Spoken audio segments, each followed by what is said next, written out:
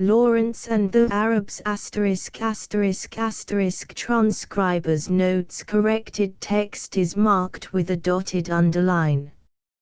A list of corrections can be found at the end of this ebook. Other notes may be found at the end of this ebook. Lawrence and the Arabs Anager solitarius in desiderio animi sui attraxit ventum amoris. Jeremiah photo portrait shot of Lawrence bust statue Lawrence from a bust by Eric Kennington Lawrence and the Arabs by Robert Graves Publisher logo of urn enclosed in a circle Illustrations edited by Eric Kennington Maps by Harry Perry London Jonathan Cape 30 Bedford Square. First published in Macmillan made and printed in Great Britain by Butler and Tanner Limited Frome and London. List of illustrations facing page Lawrence from a bust by Eric Kennington Frontispiece Aircraftman Shaw 48 Map The Arab Area 60 The Emir Faisal 72 The Emir Abdullah from a drawing by Eric Kennington 92 The Village of Date Palms 118 Faisal's Army entering Wedge 142 AUDA from a drawing by Eric Kennington 156 Map The Ride to Aqaba 164 AUDA and his kinsman Copyright American Colony Stores, Jerusalem 178 The Pilgrim Railway 196 Aqaba 212 Map Lawrence Rides 226 Demolitions on the Railway 254 Ali Ibn el-Hussein from a drawing by Eric Kennington 260 Azraq 274 Fa'ad of the Beni Sakr from a drawing by Eric Kennington 278 Abdullah el-Zarjai from a drawing by Eric Kennington 298 Mamaz from a drawing by Eric Kennington 308 Mule Transport near Abar el-Lisan Copyright French Army Photo Department 326 Map The Campaign in the North 336 Buxton's Men blowing up Mudawara Station 342 at Guira Copyright French Army Photo Department 346 An Armored Ford in the Desert Copyright Imperial War Museum 358 Lawrence and his bodyguard at Aqaba 370 Faisal just after his meeting with Allenby Copyright Imperial War Museum 386 Lawrence at Versailles 402 T.E.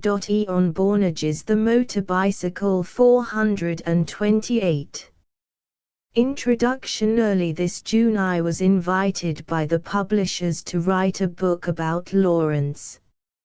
I replied that I would do so with Lawrence's consent. Sure, as I must call him, for he has now taken that name and definitely discarded Lawrence cabled his permission from India, and followed it up with a letter giving me a list of sources for my writing and saying that since a book was intended about him anyway he would prefer it done by me. He thought that I could write a book accurate enough in its facts to discourage further unauthorized accounts and that he could trust me not to spare his own feelings wherever I wished to draw any critical conclusion.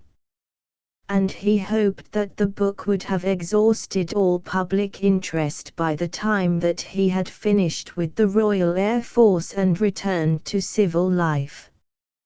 I have his most generous permission, with that of his trustees, to use copyright material at my discretion, but certain limits were given, both from Revolt in the Desert and from 7 Pillars of Wisdom, of which that is an abridgment, a book that will not be issued for public sale in Shaw's lifetime. Unfortunately, owing to pressure of time, my completed typescript could not be submitted to Shaw before publication, and I apologize to him for any passages where my discretion has been at fault. I did, however, write and ask him specific questions and sent him rough drafts of nearly all my material. I must, however, draw a clear line between Shaw's approval of my writing the book if it had to be written, and my own responsibility for the facts and opinions given here. These chapters contain much that is of interest, I hope, even to readers of the 7 Pillars of Wisdom, and readers of Revolt in the Desert may be glad of a narrative that is continuous. Critics must remember that Shaw, when preparing the 7 Pillars for private circulation, had in mind an audience of not more than a couple of hundred people, and that he consequently had greater freedom in his vocabulary than I have had, and could also assume a specialized knowledge of Eastern history, geography and politics in his audience that I am not permitted to assume. I have tried to give a picture of an exasperatingly complex personality in the easiest possible terms. I have tried also to make a difficult story as clear as may be by a cutting down of the characters that occur in it, mentioning by name only the outstanding ones and explaining the rest in such terms as a member of the bodyguard, a British staff officer with Faisal, a major general, a French colonel, the chief of the Beni Sakr, etc. Geography has been similarly simplified. The maps have been designed so that few places occur on them that are not mentioned in that part of the story to which they refer, and few or no places are mentioned in the story that are not to be found on the maps. This is not the method of history, but history, which is the less readable the more historical it is, will not eventually be hindered by anything I have written. I have attempted a critical study of Lawrence. The popular verdict that he is the most remarkable living Englishman. Though I dislike such verdicts, I am inclined to accept, rather than a general review of the Arab freedom movement and the part played by England and France in regard to it. And there has been a space limit. For information about Lawrence I am greatly indebted to Mrs. Fontana, Mrs. Thomas Hardy, Mrs. Lawrence, his mother, Mrs. Kennington, Mrs. Bernard Shaw, Field Marshal Viscount Allenby, Colonel John Buchan, Colonel R.V. Buxton, Colonel Alan Dornay, Mr. E. M. Forster, Mr. Philip Graves, Sir Robert Graves, Dr. D. G. Hogarth, Mr. Cecil Jane, Mr. Eric Kennington, Mr. Arnold Lawrence, a younger brother, Sir Henry McMahon, Private Palmer of the Royal Tank Corps, Sergeant Pugh of the Royal Air Force, Mr. Vivian Richards, Lord Riddell, Mr. Siegfried Sassoon, Lord Stamfordham, the Dean of Winchester, Mr. C. Leonard Woolley, and others. For permission to use copyright photographs, to the Times, the Imperial War Museum, the French Army Photographic Department, Major Goslet, Colonel R.V. Buxton, Dr. D. G. Hogarth, Sergeant Pugh, Mr. Eric Kennington, and Aircraftman Shaw himself. R.G. August, 1927. Lawrence and the Arabs. I write of him as Lawrence since I first knew him by that name, though, with the rest of his friends, I now usually address him as T.E., his initials at least seem fixed and certain. In 1923, when he enlisted as a private soldier in the Royal Tank Corps, he took the name of T.E. Shaw, and has continued in that name in the Royal Air Force, confirming the alteration by deed poll. His enlistment in 1922 was in the name of Ross, and these two are not, he admits, his only efforts to label himself suitably. He chose Shaw and Ross more or less at random from an army list, though their shortness recommended them, and probably also their late positions in the alphabet. Troops sometimes get lined up in alphabetical order of names, and Lawrence avoids the right of the line by instinct. He was tired of the name Lawrence, and found it too long, particularly of the name Lawrence of Arabia, which had become a romantic catchword and a great nuisance to him. Hero worship seems not only to annoy Lawrence, but, because of a genuine belief in his own fraudulence as its object, to make him feel physically unclean, and few who have heard or read of Lawrence of Arabia now mention the name without a superstitious wonder, or fail to lose their heads if they happen to meet the man. A good enough excuse for discarding the name Lawrence was that it never had any proud family traditions for him. Mr. Lowell Thomas, who has written an inaccurate and sentimental account of Lawrence, links him up with the Northern Irish family of that name and with the famous Indian mutiny hero who tried to do his duty. This is an invention and not a good one. Lawrence began as a name of convenience like Ross or Shaw, and Lawrence was never of the tribe which does things because public duty is public duty. He acts in all things for his own best reasons, which, though perhaps, I might say certainly, honorable, are never either public or obvious. The Arabs addressed him as Orans or Yoans, but his nickname among them was Emir Dynamite, or Prince Dynamite, for his explosive energy. Old Auda, the fighting chief of the Hawaiitat, used to call him the world's imp, which is better still. He was born at Tremardock in North Wales in August 1888. This proved useful because later at Oxford University he could enter Jesus College, which financially favours Welsh students, as a Welshman. Actually he is of very mixed blood, none of it Welsh. If I remember rightly, it is Irish, Hebridean, Spanish, and Norse. This again has always been useful. Mixed blood has meant for Lawrence a natural gift for learning foreign languages, a respect for the manners and customs of strange people, and, more than this, the power of entering a foreign community and being accepted after a time as a member of it.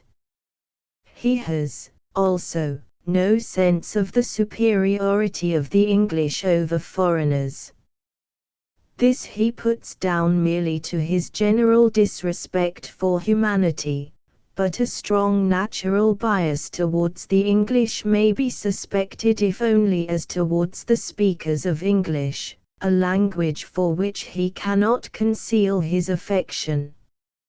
His father, now dead, came from County Meath in Ireland, of Leicestershire stock, settled in the time of Sir Walter Raleigh. He was a great sportsman. The mixed blood is chiefly from this side.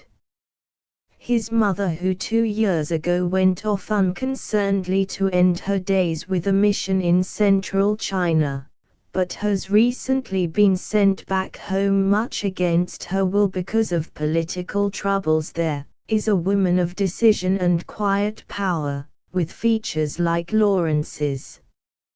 She told me once, we could never be bothered with girls in our house, and, conveniently, She had 5 sons and no daughters.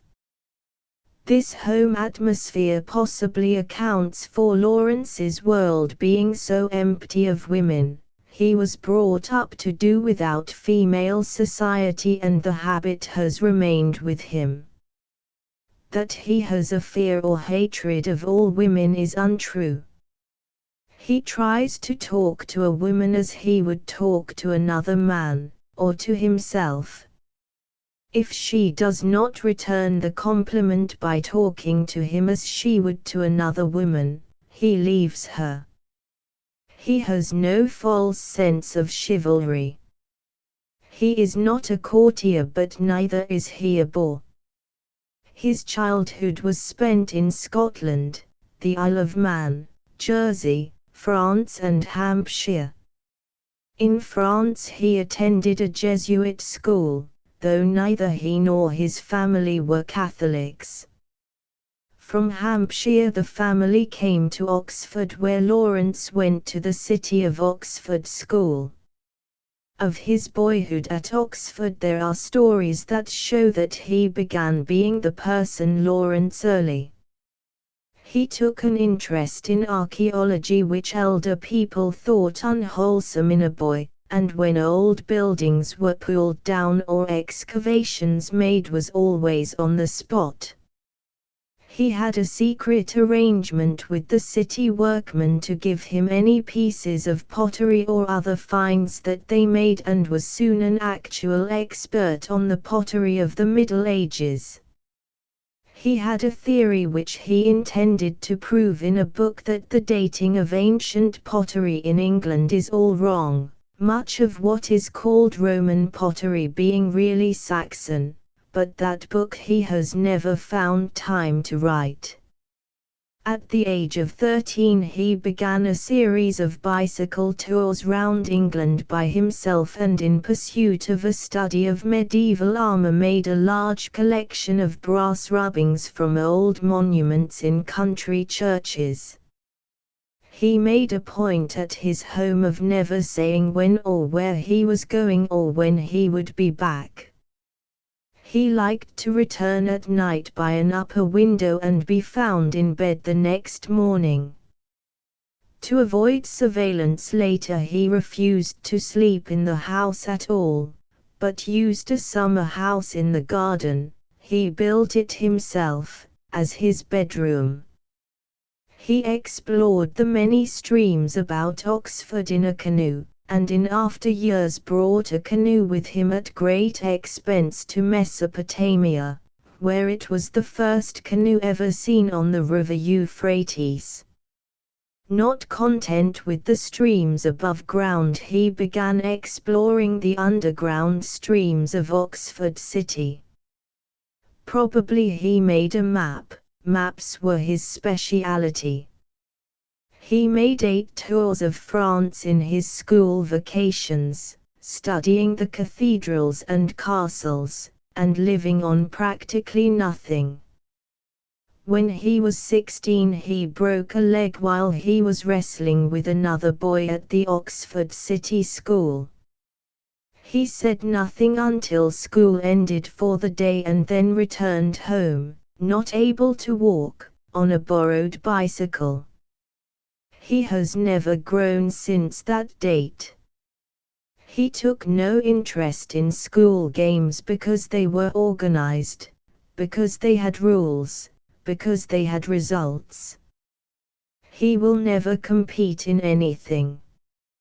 He was interested in machinery. He is still an expert on racing cars and such like, and after the war occupied part of his leisure with the help of the makers of the Brough Superior motorcycle in testing and reporting on their next year's models. He read widely, carefully and rapidly in several languages, his chief study being medieval art, particularly sculpture. What is more remarkable is that while he was still at the high school he began thinking about that very revolt of the Arabs against the Turks which is the main story of this book. At Jesus College in the university, where he won a scholarship. He read for the history school, or was supposed to do so. As a matter of fact, the 3 years were spent chiefly in reading French Provençal poetry and medieval chansons de geste. Mr. Vivian Richards, a fellow undergraduate, has told me, there was a mystery in the college about a strange undergraduate who never appeared in the daytime but spent hours of the night walking round the quadrangle by himself. I was one of those appointed to investigate. That was how I first discovered Lawrence. I patronized him at first as a second-year man does a first-year man, but I soon stopped that.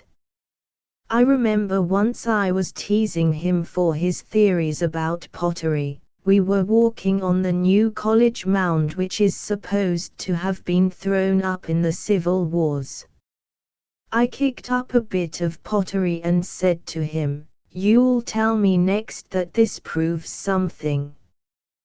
"Thank you," he said, "as it happens it does. It goes to prove that this mound is considerably older than Cromwell's time." That silenced me. He never took any part in college life and never dined in hall. Once in winter he arrived at my lodgings after midnight and asked me to come bathing. He wanted me to try the sport of diving through the ice. I thought it too dangerous, so he went off alone. He had a wonderful library, and was much interested in printing. It has been said that he printed books with me, but this is not true. There was much planning about it, but it never came off. Lawrence only lived 1 term in the college itself. The remainder of the time he was allowed to live at home. He read all night and slept in the mornings. He was not only a non-smoker and total abstainer but a vegetarian. In all his university life, as at school, he never took part in or watched a single organized game, though I believe he did a certain amount of roof climbing, an unorganized night sport which is entirely against university regulations. He is said to have invented the now classic climb from Balliol College to Keble College, a distance of perhaps 1/3 of a mile, with only a single drop in between. This Lawrence neither confirms nor denies. He had a lively admiration for his tutor R.L. Poole and only once cut a tutorial, then wrote to apologize.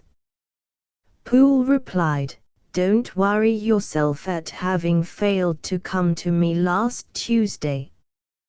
Your absence gave me the opportunity to do an hour's useful work." He apparently only attended 3 courses of lectures in the whole of his 3 years and found these unprofitable. Mr. Cecil Jane writes of this period, "I coached him in his last year at the Oxford City School and saw a great deal of him all through his time at Oxford. He would never read the obvious books. I found out in the first week or 2 that the thing was to suggest rather out-of-the-way books. He could be relied upon to get more out of a suggestive sentence in a book than any ordinary man would get from a volume. His work was always on his own lines, even to the hours when he came to me. Shortly after midnight to 4 a.m. was a favorite time. Living at home he had not to bother about college regulations. It was enough for his mother to report that he was home by 12. He had the most diverse interests historically, though they were mainly medieval. For a long time I could not get him to take any interest in late European history, was very startled to find that he was absorbed by R.M. Johnston's French Revolution. While he was at school still I used to be surprised by his fondness for analyzing character. It was a little habit of his to put questions to me in order to watch my expression. He would make no comment on my answer, but I could see that he thought the more. In many ways he resembled his father, quite one of the most charming men I have known, very shy, very kind. Lawrence was not a bookworm, though he read very fast and a great deal. I should not call him a scholar by temperament, and the main characteristic of his work was always that it was unusual without the effort to be unusual. He liked anything in the nature of satire, that is why he appreciated Gibbon's notes so much. He was very diffident about his own work. He never published his really admirable, but small, degree thesis. He was very robust, a little difficult to know, and always unexpected. When the time came for his final examinations for his degree, Lawrence was unprepared. He was advised to submit a special thesis to supplement his other papers. He chose as his subject the influence of the Crusades on the medieval military architecture of Europe. Even before he went to the university, he had specialized in medieval fortifications and had visited every single 12th century castle in England and France. It now remained for him to go to Palestine and Syria and study the Crusaders' castles there. He decided to go out in the summer months of 1909, his last long vacation. He had learned a smattering of Arabic from a half-Irish Arab, then lecturing at Oxford, who advised him, if he went, to save expenses by living on the hospitality of the Syrian tribes. It was to be his first visit to the part of the world where he later became famous.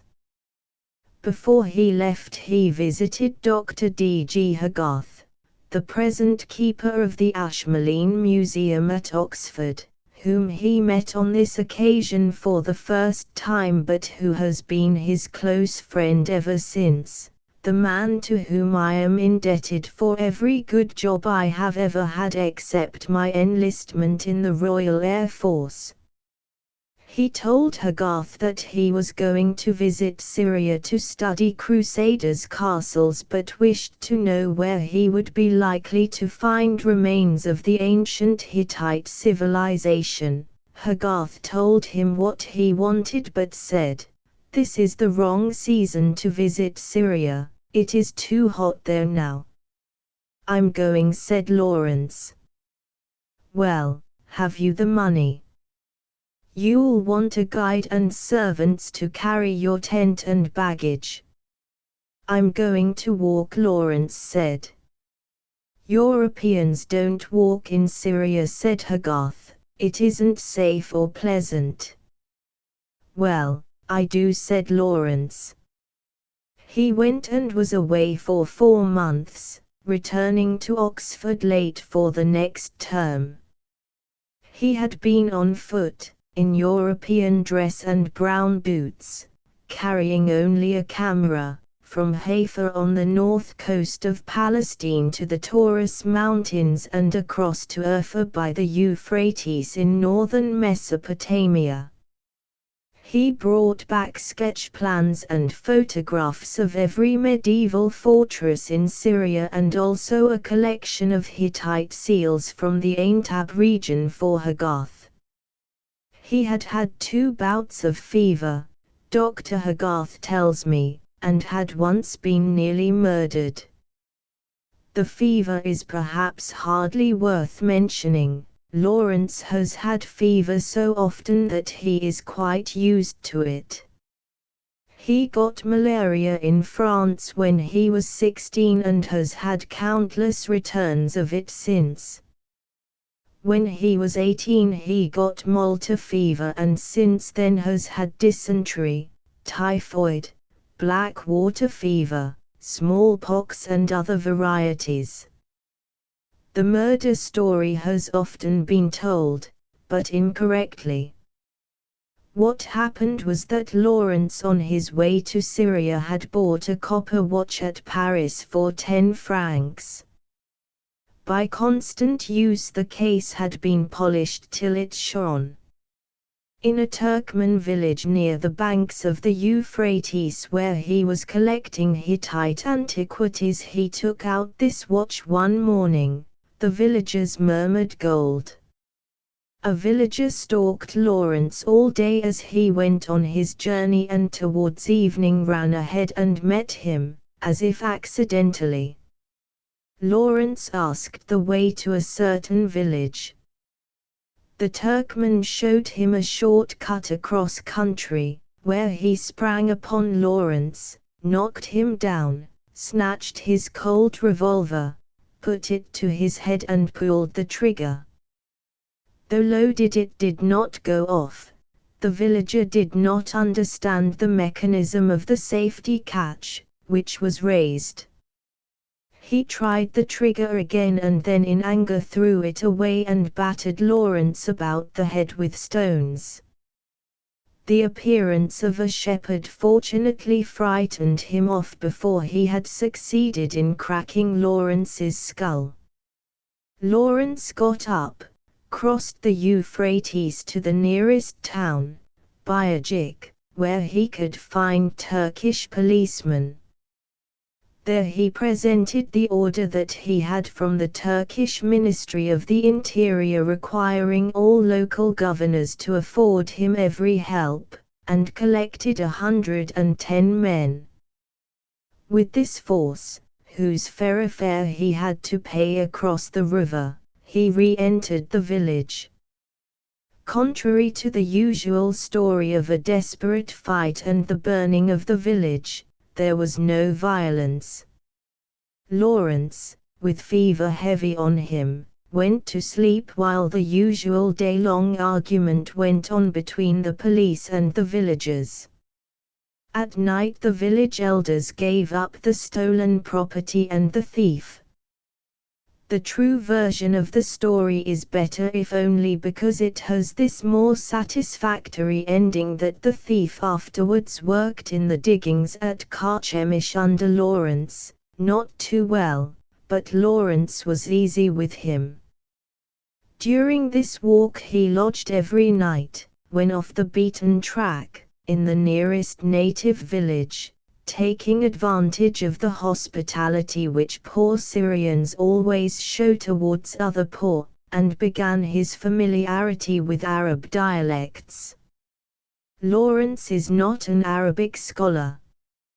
He has never sat down to study it, nor even learned its letters. In any case 20 years' study are needed before anyone can call himself an Arabic scholar, and Lawrence has had a better use for his time.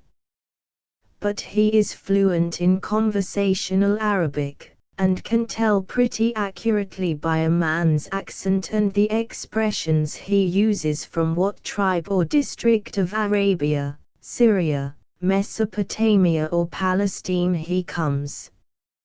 On his return to Oxford he was awarded a first-class honours degree in history on the strength of his thesis, and the examiners were so impressed that they celebrated the event by a special dinner at which Lawrence's tutor, Poole, was the host.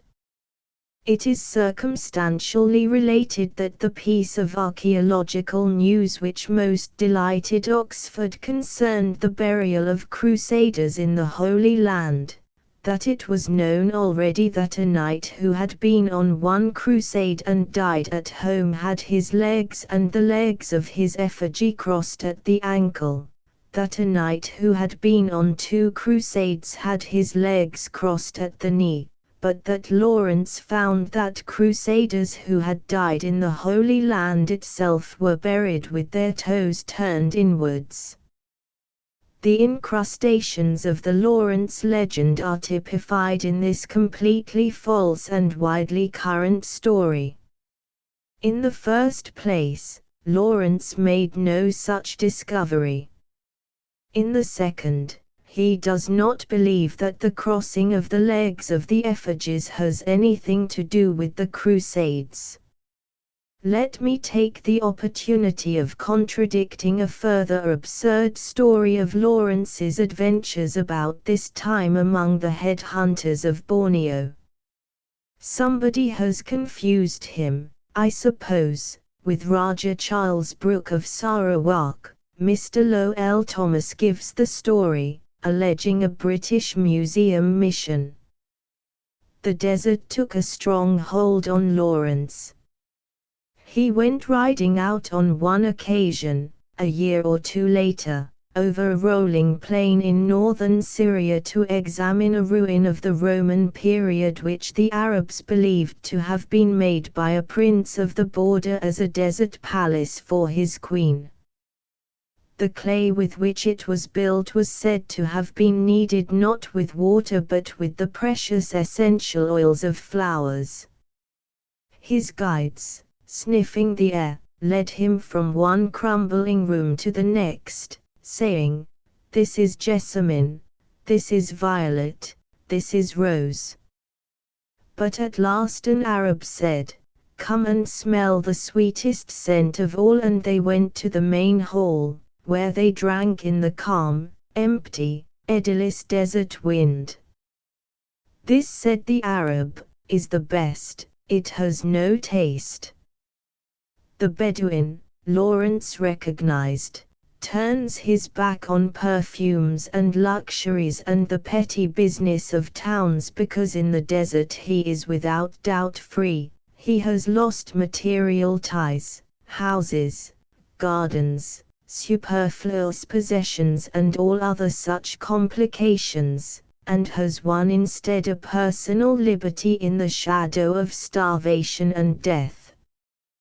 This was an attitude that moved Lawrence greatly, so that, I believe, his nature has ever since been divided into two conflicting selves, the Bedouin self always longing for the bareness, simplicity, harshness of the desert, that state of mind of which the desert is a symbol, and the over-civilized European self.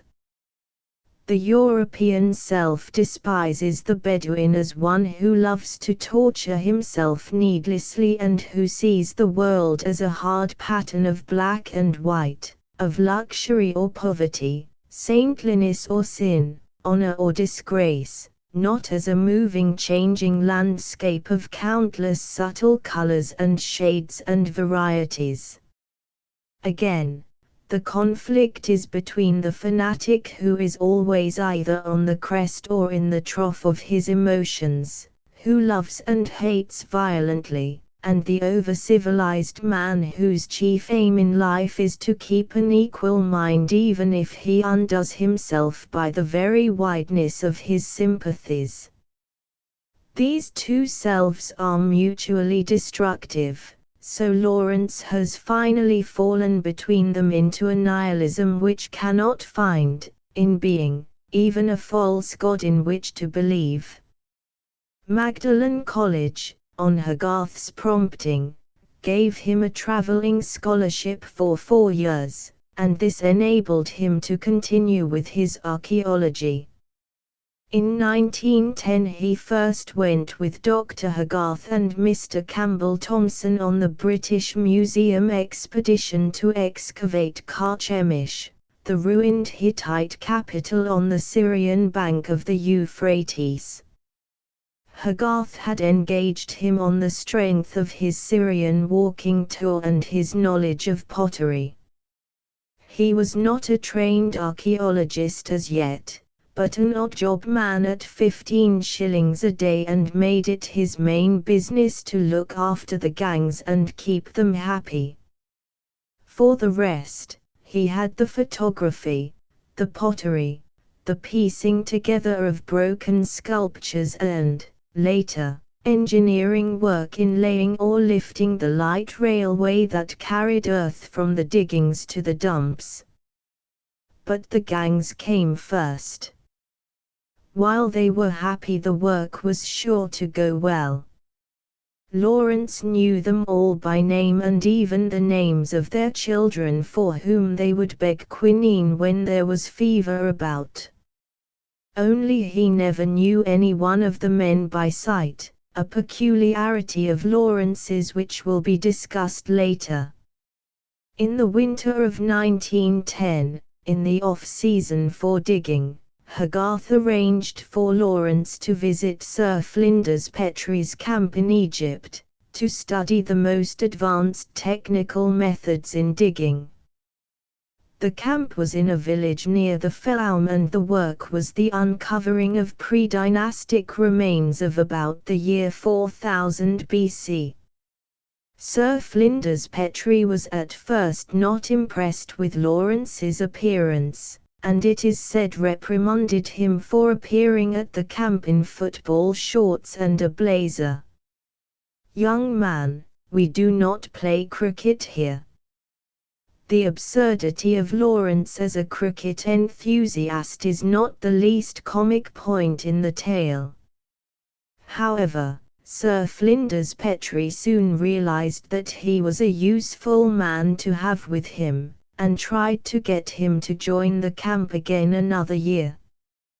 But Lawrence thought that Egyptian excavations were dull compared with Hittite excavations. The Hittite was still an unknown civilization. With the Egyptians the main problems were solved and all that remained was to fill in unimportant gaps. The only personal recollection I heard from Lawrence about this digging in Egypt was that often in the evening when the sun suddenly sank and it got very cold, he and his fellow workers used to wrap themselves round and round for warmth in the white linen cloth which had been buried with these pre-dynastic Egyptians for their next world wear. It was a period before mummy wrappings, and walk home that way smelling of spices. As an archaeologist, Lawrence soon won reputation.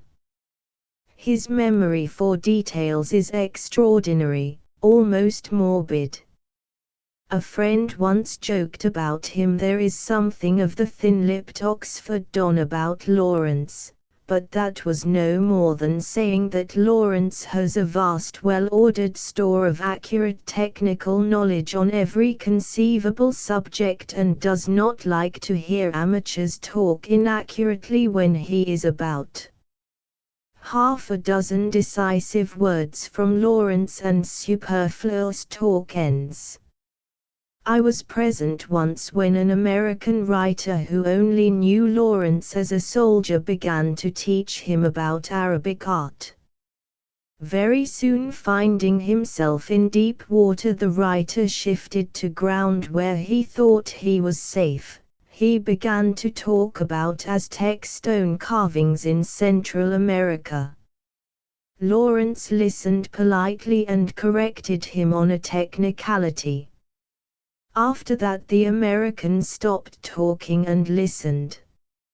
Field Marshal Allenby, who is interested in archaeology, and during the war took away the command of at least one officer because he pulled down an ancient building, told me, when Lawrence and I talked archaeology it was always Father Lawrence talking to a little schoolboy. I listened and learned. Probably Lawrence's knowledge is not so vast as it appears, and the impression of omniscience that he conveys is due rather to a faculty of forgetting what he calls utterly useless knowledge, such as higher mathematics, classroom metaphysics and theories of aesthetics, and of fitting together harmoniously what he does know. A small knowledge which is in harmony with itself will seem uncanny to those with a much greater store of facts that do not hold together. Still, Lawrence's knowledge must be pretty extensive. In 6 years he read every book in the library of the Oxford Union, the best part of 50,000 volumes, probably. His father used to get him the books while he was at school, and afterwards he always borrowed 6 volumes a day in his father's name and his own. For 3 years he read day and night on a hearthrug, which was a mattress, so that he could fall asleep as he read. Often he spent 18 hours a day reading, and at last got so good at it that he could tear the heart out of the most formidable book in half an hour. In reviewing Lawrence's life, one has to accept casually such immoderate feats. They are part of his nature, and the large number of them that can be verified excuses one's credulity for others of the same remarkable character that are pure fiction.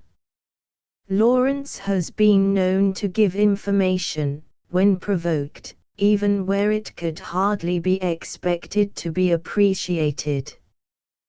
"What are you grinning at, you there?" shouted a sergeant instructor to him one day about 2 years ago, when he was in the tank corps. "Do you really want to know, Sergeant?" said Lawrence. He did. So Lawrence explained a joke in a late Greek dialogue of Lucian's that he had been turning over in his mind during arms drill. He quoted for a quarter of an hour, and the sergeant and squad listened without interruption in the greatest interest. Again, in a hut in the Air Force, a comrade once asked him, "Excuse me, sure, but what does iconoclast mean?" He acted as a handy crossword dictionary, and then Lawrence outlined a brief history of the religious politics in 5th century Constantinople which first gave rise to the word. But this is merely a good-humored joke on himself. He despises mere knowledge, though he accumulates it and stores it carefully from old habit. He despises it because it is imperfect, because he sees knowledge as the opposite of wisdom. He never bluffs, and he dislikes bluffers. They say that in his first days in the Royal Air Force 3 years ago he helped some of the fellows who were taking German as an extra part of the education course.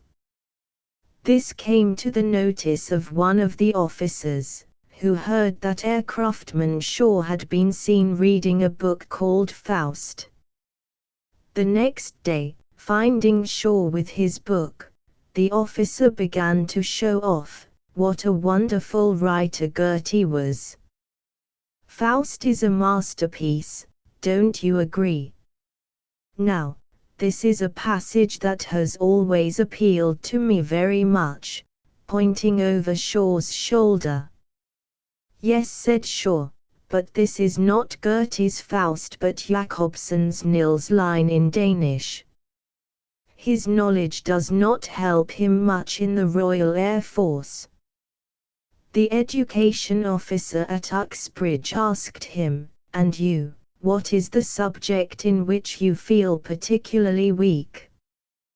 The other fellows had said French and geography and mathematics. Lawrence replied simply and truthfully, "Polishing greasy boots." This is getting too far ahead of the story, which is still about Lawrence as an archaeologist before the war. In 1911 he was again at Carchemish with Hogarth. The report of the Carchemish excavations, which lasted from 1910 to 1914, is published by the Oxford University Press. After 1911, Dr. Hogarth left the operations in charge of Mr. G. Leonard Woolley, who re-engaged Lawrence. A visitor, Mr. Fowle, has given a description of the life at the camp when he visited it in 1913. The Turks had given permission to the excavators to build only a single room. Lawrence and Woolley kept the letter and broke the spirit of the order by building a large U-shaped building and then partitioning it off into compartments, each with a separate door into the courtyard that this single room enclosed. The compartments to the right were used for storing antiquities and for photographic work. Lawrence's particular care. The sleeping rooms of the excavators and their guests were on the left. The middle of the U was a living room with an open fireplace, well-filled bookcases and a long table covered with current British journals and the archaeological journals of all the world. According to Mrs. Fontana, wife of the former Italian consul at Aleppo, the house, which was of mud brick, was paved with a Roman mosaic found in the upper layers of the excavations. She relates how Lawrence would cross the Euphrates in his canoe to get flowers from an island on the far side to liven up the place, a dangerous voyage, it seemed to her, for the Euphrates has a very powerful current. In its marvelously soft water he used to bathe every day. He had also got the workmen to make him a long clay water chute and taught them the sport of tobogganing down it into the river. Woolley and Lawrence had soon come to be on the best possible terms with their workmen, who were of mixed races, Kurds, Arabs, Turks, and so on. Local brigands were working for them at the diggings, including the leaders of the two most notorious brigand bands, the Kurdish and the Arab, and the two Englishmen were so well known and respected that they were made judges of various local disputes between villages or persons. Mr. Fowle relates that Lawrence had recently been away to settle a case where a man had kidnapped a girl from her father's house but had not been able to get the father's consent to a marriage. In Woolley's bedroom was an ancient wooden chest containing thousands of silver pieces for the payment of the workmen. It was unlocked and unguarded, because if any man had come to steal from it, the other workmen would soon have found him out and taken matters into their own hands and probably killed the thief. Lawrence and Woolley found that the way to get the best results was to pay the workmen an extra sum of money for any antiquity that they found, according to its actual value. The workers accepted the sum offered without question, whether they were given gold or small silver, and the more willingly because the Englishmen accepted nothing that was not paid for. If the object offered was valueless, it was returned to them. They came to take a real interest in the work, and Mr. Fowle records the excitement with which the uncovering of a Hittite stone carving was watched, and the burst of applause and firing of 200 revolvers when the 4,000-year-old figure of a superb stag was revealed. Lawrence himself, as Dr. Hogarth tells me, preferred sleeping outside the hut on a knoll, the ancient citadel of the city, close to the river. Here would gather the diggers and amuse him with stories, many of them scandalous, about the old Sheikh of Jurablus, the modern village on the site of Karchemish, and his young wife, and about the Germans in their camp a quarter of a mile away. A railway was being made from Constantinople to Baghdad, and at the site of Karchemish the railway had to cross the Euphrates. German engineers were building a bridge. The Germans could not be bothered to get to know their workmen by name, but used numbers painted on their coats as the quickest way of recognizing them. They even allowed members of tribes who were blood enemies to work side by side, and many deaths happened this way. The Germans envied Lawrence and Willie because they could always get as many workmen as they wanted. On one occasion, when the Englishmen had to turn away 50 men for lack of money to pay them with, the men refused to go but stayed on without pay until money might come again. With the Germans there was good feeling. Willie and Lawrence gave them permission, among other things, to cart off for their new buildings such stones from the diggings as were of no archaeological interest. But the chief engineer, Conson, was a difficult man to remain friendly with. He was a rough drinking fellow, the son of a Cologne chemist. The back of his neck was too thick for Lawrence's taste, it lapped over his collar. He came once to ask permission to dig away some mounds of earth which, though inside the excavation area, were close to the bridge where he wanted earth for an embankment. This was refused because the mounds of earth were the old mud-brick city walls of Carchemish and of great archaeological importance. He grew angry at that, and breaking off all friendly relations, decided to wait until the digging season ended and the Englishmen went away.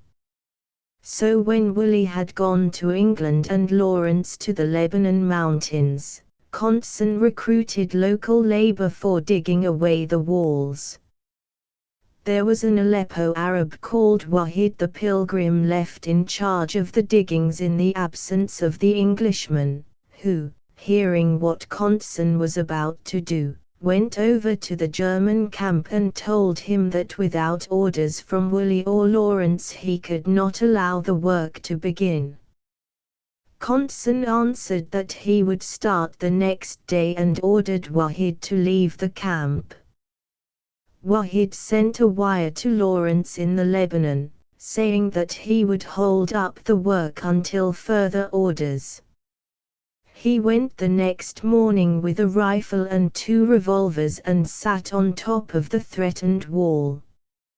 100 workmen began laying a light railway from the embankment to the foot of the wall, and Wahid addressed them, promising that he would shoot the first man who drove a pick into the wall, and then would shoot any German within range.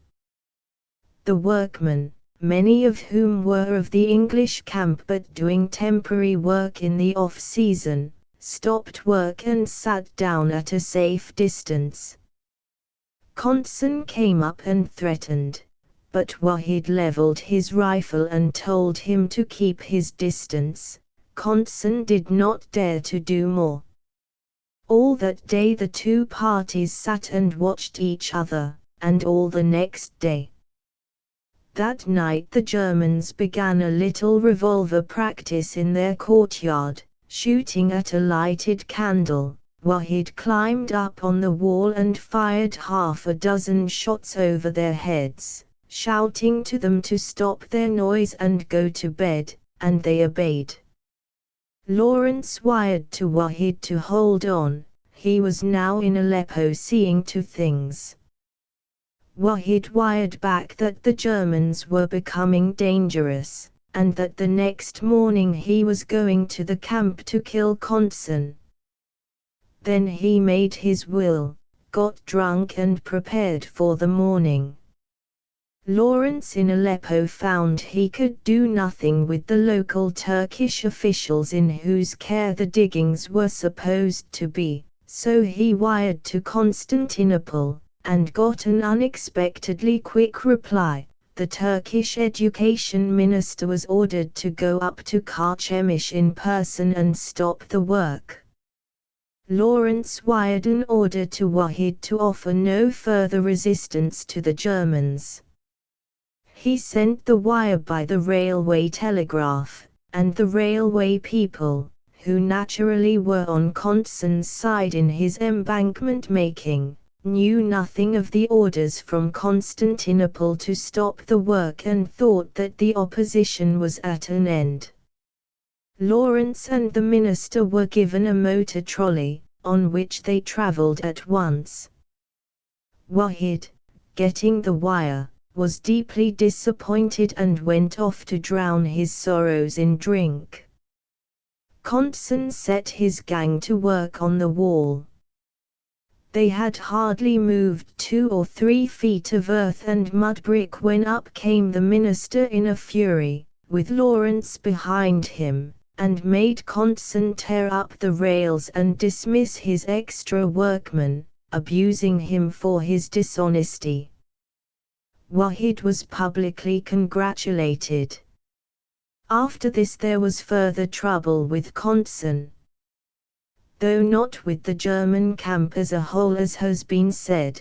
Woolley and Lawrence kept open house and the better Germans used to visit them regularly and dine with them. One day, Ahmed, one of the house servants of Woolley and Lawrence, on his way home from shopping at the village, met the foreman of a gang of railway workers.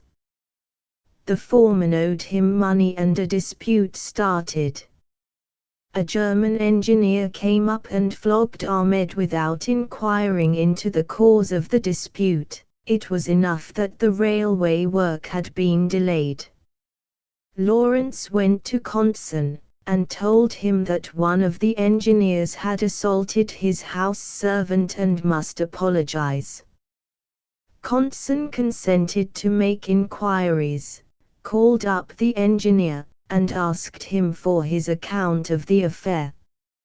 He then told Lawrence angrily, "It is all a lie.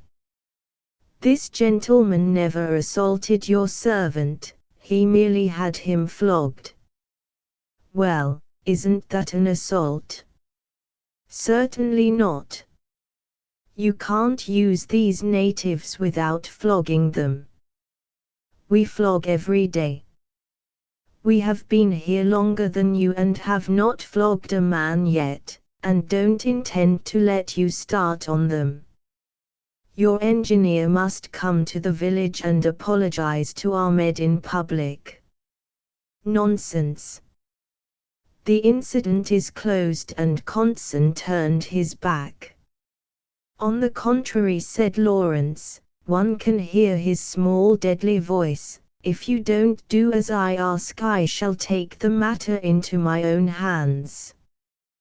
Conson turned round again. "Which means?" "That I shall take your engineer to the village and compel him to apologize." "You will do nothing of the sort," said Conson, scandalized, but then he looked at Lawrence again. In the end the engineer came to make his public apology, to the vast satisfaction of the village. Later the Germans found themselves in great trouble. They had established a local bakery to prevent their men sending parties for bread to their home villages every 10 days. This bread getting meant that 30 or 40 men missed a day's work. The Germans let the bakery to a town-bred Syrian, one of a most dishonest race, who decided to make his fortune. He used bad corn and so the bread was too sour to eat. The Germans had arranged that the money for the bread supplied should be deducted from the men's pay. When the workmen refused to eat the bread and again sent home to the villages for their own, the price of the week's bread that they had refused was deducted from their pay. Not only the bread contract but the contract for getting men to work on the railway had been given to adventurers, as Conson's successor Hoffmann discovered to his disgust. Complaints of the men not getting the money due to them were so numerous that he decided to pay them himself. Unfortunately, he accepted the figures given him by the contractors, and there was trouble at once. The first man who came to the pay table had been offered 15 piastres a day, which was a good wage, and had been working 6 weeks. He was down in the books as entitled to only 6 piastres a day.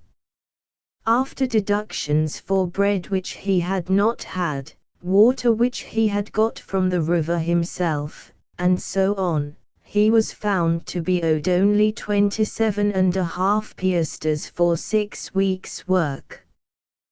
The man protested. Hoffman's Circassian guard slashed him across the face with a whip. The man stooped to pick up a stone. His friends, who were Kurds, did the same, and the guard fired. A brisk battle started, stones and a few guns on one side, revolvers on the other. Lawrence and Willie, hearing the noise, came up to persuade the men, about 700 of them, to cease fire.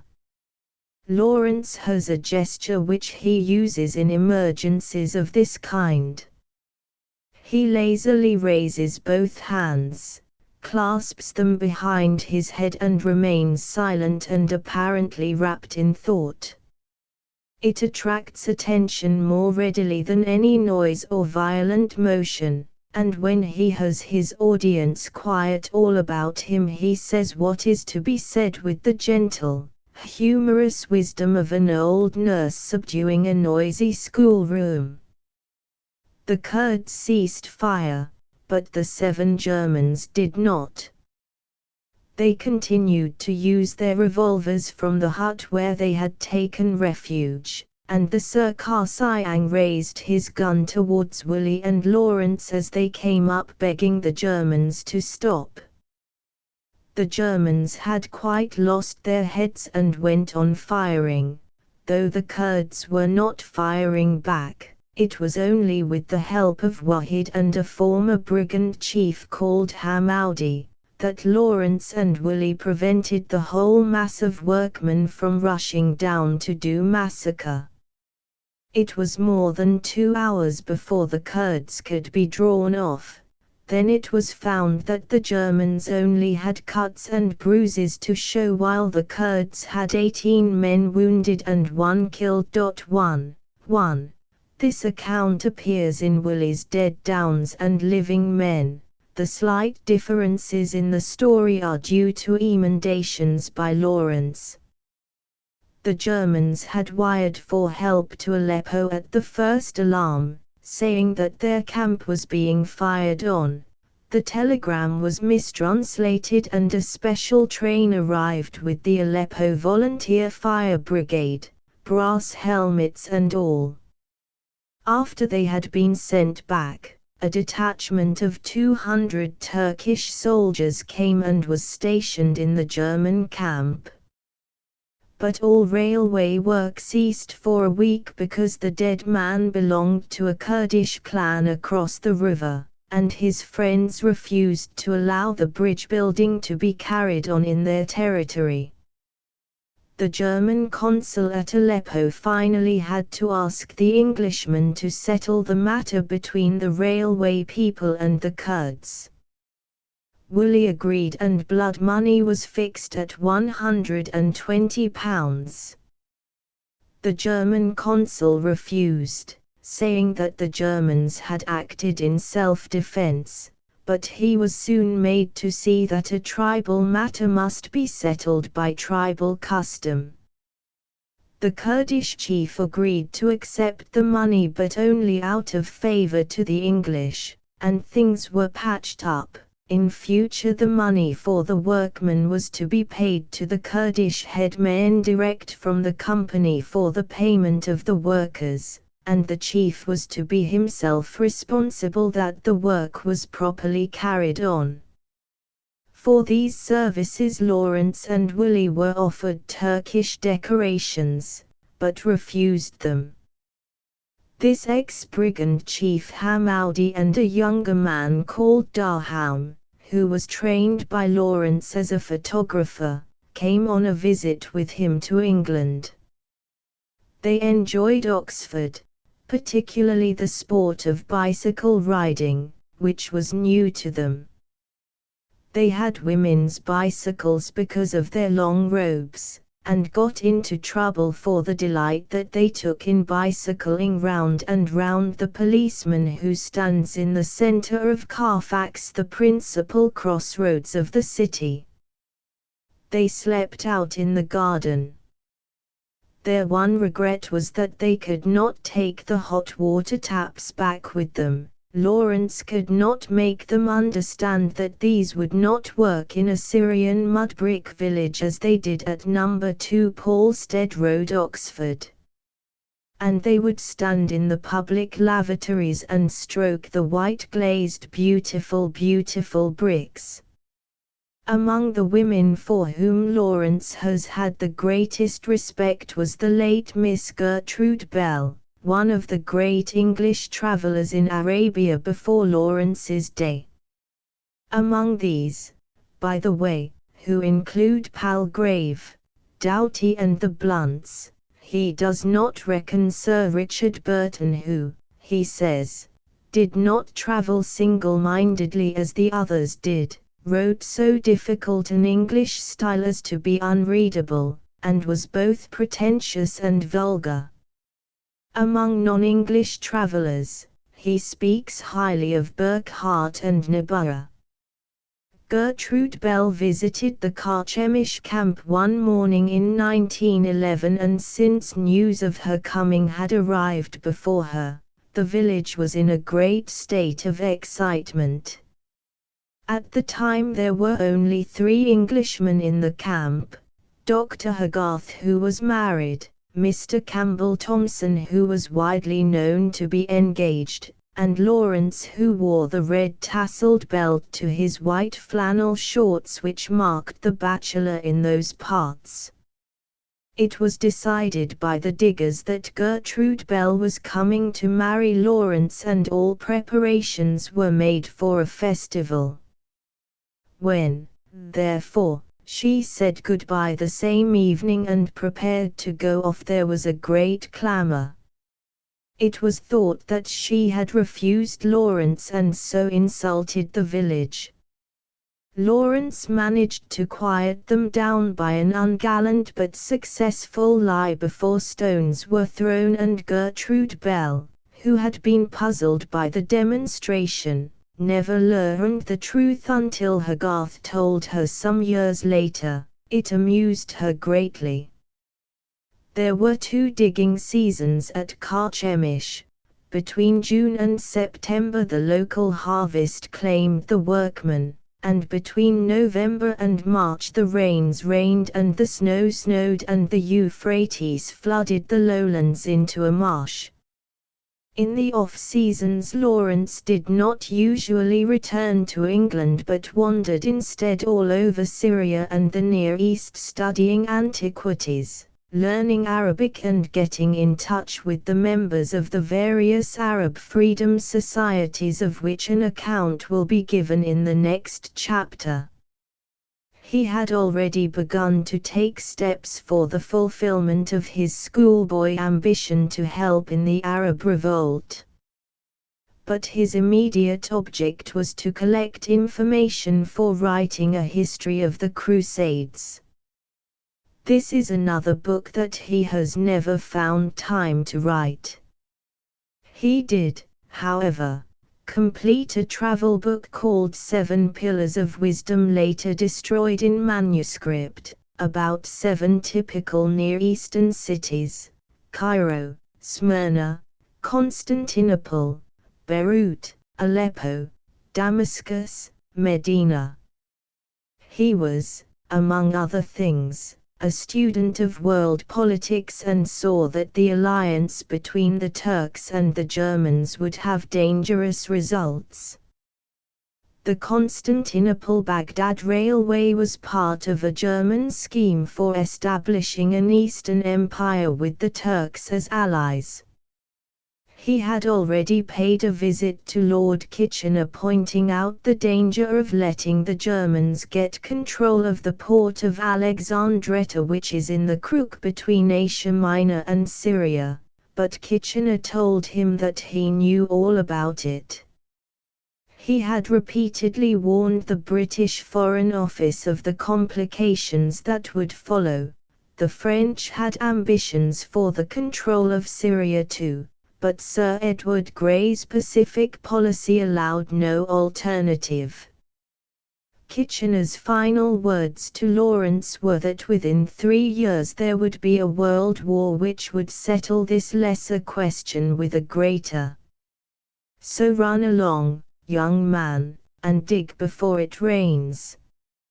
It has been said that Lawrence's way of calling public attention in Europe to the concealed threat to world peace in the building of the railway that linked Berlin with Baghdad was this: that he loaded sections of drainage pipes on mules and transported them by night to the hills which commanded the bridge, that he mounted them on piles of sand to resemble guns, that, as he expected, the Germans observed them through field glasses, got excited and wired to Berlin and Constantinople that the British were fortifying the hills, that the European press was excited for days.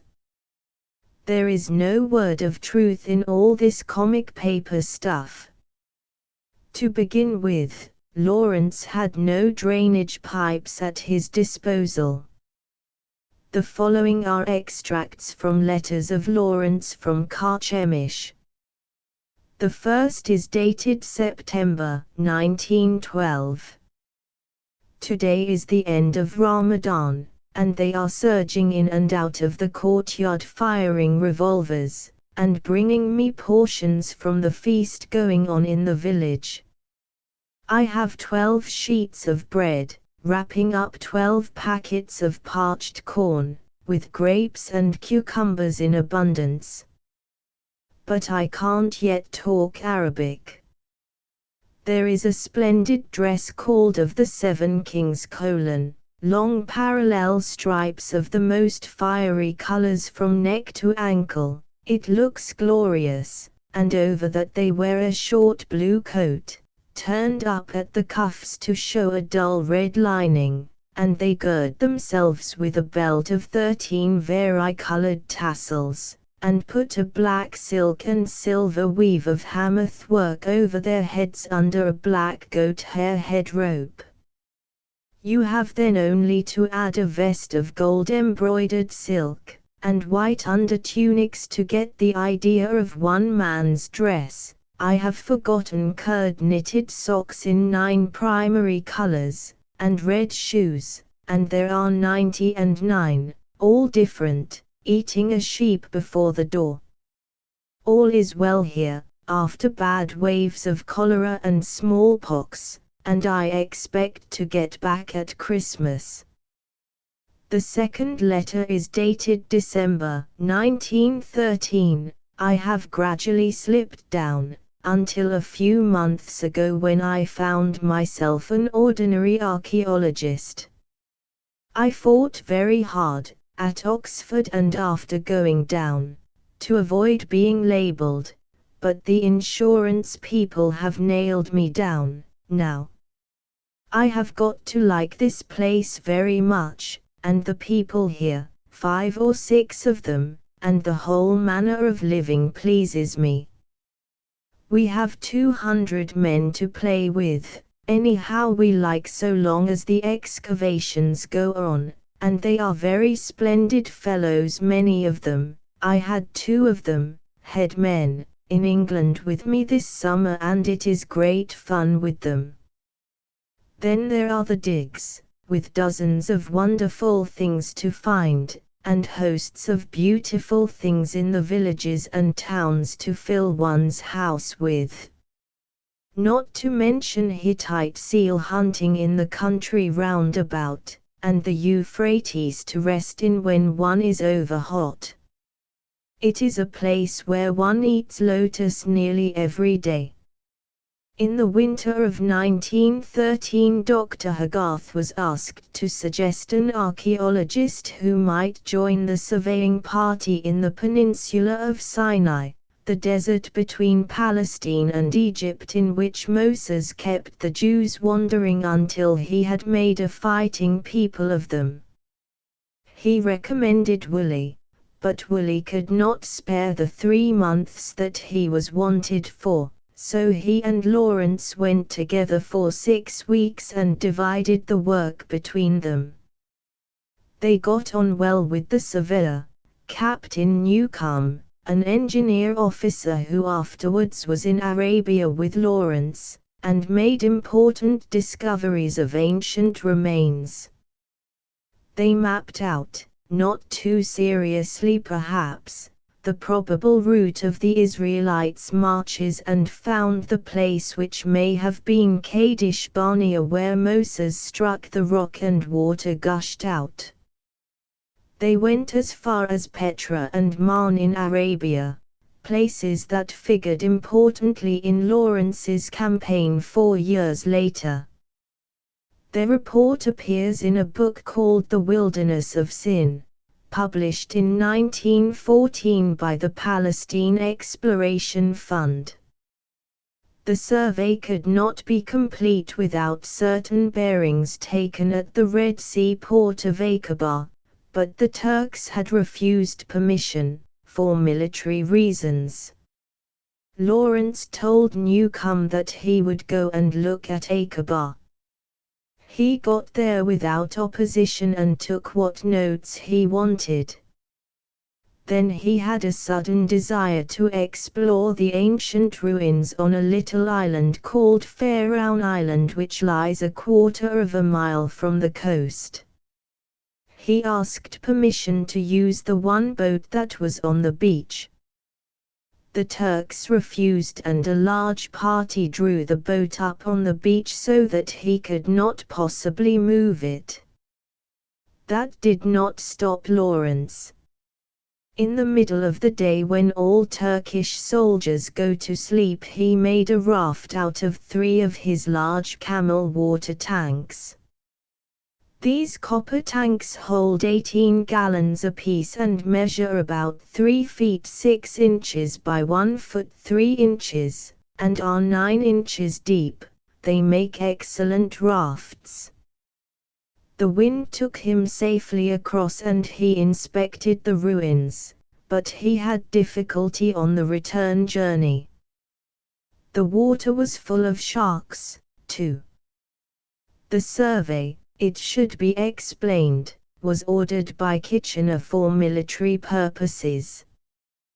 But it was disguised as archaeology.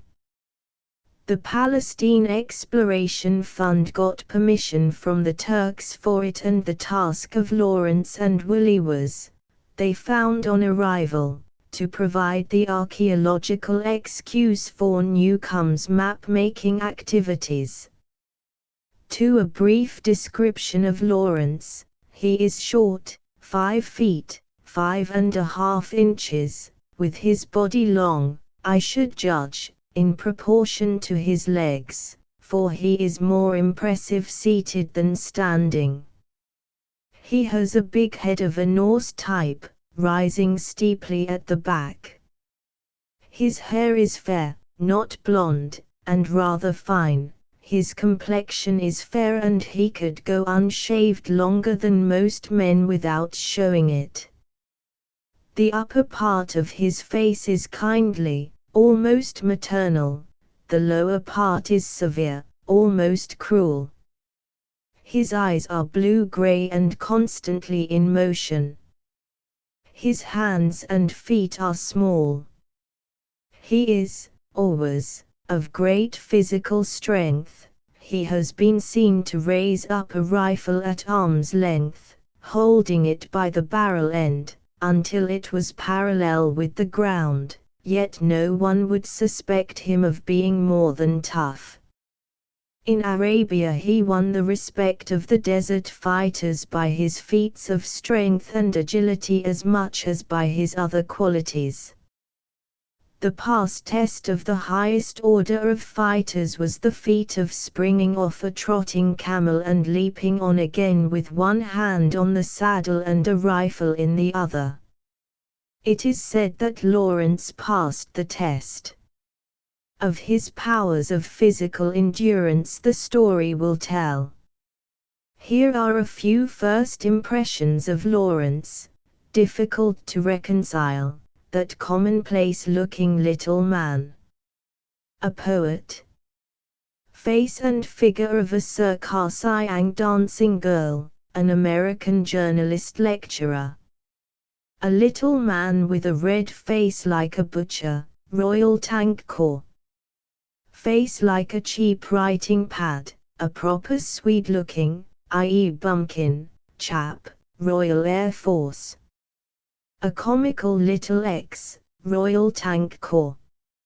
A young man of considerable physical beauty. It is the sober truth that I have not seen such burnished gold hair before or since, nor such intensely blue eyes, a visitor at Karchemish. A very quiet, sedate manner, a fine head but insignificant body, a major of the Camel Corps. He has a trick of holding his hands loosely folded below his breast, the elbows to his sides, and carries his head a little tilted, the eyes on the ground.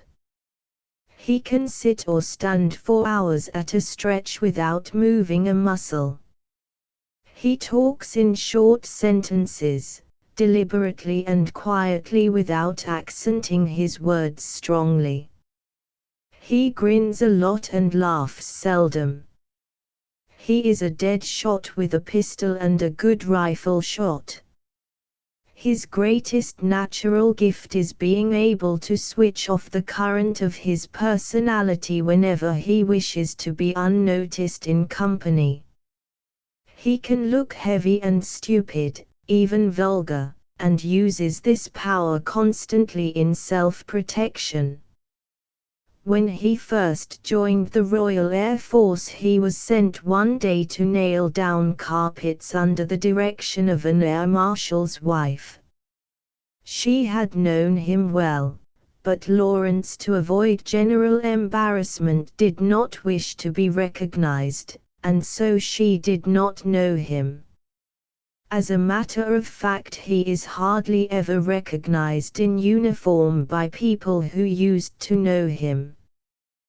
The tight collar and peaked cap are a disguise, and there is nothing immediately remarkable about his appearance, no irregularity of feature or gesture or carriage.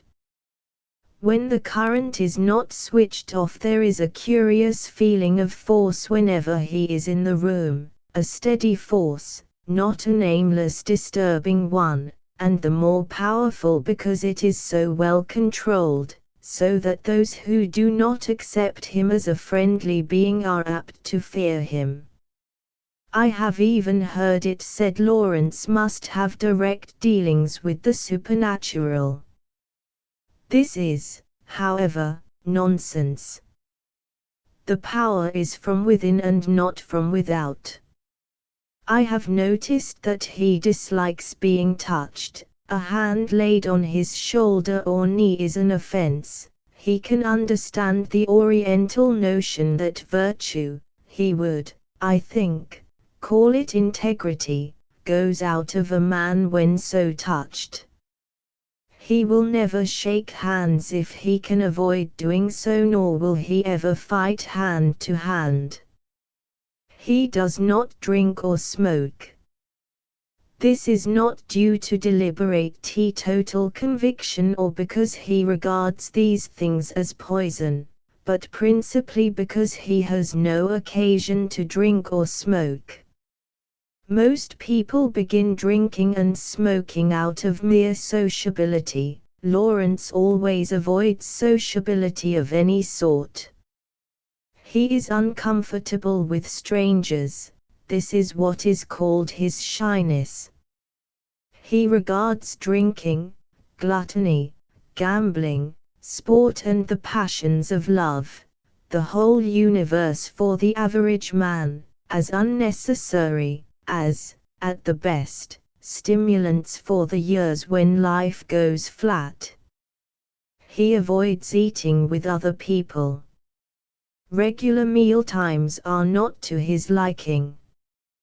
He hates waiting more than 2 minutes for a meal or spending more than 5 minutes on a meal. That is why he lives mainly on bread and butter. And he likes water better than any other drink.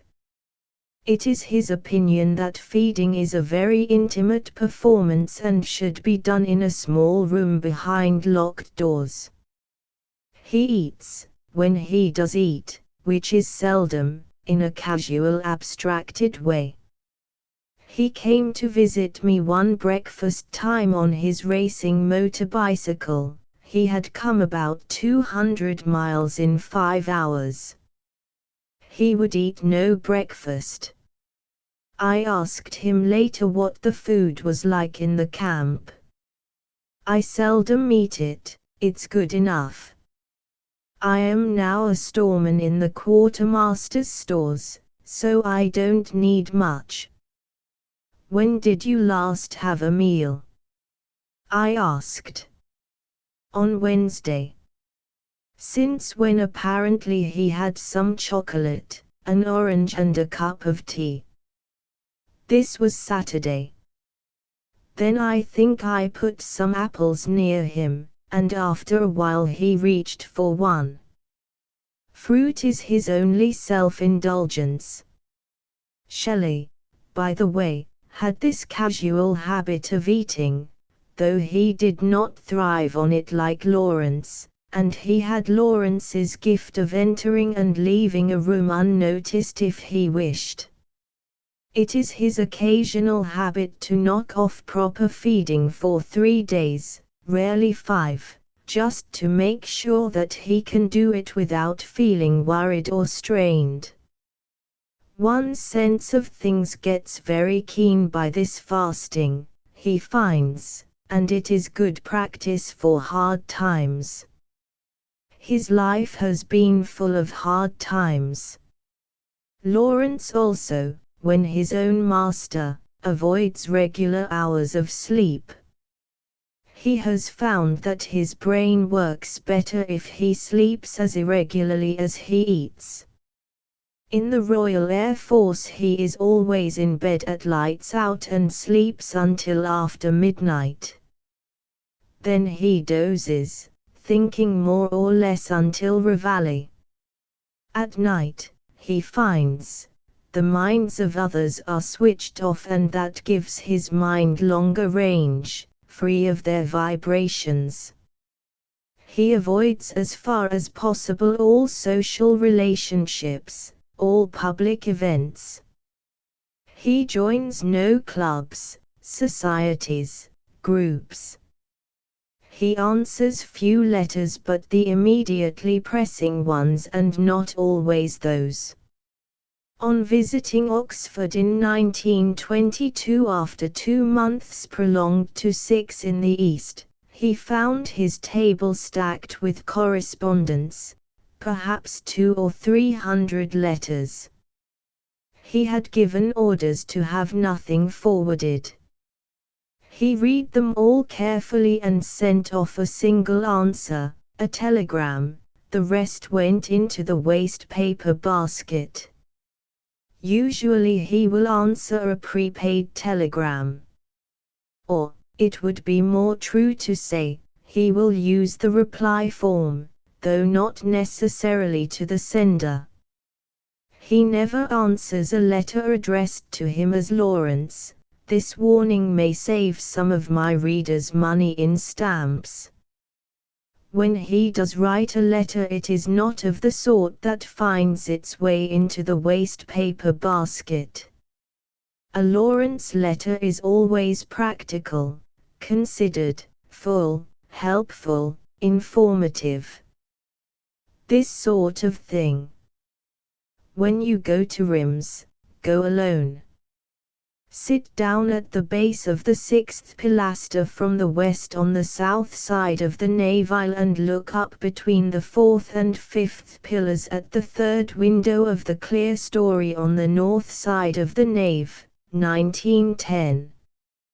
He is one of the rare people who have a sensible attitude towards money.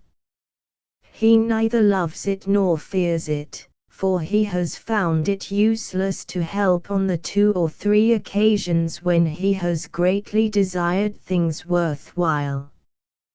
He can be a financier if and when it pleases him. For the most part he is not bothered about his bank balance. At the moment he has no bank balance at all, and has taken great care not to make a penny out of any of his writings on the Arab revolt. Apart from this he has done his best to earn money with his pen, and has made £35 in 4 years' anonymous effort. He calls these earnings the jam on his Royal Air Force bread and butter. He writes with great difficulty and corrects much, and takes no pride or pleasure in anything that he has written. Most of these earnings are from translation work and none of them from creative or original writing. He never intends to write another real book. He usually writes, by the way, in Indian ink because it makes a good mark on the page. His handwriting is unpretentious and at first sight almost schoolboyish, but always legible. It varies very much with his mood, from large and square to small and narrow, from upright to a slight backward slant. I believe that the one thing that he likes is to find someone who knows more than himself or can do something better than himself. To such a person he will attach himself and learn all that is to be learned.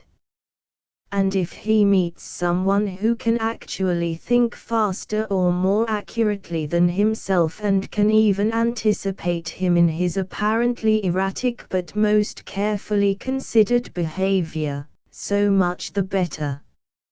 At the same time he has a savage conviction of his own general insufficiency which he will not allow to be contradicted by particular occasions on which he has been proved to excel others. It is not modesty but a sincere faith in his own unworthiness suggesting the cries in the church litany and will not stand contradiction. Perhaps his most unexpected personal characteristic is that he never looks at a man's face and never recognizes a face. This is inherited. His father one day stepped on his toe in the street and passed on with an apology, not knowing him. He would not recognize his mother or his brothers, even if he met them without warning. Long practice has made Lawrence able to talk for 20 minutes at a time to whoever accosts him without betraying that he hasn't a notion who the person is. Yet he can remember names and details of taste and character, and words and opinions and places vividly and at great length. He does his best to see people, but is constantly getting into trouble for not recognizing and saluting officers when they are out of uniform, for nobody is willing to believe his excuses. He has never been dogmatic about any creed or political conviction. He has no belief in a philosophic absolute. He has no use for crowds or any person whose only strength is that he is a member of some society or creed. He clearly also expects people to find themselves and be true to themselves, and to leave their neighbors to do the same. he would wish every man to be an everlasting question mark. He can be relentless to the point of cruelty. The shock of his anger, which is a cold, quiet, laughing anger, is violent. To hear him, say, dismissing an impostor who claims to have served during the war in the East in such and such a unit, or reminding a bully of men deliberately sent to their death by him in such and such a province, is a terrifying experience.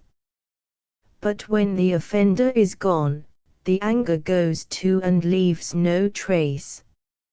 Lawrence does not like children, or dogs or camels, in mass, in the usual sentimental way. He likes a few children, as also a few dogs, a few camels. From the rest he shrinks.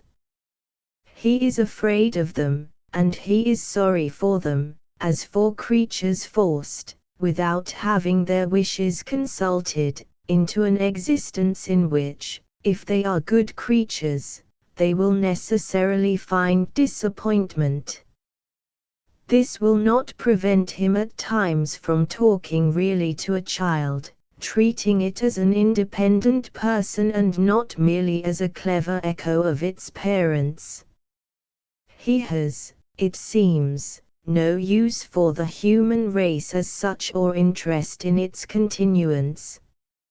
He has no sentimentality about universal brotherhood, like Swift. He has no use for the works of men. And has come to this view, I think, by the same road as Swift, by an overwhelming sense of personal liberty, a largeness of heart, and an intense desire for perfection so obviously unattainable as hardly to be worth starting for.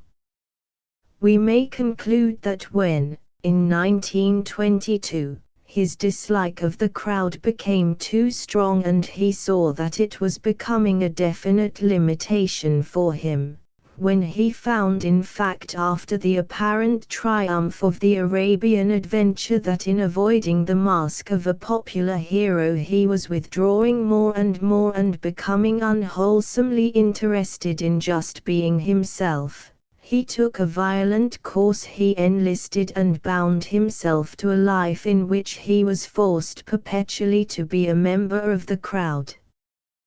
The Army and Air Force are the modern equivalent of the monastery, and after 5 years he does not regret his choice of a life as nearly physical as an animal's, in which food is provided, and drink, and a round of work in harness and a stable afterwards until the new day brings a repetition of the work of yesterday.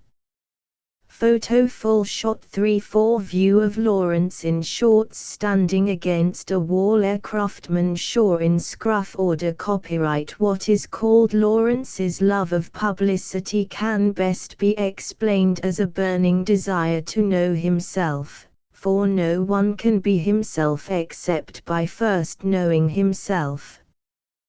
To publicity in the sense of what is published about him he is indifferent. He is never more than amused at what he has read about himself. But it ceases to be amusing to him when he meets people who believe all they read about him and act as if legend was truth. He denies the legend, and they say how modest these heroes are, and he is nearly sick. He does not believe that heroes exist or ever have existed. He suspects them all of being frauds. If he is interested at times in what people may think of him, this is only because their opinion may show him what sort of a man he is more clearly than any amount of self-examination can. He has been often accused of vanity because he has sat for his portrait to so many artists and sculptors.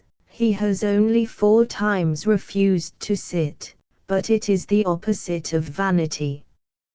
A vain man has a very clear view of himself which he tries to force on his neighbors. Lawrence sits for his portrait because he wants to discover what he is, by the effect which he produces on the artist. So far from being vain, he clearly has no picture of himself at all except a contemptuous one. He accepts the view that he is a complete humbug and play actor, chiefly, perhaps, because people who are themselves humbugs and actors see him so in their own likeness. He has another reason for sitting, and that is because artists, in the wider sense, are the only class of human beings to which he would like to belong. He can salve the regret that, rightly or wrongly, he feels at not being a true artist, by watching artists work and providing them with a model. He has done a good deal of experimental sculpture. He told me once that somewhere, I think in Syria, there are 12 life-size statues left by him on the roof of a house. Certainly some of the decorations outside a nonconformist chapel in the Iffley Road at Oxford are his work, but unsigned and indistinguishable from the rest.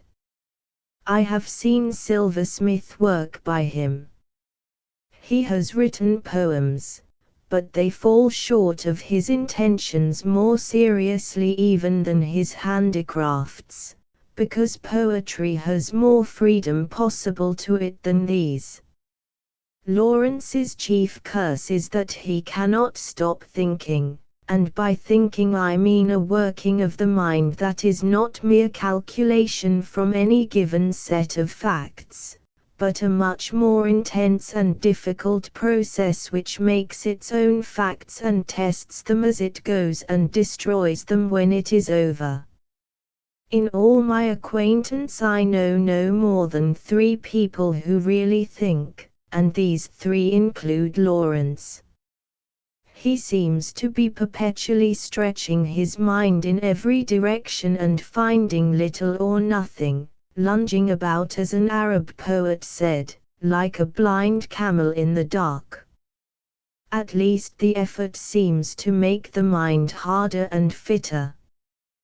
But this account is getting too philosophical, and the simplest conclusion about Lawrence is the best. It is not that he is a great man. The greatness of his achievement is in any case historical. He, a foreigner and an unbeliever, inspired and led the broadest national movement of the Arabs that had taken place since the great times of Mohammed and his early successors, and brought it to a triumphant conclusion. It is not that he is a genius. This has come to be a vulgar, almost meaningless word, attached to any competent scientist or fiddler or verse maker or military leader. It is not even that he is an erratic genius, unless erratic means that Lawrence does not do the usual things that men of successful talents do, the ordinary vulgar things that are expected by the crowd. If Napoleon, for instance, who was a vulgar rather than an erratic genius, had been in Lawrence's position at the close of the 1918 campaign, he would have proclaimed himself a Mohammedan and consolidated the new Arabian Empire. Lawrence did nothing of the sort, though he had popularity and power enough perhaps to make himself emperor even without an official change of faith. But it would have been foolish to expect a man who has qualities that shine in difficult weather to subdue them in calm weather. He came away and left the Arabs to employ the freedom that he had given them, a freedom unencumbered by his rule which, however just and wise, would always have been an alien rule. He would have contradicted himself had he suffered all those pains to free the Arabs and then enslaved them under himself. The trouble with him often is that he is too sane. He is impish at times but never erratic. He does nothing without good reason, though his decisions may disappoint the crowd. There was nothing erratic about Lawrence when he enlisted as an airman in 1922. When I heard of it first, it did not surprise me. One learns not to be surprised at anything Lawrence does. My only comment was he knows his own needs, and now I can see clearly that it was the most honorable thing to himself that he could have done. It was, moreover, a course that he had decided on in 1919 and had suggested to Air Marshal Sir Geoffrey Salmond before the armistice. But not till Mr. Winston Churchill had given the Arabs what Lawrence considered a fair deal was he free to please himself. Politics accounted for the 3 years' delay. The least and most that can be said about Lawrence is that he is a good man. This good is something that can be understood by a child or a savage or any simple-minded person. It is just a feeling that you get from him.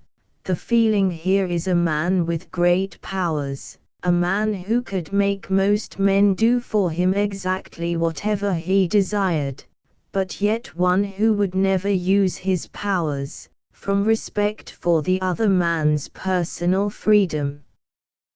Popular suggestions made lately for employing Lawrence's talents or genius have been as numerous and varied as they have been ridiculous. The public has taken an interest in him that almost amounts to a claim for ownership, but nobody owns Lawrence or will ever own him. He is not a public Niagara that can be harnessed for any political or commercial purpose. A colonial governor-generalship. What sort of appointment is that for a man who might have been an emperor? And imagine Lawrence, who has long come to the point of disbelieving in his existence and everyone else's, laying foundation stones and attending ceremonial parades and banquets. Lawrence, shortly after the war ended, was invited to attend the reception after a society wedding. He went. A man he liked was being married, in company with a young diplomatic attaché who was much impressed by the occasion. "What name, gentlemen?" asked the flunky at the door. Lawrence saw his companion pulling himself together for an impressive entrance, and the spirit of mischief overcame him. "Messrs. Lenin and Trotsky," he said quickly. "And Mr. Lenin, Mr. Trotsky," the flunky bawled out mechanically to the scandalized assembly, which, indeed, included royalty. Another suggestion has been that Lawrence should be entrusted with a mission to settle affairs in China. If Lawrence had any desire to settle affairs in China, even supposing that he felt himself capable of doing so, which is doubtful, it is quite possible that he is ignorant of Chinese, he would certainly demand an absolutely free hand. And it is then possible, indeed probable, that the solution he would provide would be one not at all favorable to European control of Chinese affairs. In any case, he had done this sort of thing once already. One does not repeat unpleasant experiences, for hire, without conviction, unless one has that sense of patriotic duty of which Lawrence is completely free. Other silly suggestions have been that he should edit a modern literary review, that he should be given an appointment in connection with the Mesopotamian oil fields, that he should be made Director General of British Army Training or given a high post at the British Museum. All these suggestions remind one of the various methods detailed in medieval books under the heading How to Catch and Tame a Unicorn. People do not seem to realize that he knows himself pretty well and that he has chosen to serve in the Royal Air Force, which is not a life that comes easily or naturally to him, for a full engagement. He finds its difficulty worth coping with and is content. If he wants to do anything else, he will do so without prompting. It is remarkable that the most popular suggestion has been that Lawrence should head a great religious revival. In view of my conclusion about Lawrence that he can best be described simply as a good man, there may seem to be something in that suggestion. But it is as foolish as the rest. In the first place, Lawrence has read too much theology to be a simple, successful revivalist and does not believe that religions can be revived, but only invented. In the second, he would not think of using his personality for any new popular campaign, military or religious, ever again. His nihilism is a chilly creed, the first article of which is "Thou shalt not convert." In the third place, but enough. Mr. George Bernard Shaw perhaps made the most practical suggestion, that Lawrence should be given a government pension and chambers in some public building. He mentioned Blenheim Palace, and be allowed to spend his time exactly as it suited him. But I think that Lawrence would be unwilling to accept even a gift like this. Such an arrangement would put him under a shadowy obligation to the public and, anyhow, he does not believe that he is worth anyone's paying. Also, he might have aesthetic objections to Blenheim Palace. Also, someone else already lives there. The only suggestion that I can make for the future treatment of Lawrence is simply this: that he should be left alone to maintain that rare personal liberty which so very few people are capable of maintaining. Most of what I have written is more or less in Lawrence's favor. What is the worst that can be said against him? A great many things, perhaps, but they have mostly been said by Lawrence himself at one time or another. In the first place, he is an incurable romantic, and that means that he is on doubtful terms with all institutions which claim to preserve public stability. He has loved adventure for its own sake, and the weaker side because it is the weaker side, and the lost cause, and unhappiness. Now, the incurable romantic is approved by society only if he is incompetent and fails, gloriously perhaps, but conspicuously, and so proves that the stupid ordinary people who control public security are always right after all. Lawrence's romanticism is not incompetent, it is not unsuccessful. When a European monarch one day in 1919 greeted him with the remark, "It is a bad time for us kings. 5 new republics were proclaimed yesterday," Lawrence was able to answer, "Courage, sir. We have just made 3 kingdoms in the East." For the real success of his romanticism, a romanticism which, as in the Winston settlement of the Middle East, the big achievement of his life for which the war was a mere preparation, comes uncomfortably near realism, he is naturally very much hated by most government officials, regular soldiers, old-fashioned political experts and such like. He is a disturbing element in their ordered scheme of things, a mystery and a nuisance. Even now, as a mechanic in the Air Force, he is a worry.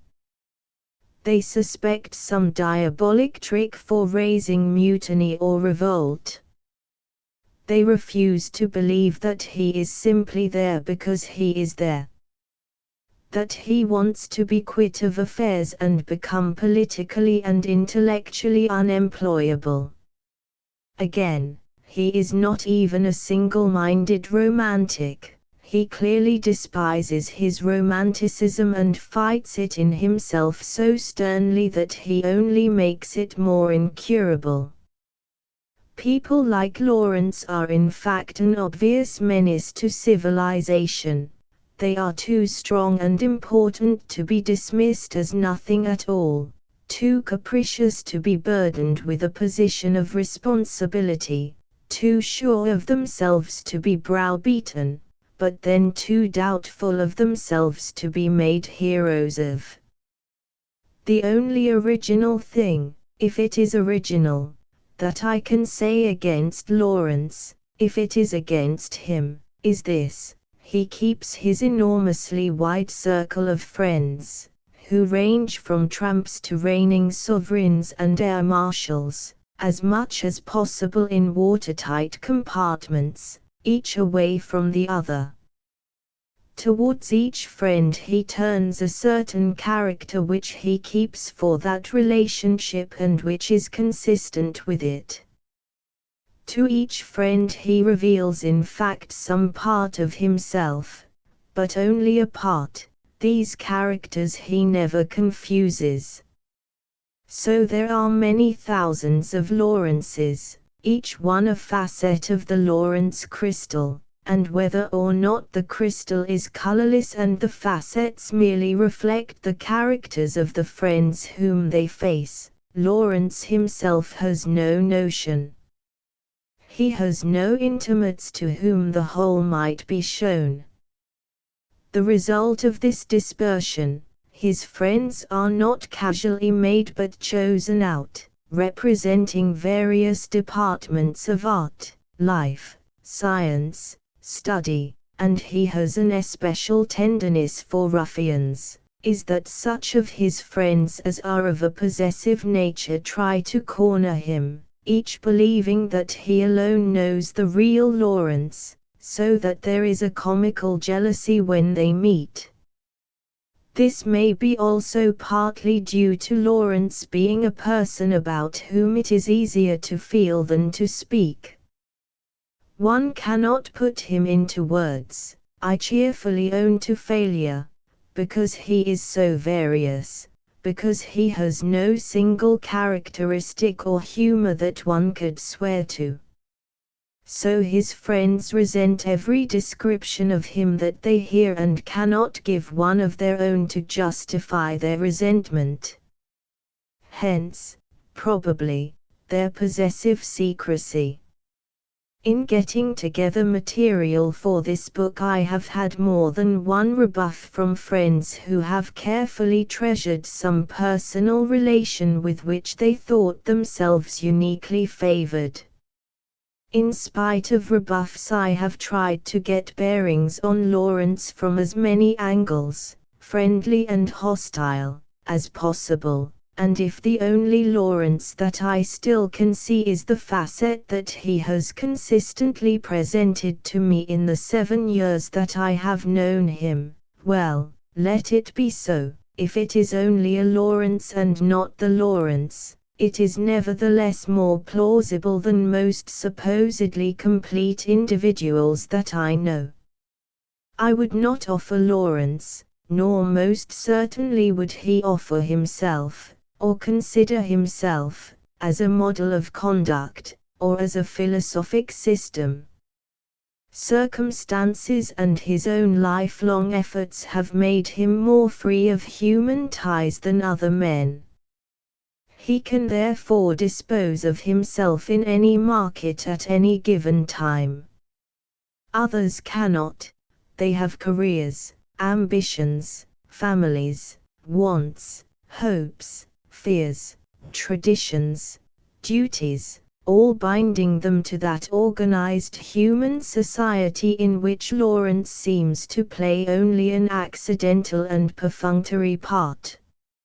It is this extraordinary detachment, this final insulation of himself, which makes him the object of so much curiosity, suspicion, exasperation, admiration, love, hatred, jealousy, legends, lies. He has resolutely and painfully adopted the attitude towards organized society: you go your way and I'll go mine, leave me alone, and I'll leave you alone. But organized society cannot control itself in its hue and cry after a lost lamb that is perversely in need of no crook or fold. It is perhaps the triumph of his detachment that one can write of him in this way, as if he were a character in ancient history, confident that whatever one writes will not affect the man himself in the least, that his check will be only on infringements of copyrights that are no longer entirely his own. For all that, he has not been able to keep himself to himself in one rather serious respect. Wherever he goes and makes his presence felt, he seems to leave behind, probably unconsciously and certainly unwillingly, a number of fictitious Lawrences, people who seek to get something of the man's power by a mere imitation of what happened to be at the time his outward peculiarities. An affected lack of ease in society, an affected self-withdrawal, an inclined carriage of the head, a deliberate economy of gesture and vocabulary, a peculiar dragging of the words yes and no, a lack of emphasis at the moments of arrival and departure. Whenever I meet these, I know that the Lawrence legend is stalking about, a ghost as persuasive, as destructive, as false as the Byron legends of 100 years ago. Lawrence has a right to be Lawrence, he is his own peculiar invention. But at second and third hand he is occasionally comic, as when some ambitious, conventional, sporting, self-indulgent lion tries on his unicorn skin. But more often it goes beyond the comic stage. Strong silent little men are even more insufferable than strong silent big ones. And by a cosmic joke in the worst taste, the legend of the uncrowned king of Arabia has become popularly entangled with the novelist's myth of the Sheikh of Arabia. Booksellers have wasted a good deal of time in explaining that Revolt in the Desert is not a sequel to The Son of the Sheikh.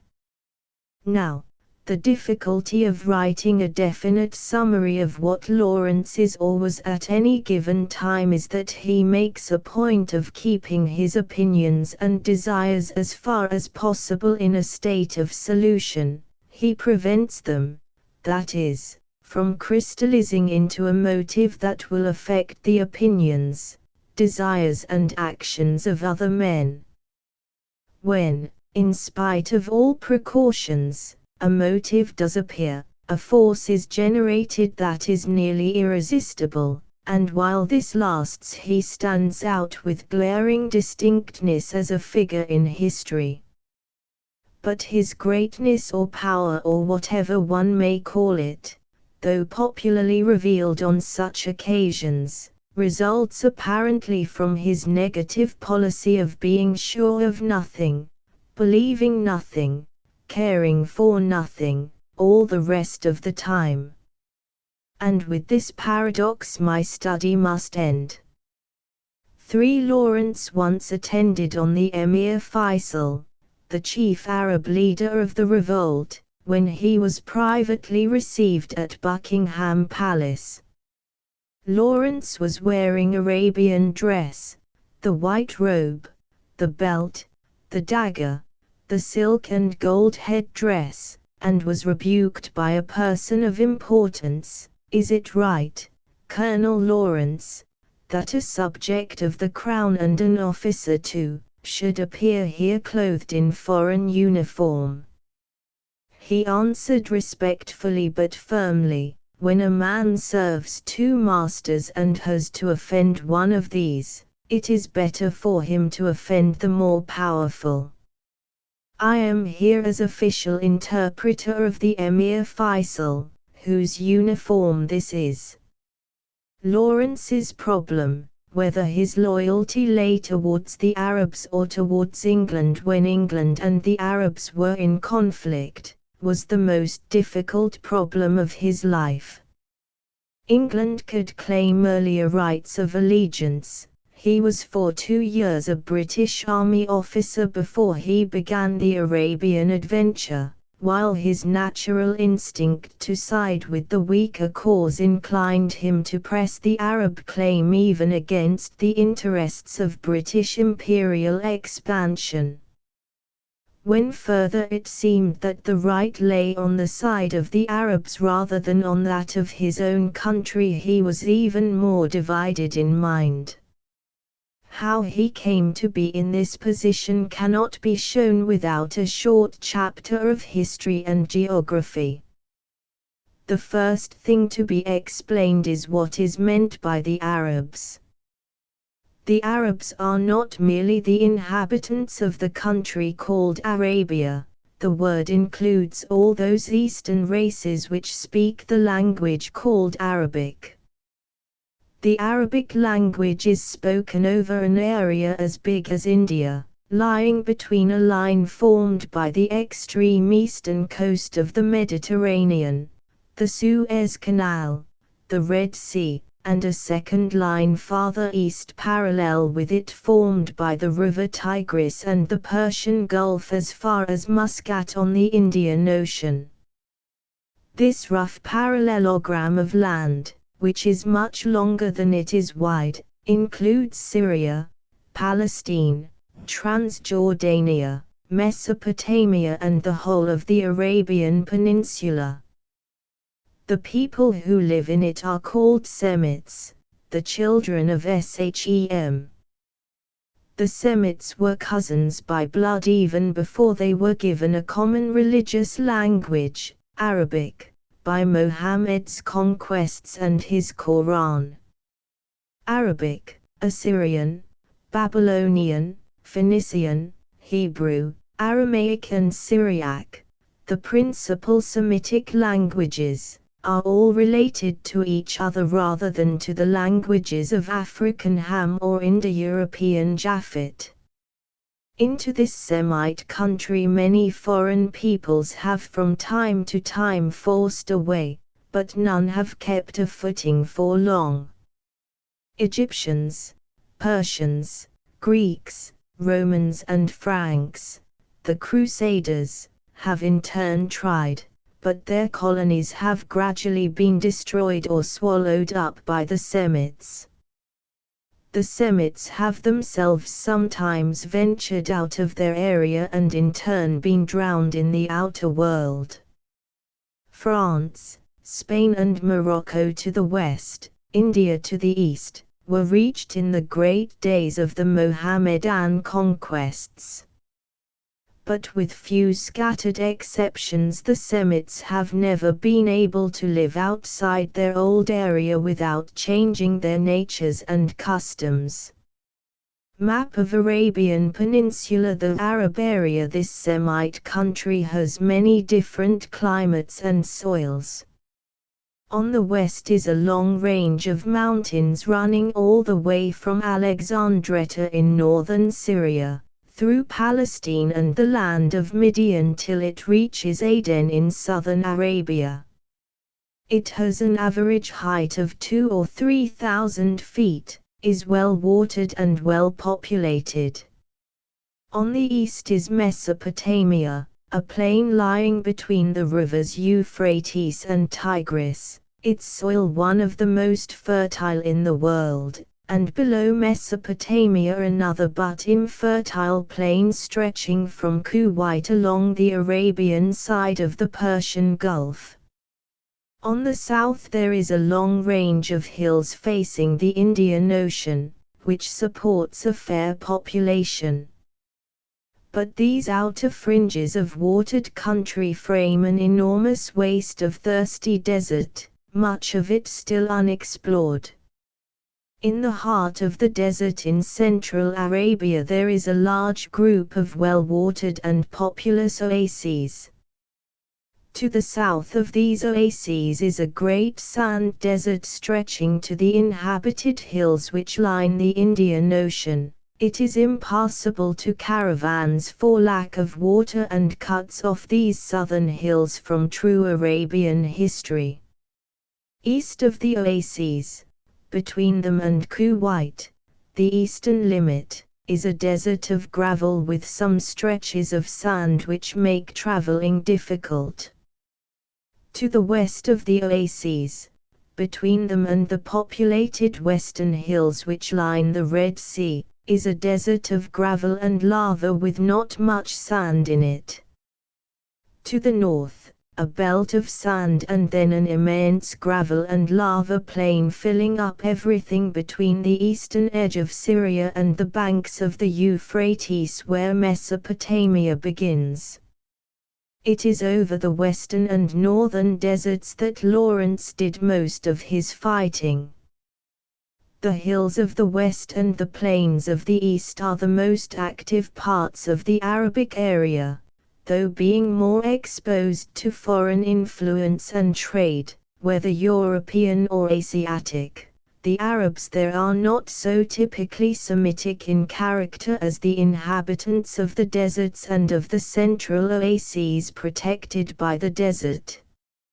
It was on the desert tribes that Lawrence depended most for military help in the Arab revolt, and it was the Arabs of the northern Syrian desert to whom for personal reasons he was most anxious to give freedom. Lawrence has described the process by which the desert tribes come into being. The southwestern corner of Arabia, south of the holy city of Mecca, is called Yemen. It is a fertile agricultural district famed for coffee but much overpopulated, and for the surplus population there is no easy outlet. To the north is Mecca, where a strong foreign population drawn from all the Mohammedan world jealously bars the way. To the west is the sea and across the sea lies only the Sudanese desert. South is the Indian Ocean.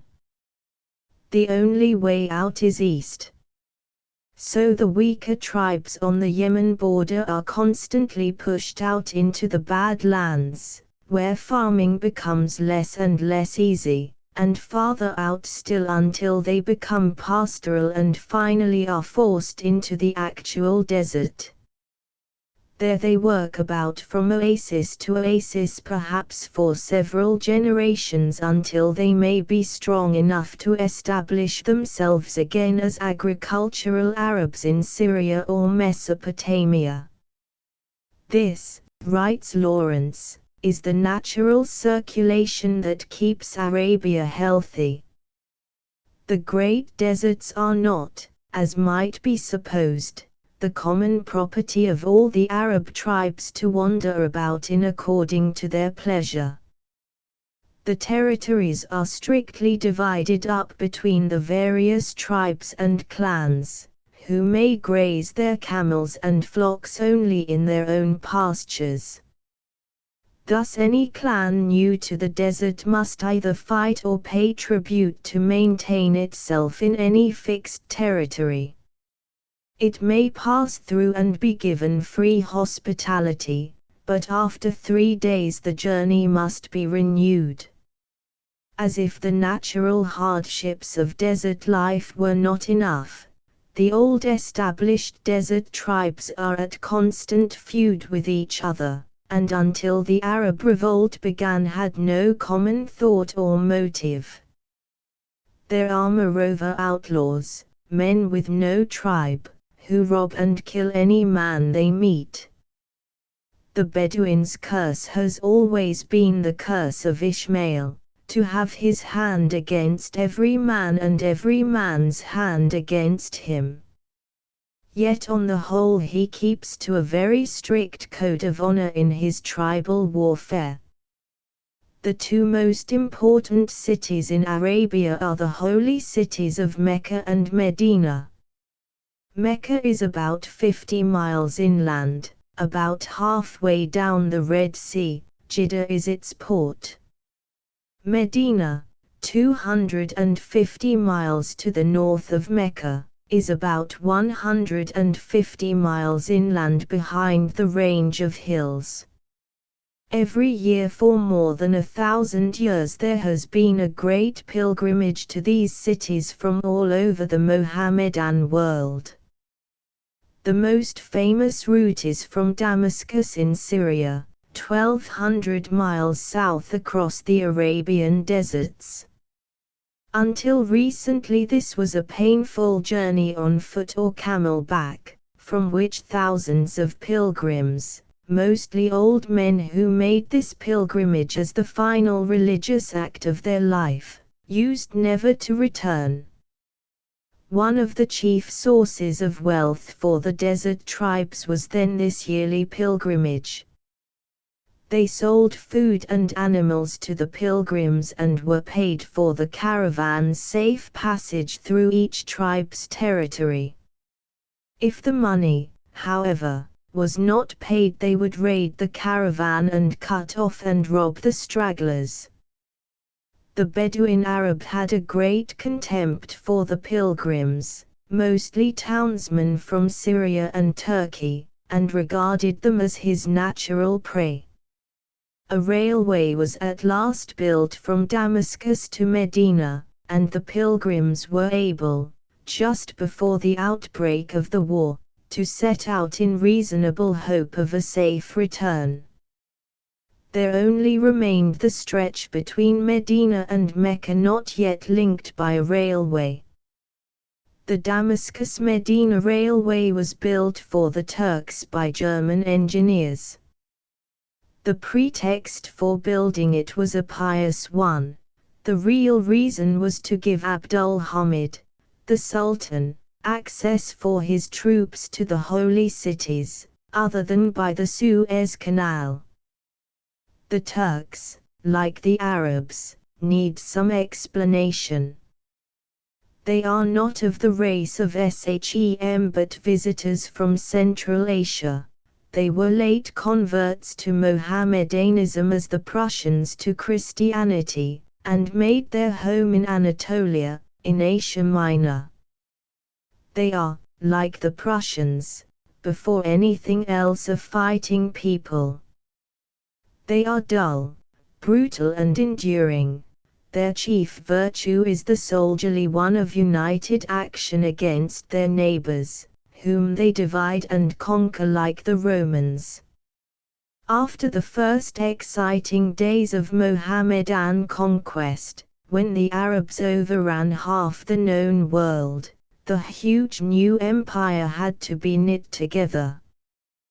The Arabs had no ruling power themselves and had to rely on the non-Semitic peoples whom they had conquered to provide a system of government. This was the opportunity of the Turks. They were first the servants, then the helpers, then the rulers of the Arab races. Finally they became tyrants and burned and destroyed everything that annoyed their soldier minds by its beauty or superiority.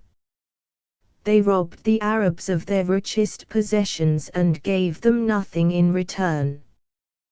They were not even great road makers and bridge builders and marsh drainers like the Romans.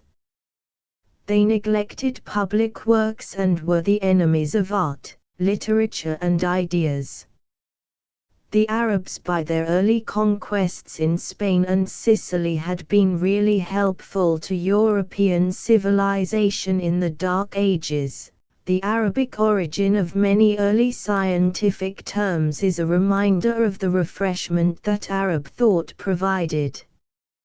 True, they were imitative rather than creative, and the ideas that they brought were merely the remnants of classical learning caught from the Greek city of Alexandria in Egypt before it died.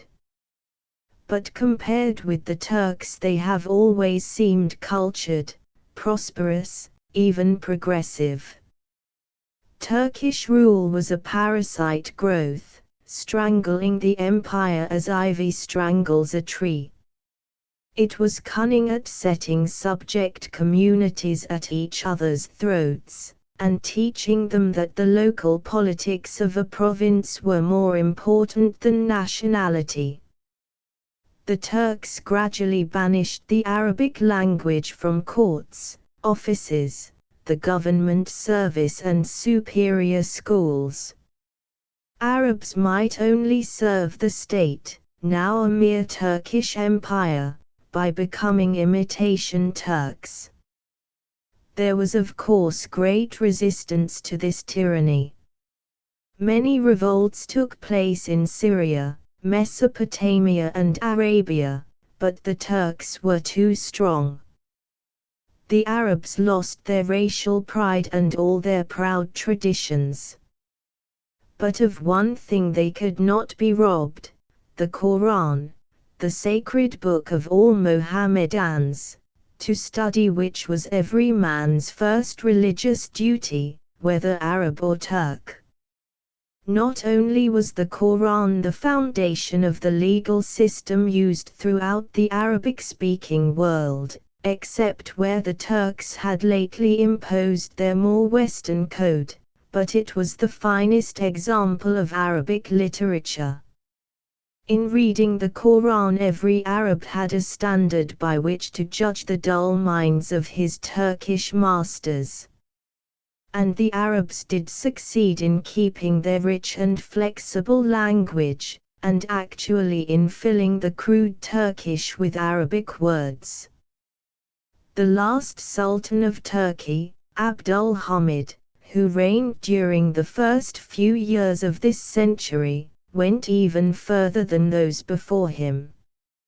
He was jealous of the power of the Arab Grand Sheriff of Mecca, who was the head of the priestly family of sheriffs, or men descended from the Prophet Muhammad, and ruled with great honor in the holy city.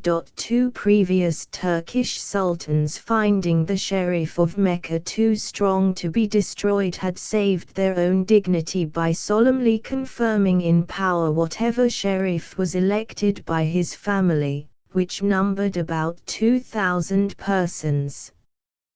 But Abdul Hamid, who, for autocratic reasons, laid new stress on his inherited title of Caliph or ruler of the faithful, the Orthodox Mohammedans, wanted the holy cities to be under his direct rule. Until now he had been safely able to garrison them with soldiers only by means of the Suez Canal. He decided to build the Pilgrims Railway and to increase Turkish influence among the tribes of Arabia by money, intrigue, and armed expeditions. Finally, not content with interfering with the sheriff's rule even in Mecca itself, he even took away important members of the Prophet's family to Constantinople, as hostages for the good behavior of the rest. 2. Mr. Lowell Thomas has described Lawrence as a sheriff of Mecca. This is plainly ridiculous. Whatever mixed blood Lawrence has in him, he certainly is not a pedigreed descendant of the Prophet. He has never been to Mecca and would not offend the Arabs by so doing.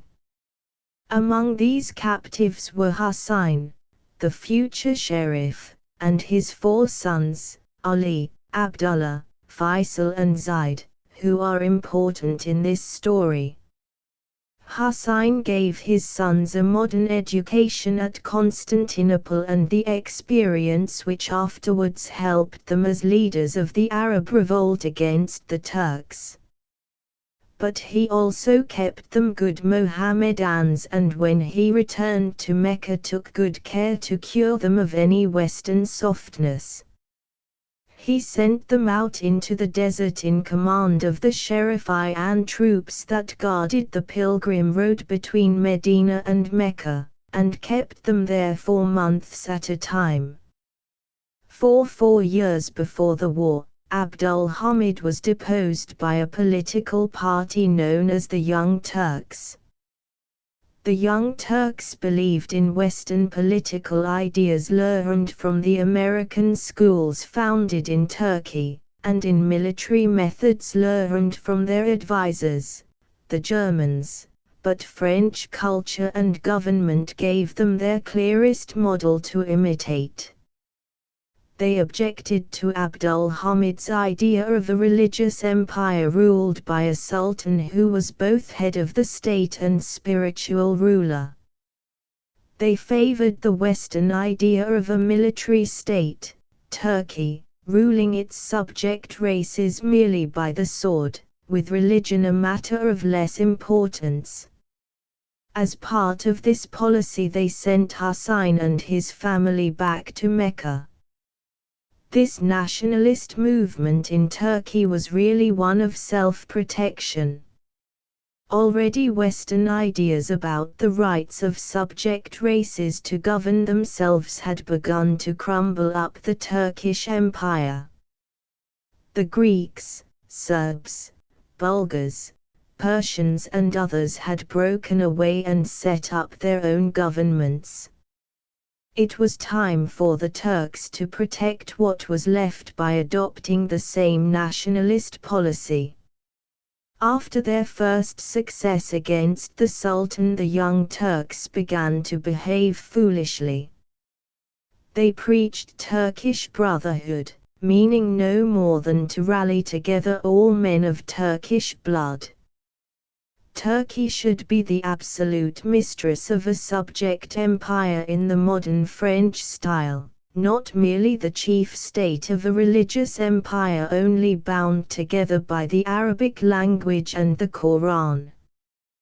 They also hoped to get back into their state the Turkish population, which was at the time under Russian rule in Central Asia. But the subject races, who far outnumbered the Turks, did not understand this.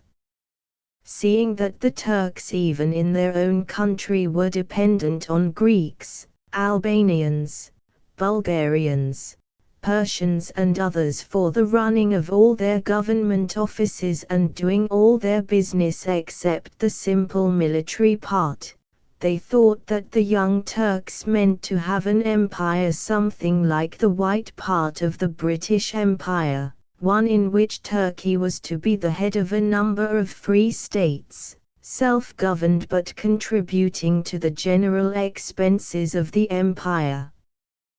The Young Turks saw their mistake and immediately made their intentions quite plain. Led by Enver, the son of the late Sultan's chief furniture maker, and a soldier politician who had worked his way up, it was said, by murdering in turn every superior officer who stood in his way, they stopped at nothing. The Armenians began to take up arms for freedom. The Turks crushed them, the Armenian leaders failed their followers, and massacred men, women and children in hundreds of thousands. They massacred them not because they were Christians but because they were Armenians and wanted to be independent. Such wholesale barbarity was made possible for Enver and his friends by the nature of the Turkish private soldier, who has been described as the best natural soldier in the world. This means that he is brave, enduring and so obedient that he allows himself to have no feelings except those that he is ordered to have. He will butcher and burn even in his own country if so ordered, and will be merciful and affectionate if so ordered.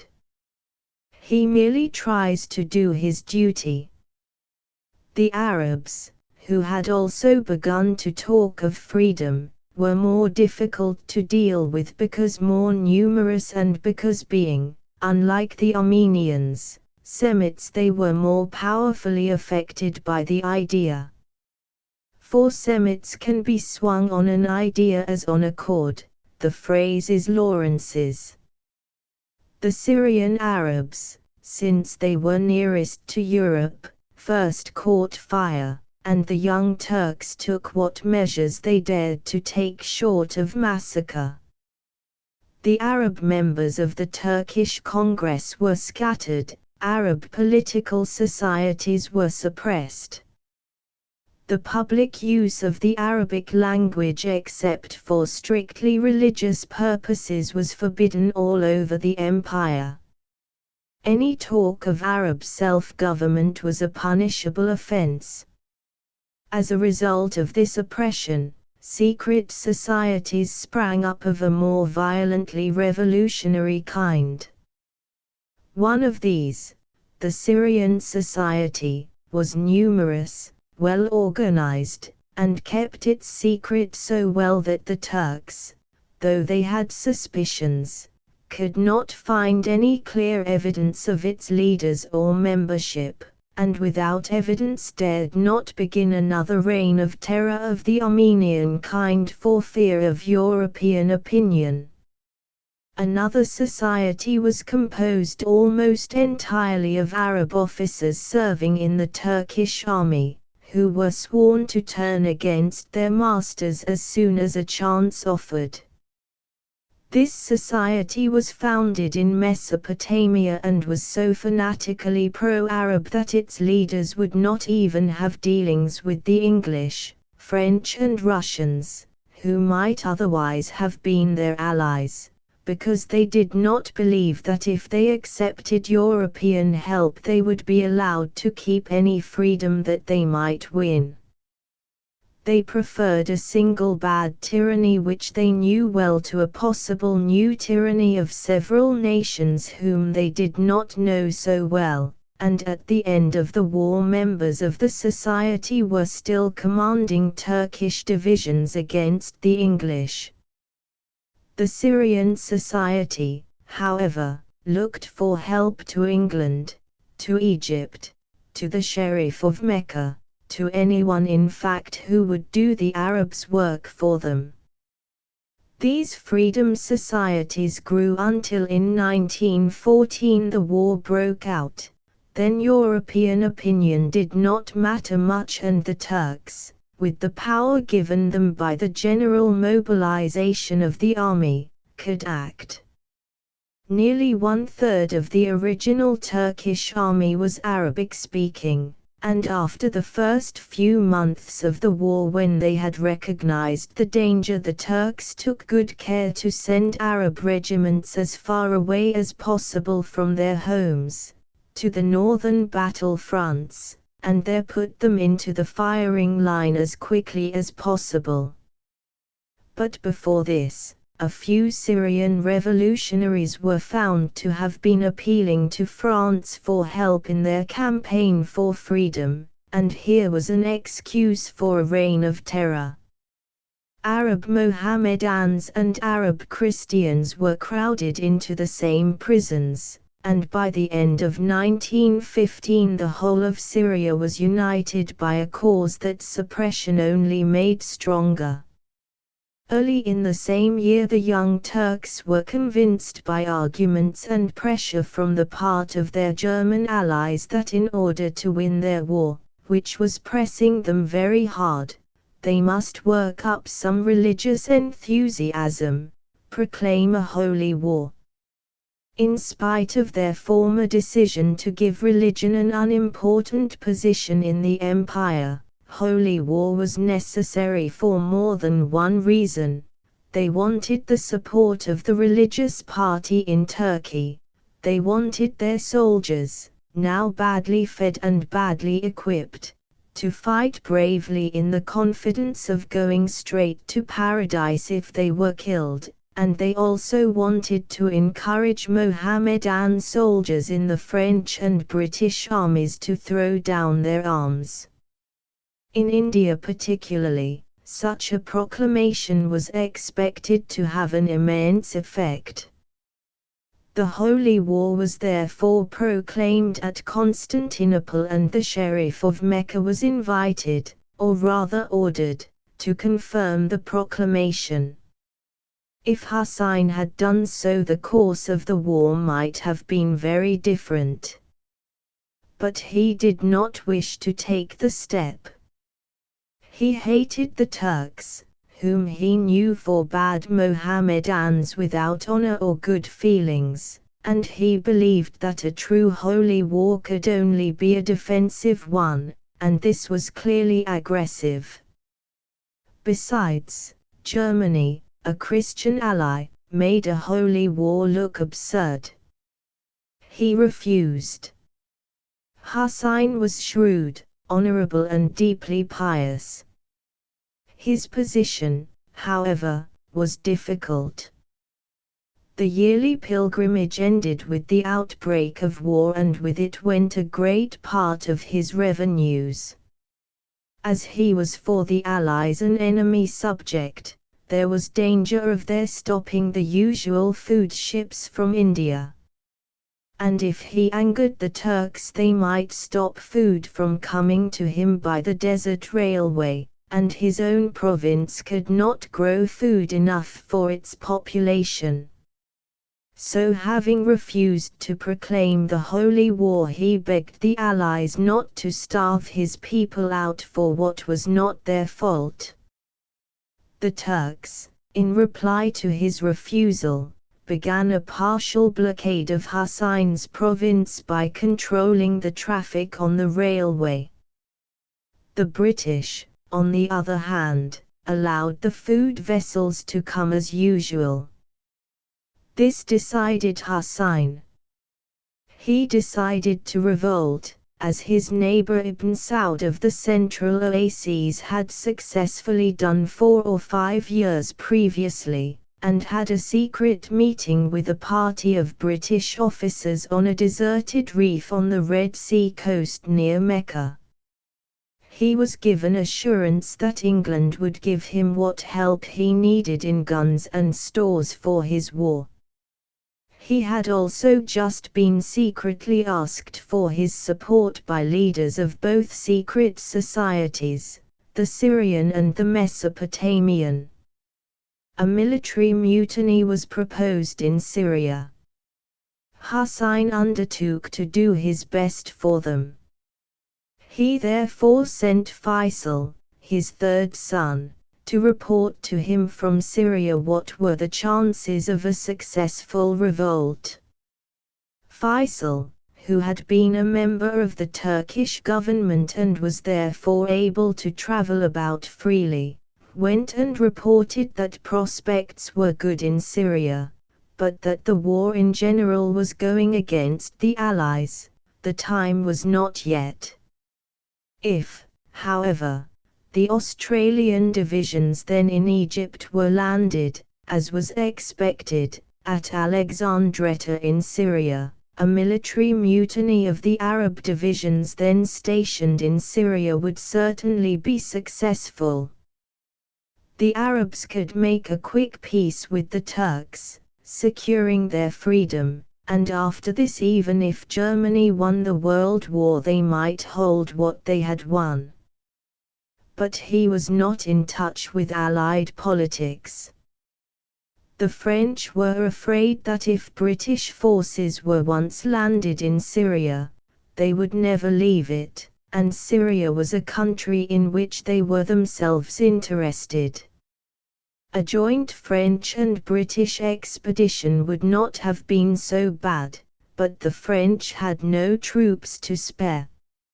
So, as it has been responsibly stated, the French government put pressure on the British to cancel their arrangements for the Alexandretta landing. After much delay, the Australians were landed with numerous other British and Indian troops and a small French detachment to give an Allied colouring, not in Syria, but the other side of Asia Minor, at the Dardanelles. It was an attempt, nearly successful, to capture Constantinople and so end the Eastern War at a blow. After the landing, the English asked Husayn to begin his revolt. On Faisal's advice, he replied that the Allies must first put a screen of troops between him and Constantinople. The English, however, were no longer able to find troops for a landing in Syria even with French consent. Photo 3-4 shot of standing Emir Faisal facing the camera with other people behind him. The Emir Faisal and his Negro freedman copyright Faisal went up to the Dardanelles to watch how things went. After several months, the Turkish army, though successful in holding its position, had been crippled by enormous losses.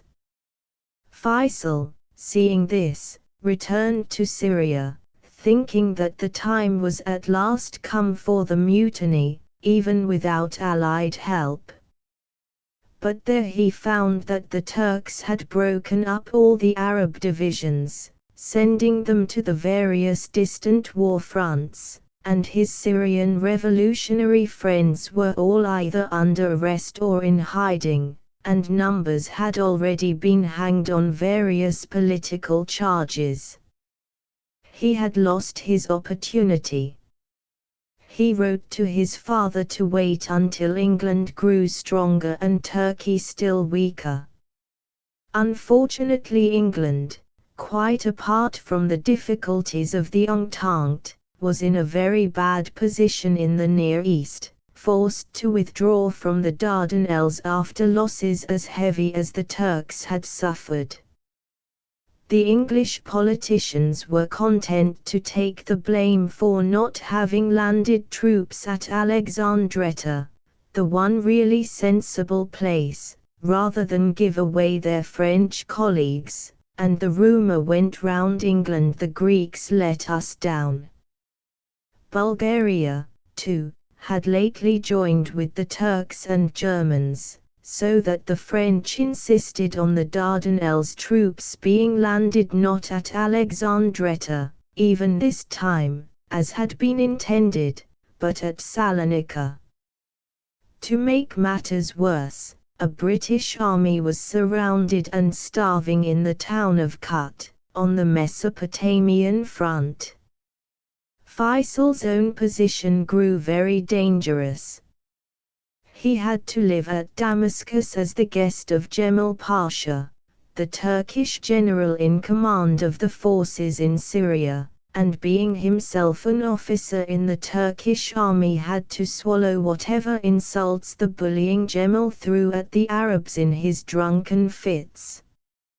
Faisal had, moreover, been president of the secret Freedom Society in Syria before the war and was at the mercy of its members. If he was denounced by any of these, perhaps a condemned man might try to buy his life with the information. He was lost. So Faisal had to stay anxiously with Cemal at Damascus, and spent his time rubbing up his military knowledge. His elder brother Ali was now raising troops down in Arabia, giving as the excuse that he and Faisal intended to lead them in an attack against the English in Egypt. But the troops were really intended for use against the Turks as soon as Faisal gave the word. Cemal, with his brutal Turkish humor, would send for Faisal and take him to see the hanging of his Syrian revolutionary friends. The doomed men dared not show that they knew what Faisal's real intentions were, for fear that he and his family would share their fate. Faisal was the one leader in whom Syria had confidence. Nor could Faisal show them what his feelings were by word or look. He was under the watchful eye of Cemal. Only once did his agony make him lose self-possession. He burst out that these executions would cost Cemal all that he was trying to avoid. Then it took the strongest efforts of his friends at Constantinople, the leading men of Turkey, to save him from paying the price of these rash words. Faisal's correspondence with his father in Mecca was an extremely dangerous one. Old family retainers were used to take messages up and down the pilgrims' railway, messages hidden in sword hilts, in cakes, sewn between the soles of sandals, or written in invisible ink on the wrappers of harmless packages. In all his letters Faisal begged his father to wait, to delay the revolt until a wiser time. But Husayn trusted in God rather than in military common sense and decided that the soldiers of his province were able to beat the Turks in fair fight. He sent a message to Faisal with the news that all was now ready. Ali had raised the troops and they were waiting for Faisal's inspection before starting for the front. Faisal told Jemal of his father's message, without, of course, explaining its hostile significance, and asked permission to go down to Medina. To his dismay Jemal replied that Enver Pasha, the Turkish commander-in-chief, was now on his way to the province and that Enver, Faisal and himself would attend the inspection together. Faisal had planned to raise his father's crimson banner of revolt as soon as he arrived in Medina and so take the Turks unawares. But now he was saddled with two uninvited guests, the two chief generals of his enemy, to whom, by the Arab laws of hospitality, he could do no harm. They would probably delay his action so long that the secret of the revolt would be given away. In the end, however, everything passed off well, though the irony of the review was almost unbearable. Enver, Jemal and Faisal watched the troops maneuvering in the dusty plain outside the city gate, rushing up and down in sham camel fights or playing the ancient Arab game of javelin throwing on horseback. At last Enver turned to Faisal and asked, "Are these all volunteers for the holy war?" "Yes," said Faisal, with another holy war in mind. "Willing to fight to the death against the enemies of the faithful?" "Yes," said Faisal again, and then the Arab chiefs came up to be presented, and one of the Prophet's family drew Faisal aside privately, whispering, "My lord, shall we kill them now?" Faisal answered, "No, they are our guests." The chiefs protested that it must be done, for so the war could be ended in 2 blows.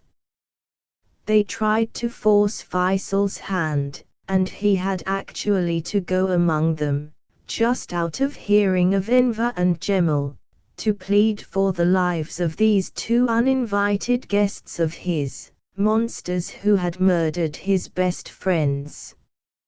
In the end he had to make excuses and take the party quickly back into the town under his personal protection and from there escort them all the way to Damascus with a guard of his own slaves to save them from death on the way. He explained this action as being merely great courtesy shown to distinguished guests. But Enver and Jemal were most suspicious of what they had seen and at once sent large Turkish forces by the railway to garrison the holy cities. They wanted to keep Faisal captive at Damascus, but telegrams came from the Turks at Medina asking for him to return at once to prevent disorder, and Jemal reluctantly let him go. Faisal was forced, however, to leave his suite behind as hostages. Faisal found Medina full of Turks, an entire army corps of them, and his hope of a surprise rush, winning success with hardly a shot fired, had become impossible. His chivalry had ruined him. However, he had been prudent too long now. On the same day that Faisal's suite escaped from Damascus, riding out into the desert to take refuge with a desert chief, Faisal showed his hand. He raised the banner of revolt outside Medina. His first rush on Medina was a desperate business. The Arabs were badly armed and short of ammunition. The Turks were in great force. In the middle of the battle, one of the principal Arab tribes broke and ran, and the whole force was driven outside the walls into the open plain. The Turks then opened fire on them with artillery and machine guns. The Arabs, who only used muzzle-loading guns in their tribal battles, were terrified, and thought that the noise of the bursting shells was equaled by their killing powers. Faisal as a trained soldier knew better, and with his kinsman, young Ali ibn al-Husayn, rode about on his mare among the shell bursts to show that the danger was not so great as the tribesmen feared. But not even Faisal could draw the Arabs to the charge. Part of the tribe that had first broken approached the Turkish commander and offered to surrender if its villages were spared. There was a lull in the fighting, and the Turkish general invited the chiefs to talk over the matter. Secretly at the same time he sent troops to surround one of the suburbs of the city which he singled out for his object lesson in Turkish terror. While the conference was in progress, these Turks were ordered to carry the suburb by assault and massacre every living creature in it. It was done, horribly. Those who were not butchered were burned alive, men, women and children together. The Turkish general and these troops had served together in Armenia, and such methods were not new to them. The massacre sent a shock of incredulous horror across Arabia.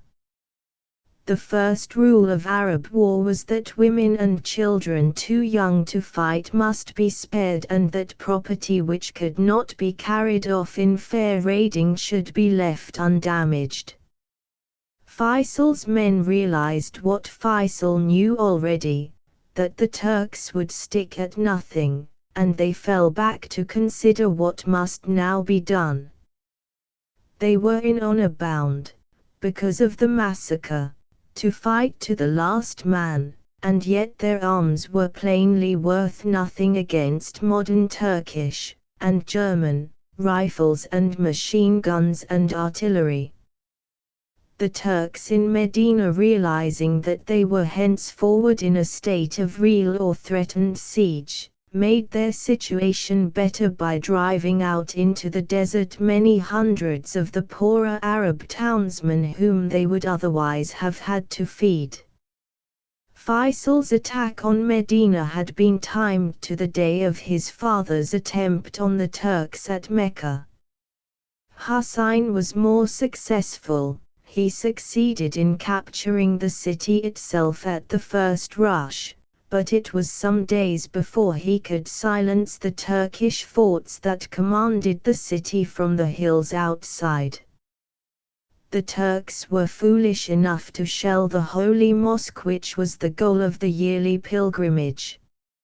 It contained the Kaaba, a cubical shrine into whose walls was built the sacred black stone worshipped there as a rain-bringing charm long before Mohammed's time, and the one exception that Mohammed was forced to make in his orders against the worshipping of idols. The black stone was said to have fallen from heaven, and what is more, probably had. It is apparently a meteorite.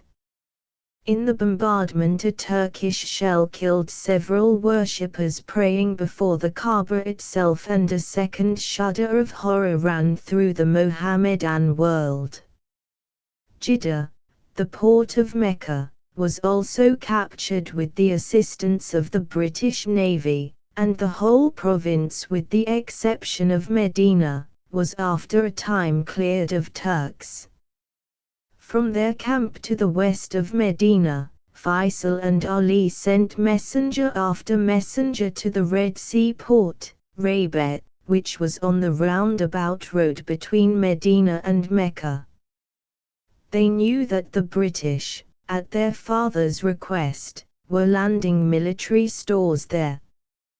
Yet they got nothing from Rabet but a little food and a consignment of Japanese rifles, rusty relics of the fighting at Port Arthur 10 years before, which burst as soon as fired.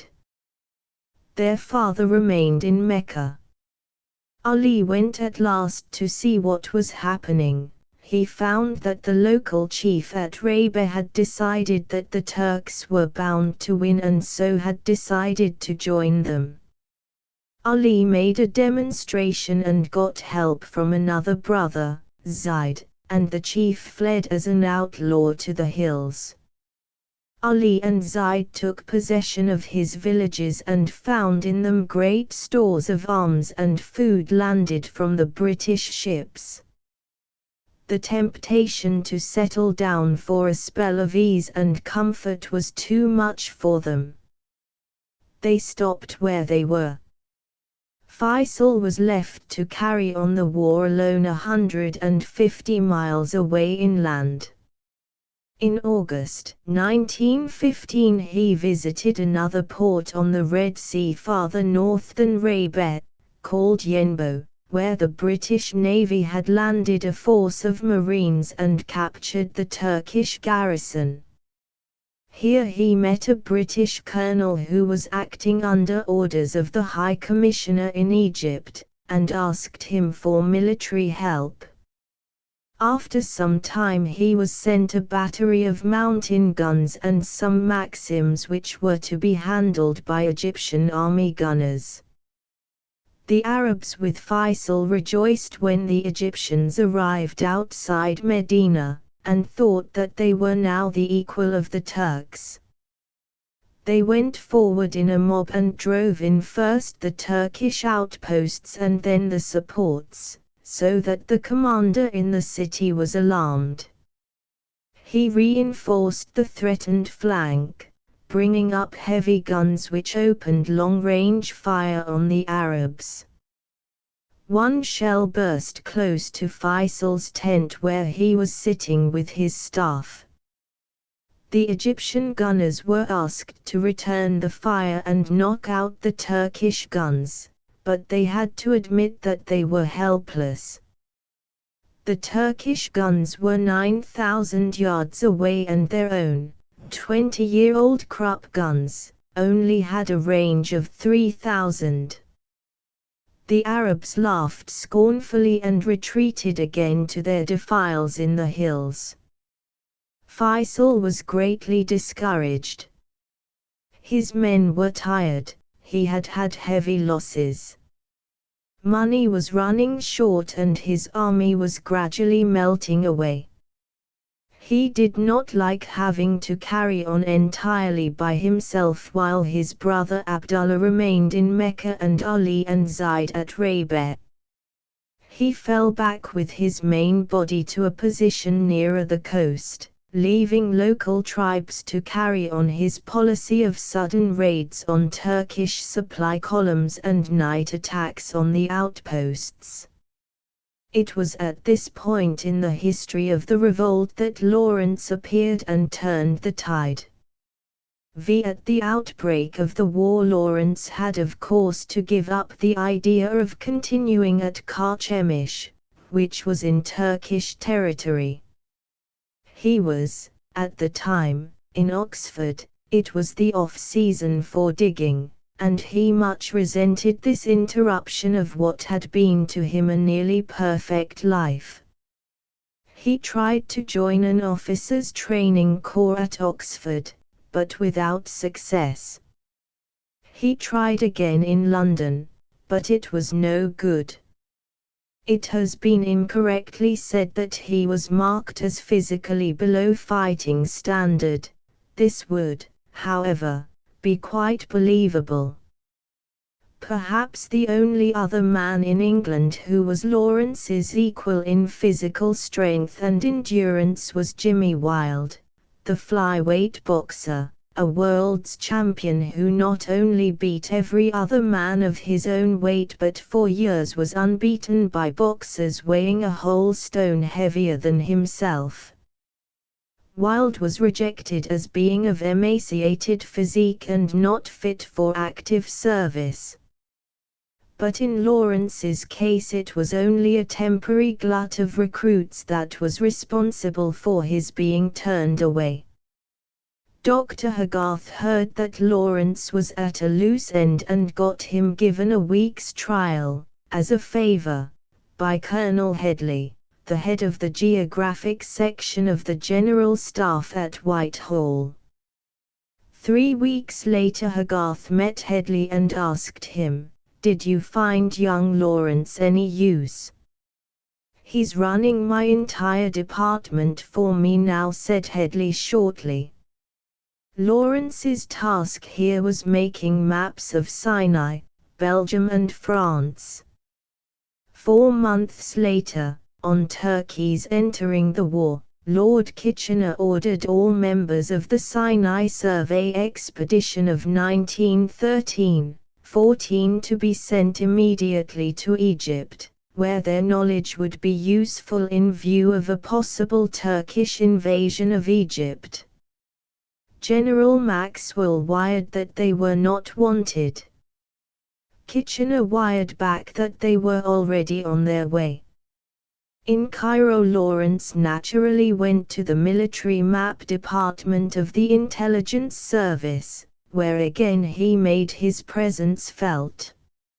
About certain parts of Syria and Mesopotamia he knew even more than the Turks themselves.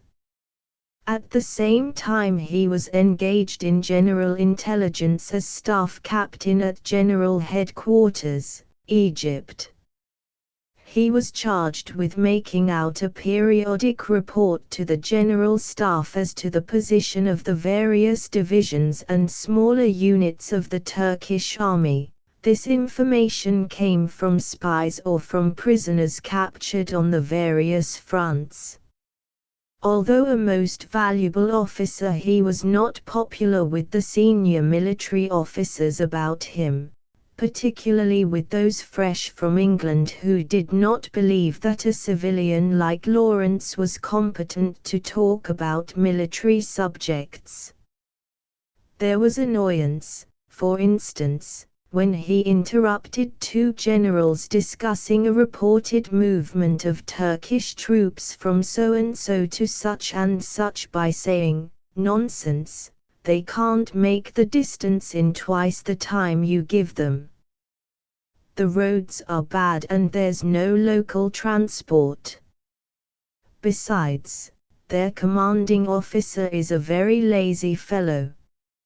Also he was looked on with disfavor for going about without a military belt, in patent leather shoes, and not wearing the right colored socks or tie. His reports, too, were not written in the style favored.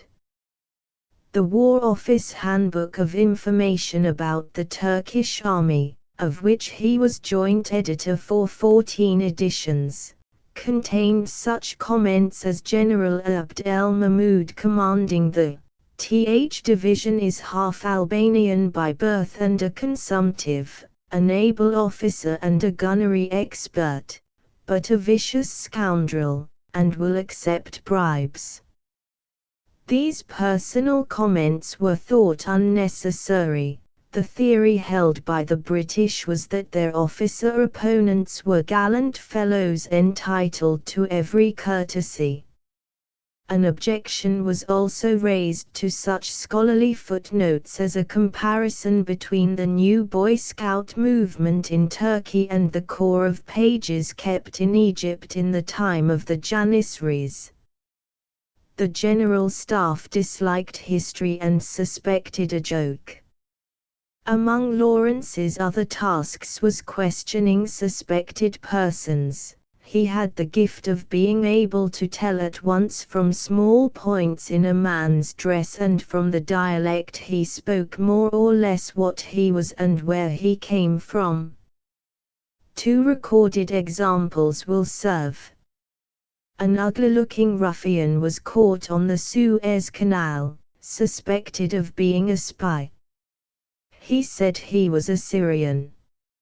Lawrence, overcoming his usual aversion to looking a man in the face, said he's lying, look at his little pig eyes. The man's an Egyptian of the peddler class. He spoke sharply in the peddler's dialect, and the man admitted who he was. On another occasion, but later in the war, when Lawrence had greatly improved his accuracy, a fine-looking Arab came in with information. Lawrence's colleague said, "Here's one of the real Bedouin come to see you." Lawrence said, "No. He's not got the Bedouin walk or style. He's a Syrian Arab farmer living under the protection of the Beni Sakr tribe, and so it proved." In 1915 Cairo got so full of generals and colonels with nothing to do but send unnecessary messages about and get in the way of the few people who were doing any work, that it was mere comic opera. No less than 3 general staffs fully officered were collected in Egypt, and it was impossible for any one of them to define exactly where its duties began and ended. There was current a wicked parody of an old Egyptian Christian creed, in which occurred the phrase, "And yet there are not 3 incompetents but 1 incompetent."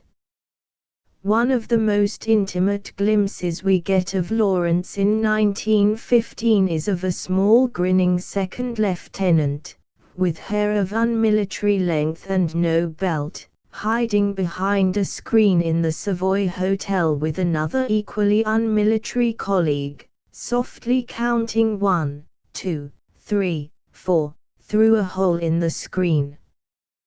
They were counting generals. An important conference was going on in the room, for generals only. His colleague swears to me that Lawrence counted up to 65. He himself only made it 64, but one of the brigadier generals may have moved.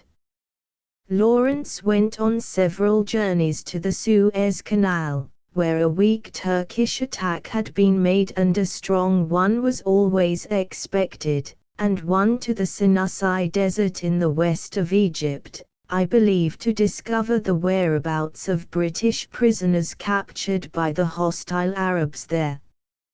He was also sent to Athens to get contact with the Levant group of the British Secret Service, whose agent in Egypt he was for a time until the work grew too important for an officer of his low rank to perform.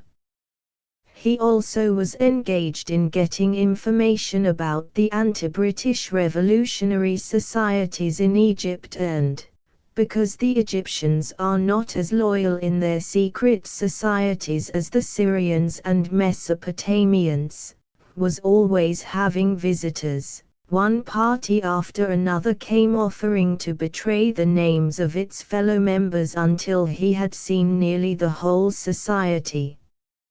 Lawrence's chief difficulty was to prevent the various parties meeting each other on the office stairs. Social life in Egypt bored him. "It's a bad life this," he wrote at the end of March 1915, living at close quarters with a khaki crowd very intent on banker and parades and lunch. I am a total abstainer from all of these and so a snob. In April 1916 he was sent to Mesopotamia. He had an official task in which he was not much interested and a private intention known only to a few colleagues whom he could trust. In Mesopotamia an army composed of mixed Indian and British troops had been marching up the Tigris from the Persian Gulf and had at first met with success, but sickness, transport difficulties, bad strategy and strong Turkish forces had held up the advance, which became a retreat, and soon General Townshend with a large force was cut off and besieged in the town of Kut. Provisions were failing and the fall was believed to be a certainty because reinforcements could not arrive from India in time. Lawrence's official task given him direct from the War Office at London was to go as member of a secret mission to the Turkish commander who was besieging Kut, to persuade him not to press the siege. It was thought possible that a large bribe might work because it was known that the Turks were themselves in difficulties. They had few troops. The Arabic-speaking regiments were openly mutinous, and a Russian army to the north had just captured the town of Ertram, the capital of Kurdistan, in the famous snow battle. The Russians were pressing on towards Anatolia, the Turks' home province, so that at any moment the siege might collapse. As a matter of fact, the capture of Ertram had been arranged. Colonel Buchan's novel Greenmantle has more than a flavor of truth, and the War Office hoped that the same success could be repeated at Kut. Nevertheless, bribes would be useless, Lawrence had told those who sent him, and would only encourage the Turks. The Turkish commander, being a nephew of Enver, the chief young Turk, never needed to worry about money. The British generals in Mesopotamia were not pleased with the idea of this conference. Two of them told Lawrence that his intentions, which they did not know, were dishonorable, and unworthy of a soldier, which he never acknowledged himself to be. Now, this Mesopotamian army was under the orders of the government of India, and though Lord Kitchener, who was in general command of the Imperial British forces, had early in the war approached two leaders of the secret Freedom Society of Mesopotamia to offer to help in a mutiny which might have cleared Mesopotamia of the Turks at a single blow, his hand had been held. The Indian government was afraid that if the Arabs mutinied it would be not able to grant Mesopotamia those benefits of British protection which had been granted to Burma some years before. The Arabs would want to remain free. So the help that Kitchener would have given was withheld and the mutiny did not come about. Instead, an army was sent from India to act without the Arabs, with disastrous results. The British and Indians were looked upon as invaders as unwelcome as the Turks and were not only given no help but were constantly being raided and robbed by the local Arab tribes. Lawrence's private intention, which was the real reason of his coming, had been to see whether the situation in Mesopotamia would allow of local cooperation on nationalist lines between the British and the Euphrates tribes, whom he knew well from his Karchemish days. Some of these were already in revolt. He hoped further to get in touch with the great Rawala tribe of the northern Syrian desert, and with his assistance might soon have cut all Turkish communications by holding up river traffic and raiding supply columns until the army before Kut would be in a state of siege itself. Kut could hold out until he had made his preparations, if only 8 more aeroplanes could be found for dropping provisions into the town. But he found that it was hopeless.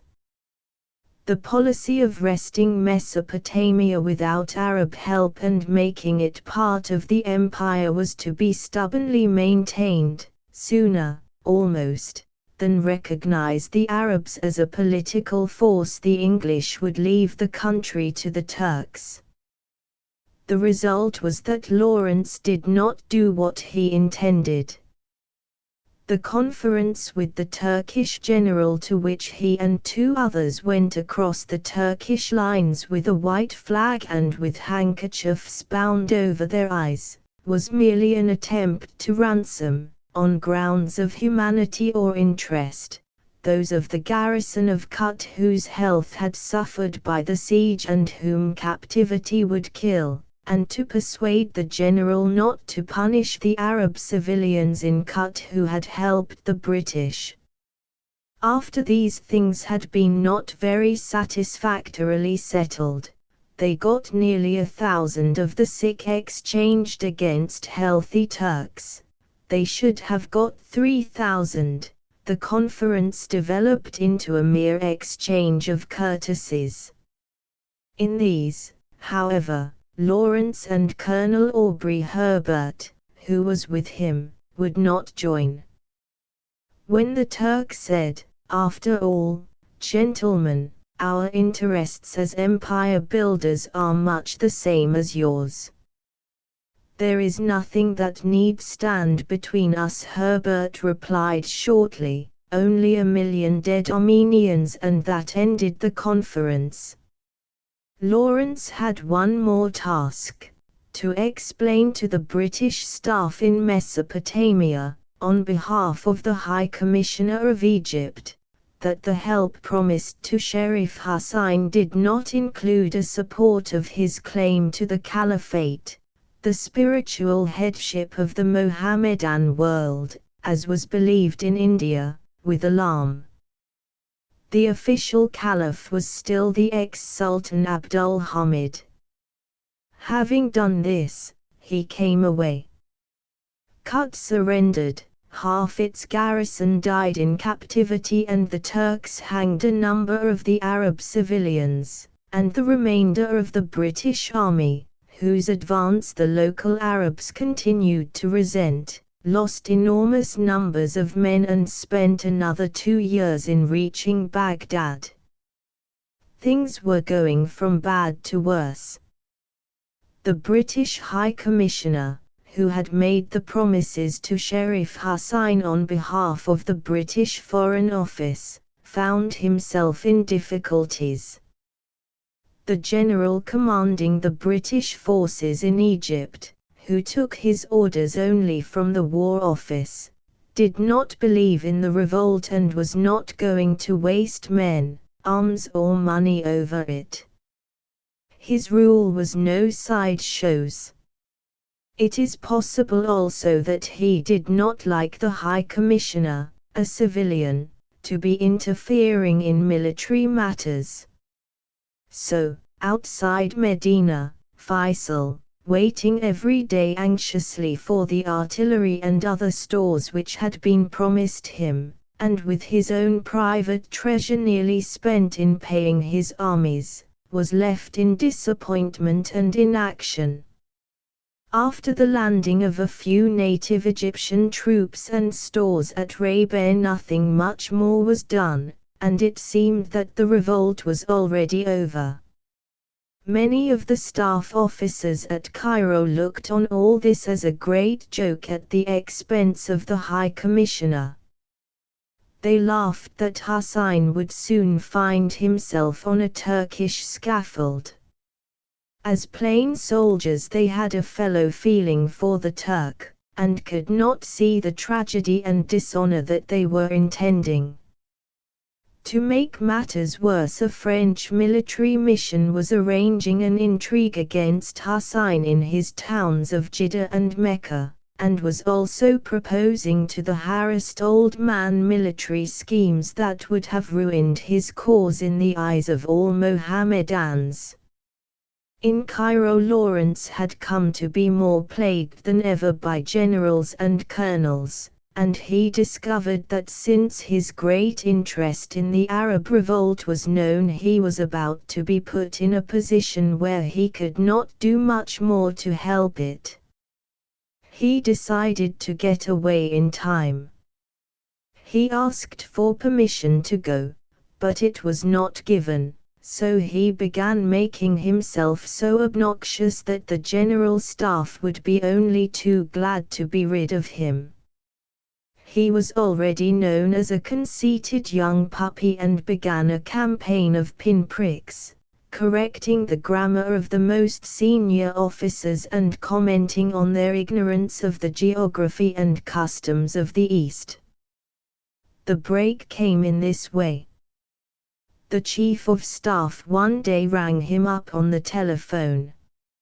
"Is that Captain Lawrence? Where exactly is the Turkish 41st Division now stationed?"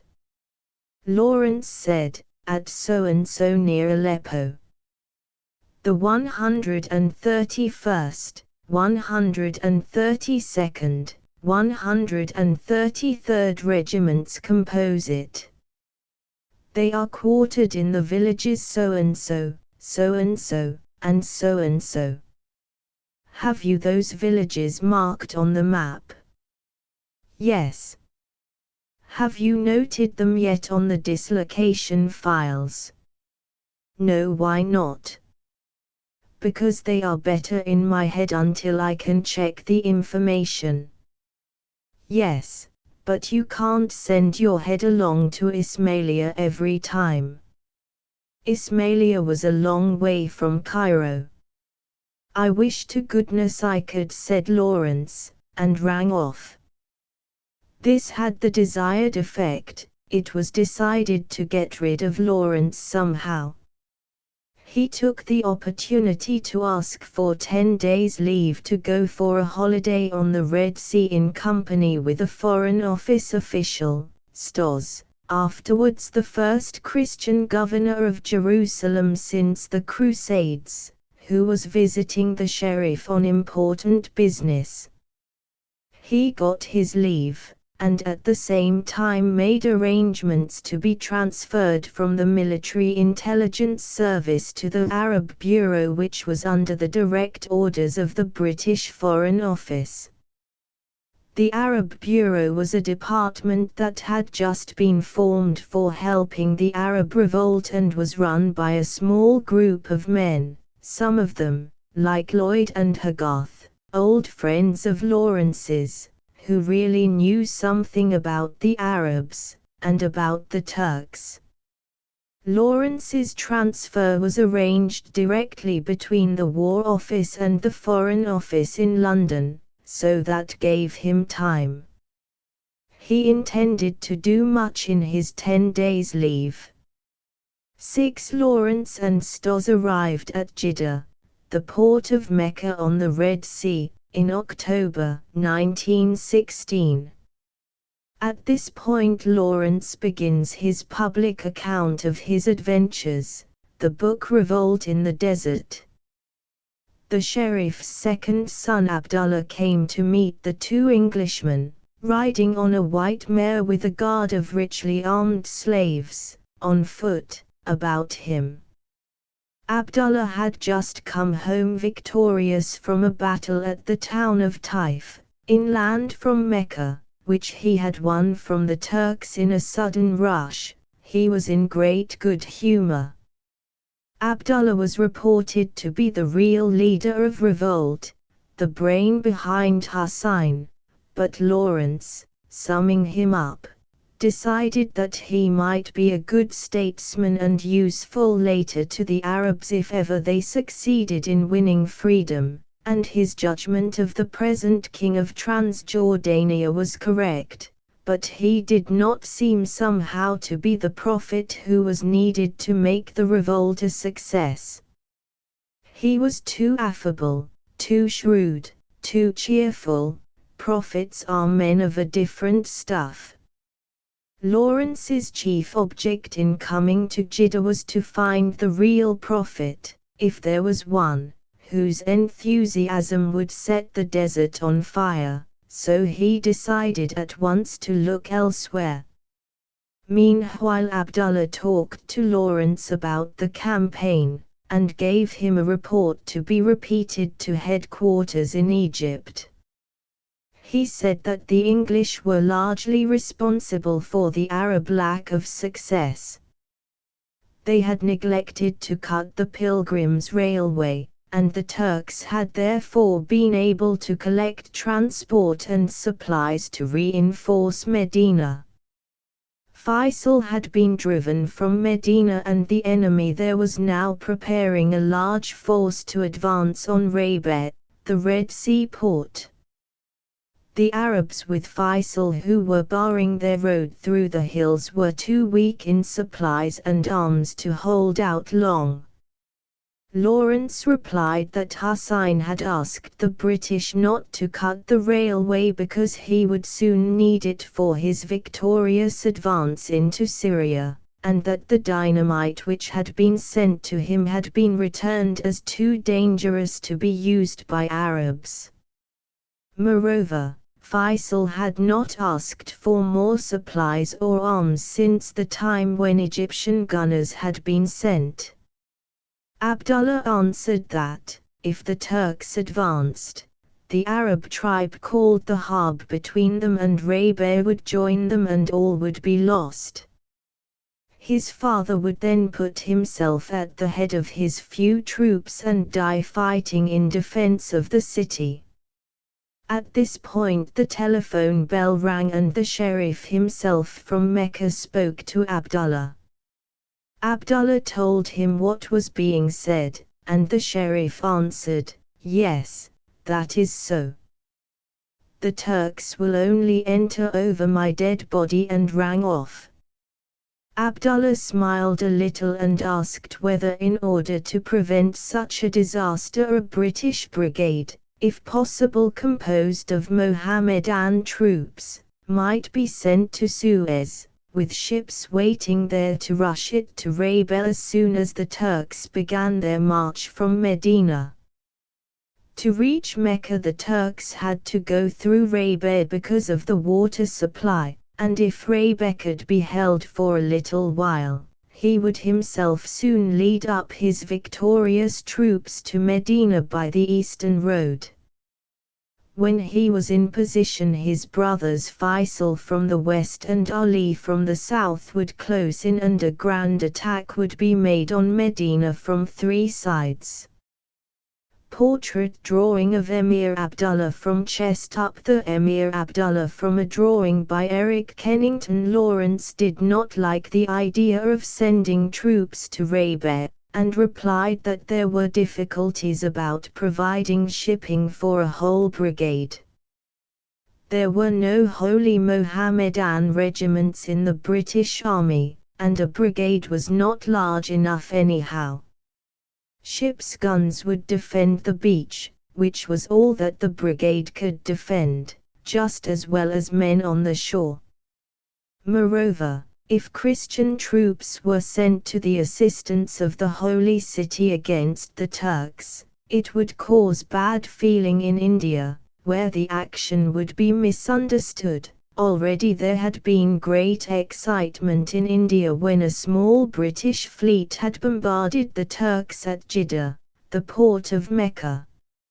Still, he would do his best and tell the British in Egypt what Abdullah's views were. Meanwhile might he go to Rabat, see what the country was like, and also talk with Faisal. He could find out from Faisal whether the hills could be held against the Turks if more help in arms and stores were sent from Egypt. Abdullah consented but had to get permission from his father, which after some difficulty, for Husayn was very suspicious, was given.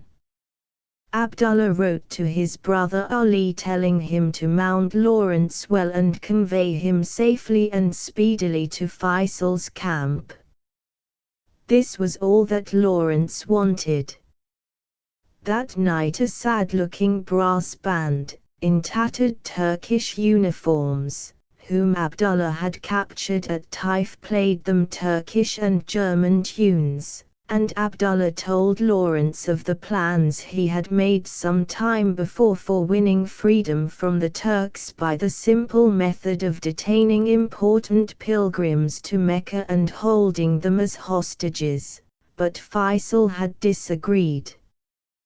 Then Abdullah asked Lawrence how many generations back King George could trace his ancestry. Lawrence replied, 26 generations, to Cedric the Saxon.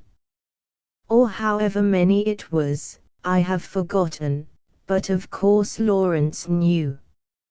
Abdullah proudly remarked that this was not bad, but that he could go 17 better. Clearly Abdullah was not the prophet. Next day Lawrence took boat to Rabel and there gave the letter to Ali.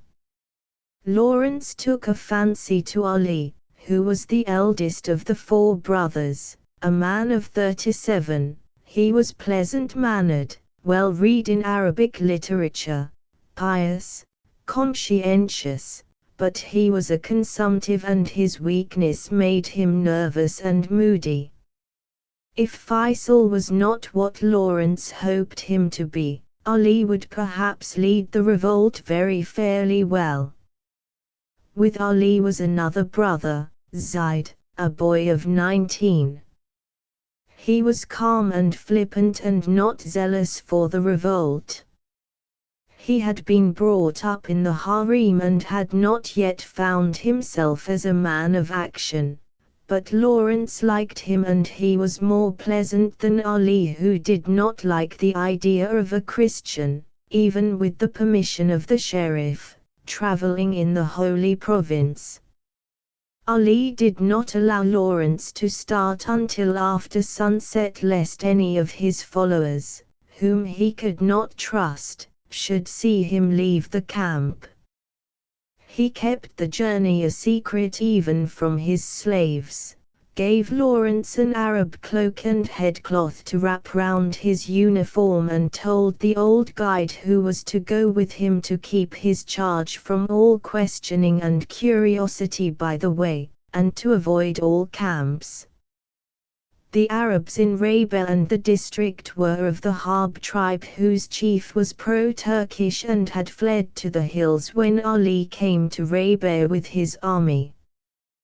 They owed this chief obedience, and if he heard of Lawrence's journey to Faisal, a band of them might be sent to stop him.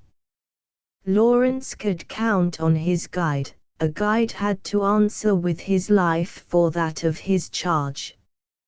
Some years before a Harb tribesman had promised to take the traveler Hubba to Medina by this very road, which was the pilgrim's road between Medina and Mecca, but finding that he was a Christian had killed him.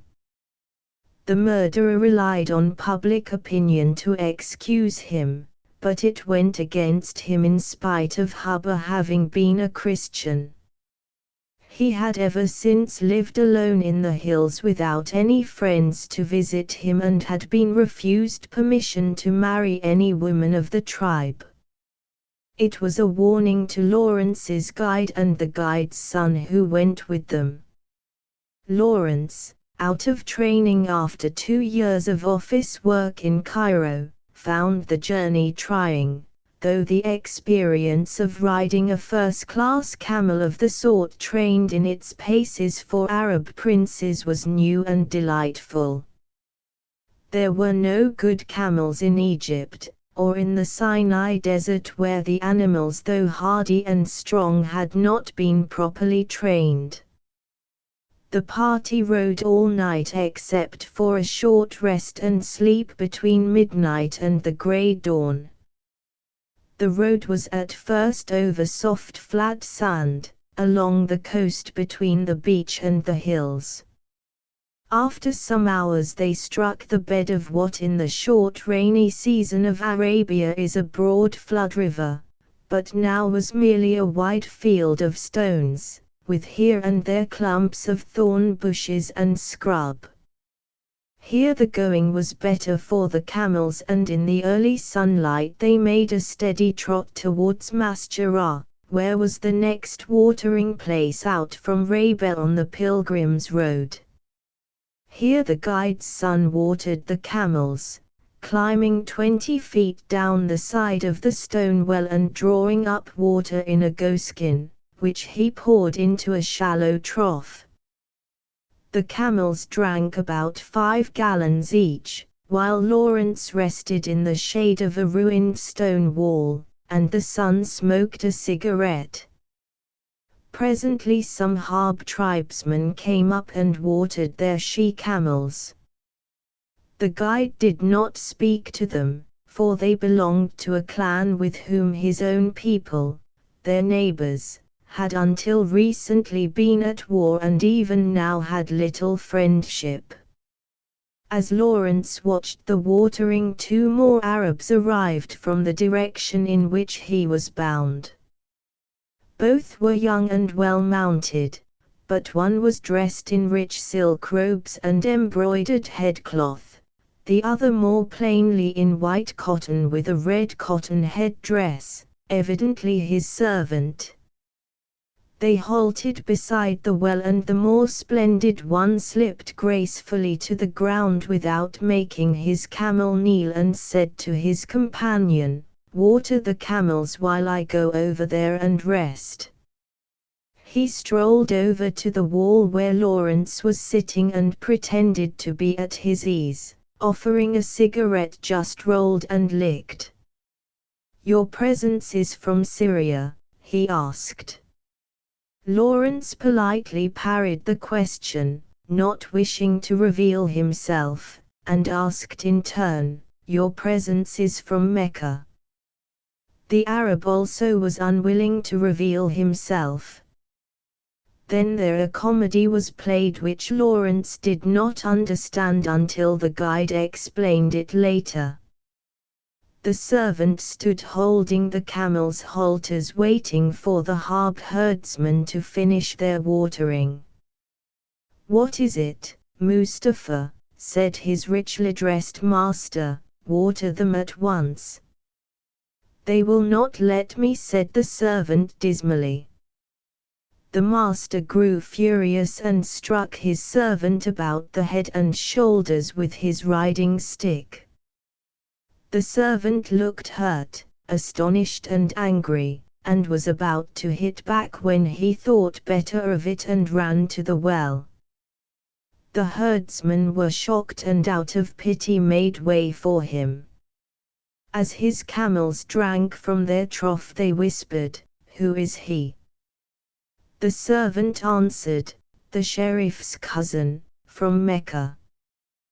The herdsman at once untied bundles of green leaves and buds from the thorn trees and fed the camels of this honorable visitor. He watched them contentedly and called God's blessing on them. Soon he and his servant rode away south along the road to Mecca, while Lawrence and his guides went off in the opposite direction. The old guide began to chuckle and explain the joke. The 2 men were both of noble birth. The one who played the part of master was Ali ibn el-Husayn, a sheriff, the other was his cousin. They were nobles of the Harith tribe and blood enemies of the Harb clan to which these herdsmen belonged. Fearing that they would be delayed or driven off the water if they were recognized, they pretended to be master and servant from Mecca. Ali ibn el-Husayn afterwards became Lawrence's best friend among the Arab fighting men and at one time saved his life. He had already made a name for himself in the fighting at Medina and had been the leader of the Etabar tribesmen in much camel fighting with the Turks. Ali had run away from home at the age of 11 to his uncle, a famous robber chieftain, and lived by his hands for months until his father caught him. The old guide grew enthusiastic in his account of Ali, ending with the local proverb, "The children of Harith are children of battle." The day's ride, which began over shingle, continued over pure white sand. The glare dazzled the eyes, so that Lawrence had to frown hard and pull his headcloth forward as a peak over his eyes and beneath them too. The heat beat up in waves from the ground. After a while the pilgrim's road was left and a short cut was taken inland over a gradually rising ground of rock ridges covered with drift sand. Here grew patches of hard wiry grass and shrubs, on which a few sheep and goats were pasturing. The guide then showed Lawrence a boundary stone and said with some relief that he was now at home in his own tribal ground and might come off his guard. By sunset they reached a hamlet of 20 huts where the guide bought flour and kneaded a dough cake with water, 2 inches thick and 8 across. He cooked it in a brushwood fire that a woman provided for him and, shaking off the ashes, shared it with Lawrence. They had come 60 miles from Rabe since the evening before and still had as far again to go before they reached Faisal's camp. Lawrence was stiff and aching, his skin blistered and his eyes weary. They stopped at the hamlet for 2 hours and rode on in pitch darkness up valleys and down valleys. Underfoot it seemed to be sand, for there was no noise, and the only change came from the heat of the air in the hollows and the comparative coolness of the open places. Lawrence kept on falling asleep in the saddle and being woken up again suddenly and sickeningly as he made a clutch by instinct at the saddle post to recover his balance. Long after midnight they halted, slept for 3 hours and went on again under a moon. The road was among trees along another watercourse with sharp pointed hills on either side, black and white in the moonlight. The air was stifling. Day came as they entered a broader part of the valley with dust spinning round here and there in the dawn wind. On the right lay another hamlet of brown and white houses looking like a doll's village in the shadow of a huge precipice thousands of feet high. From the houses after a while came out a talkative old man on a camel and joined the party. The guide gave him short answers and showed that he was unwelcome, and the old man, to make things easier, burrowed in his saddle pouch and offered the party food. It was yesterday's dough cake moistened with liquid butter and dusted with sugar. One made pellets of it with the fingers and ate it that way. Lawrence accepted little, but the guide and his son ate greedily, so that the old man went short. And this was as it should be, for it was considered effeminate for an Arab to carry so much food on a journey of a mere 100 miles. The old man gave news of Faisal. The day before he had been repulsed in an attack and had had a few men wounded. He gave the names of the men and details of their wounds. They were riding over a firm pebbly ground among acacia and tamarisk trees and their long morning shadows. The valley was like a park, a quarter of a mile broad. It was walled in by precipices, 1,000 feet high, of brown and dark red with pink stains, at the base were long streaks of dark green stone.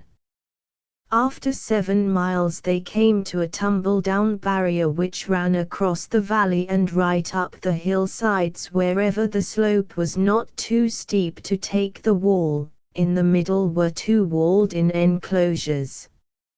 Lawrence asked the old man what the wall meant.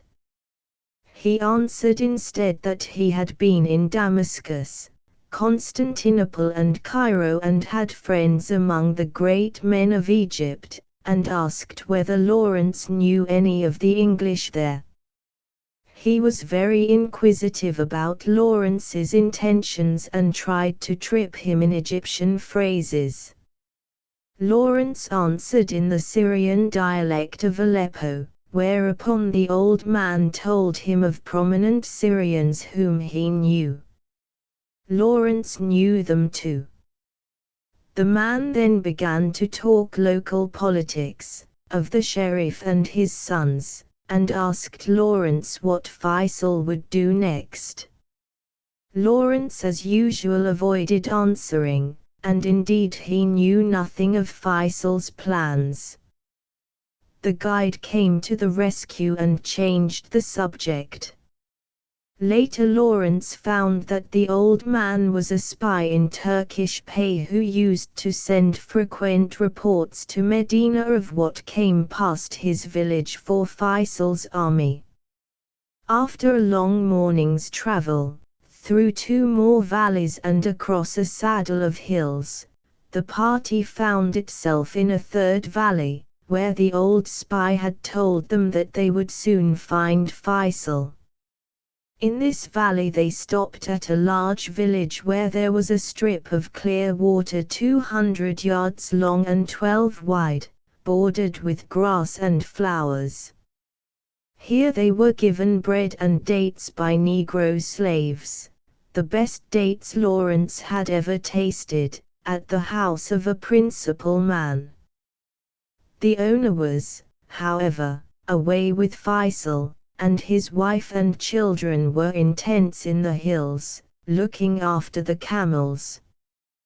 The climate was feverish in these valleys and the Arabs only spent 5 months in the year in their houses. In their absence the Negroes did the work for them. The black men did not mind the climate and prospered with their gardening, growing melons, marrows, cucumber, grapes, tobacco, which gave them pocket money. They married among themselves, built their own houses and were well treated by the Arabs. Indeed, so many of them had been given their freedom that there were 13 purely Negro villages in this valley alone. After their bread and dates, the party went on farther up the valley, which was about 400 yards broad and enclosed by bare red and black rocks with sharp edges and ridges, and soon came upon parties of Faisal's soldiers and grazing herds of camels. The guide exchanged greetings with them and hurried his pace. They pressed towards the hamlet where Faisal was encamped. Here there were about 100 mud houses with luxurious gardens. They were all built upon mounds of earth 20 feet high, which had been carefully piled up, basketful by basketful, in the course of generations. These mounds became islands in the rainy season, with the flood water rushing between them. At the village where they had just been there were scores of similar islands, but hundreds more had been washed away and their occupants drowned in a cloudburst some years before. An 8-foot wall of water had raced down the valley and carried everything before it. The guide led on to the top of one of these mounds where they made their camels kneel by the yard gate of a long low house. A slave with a silver-hilted sword in his hand took Lawrence to an inner court. The account of Lawrence's meeting there with Faisal can best be given in Lawrence's own words. On the farther side of the inner court, framed between the uprights of a black doorway, stood a white figure waiting tensely for me. I felt at first glance that this was the man I had come to Arabia to seek, the leader who would bring the Arab revolt to full glory. Faisal looked very tall and pillar-like, very slender, in his long white silk robes and his brown headcloth bound with a brilliant scarlet and gold cord.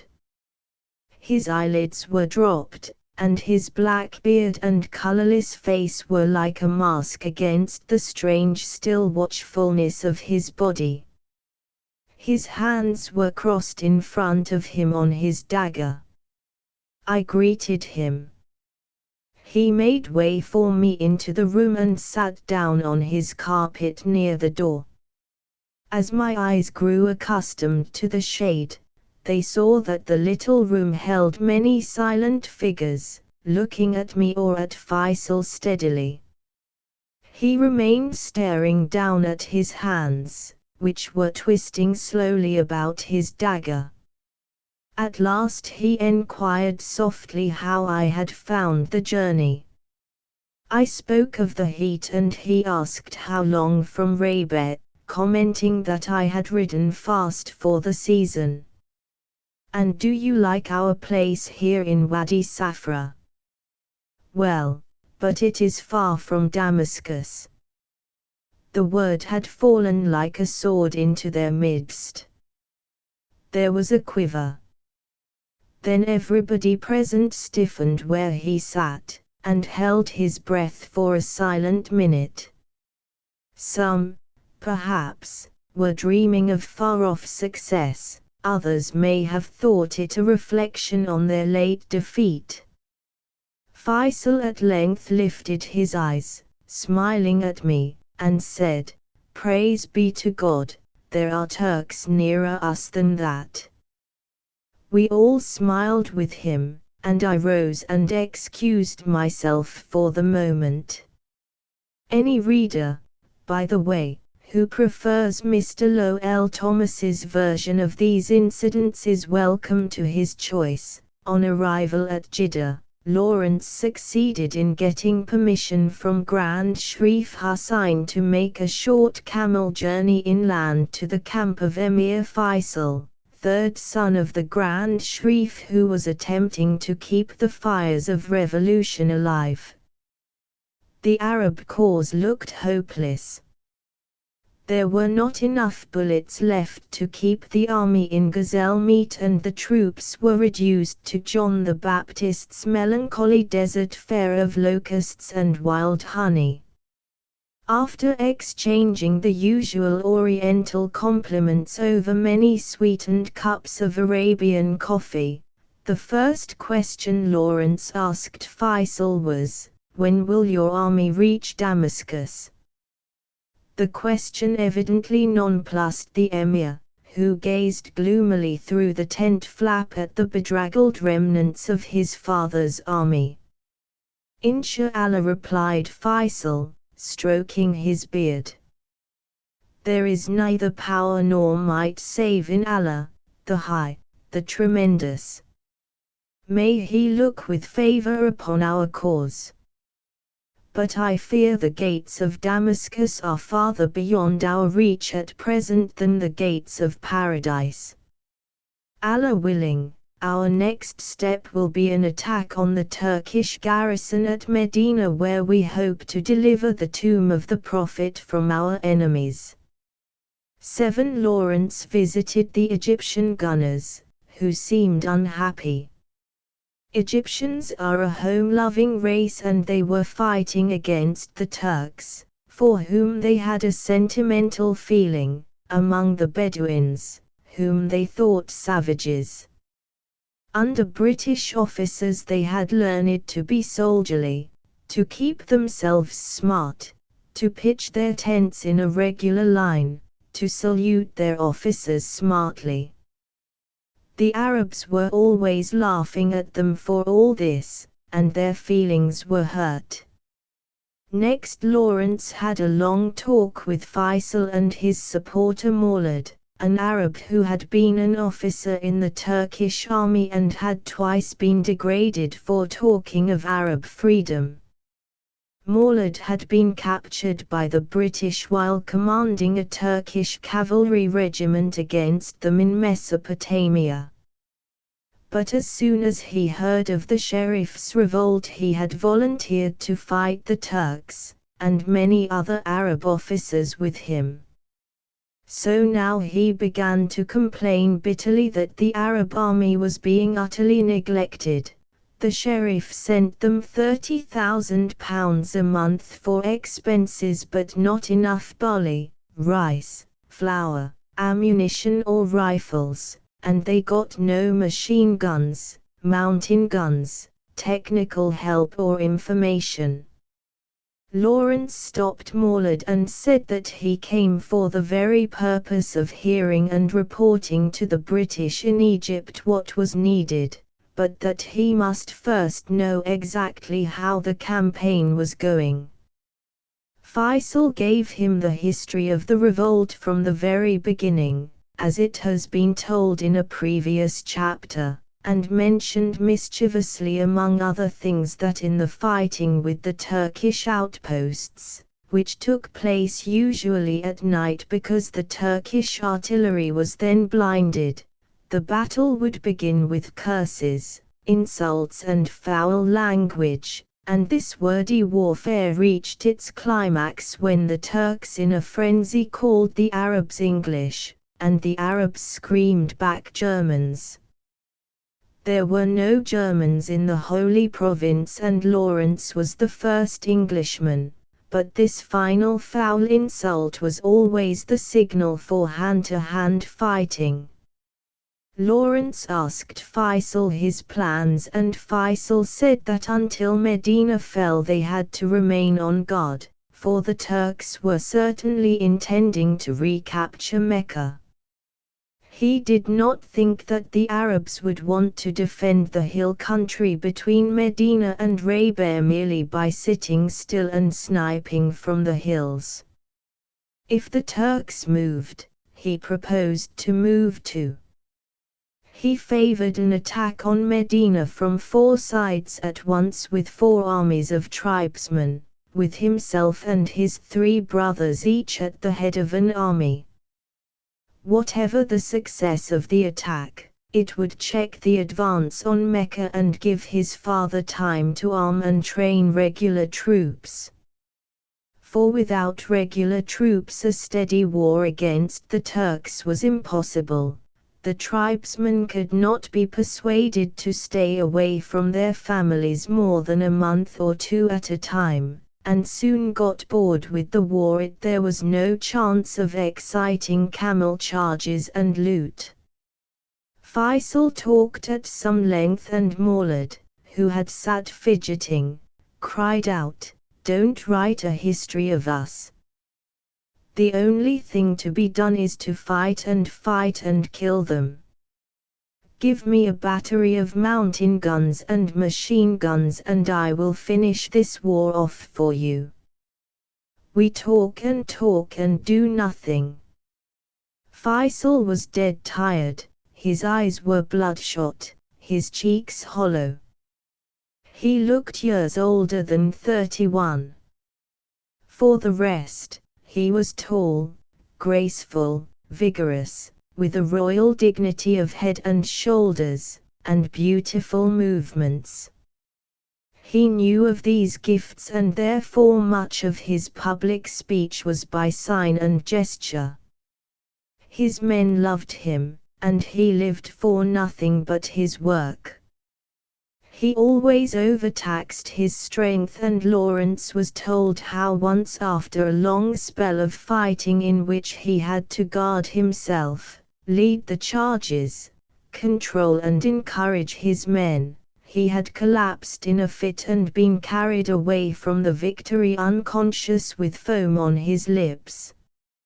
At supper that night there was a mixed company of sheikhs of many desert tribes, Arabs from Mesopotamia, men of the Prophet's family from Mecca, Lawrence, who had not revealed himself except to Faisal and Maulad, spoke as a Syrian Arab and introduced subjects for argument which would excite the company to speak their minds.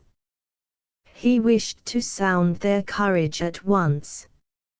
Faisal, smoking continual cigarettes, kept control of the conversation even at its hottest, and without seeming to do so stamped his mind on the speakers. Lawrence spoke with sorrow of the Syrian Arabs whom the Turks had executed for preaching freedom. The sheikhs took him up sharply. The men, they said, had got what they deserved for intriguing with the French and English. They had been prepared, if the Turks were beaten, to accept the English or French in their place.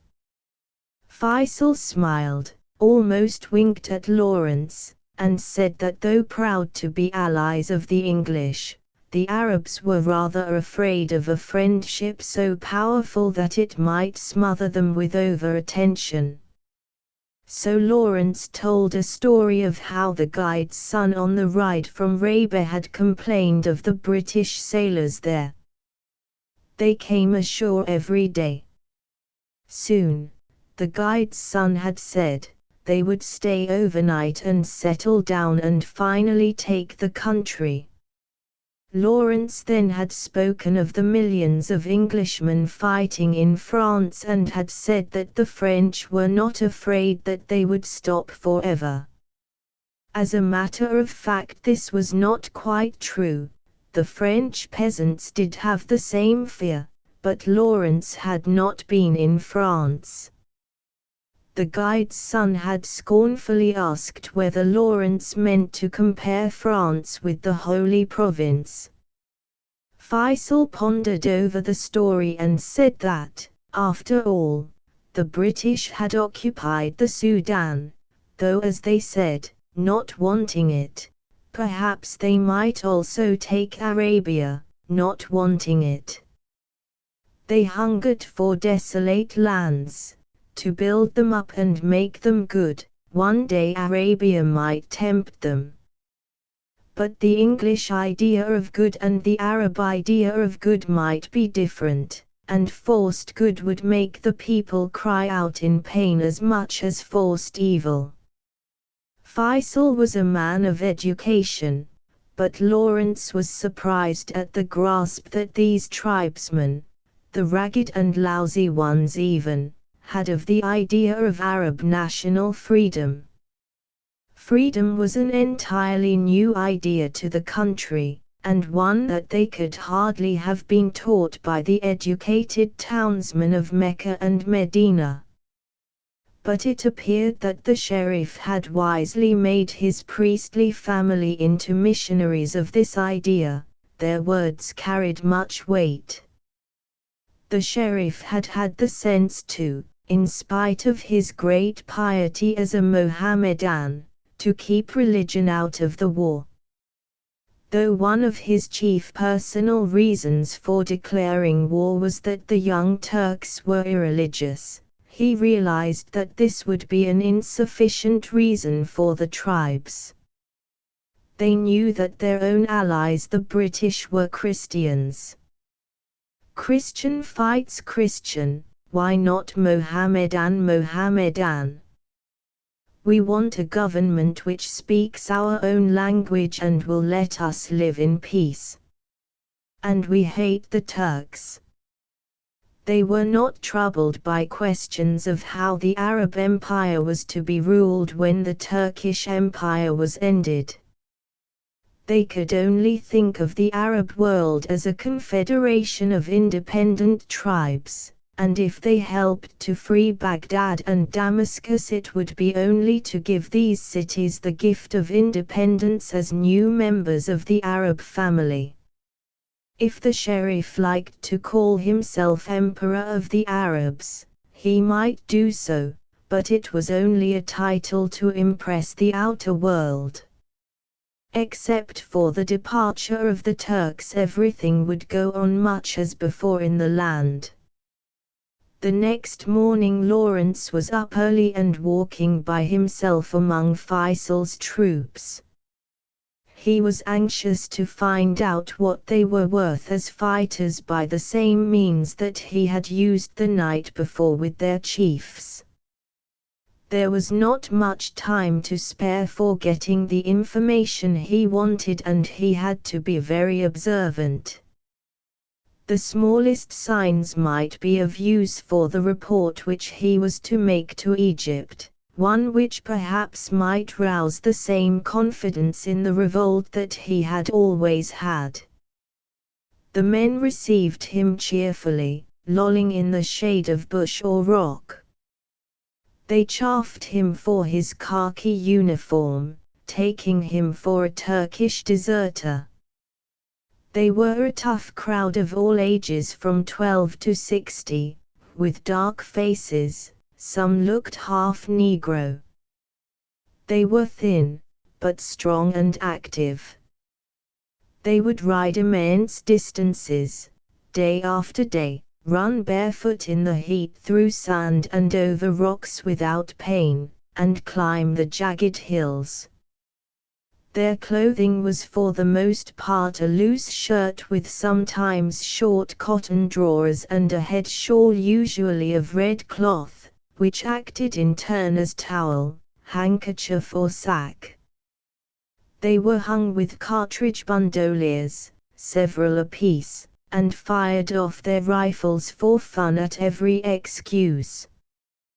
They were in great spirits and would have liked the war to last another 10 years.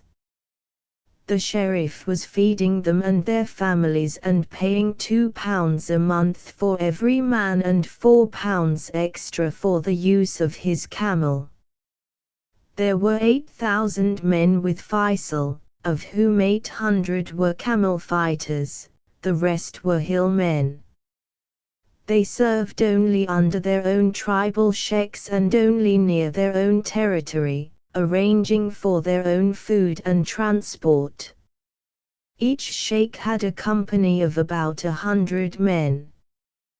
When larger forces were used, they were commanded by a sheriff, that is, a member of the Prophet's family, whose dignity raised him above tribal jealousies. Blood feuds between clans were supposed to be healed by the fact of the national war and were at least suspended. The Bili, Juhina, Etabar and other tribes were serving together in friendship for the first time in the history of Arabia.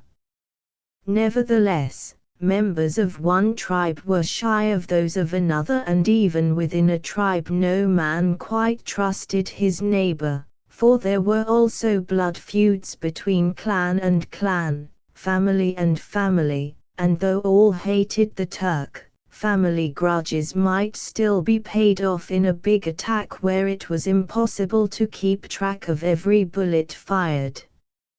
Lawrence decided that in spite of what Faisal had said, the tribesmen were good for irregular fighting and defense only. They loved loot and would tear up railways, plunder caravans and capture camels, but they were too independent to fight a pitched battle under a single command. A man who can fight well by himself is usually a bad soldier in the army sense, and it seemed absurd to try to drill these wild heroes. But if they were given Lewis guns, light machine guns looking like overgrown rifles, to handle themselves, they might be able to hold the hills while a regular army was built up at Rabet. This regular army was already being formed under command of another Arab deserter from the Turkish army, somewhat of a martinet, called Aziz el-Masri. In the British prisoners of war camps in Egypt and Mesopotamia were hundreds of Syrians and Mesopotamians who would volunteer against the Turks if called upon. Being mostly townsmen and therefore not so independent, they were the right material for Aziz to train. While the desert fighters harassed the Turks by raids and sudden alarms, this regular force could be used to do the regular fighting. As for the immediate danger, the advance through the hills, Lawrence had seen what the hills were like. The only passes were valleys full of twists and turns, sometimes 400, sometimes only 20 yards across, between precipices, and the Arabs were fine snipers. 200 good men could hold up an army. Without Arab treachery the Turks could not break through, and even with treachery it would be dangerous. They could never be sure that the Arabs might not rise behind them, and if they had to guard all the passes behind them they would have few men left when they reached the coast. The only trouble was that the Arabs were still terrified of artillery. The fear might pass in time, but at present the sound of a shell exploding sent the Arabs 4 miles round scuttling to shelter. They were not afraid of bullets or, indeed, of death, but the manner of death by shell fire was too much for their imagination. It was necessary then to get guns, useful or useless, but noisy, on the Arab side. From Faisal down to the youngest boy in the army the talk was all of artillery, artillery, artillery. When Lawrence told Faisal's men that howitzers were being landed at Rabat that could fire a shell as thick as a man's thigh, there was great rejoicing. The guns, of course, would be no military use, on the contrary. As fighters the Arabs were most useful in scattered irregular warfare. If they were sent guns they would crowd together for protection, and as a mob they could always be beaten by even a small force of Turks. Only, if they were given no guns, it was clear that they would go home, and this would end the revolt. Artillery, then, was the only problem. The revolt itself was a real thing, the deep enthusiasm of a whole province. 8 later Lawrence saw Faisal again and promised to do what he could. Stores and supplies for his exclusive use would be landed at Yenbo, 120 miles north of Rabat, and about 70 miles from where he now was at Hamra. He would arrange, if he could, for more volunteers from the prisoners' camps. Gun crews and machine gun crews would be formed from such volunteers, and they would be given whatever mountain guns or light machine guns could be spared in Egypt. Lastly, he would ask for British Army officers, a few good men with technical knowledge, to be sent to him as advisors and to keep touch for him with Egypt. Faisal thanked Lawrence warmly and asked him to return soon. Lawrence replied that his duties in Cairo prevented him from actual fighting, but perhaps his chiefs would let him pay a visit later when Faisal's present needs were satisfied and things were going better. Meanwhile he wished to go to Yenbo and so on to Egypt as quickly as possible. Faisal gave him an escort of 14 noblemen of the Juhayna tribe and in the evening he rode off. The same desolate country as before, but more broken, with shallow valleys and lava hills and finally a great stretch of sand dunes to the distant sea. To the right, 20 miles away, was the great mountain Jebel Rudwa, one of the grandest in the country, rising sheer from the plain. Lawrence had seen it from 100 miles away from the well where Ali ibn al-Husayn and his cousin had watered. At Yenbo, Lawrence stayed at the house of Faisal's agent, and while waiting for the ship which was to take him off, wrote out his report. After 4 days the ship appeared. The commander was Captain Boyle, who had helped in the taking of Jeddah. Captain Boyle did not like Lawrence at first sight, because he was wearing a native headcloth which he thought unsoldierlike. However, he took him to Jeddah, where he met Sir Roslin Wemyss, the British admiral in command of the Red Sea Fleet, who was just about to cross over to the Sudan. The navy under Sir Roslin had been of the greatest assistance to the sheriff, giving him guns, machine guns, landing parties and every other sort of help, whereas the British Army in Egypt was doing nothing for the revolt. Practically no military help came except from the native Egyptian army, the only troops at the disposal of the British High Commissioner. Lawrence crossed over with the admiral and at Port Sudan met 2 English officers of the Egyptian army on their way to command the Egyptian troops which were with the sheriff, and to help train the regular forces now being formed at Rabat. Of one of these, Joyce, we shall hear again. The other, Davenport, also did much for the Arab army but, working in the southern theatre of revolt, was not with Lawrence in his northern campaign. In the Sudan, at Khartoum, Lawrence met the commander-in-chief of the Egyptian army who a few days later was made the new High Commissioner in Egypt.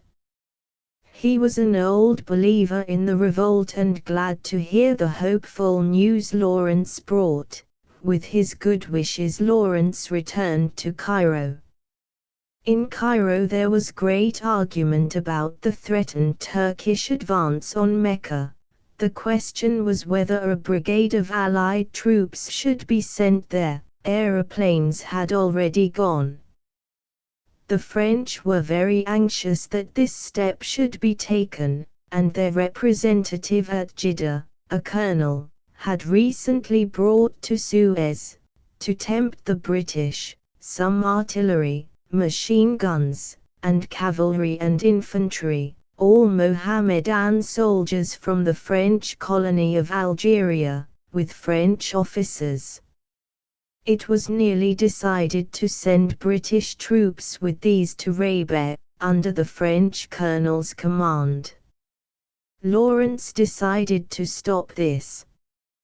He wrote a strong report to headquarters saying that the Arab tribes could defend the hills between Medina and Rabat quite well by themselves if given guns and advice, but they would certainly scatter to their tents if they heard of a landing of foreigners. Moreover, on his way up from Rabat he had learned that the road through Rabat, though the most used, was not the only approach to Mecca. The Turks could take a short cut by using wells of which no mention had been made in any report, and avoid Rabat altogether, so a brigade landed there would be useless anyhow. Lawrence accused the French colonel of having motives of his own, not military ones, for wishing to land troops, and of intriguing against the sheriff and against the English. He gave evidence in support of these charges. The commander-in-chief of the British Army was only too glad of Lawrence's report as he still had no wish to help the sideshow. He sent for Lawrence. But first the Chief of Staff took Lawrence aside, talked amicably and patronizingly to him about general subjects and how jolly it was to have been at Oxford as an undergrad. He apparently thought that Lawrence was a youngster who had left for the war in his first year at college, and begged him not to frighten or encourage the commander-in-chief into sending troops to Rabat, because there were no men to spare on side shows. Lawrence agreed on condition that the Chief of Staff would see that at least extra stores and arms and a few capable officers were sent. The bargain was struck and kept. The brigade was never sent. Lawrence was much amused at the change in the attitude of the staff towards him. He was no longer a conceited young puppy, but a very valuable officer, of great intelligence, with a pungent style of writing. All because, for a wonder, his view of the revolt was agreeable to them. It is recorded that the commander-in-chief was asked, after Lawrence's interview with him, what he thought of Lawrence. He merely replied, "I was disappointed. He did not come in dancing pumps." The friendly head of the Arab Bureau, to which Lawrence was now transferred, told him that his place was with Faisal as his military advisor. Lawrence protested that he was not a real soldier, that he hated responsibility, and that regular officers were shortly being sent from London to direct the war properly. But his protest was overruled. The regular officers might not arrive for months, and meanwhile some responsible Englishman had to be with Faisal. So he went and left his map-making, his Arab bulletin, a secret record of the progress of the revolutionary movements, and his reports about the whereabouts of the different Turkish divisions, to other hands, to play a part for which he felt no inclination. In December he went by ship to Yenbo, which on his advice had been made the special base for landing supplies for Faisal's army.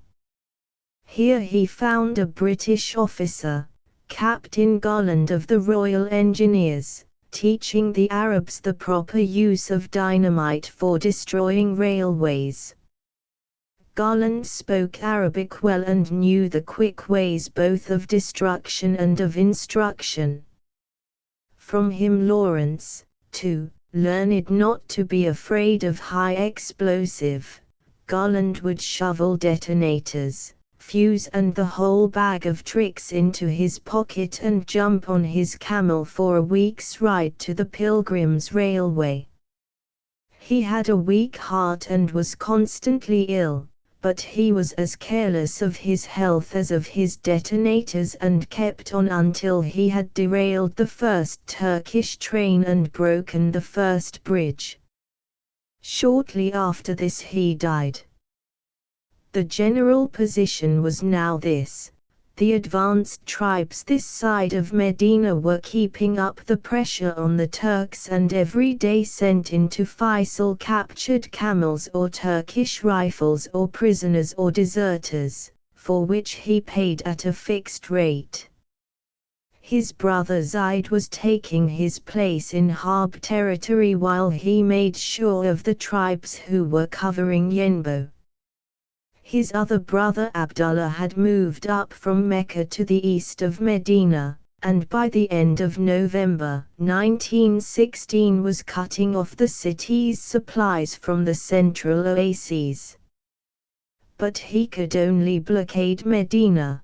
He could not make the joint attack with Faisal and Ali and Zaid because he had with him only 3 machine guns and 10 almost useless mountain guns captured from the Turks at Taif and Mecca.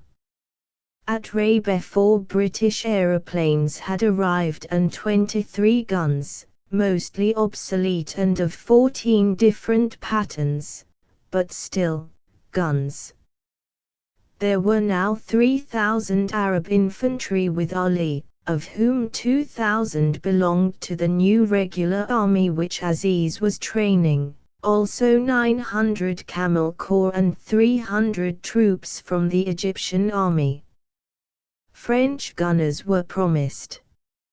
At Yenbo, Faisal was also having his peasants, slaves and paupers organized into regular battalions in imitation of Aziz's model.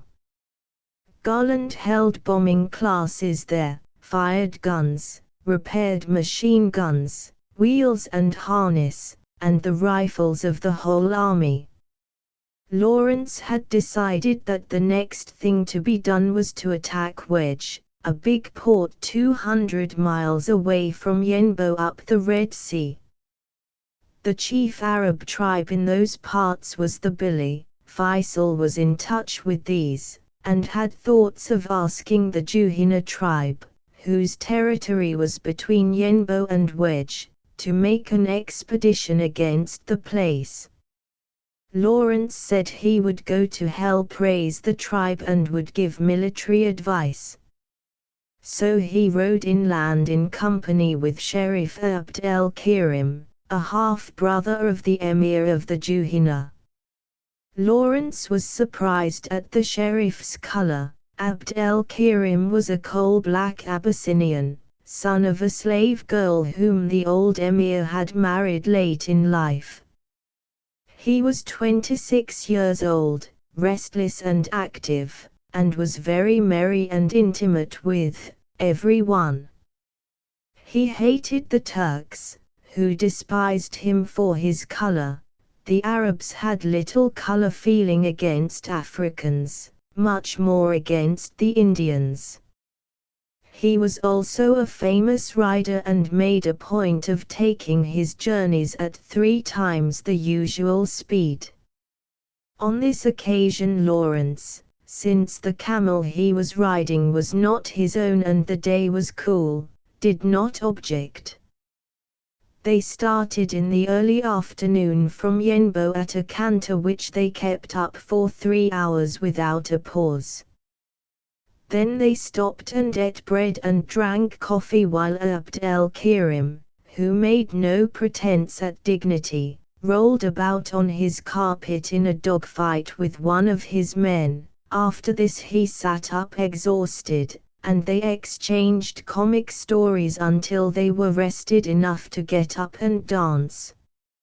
At sunset they remounted and an hour's mad race in the dusk brought them to the end of the flat country and a low range of hills.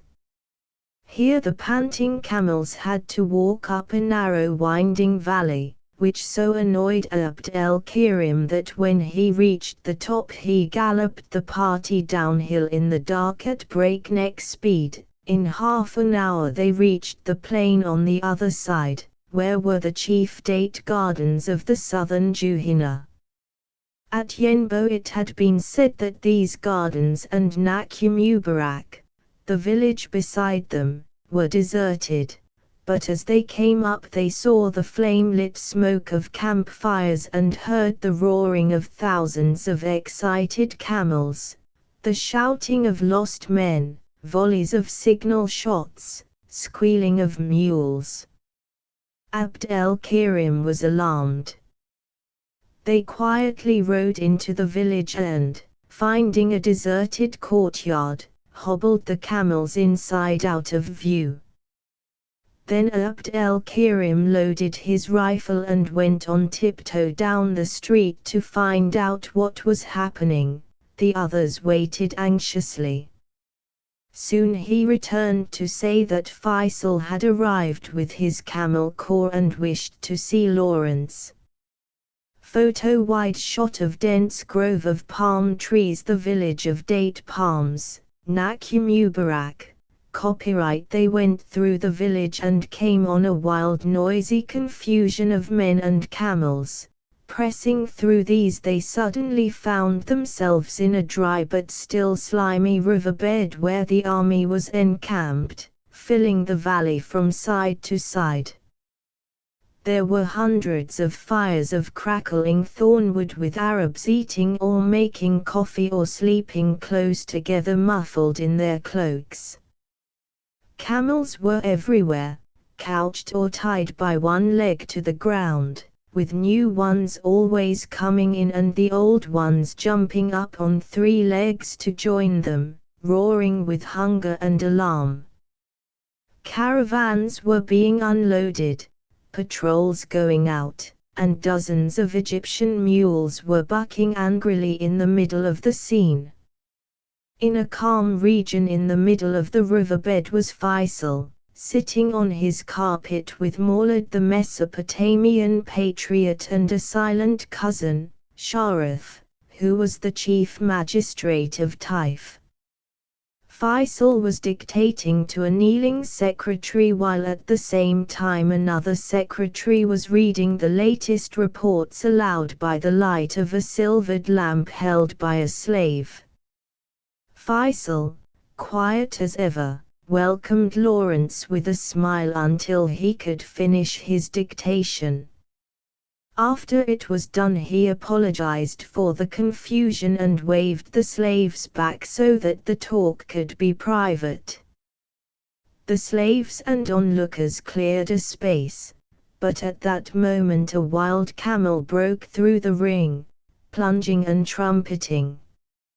Maulad dashed at its head to drag it away, but it dragged him instead, and its load coming untied, an avalanche of camel fodder came pouring over the lamp, Lawrence and Faisal's cousin. Faisal said gravely, "God be praised that it was neither butter nor bags of gold." Then he explained what had happened in the last 24 hours.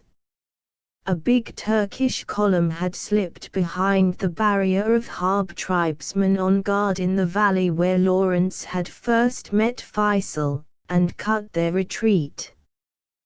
The tribesmen farther down the valley panicked. Instead of holding up the Turks by sniping from the hills, they ran away in twos and threes to save their families before it was too late. Turkish mounted men rushed down the valley to Zaid's headquarters, and nearly caught Zaid asleep in his tent. However, he got warning in time and managed to hold up the attack while most of his tents and baggage were packed on camels and driven away. Then he escaped himself. His army became a loose mob.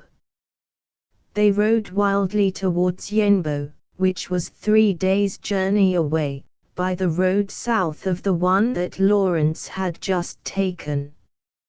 Faisal, hearing the news, had rushed down here to protect the main road to Yenbo, which now lay open. He had only arrived an hour before Lawrence. He had 5,000 men with him and the Egyptian gunners. The Turks perhaps had 3,000 or 4,000. But his spy system was breaking down. The Harb tribesmen were bringing in wild and contradictory reports, and he had no idea whether the Turks would attack Yenbo, or leave it alone and attack Rabeh, 120 miles down the coast, and so go on to Mecca. The best that could happen would be if they heard of Faisal's presence here and wasted time trying to catch his main army, which was what the military textbooks would have advised, while Yenbo had time to put up proper defenses. Meanwhile he sat here on his carpet and did all he could. He listened to the news, and settled all the petitions, complaints and difficulties that came up before him. This went on until 4:30 in the morning, when it grew very cold in the damp valley and a mist rose, soaking everyone's clothes. The camp gradually settled down for the night. Faisal finished his most urgent work, and the party, after eating a few dates, curled up on the wet carpet and went to sleep. Lawrence, shivering, saw Faisal's guards creep up and spread their cloaks gently over Faisal when they were sure that he was asleep. Awake, he would have refused such luxury. An hour later the party rose stiffly and the slaves lit a fire of the ribs of palm leaves to warm them. Messengers were still coming in from all sides with rumors of an immediate attack, and the camp was not far off panic. So Faisal decided to move, partly because if it rained in the hills they would be flooded out, partly to work off the general restlessness. His drums beat, the camels were loaded hurriedly. At the second drum, everyone leapt into the saddle and drew off to right or left, leaving a broad lane down which Faisal rode on his mare. His cousin followed a pace behind him. Then came a wild-looking standard-bearer with a face like a hawk and long plaits of black hair falling on either side of his face. He was dressed in bright colors and rode a tall camel. Behind was a bodyguard of 800 men. Faisal chose a good camping ground not far off, to the north of the village of the date palms. The next 2 days Lawrence spent with Faisal and got a close view of his methods of dealing with a badly shaken army. He restored their lost spirits by his never-failing calm courage and listened to every man who came with petitions. He did not cut them short even when they put their troubles into verse and sang songs of many stanzas at his tent door. This extreme patience taught Lawrence much. Faisal's self-control seemed equally great. One of Zaid's principal men came in to explain the shameful story of their flight. Faisal just laughed at him in public and sent him aside to wait while he saw the sheikhs of the Harb and of the Ageil, whose carelessness in letting the Turks get by in the first place had brought about the disaster. He did not reproach them, but chaffed them gently about the fine show they had put up and the fine losses that they had suffered. Then he called back Zaid's messenger and lowered the tent flap to show that this was private business. Lawrence, remembering that Faisal's name meant the sword flashing down at the stroke, was afraid that an angry scene would follow. But Faisal merely made room for the messenger on the carpet and said, "Come and give us more of your Arabian Nights entertainment, amuse us." The man, falling into the spirit of the joke, began to describe young Zaid in flight, the terror of a certain famous brigand with him, and, greatest disgrace of all, how the venerable father of Ali ibn al-Husayn had lost his coffee pots, one of the children of Harith too. At Faisal's camp the routine was simple. Just before dawn a man with a harsh, powerful voice who was prayer leader for the whole army would climb to the top of the little hill above the sleeping army and utter a tremendous call to prayers, which went echoing down the valley. As soon as he ended, Faisal's own prayer leader called gently and sweetly from just outside the tent. In a minute, Faisal's 5 slaves, who were actually freedmen, but preferred to go on serving, brought cups of sweetened coffee. An hour or so later, the flap of Faisal's sleeping tent would be raised, his invitation to private callers. 4 or 5 would be present, and after the morning's news came a tray of breakfast. Breakfast was mainly dates. Sometimes Faisal's Circassian grandmother would send up a batch of her famous spiced cakes from Mecca. Sometimes a slave would cook biscuits. After breakfast little cups of syrupy green tea and bitter coffee went round while Faisal dictated the morning's letters to his secretary. Faisal's sleeping tent was an ordinary bell tent furnished merely with a camp bed, cigarettes, 2 rugs and a prayer carpet. At about 8 o'clock Faisal would buckle on his ceremonial dagger and walk across to the big reception tent, which was open at one side. He sat at the end of this, his principal men spreading out to left and right with their backs against the sides of the tent. The slaves regulated the crowd of men who came with petitions or complaints. If possible, business was over by noon.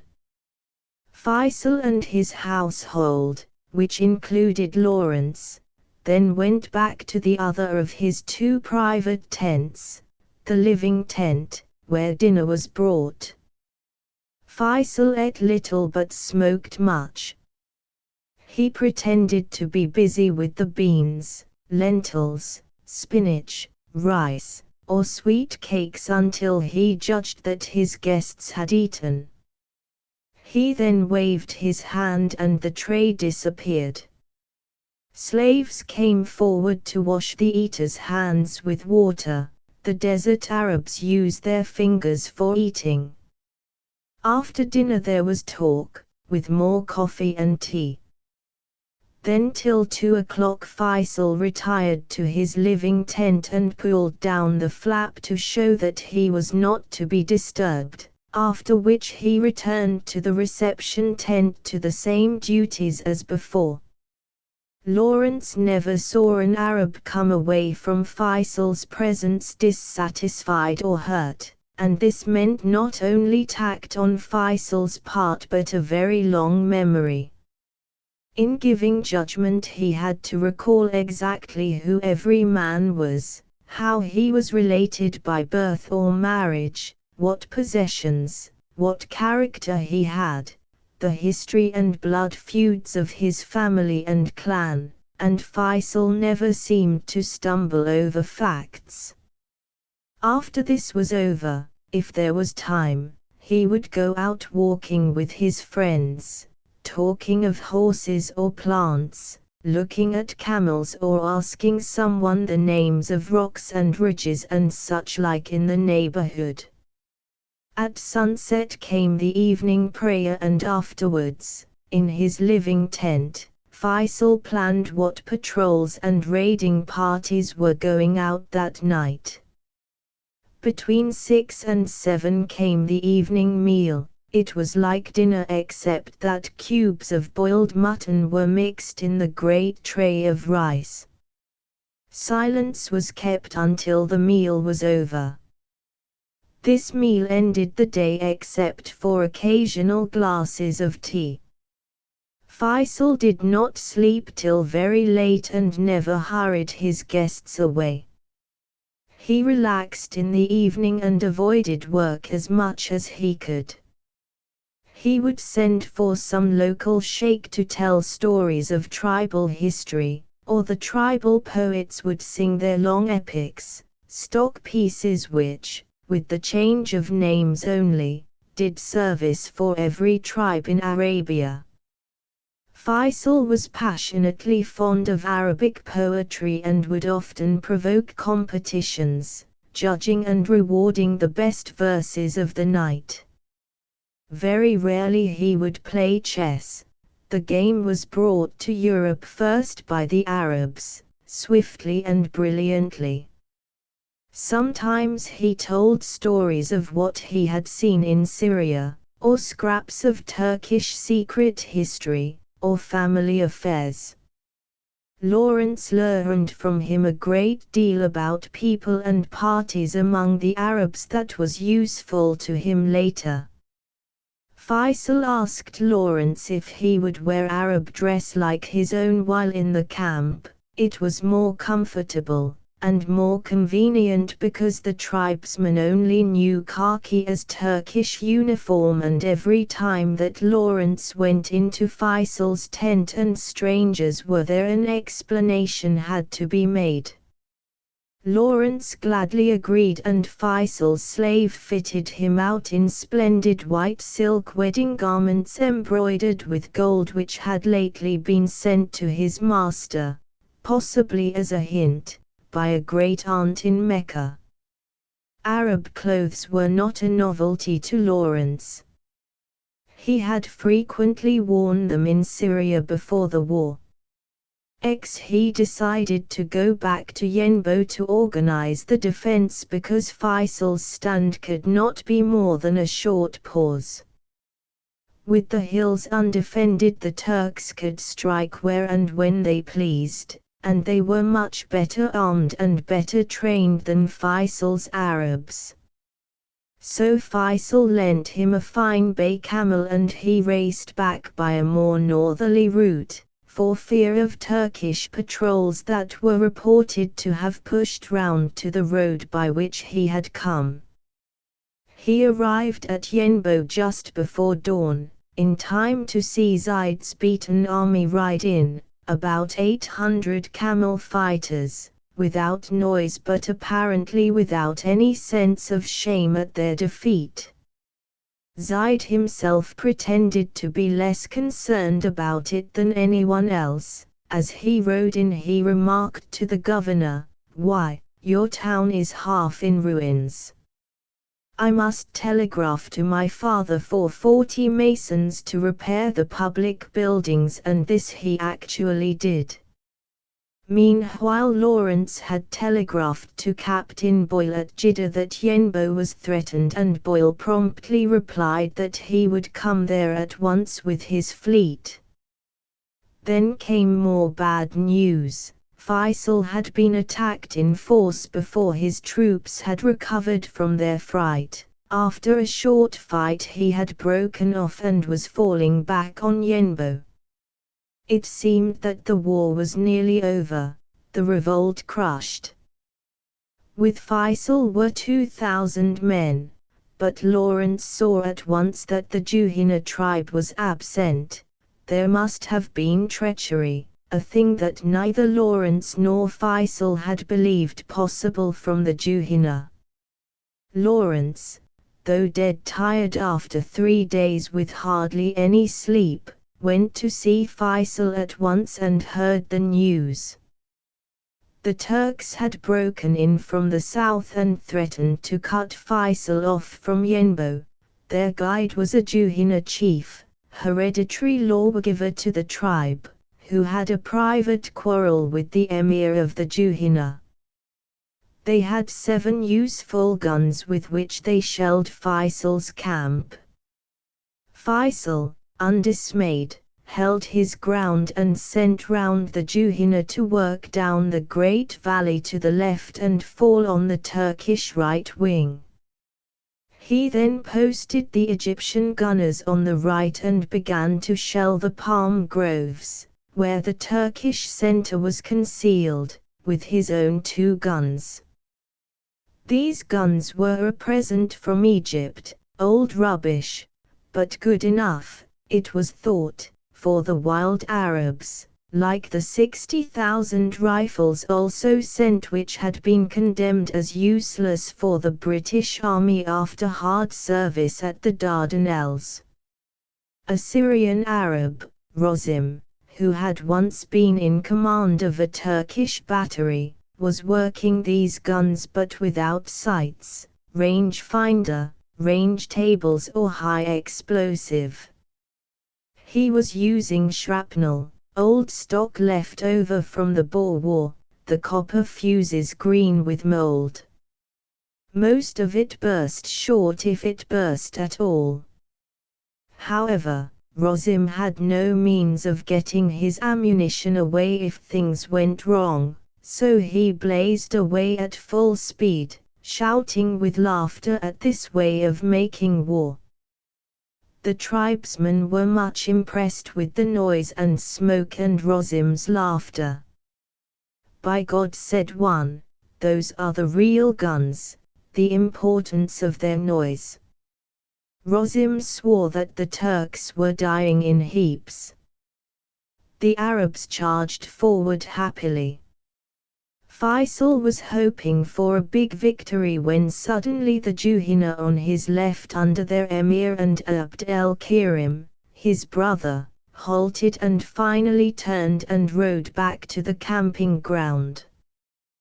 The battle was lost, he called to Rosim to save the guns at least, and Rosim yoked up his teams and trotted off to the right towards Yenbo. After him streamed the center and right, Faisal and his bodyguard bringing up the rear and leaving the cowardly or treacherous Juhina to look after themselves. As the tale was still being told, and Lawrence was joining in the general curse against the emir of the Juhina and Abd el-Kirim, there was a stir at the door, and who should come running in but Abd el-Kirim himself. He kissed Faisal's head rope in greeting and sat down. Faisal stared and gasped and said, "How?" Abd el-Kirim answered that the Juhina had been dismayed at Faisal's sudden flight. He and his brother had been left to fight the Turks for the whole night alone, without artillery, and the gallant tribesmen had resisted until they were forced out of the date palms by weight of numbers. Half the tribe were just coming along with his brother, the other half had gone inland, for water. "But why did you retreat to the camping ground behind us during the battle?" asked Faisal. "Only to make ourselves a cup of coffee. We had fought all day and it was dusk, we were very tired and thirsty." Faisal and Lawrence lay back and laughed, and then went to see what could be done to save Yenbo. The first thing was to send the Juhina back to join their fellows and keep up a constant pressure on the Turkish communications with raids and sniping. The Turks would have to leave so many men behind, strung out in small garrisons, to guard their supplies, that by the time they reached Yenbo the defenders would be stronger than themselves. Yenbo was easy to defend by day at least. The town was on the top of a flat coral reef 20 feet above the sea, surrounded on two sides by water, and on the other two by a flat stretch of sand without any cover for the attackers. Guns were being landed from Boyle's ships, of which he had brought 5, and the Arabs were delighted with their size and number, and were much impressed by the fleet. All day long the whole army worked hard under Garland's direction at the task of fortification, using the old town wall as a rampart for the Arabs to defend under the protection of the naval guns.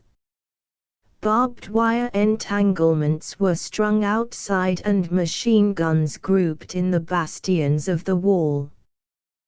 There was great excitement and confidence, and nearly everyone sat up all night. Lawrence himself was sound asleep on one of the ships.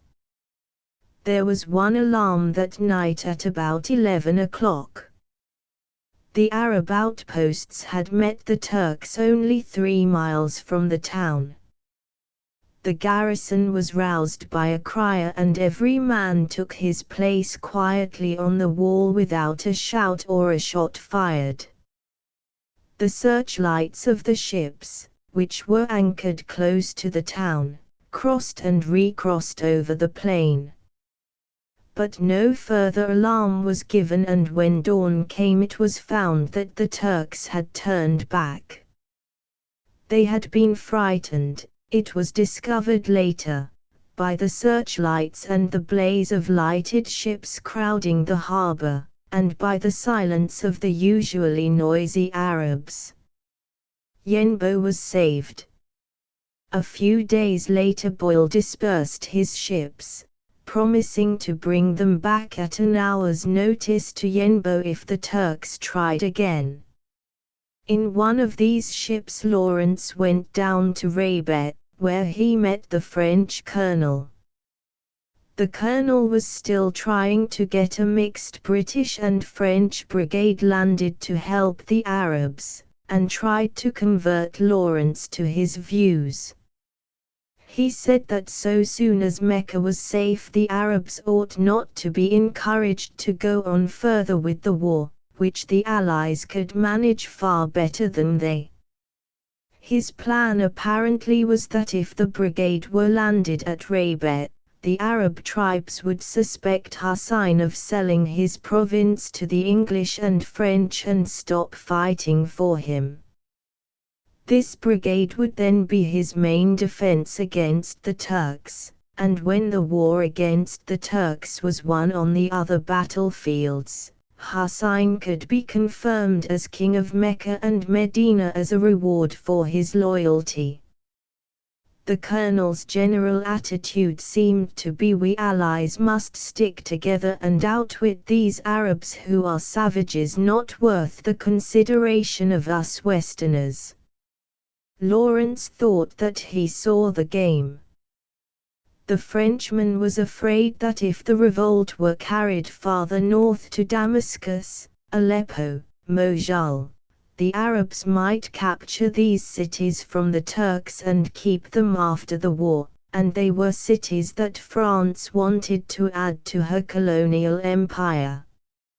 Moreover, in the Sykes-Picot Treaty, made between France, England and Russia in 1916 for dividing up the Turkish Empire after the war, the French had actually agreed that independent Arab governments, though in the French sphere of influence, should be established in these cities if they were freed by the Arabs themselves, an event that none of the signatories thought possible at the time. It was a matter of form, merely, to suggest it.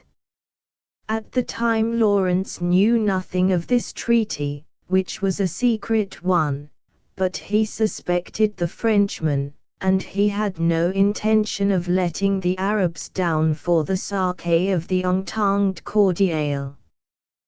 The colonel, hearing of Lawrence's and Faisal's intention to continue with the plan of attacking Wedge that had been interrupted by the Turkish advance, did his best to discourage it. On his honor as a staff officer, and he had a very distinguished record, he said that it was suicide to make such a move, and gave many reasons. Lawrence brushed him aside. He believed that the Arabs had a chance now of a wide and lasting success, and Wedge was the first step.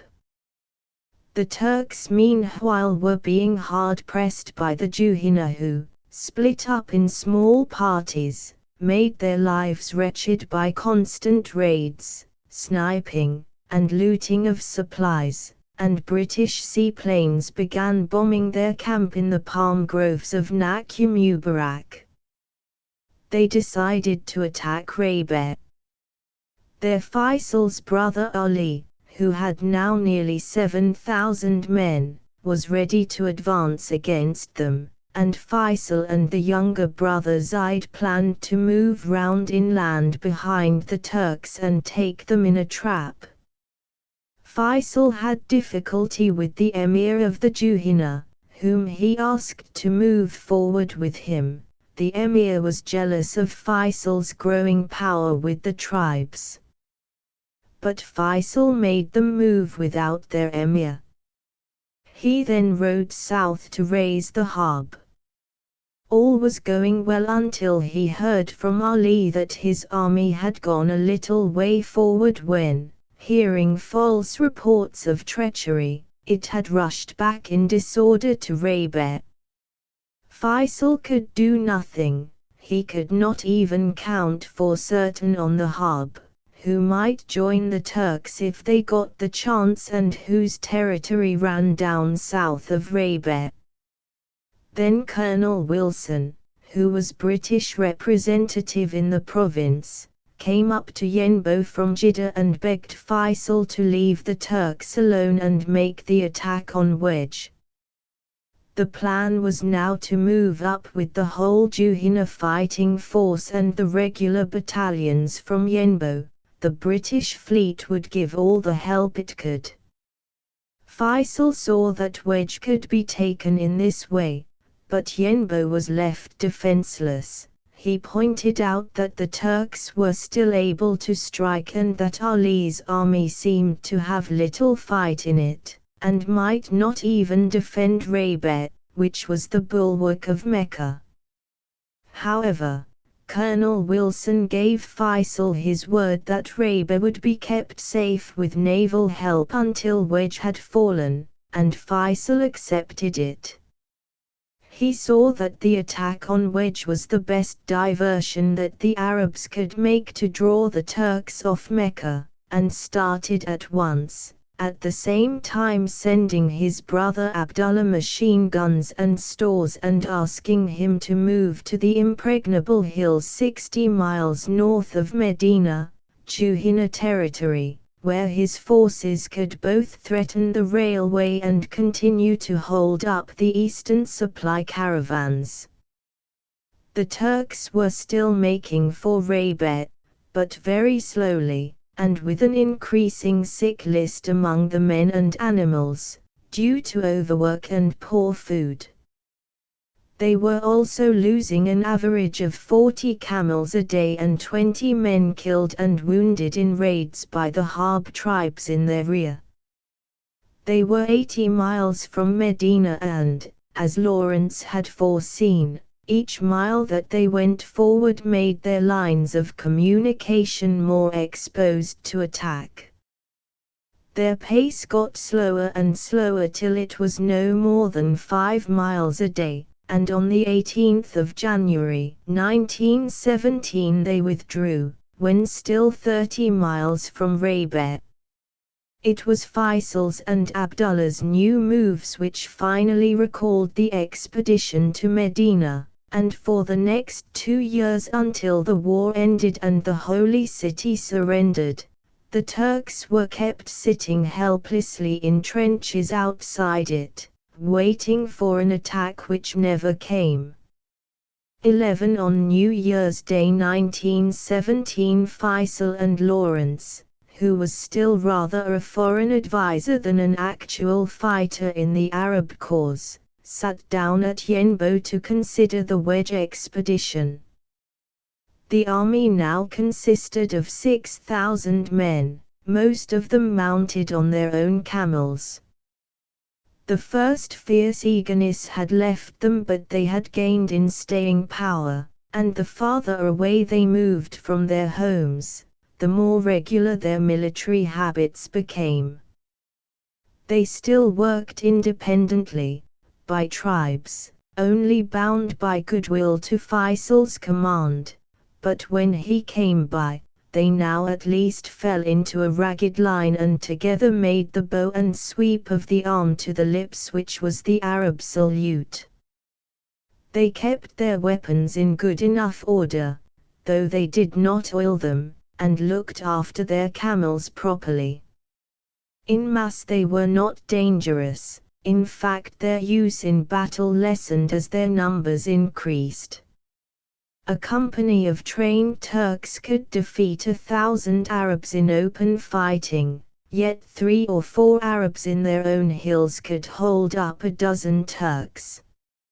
After the Battle of the Date Palms it was decided not to mix Egyptian troops with Arabs.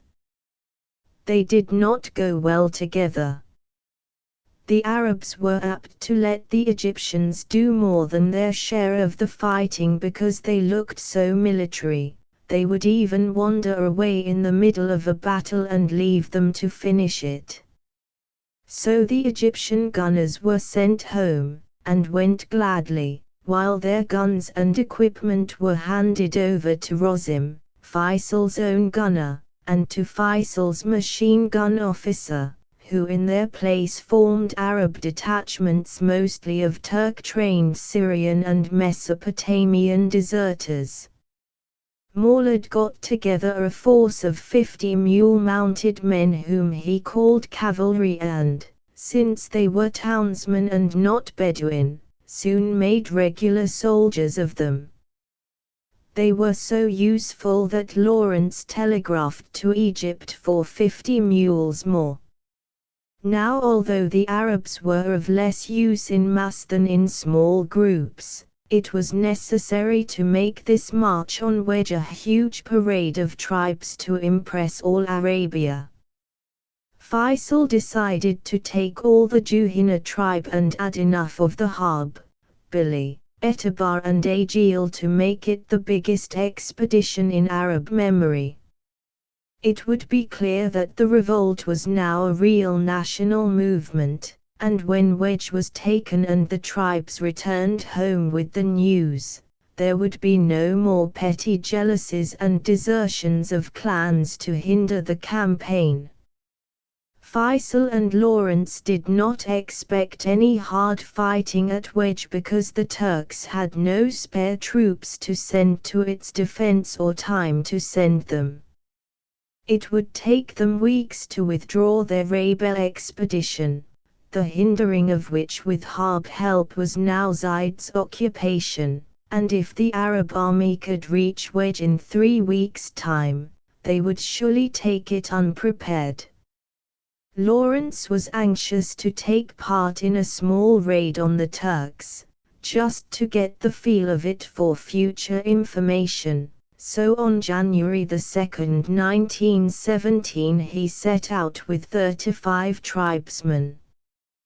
They rode some miles southeast until they came to a valley near the Turkish lines of communication.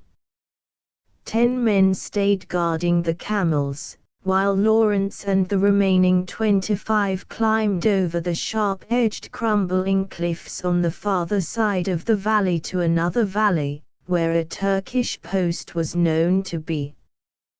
There they waited shivering for hours in the mist. When dawn came they saw the tips of a group of Turkish bell tents, 300 yards below, just showing over a small spur that lay between.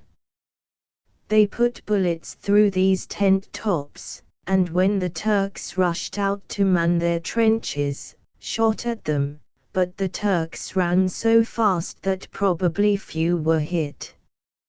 From the trenches the Turks fired back wildly and rapidly in all directions as if signaling for help to the nearest big Turkish garrison. There were garrisons strung all along the road for 80 miles back. As the enemy was 10 times their number already, the raiders might soon have been cut off. Lawrence decided to do no more.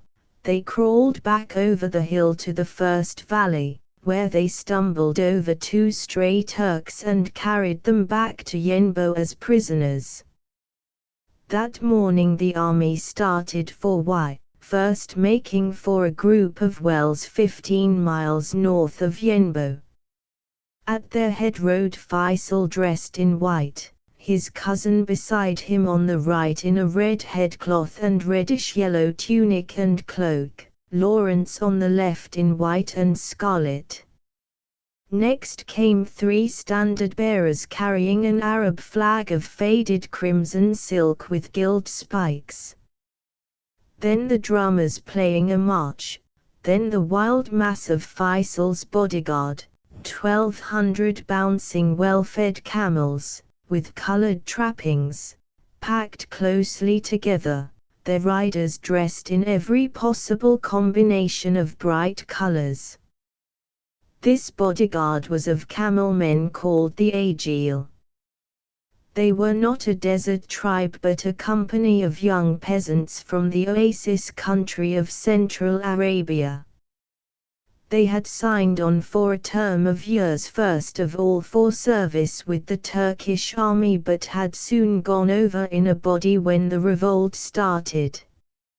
Having no blood enemies in the desert and being the sons of desert traders, they were most useful in the later campaign. Beside the road were lined the rest of the army, tribe by tribe, each man standing beside his couched camel waiting his turn to join the procession. They saluted Faisal in silence, and Faisal cheerfully called back "Peace be with you," and the head sheikhs returned the phrase. The procession swelled. The broad column filled the valley in length as far as the eye could see, and, the drums beating, everyone burst into a loud chant in praise of Faisal and his family. Lawrence went back on his racing camel to Yenbo. He had to make sure that the naval help for the attack on Wedge would be properly timed.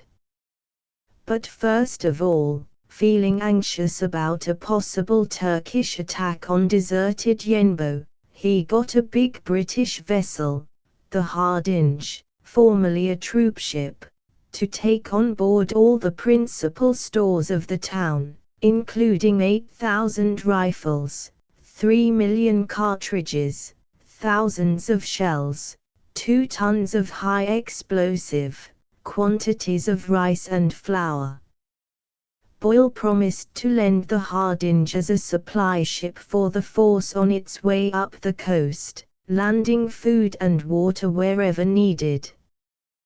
This solved the chief problem, which was how to maintain 10,000 men with only a small supply column, and, for the rest, Boyle promised that half the Red Sea fleet would mass at Wedge. Landing parties were already being trained.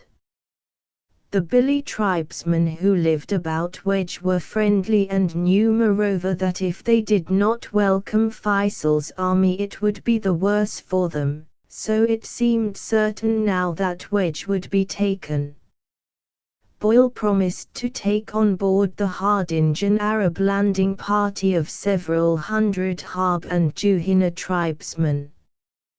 While this was being settled, Lawrence heard that the 3 regular British officers who had been instructed to help Faisal direct the campaign were now on their way from Egypt. One of these, Vickery, arrived first.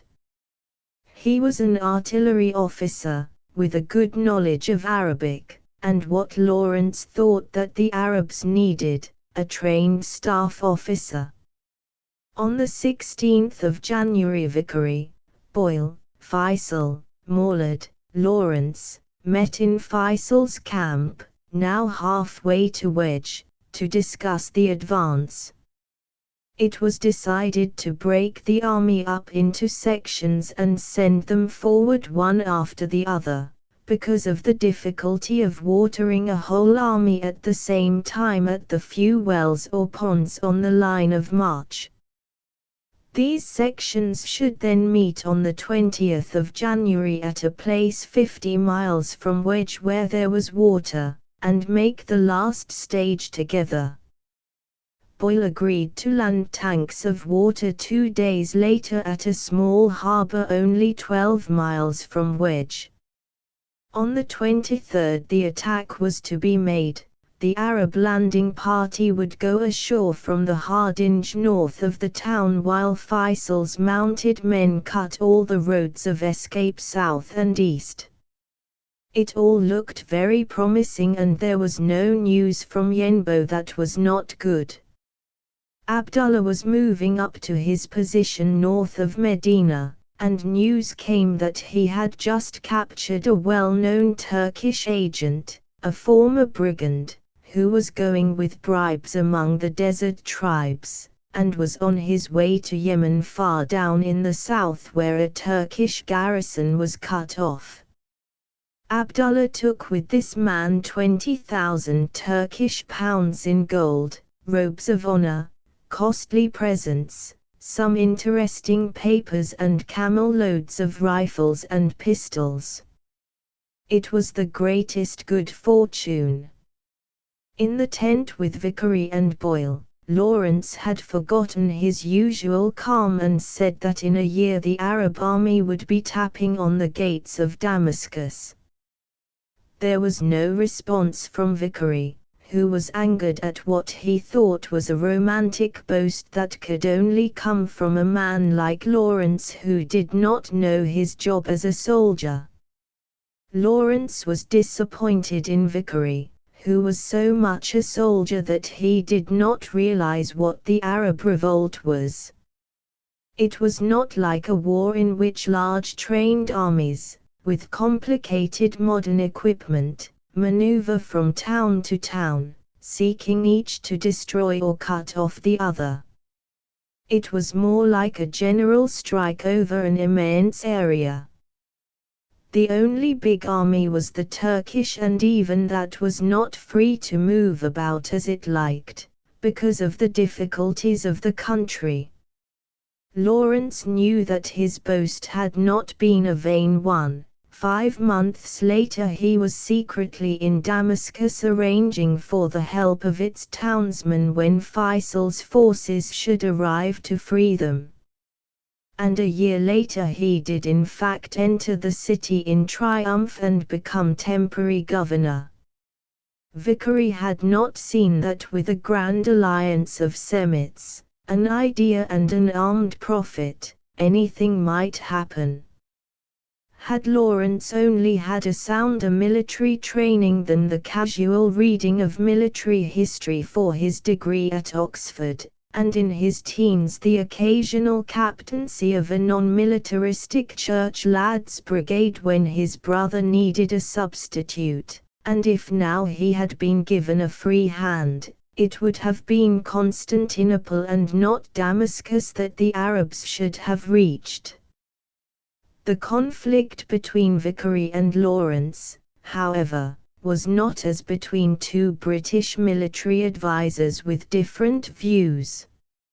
It was really as between a British military adviser and a white Arab, for though it was not quite clear yet to himself, this was what Lawrence was becoming. The next morning there was trouble with the second batch of 50 mules which had arrived for Morlad and was landed by the Hardinge along with the other stores. The mules were sent without halters, bridles or saddles, and once ashore stampeded into the little town nearby, where they took possession of the marketplace and began bucking among the stalls. Fortunately among the stores taken for safety from Yenbo were spare ropes and bits, so that after an exciting tussle the mules were captured and tamed. The shops were reopened and the damage paid for. Lawrence remained with Faisal's army for the rest of the advance. From this halfway halt they started on January the 18th at midday. The Aegeal road spread out in wings for 200 or 300 yards to the right and left of Faisal's party. Soon there came then a warning patter of drums from the right wing. It was the custom to set the poets and musicians on the wings, and a poet began to sing 2 rhyming lines which he had just invented, about Faisal and the pleasures that he would provide for the army at Wedge. The men with him listened carefully and took up the verse in chorus, repeating it 3 times with pride and satisfaction and challenge. Before they could sing it a 4th time, the rival poet of the left wing capped it with a rhyme in the same meter and sentiment. The left cheered with a roar of triumph, then the drums tapped again, the standard-bearers spread out their great crimson banners, and the whole bodyguard right, left and center broke simultaneously into the Aegeal marching song. The Aegeal sang of their own towns left behind and the women whom they might never see again, and of the great perils ahead of them. The camels loved the rhythm of the song and quickened their pace, while it lasted, over the long desolate sand dunes between mountains and sea. 2 horsemen came riding after them. Lawrence knew one of these as the emir of the Juhina, the other he could not make out. But soon he recognized the red face, strong mouth and staring eyes of his old friend Colonel Newcombe of the Sinai surveying party, who was now come here as the chief British military advisor to the Arabs. Newcombe quickly became friendly with Faisal, and the rest of the journey was made even happier by his enthusiasm. Lawrence, comparing notes with him, was glad to find that they both had the same general views.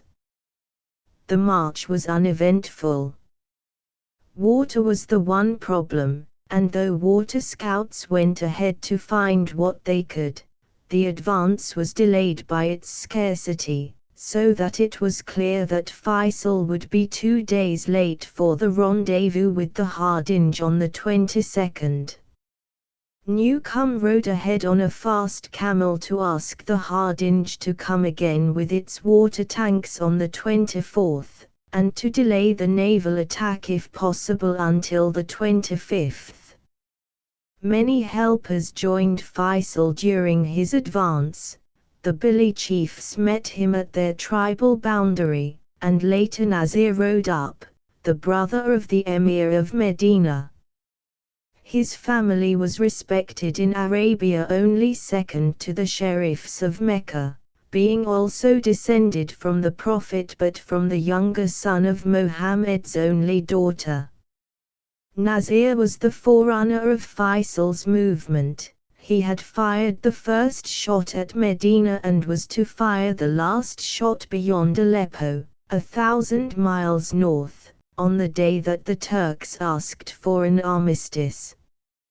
He was a sensitive, pleasant young man who loved gardens better than the desert and had been forced unwillingly into fighting since boyhood. He had been here blockading Wedge from the desert for the last 2 months. He and Faisal were close friends. His news was that the Turkish Camel Corps outpost barring the advance had been withdrawn that day to a position nearer to the town. The last 3 days of the advance were painful. The animals were without food for nearly 3 days, and the men came the last 50 miles on half a gallon of water and with nothing to eat. Many of them were on foot. The Hardinge was at the rendezvous on the 24th and landed the water promised, but this did not go far. The mules were allowed first drink, and what little was left was given to the more thirsty of the footmen. Crowds of suffering Arabs waited all that night at the water tanks, in the rays of the searchlights, hoping for another drink if the sailors came again. But the sea was too rough for the ship's boat to make another trip. From the Hardinge Lawrence heard that the attack on Wedge had already been made the day before, for Boyle was afraid that the Turks would run away if he waited. As a matter of fact, the Turkish governor had already addressed the garrison saying that Wedge must be held to the last drop of blood. After his speech he had got up on his camel and ridden off in the darkness with the few mounted men whom he had with him, making for the railway 150 miles inland across the mountains. The 200 Turkish infantry left behind decided to follow his orders rather than his example, but they were outnumbered 3-1 and the fleet shelled them heavily. The landing was made by the sailors and the Arab force, and Wedge was taken. But the Hardinge had come away before the end, so the advancing force could not be sure whether it would find the town still in Turkish hands. At dawn on the 25th the leading tribes halted at a spot a few miles from the town and waited for the others to come up. Various small scattered parties of Turks were met, most surrendered, only one put up a short fight. When they reached the ridge behind which Wedge lay, the Aegil bodyguard dismounted, stripping off all their clothes except their cotton drawers, and advanced to the attack. Their nakedness was protection against bullet wounds, which would strike cleaner this way. They advanced company by company, at the run, and in good order with an interval of 4 or 5 yards between each man. There was no shouting. Soon they reached the ridge-top without a shot fired. So Lawrence, watching, knew that the fighting was over.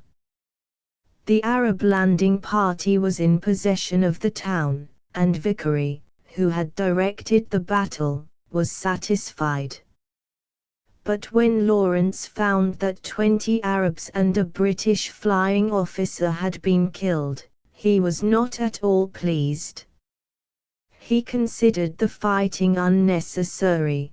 The Turks would soon have had to surrender for want of food if the town had been surrounded, and the killing of dozens of Turks did not make up for the loss of a single Arab.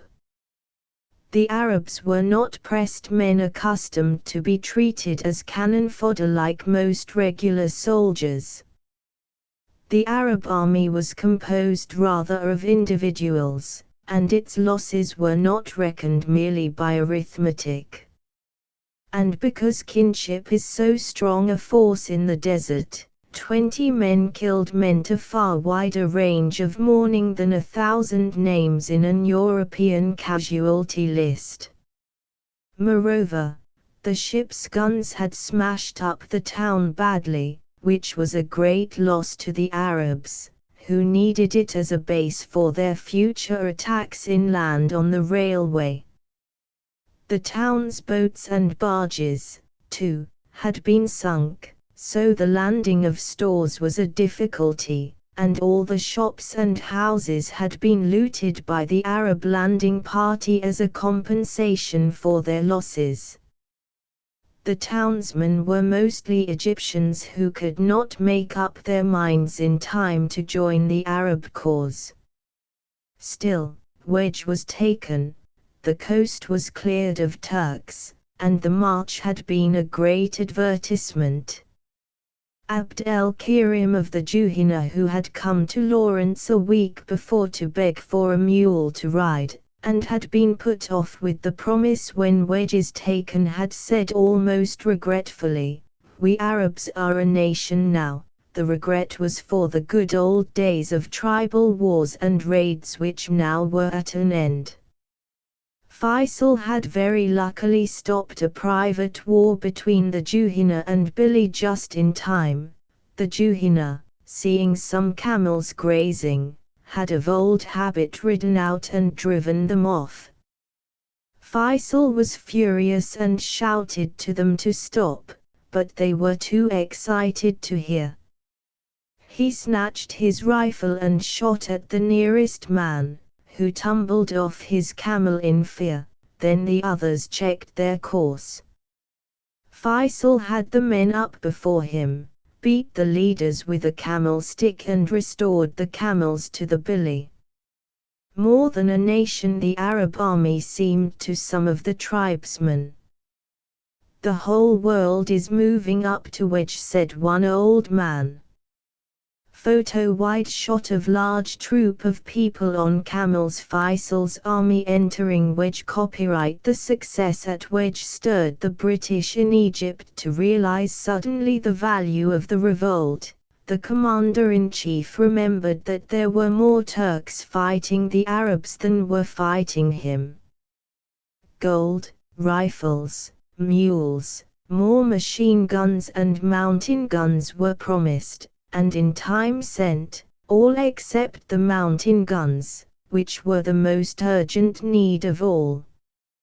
Field guns were no use because of the hilly roadless country of Western Arabia, but the British army could, it seemed, spare no mountain guns except a sort that fired only 10-pound shells, useless except against bows and arrows. It was maddening that the Turks should always be able to outrange the Arabs by 3,000 or 4,000 yards. The French colonel had some excellent mountain guns at Suez with Algerian gunners, but would not send them unless an Allied brigade was landed at Rabat to take over the conduct of the war from the Arabs. These guns were kept at Suez for a year, but then the French colonel was recalled and his successor sent them. With their help the final victory was made possible. Meanwhile a great deal of harm was done to the reputation of the French, for every Arab officer passing through Suez on his way to Egypt or back saw these idle guns as a proof of French hostility to the revolt. But while the news of the taking of Wedge was still fresh, the French colonel called on Lawrence at Cairo to congratulate him. He said that the success confirmed his opinion of Lawrence's military talent and encouraged him to expect help in extending the success. He wanted to occupy Aqaba with an Anglo-French force and naval help. Aqaba was the port at the very extreme point of the Red Sea on the opposite side of the Sinai Peninsula from Suez, and a brigade landed there might advance 80 miles inland towards Man. Man was an important town on the Pilgrims Railway about 200 miles south of Damascus, and on the left flank of the Turkish army opposing the British on the borders of Palestine. Lawrence, who knew Aqaba from his surveying days in the winter of 1913, told the colonel that the scheme was impossible, because, though Aqaba itself could be taken, the granite mountains behind it could be held by the Turks against any expedition trying to force the passes. The best thing was for Bedouin Arabs to take it from behind without naval help. Lawrence suspected that the colonel wanted to put this Anglo-French force in as a screen between the Arabs and Damascus, to keep them in Arabia wasting themselves in an attack on Medina. He himself, on the other hand, wanted to take them into Damascus and beyond. Both men knew what the other's intention was, but there was a natural concealment of the real issue. At last the colonel, rather unwisely, told Lawrence that he was going to Wedge to talk to Faisal, and Lawrence, who had not warned Faisal about French policy, decided to go too. By hurrying he was able to get there first and also to see and warn Newcombe. When the colonel arrived at Wedge 8 days after Lawrence, he began by presenting Faisal with 6 Hotchkiss automatic guns complete with instructors. This was a noble gift, but Faisal asked for the quick-firing mountain guns at Suez. The Frenchman put him off by saying that guns were no real use in Arabia. The thing to do was for the Arabs to climb about the country like goats and tear up the railway. Faisal was annoyed by the goats, which is an insult in Arabic, and asked the colonel if he had ever tried to goat himself. The colonel spoke of Aqaba, and Faisal, who had had Lawrence's account of the geography of the place, told him that it was asking too much of the British to get them to risk heavy losses over such an expedition. The colonel, annoyed by Lawrence's oriental smile where he sat in a corner, pointedly asked Faisal to beg the British at least to spare the armored cars which were at Suez. Lawrence smiled again and said that they had already started. Then the colonel went away, defeated, and Lawrence returned to Cairo, where he begged the commander-in-chief not to send the brigade that was already waiting to be sent to Aqaba. The commander-in-chief was delighted to find that this sideshow too was unnecessary. Back again in Wedge a few days later, Lawrence began hardening himself for his coming campaign, tramping barefoot over the coral or burning hot sand. The Arabs wondered why he did not ride a horse, like every other important man. Faisal was busy with politics, winning over new tribes to the cause, keeping his father at Mecca in good humor, and his brothers in their places. He had to put down a small mutiny. The Agil had risen against their commander for fining and flogging them too heavily. They looted his tent and beat his servants, and then getting more excited remembered a grudge that they had against the Etabar tribe and went off to do some killing. Faisal saw their torches and rushed to stop them, beating at them with the flat of his sword. His slaves followed. They subdued the Agil at last, but only by firing rockets from pistols among them, which set fire to their robes and frightened them. Only 2 men were killed, 30 were wounded. The commander of the Agil then resigned and there was no more trouble. A wireless signaling set was mounted at Wedge by the Navy, and the 2 armored cars from Suez arrived. They had just been released from the campaign in East Africa. The Arabs were delighted with the cars and with the motorbicycles that were sent with them. They called the motorbicycles devil horses, the children of the cars, which were themselves the sons and daughters of the trains on the Pilgrims Railway. About this time came Ja'far, a Mesopotamian Arab from Baghdad, whom Faisal at once made commander-in-chief of the regular Arab forces under him. Ja'far had been in the Turkish army and had fought well against the British. He had been chosen by Enver to organize the Senussi tribes in the desert west of Egypt, and going by submarine had made the wild men into a good fighting force. The British captured him at last and he was imprisoned at Cairo.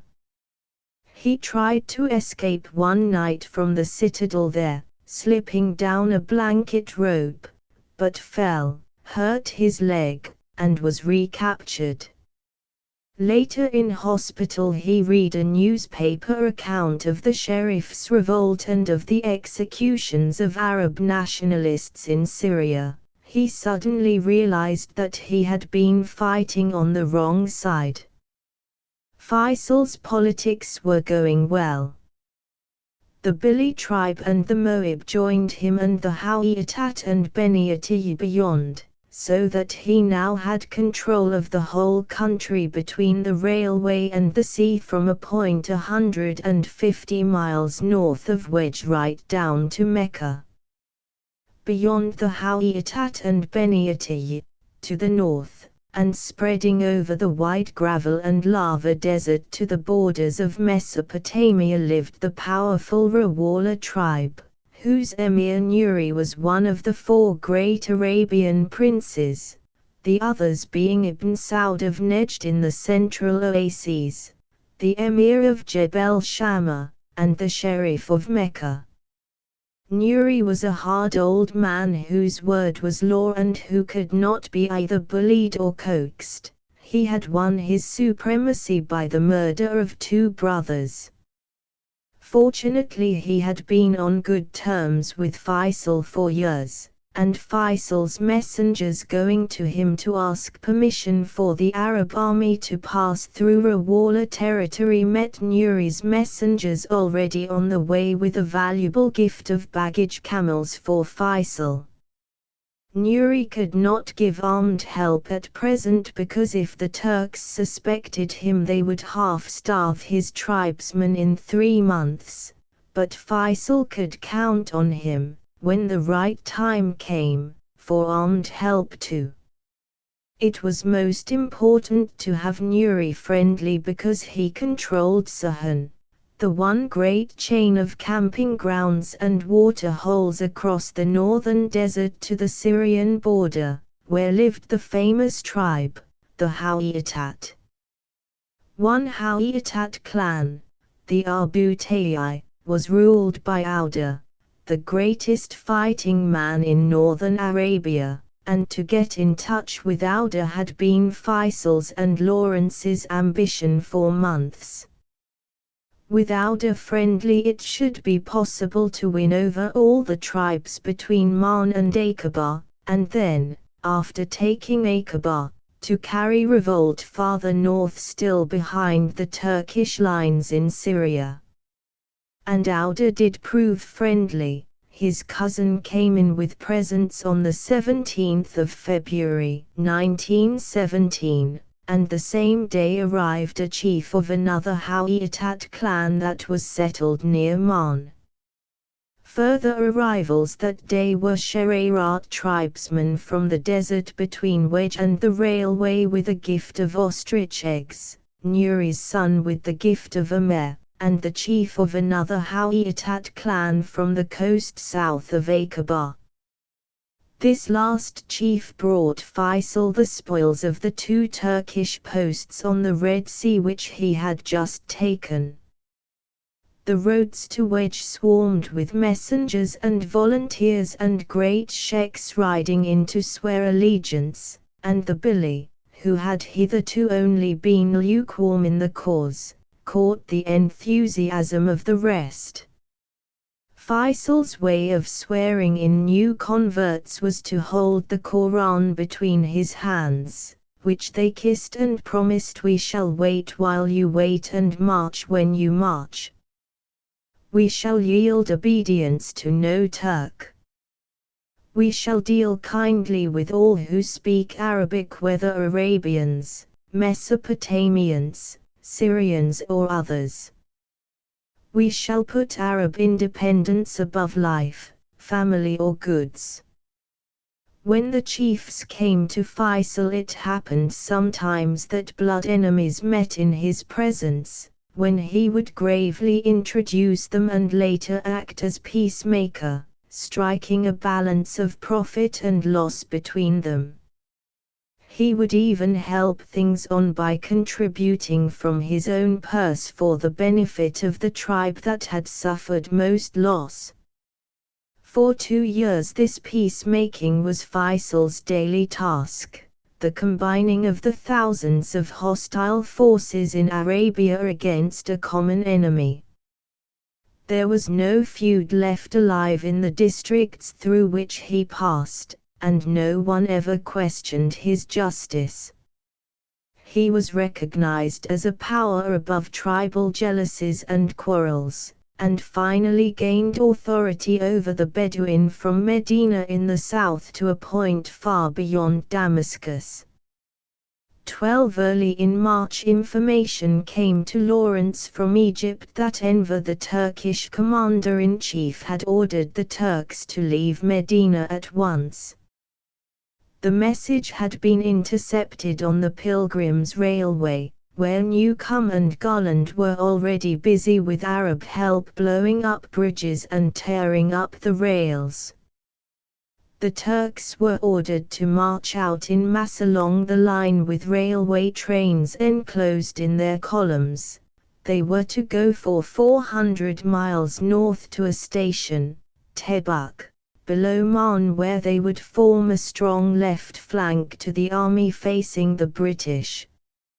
As the Turks in Medina were a whole army corps of the best Anatolian troops with a great deal of artillery, the British were anxious to keep them away.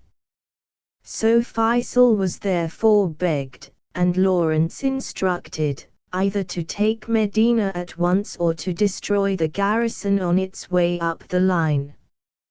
Faisal replied that he would do his best, though the Turkish message was days old and the move was already timed to begin. Faisal's forces were, at the moment, all moving forward to harry the railway inland from Wye along a length of 150 miles, so that the second part of the demand from Egypt was being met. If it was not too late to catch the Turks coming out, it might be possible to destroy the whole force. the Arabs would damage the railway line until it was too hopelessly broken for the store trains to pass, and the Turks would therefore be without supplies to take them farther. When they turned back they would find the line broken behind them too. Lawrence himself decided to go to Abdullah, who had now moved to a position just northwest of Medina, to find out whether it was possible, if the Turks were still in Medina, to attack them there. When he started he was very weak with dysentery brought on by drinking the bad water at Wedge. He had a high temperature and also boils on his back which made camel riding painful. With a party of 13 men, of various tribes, including 4 Agil and Amur, he set out at dawn through the granite mountains on his 150-mile ride. He had 2 fainting fits on the way and could hardly keep in the saddle. At one point on the journey the ill-assorted party began to quarrel and the Moor treacherously murdered one of the Agil. A hurried court-martial was held and the Moor was privately executed, with general consent, by a member of the party who had no kin for the other Moors in Faisal's army to start a blood feud against. One can well imagine Lawrence's loneliness on this ride. He was no longer merely a British officer. His enthusiasm for the revolt on its own account had cut him off from that. Nor was he a genuine Arab, as his tribelessness reminded him only too strongly. He hovered somewhere midway between the one thing and the other like Mohammed's coffin in the fable. More immediately disturbing was the possibility of being too ill to ride further, and so of falling into the hands of desert tribesmen whose idea of medicine was to burn holes in the patient's body to let the evil spirits out. When the patient screamed they would say that it was the devil in him protesting. Eventually he reached Abdullah's camp just in time to stave off the collapse. He gave Abdullah Faisal's message and then went off to lie in a tent where his weakness kept him helpless for the next 10 days. This forced idleness had important results. Though his body was weak, his brain cleared and he began to think about the Arab revolt more carefully than he had yet done. It was something to do to keep his mind off his physical condition. Hitherto he had acted from instinct, never looking more than a step or 2 ahead at a time. Now he could exercise his reason. He remembered the military writers whose works he had read at Oxford. He had not been required by his tutors to become acquainted with any campaigns later than Napoleon's, but he had, it seems, out of curiosity read most of the more modern military writers, such as the great Clausewitz, and von Moltke and the recent Frenchmen, including Foch, whose Principes de la Guerre had impressed him much until he found that Foch had, without acknowledgement, lifted many of his chief principles from an Austrian report on the 1866 campaign. He began by recalling the main principle on which all these writers agreed, that wars were won by destroying the enemy's main army in battle. But somehow it would not fit the Arab campaign, and this worried him. He began to ask himself why they were bothering to attack Medina. What was the good of it to the Arabs if they captured it? It was no longer a threat as it had been when there were troops in it to spare for the attack on Mecca. It was no use as a base or a storehouse.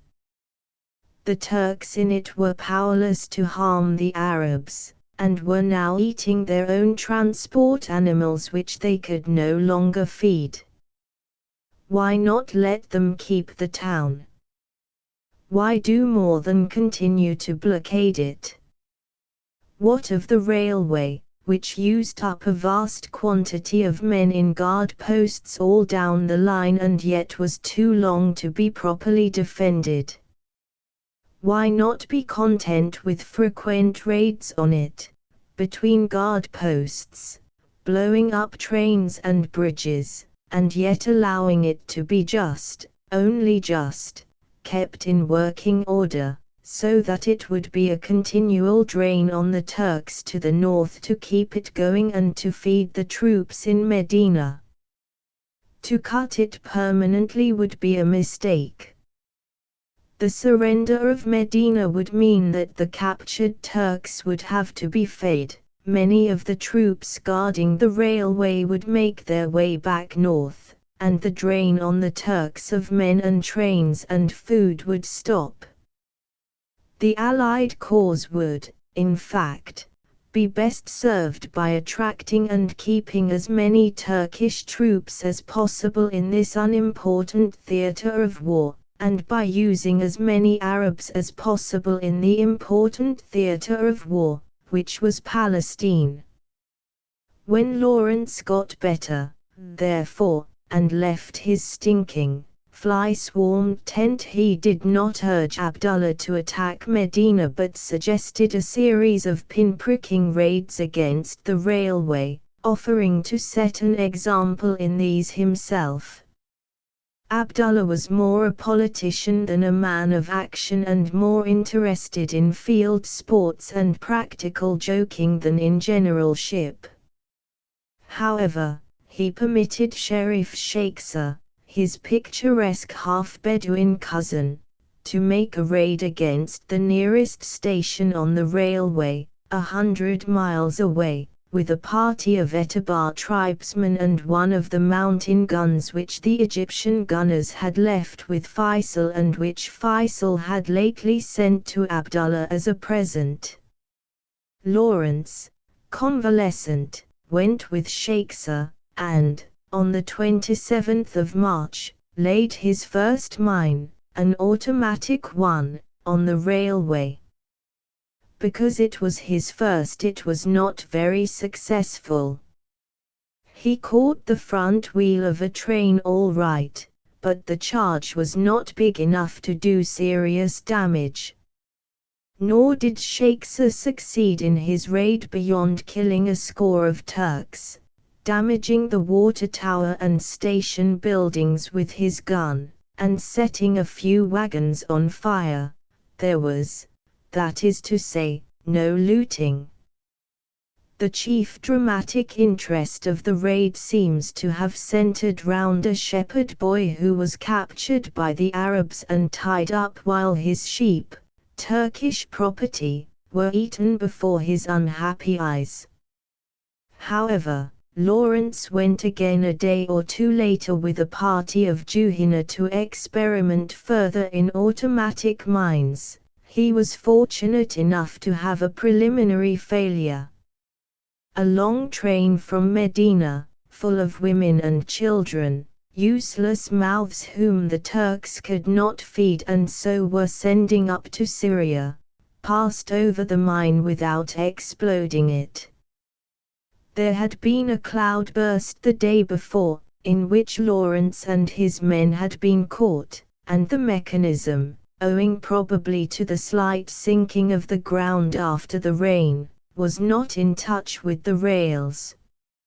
He adjusted this when night came and, blowing up a few rails and a small bridge to explain plausibly to the Turks, who had seen them and were firing and blowing bugles all down the line, what he and the tribesmen were about, went away and left the mine behind. It caught the expected repair train. Most of this story, the episodes of the 2 months, March and April 1917, which are left blank in Revolt in the Desert, are accessible, in greater detail, to inquisitive readers. The World's Work magazine published them as an article in America in 1921. The fees for this contribution and 3 others following went not to Lawrence but to keep a poet, who had lost money in an attempt to start a grocery shop, from the bankruptcy court. Lawrence took great care, for some reason, not to let them appear in England, and as I was the poet, and this book has the same text for England and America, the details will not be given by me now. The fruits of Lawrence's visit to Abdullah, measured in action, were small. Abdullah did not have his brother Faisal's energy and military keenness, and had been allotted an unattractive part in the campaign, the blockade of Medina, which encouraged the inactive side of his character. The siege of the city was never pressed and dragged on until after the armistice in October 1918, when the commander, Fakhri Pasha, was given orders from Constantinople to hand Medina over to the Arab forces, and did so, compelled by a mutiny of his chief staff officers. But, apart from action, Lawrence's visit to Abdullah was of considerable importance. It marked a turning point in the Arab campaign. His fortnight's solitary thinking in that tent gave him convictions. He decided on the tactics and strategy necessary if his party were to achieve that success in the north which he regarded as essential to justify the Arab revolt. We find him acting hereafter with great deliberation and confidence, in striking contrast to his previous hesitating attitude as advisor to Faisal in the Yenbo and Wedge operations. He had been right before, but more or less by luck. On April 10 Lawrence returned to Wedge by leisurely stages. Abdullah had been very hospitable, but Lawrence preferred the atmosphere of Faisal's camp, where there was a more energetic spirit and a determination to win the war with as little Allied help as possible. A good way farther north on the railway than he had laid his mines, there were now 2 parties doing demolitions, Garland's and Newcomb's, and Hornby's, but the Turks would find it just a shade less difficult to keep the railway going between Damascus and Medina than to arrange for the long and dangerous march out of the Medina garrison. At Wedge he found things going on well. More armored cars had come from Egypt, and Yenbo and Rabe had been emptied of their stores and men as a proof that the revolt was now safe in the south and was moving north. The aeroplanes under Major Ross were here, and also a new machine gun company of amusing history. When Yenbo was abandoned, there were left behind some heaps of broken weapons and 2 English armourer sergeants. Also 30 sick and wounded Arabs. The armourer sergeants, finding things boring, had dosed and healed the men and mended the machine guns, and combined them into a company. The sergeants knew no Arabic but trained the men so well by dumb show that they were as good as the best company in the Arab army. 13 Lawrence was about to withdraw from Faisal's tent at Wedge after the exchange of news and greetings, when there was a stir of excitement. A messenger came in and whispered to Faisal. Faisal turned to Lawrence with shining eyes, trying to be calm, and said, "Auda is here." The tent flap was drawn back, and a deep voice boomed out salutations to our Lord. The commander of the faithful then entered, a tall strong figure, with a haggard face, passionate and tragic. It was Auda, and with him Mohammed, his only surviving son, a boy of 11 years old, already a fighting man. Faisal had sprung to his feet, an honor not due to Auda on account of his rank, for nobler chiefs had been received sitting, but because he was Auda, the greatest fighting man in Arabia. Auda caught Faisal's hand and kissed it, then they drew aside a pace or two and looked at each other, a splendidly unlike pair, Faisal the prophet, and Auda the warrior, each true to his type. They had an immediate understanding and liking for each other at this first meeting. Portrait drawing 3/4 view chest up of a man in Arab dress AUDA from a drawing by Eric Kennington. Auda was simply dressed in white cotton robes and a red headcloth. He looked over 50 and his black hair was streaked with white, yet he was straight and vigorous, and as active as a much younger man. His hospitality was such that only very hungry guests did not find it inconvenient. His generosity kept him poor in spite of the profits of 100 raids. He had married 28 times, and had been wounded 13 times. He had killed 75 men with his own hand in battle and never a man except in battle. These were all Arabs. Turks he did not count and could not guess at the score.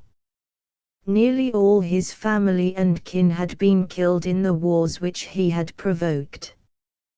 He made a point of being at enmity with nearly all the tribes of the desert so that he might have proper scope for raids, which he made as often as possible.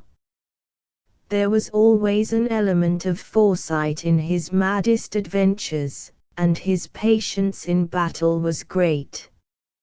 If he got angry his face would twitch uncontrollably and he would burst into a fit of shaking passion which could only be calmed by battle. At such times he was like a wild beast and men fled from his presence. Nothing on earth could make him change his mind or obey an order or do anything of which he disapproved. He saw life as an epic in which he took a leading part, though indeed he believed his ancestors even mightier men than himself. His mind was stored with old ballads of battle, and he was always singing them in his great voice to the nearest listener or to the empty air. He spoke of himself in the third person and was so sure of his fame that he would even shout out stories against himself. He had a demon of mischief worse even than Lawrence's, and in public gatherings would say the most reckless or tactless things that he could find to say. More than that, he would invent and utter on oath dreadful tales of the private life of his hosts or guests. Yet even those whom he most embarrassed loved him warmly, for he was modest, simple as a child, honest, kind-hearted. I heard the following story from a friend who was present at a state banquet given after the war at Marn in Transjordania when Sir Herbert Samuel, who had just been made High Commissioner of Palestine, was introduced to all the great chiefs of the district. Sir Herbert, somewhat shaken by an attempt that had just been made on his life, was glad of Lawrence's chance presence as interpreter. In his speech he trusted that the great chief Auda, turning towards him, was pleased with the settlement of the Turkish Empire and hoped that a long reign of peace had begun in the East. Lawrence translated this into Arabic, and Auda burst out violently in answer. What peace so long as the French are in Syria, the English in Mesopotamia, and the Jews in Palestine? Lawrence, with equal mischief, translated this literally into English, without turning a hair. Fortunately Sir Herbert was content to answer with a smile. Auda had come down to Wedge, chafing at the delay of the campaign, anxious only to spread the bounds of Arab freedom to his own desert lands. The weight of anxiety was off the minds of Faisal and Lawrence before even they sat down to supper. It was a cheerful meal, but suddenly interrupted by Auda, who leaped up with a loud "God forbid," and ran from the tent. A loud hammering was heard outside, and the rest of the company stared at each other. It was Auda pounding his false teeth to fragments on a stone.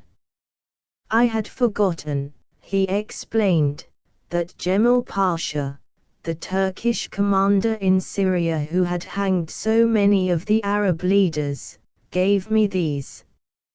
I was eating my Lord Faisal's bread with Turkish teeth." As a result, Auda, having few teeth of his own, went about half-nourished for 2 months until a dentist was sent from Egypt to make him an allied set. Auda and Lawrence liked each other at first sight. The irony of their friendship has never been properly appreciated. From his school days onward, the greater part of Lawrence's imaginative life seems to have been lived in the medieval romances of Frankish and Norman chivalry. This was not a light passing romanticism, for Lawrence's Irish Hebridean blood would not allow such a thing. Light romanticism is an English trait. It was, as I have said, an incurable romanticism which is at times not to be distinguished from realism.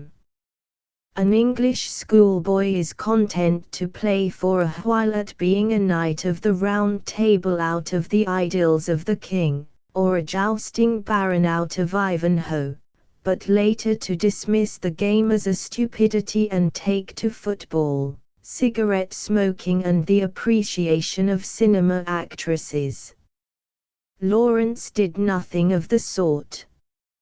Instead, he went behind Tennyson's Victorian sentimentality to the bolder and finer Morte d'Arthur of Malory, nor was he content to play at being a knight of the Holy Grail without binding himself, for the sake of personal efficiency, to the same rules of chastity and temperance and gentleness that Malais Galahad had kept. He certainly kept and keeps a knightly sense of honor as strictly as a Geraint, or a Walter de Manny. He went behind Scott's false medievalism in search of the real medievalism, made an intense study of ancient armor and cathedrals and castles, read Old French, studied the Crusades in the Holy Land itself.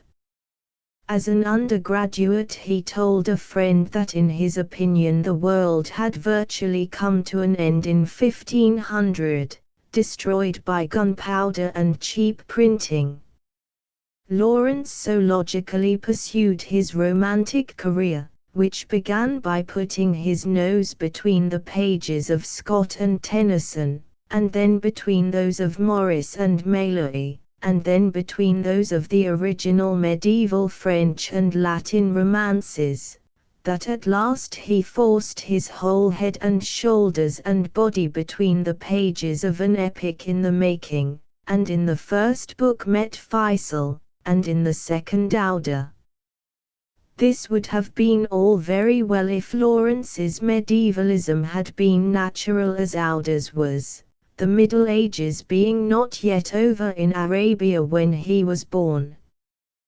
But in his struggle against the forces of false romanticism, to avoid becoming a second Don Quixote, Lawrence had to arm himself with a careful 20th-century skepticism which he continually used in test of his behavior. True medievalism was often cynical, never skeptical. It is, therefore, interesting to note that he carried 3 books with him throughout the Arabian campaign. The first was Malais Morte d'Arthur, but the second was the Comedies of Aristophanes, whose laughing skepticism, especially in his antimilitaristic Lysistrata, provides a fine antidote to false romanticism. His choice of a third book was equally interesting, the Oxford Book of English Verse, a collection which, in my opinion, gives the poetry it contains too strong an atmosphere of literary artistry. Perhaps I should have added to my portrait of Lawrence that his blind desire to be a literary artist is the more to be wondered at because he might well be something better than a mere artist. Artistic writing comes from a competitive literary atmosphere and should be the last thing on earth for Lawrence to aim at. The pursuit of style is a social practice of the vulgarist sort. Lawrence may be excused for carrying this anthology, which is no worse than most other anthologies and weighs little when printed on India paper, if he chose it merely as a mixed potpourri of the English poets, faintly recalling the true smell of each individual. But I do not believe that this was the case, for a straining after literary artistry is one of his characteristics. The justification of the literary epic that came out of this adventure, his 7 pillars, is that where the pursuit of style is forgotten in the excitement of storytelling there is clean and beautiful writing, and that where it is not forgotten one feels that Lawrence is admitting an unfortunate taint, the suppression of which would be a suppression of part of the truth about himself. He has, in fact, only been able to keep his integrity by confessing to an occasional weakness. But of this more later. The influence of the Oxford Book of English Verse on his feelings and actions during the campaign would be well worth studying. The copy survives with marginal annotations, many of these dated. At all events, Auder accepted Lawrence as a fellow medievalist, the shadow of the Crusades happily not falling between them, and Lawrence was content in his company and went through the next book of the epical romance with only occasional critical doubts about himself. There was need for true epic action if Acre was to be taken, for it was a feat beyond the scope of unheroic 20th-century soldiering. So the two took counsel together for a journey northward to catch Auder's Hawiatat in their spring pastures of the Syrian desert. They would raise a camel corps there and take Acre by surprise from the east without guns or machine guns. This would mean an encircling march of 600 miles to capture a position which was within gunfire of the British fleet, which indeed was raiding the port at the moment. Yet the longest way was the only way, for Acre was so strongly protected by the hills, elaborately fortified 4 miles back, that if a landing were attempted from the sea a small Turkish force could hold up a whole Allied division in the defiles. On the other hand, the Turks had never thought of facing their fortifications east against attack from inland. Auder's men could probably rush them easily with help of neighboring clans of Hawiatat from the coast and in the hills.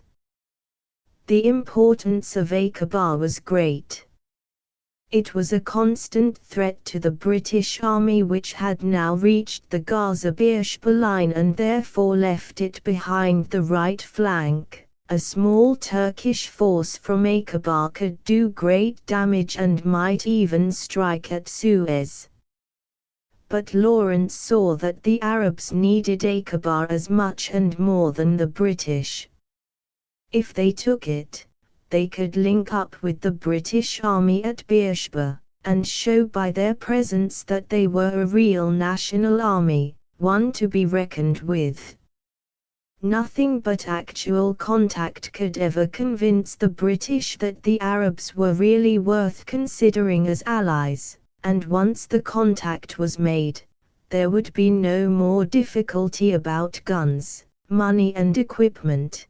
The Arab campaign would no longer be a sideshow but part of the main battle, and the British would feed it properly. Lawrence discussed with the British officers at Wedge, Faisal's advisers, the tactics that had occurred to him while he was lying sick in Abdullah's camp.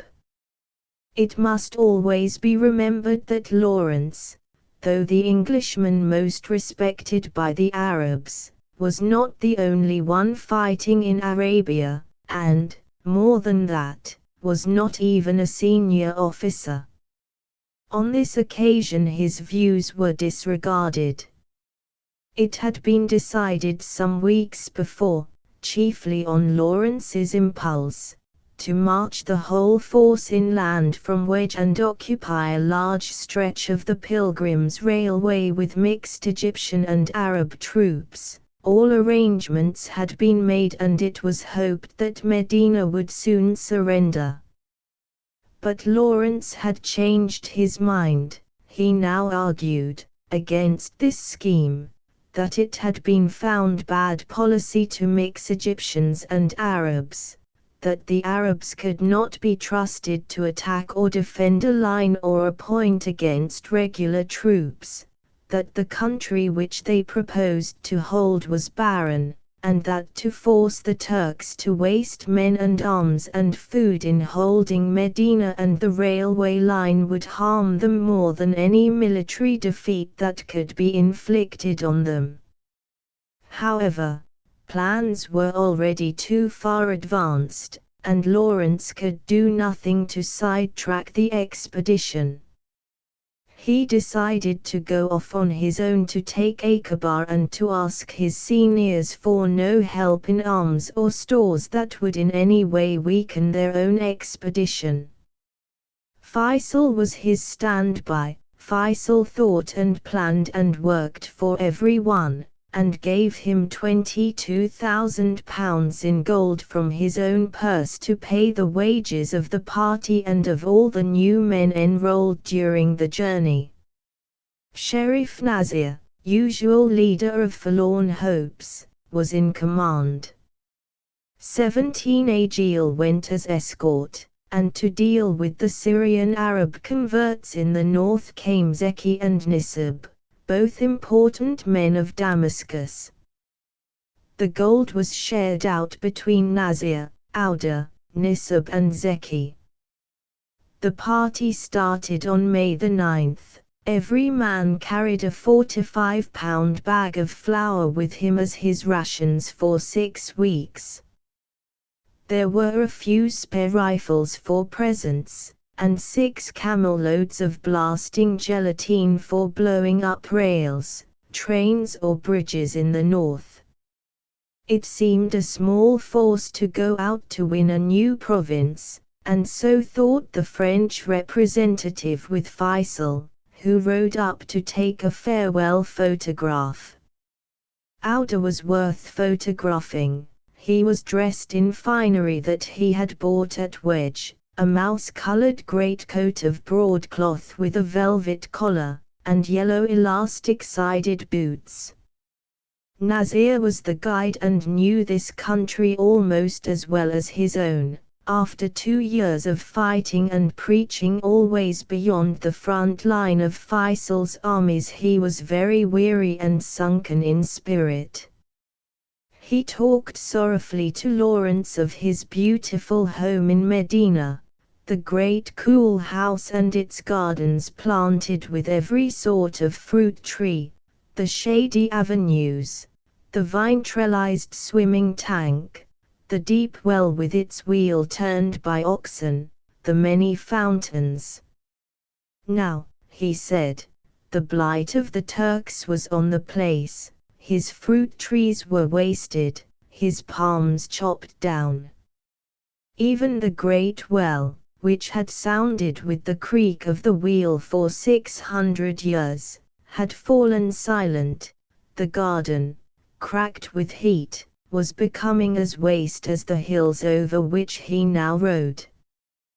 The baggage camels went slowly, weak with the mange that was the curse of Wedge, grazing all the way. The riders were tempted to hurry them, but Auda said no, because of the long ride before them they must go slowly and spare their beasts. This was a country of white sand which dazzled the eyes cruelly, and they were glad when they came to a small oasis in a valley where an old man, his wife and daughters, the only inhabitants, had a garden among the palm trees. They grew tobacco, beans, melons, cucumbers, eggplants, and worked day and night without much thought of the world outside. The old man laughed at his visitors, asking what more to eat and drink all this fighting and suffering would bring. He could not understand their talk of Arab liberty. He only lived for his garden. Every new year he sold his tobacco and bought a shirt for himself, and one each for his household. His felt cap, his only other garment, had been his grandfather's a century before. Map of the Sinai area. The ride to Aqaba, May 9 July 6, 1917. At this place they met Rosim, Faisal's chief gunner, Maulad his ADC, and others, who said that Sheriff Sharif, Faisal's cousin, whom they were to meet at the next stopping place, was away raiding. So they all rested for a day or two. The old man sold them vegetables, Rosim and Maulad provided tinned meat, and they had music each evening round the campfire.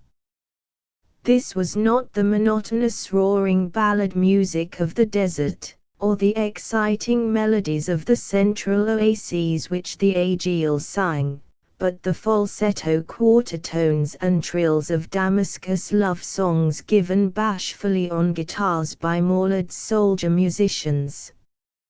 Nisab and Zeki, too, would sing passionate songs of Arab freedom, and all the camp would listen dead silent until each stanza ended, then give a sighing longing echo of the last note. The old man went on splashing out his water into the clay channels of his garden, laughing at such foolishness. Auda hated the luxuriance of the garden and longed for the desert again. So on the second night they pushed forward again, Auda riding ahead and singing an endless ballad of the Hawiyatat. Ho! Ho! Ho! He boomed on 3 bass notes, and his voice guided the party through the dark valleys. Lawrence did not understand many words of the dialect, which was a very ancient form of Arabic. On this journey Nazir and Auda's cousin Mohammed El Dalin took pains with Lawrence's Arabic, giving him alternate lessons in the classical Medina tongue and the vivid desert language.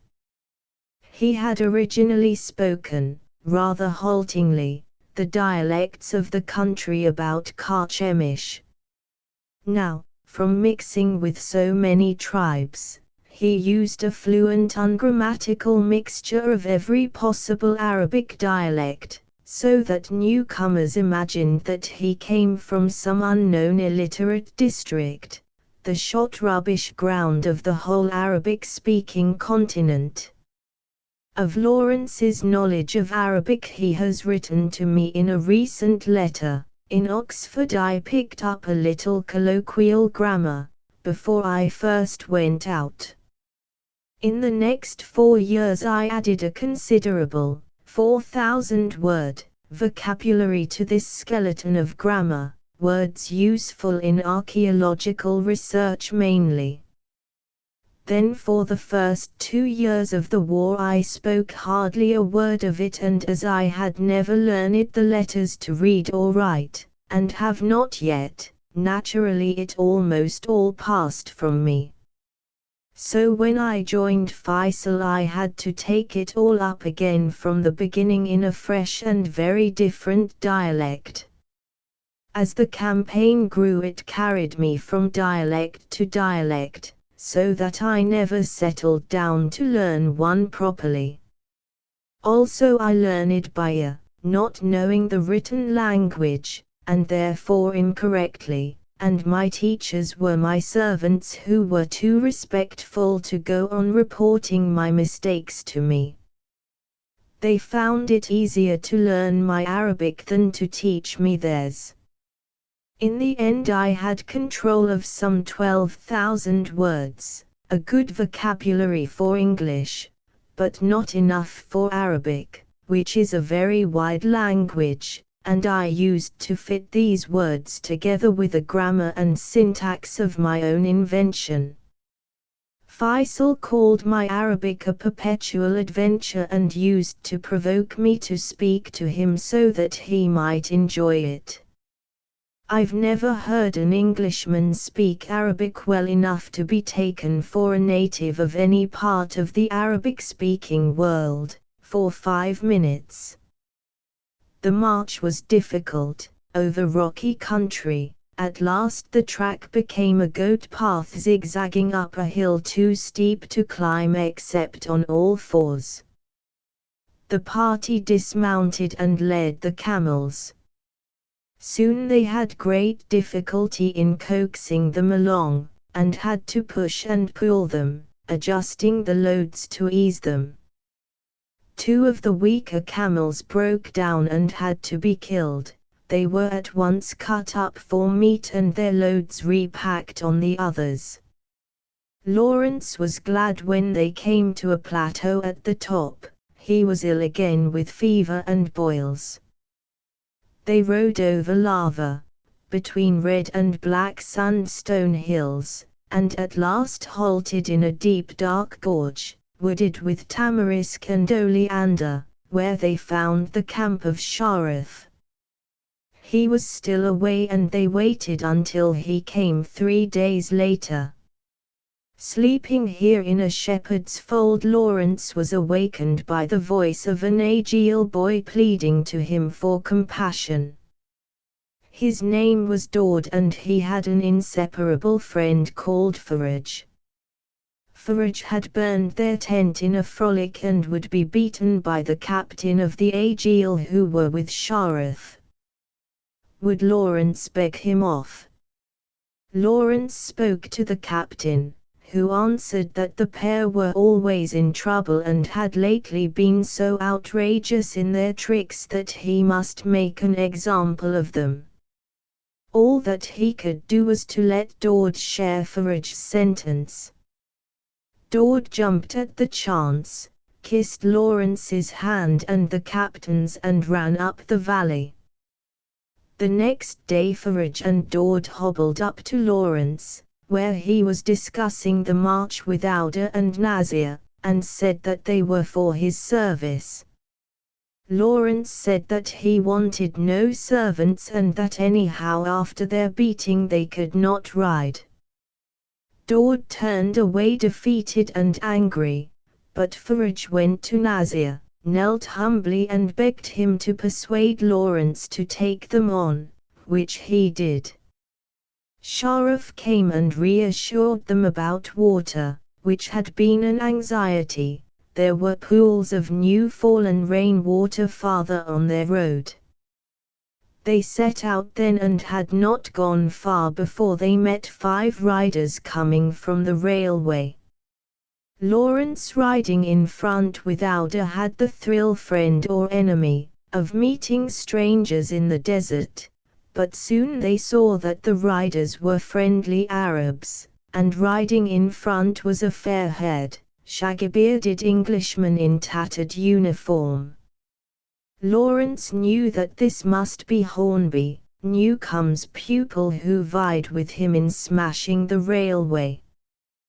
The persistent pair would cling for weeks to the railway with few helpers and often with no food, blowing up bridges and rails until they had exhausted their explosives or their camels and had to return for more. Newcome was hard on his camels, whom he worked at the trot and who quickly wore out in that thirsty district. The men with him had either to leave him on the road, a lasting disgrace in the desert, or founder their own beasts. They used to complain, "Newcome is like fire, he burns friend and enemy." Lawrence was told that Newcome would not sleep except with his head on the rails, and that when there was no gun cotton left, Hornby would worry the metals with his teeth. This was exaggerated, but gave a sense of their destructive energy, which kept 4 Turkish labor battalions constantly busy patching up after them.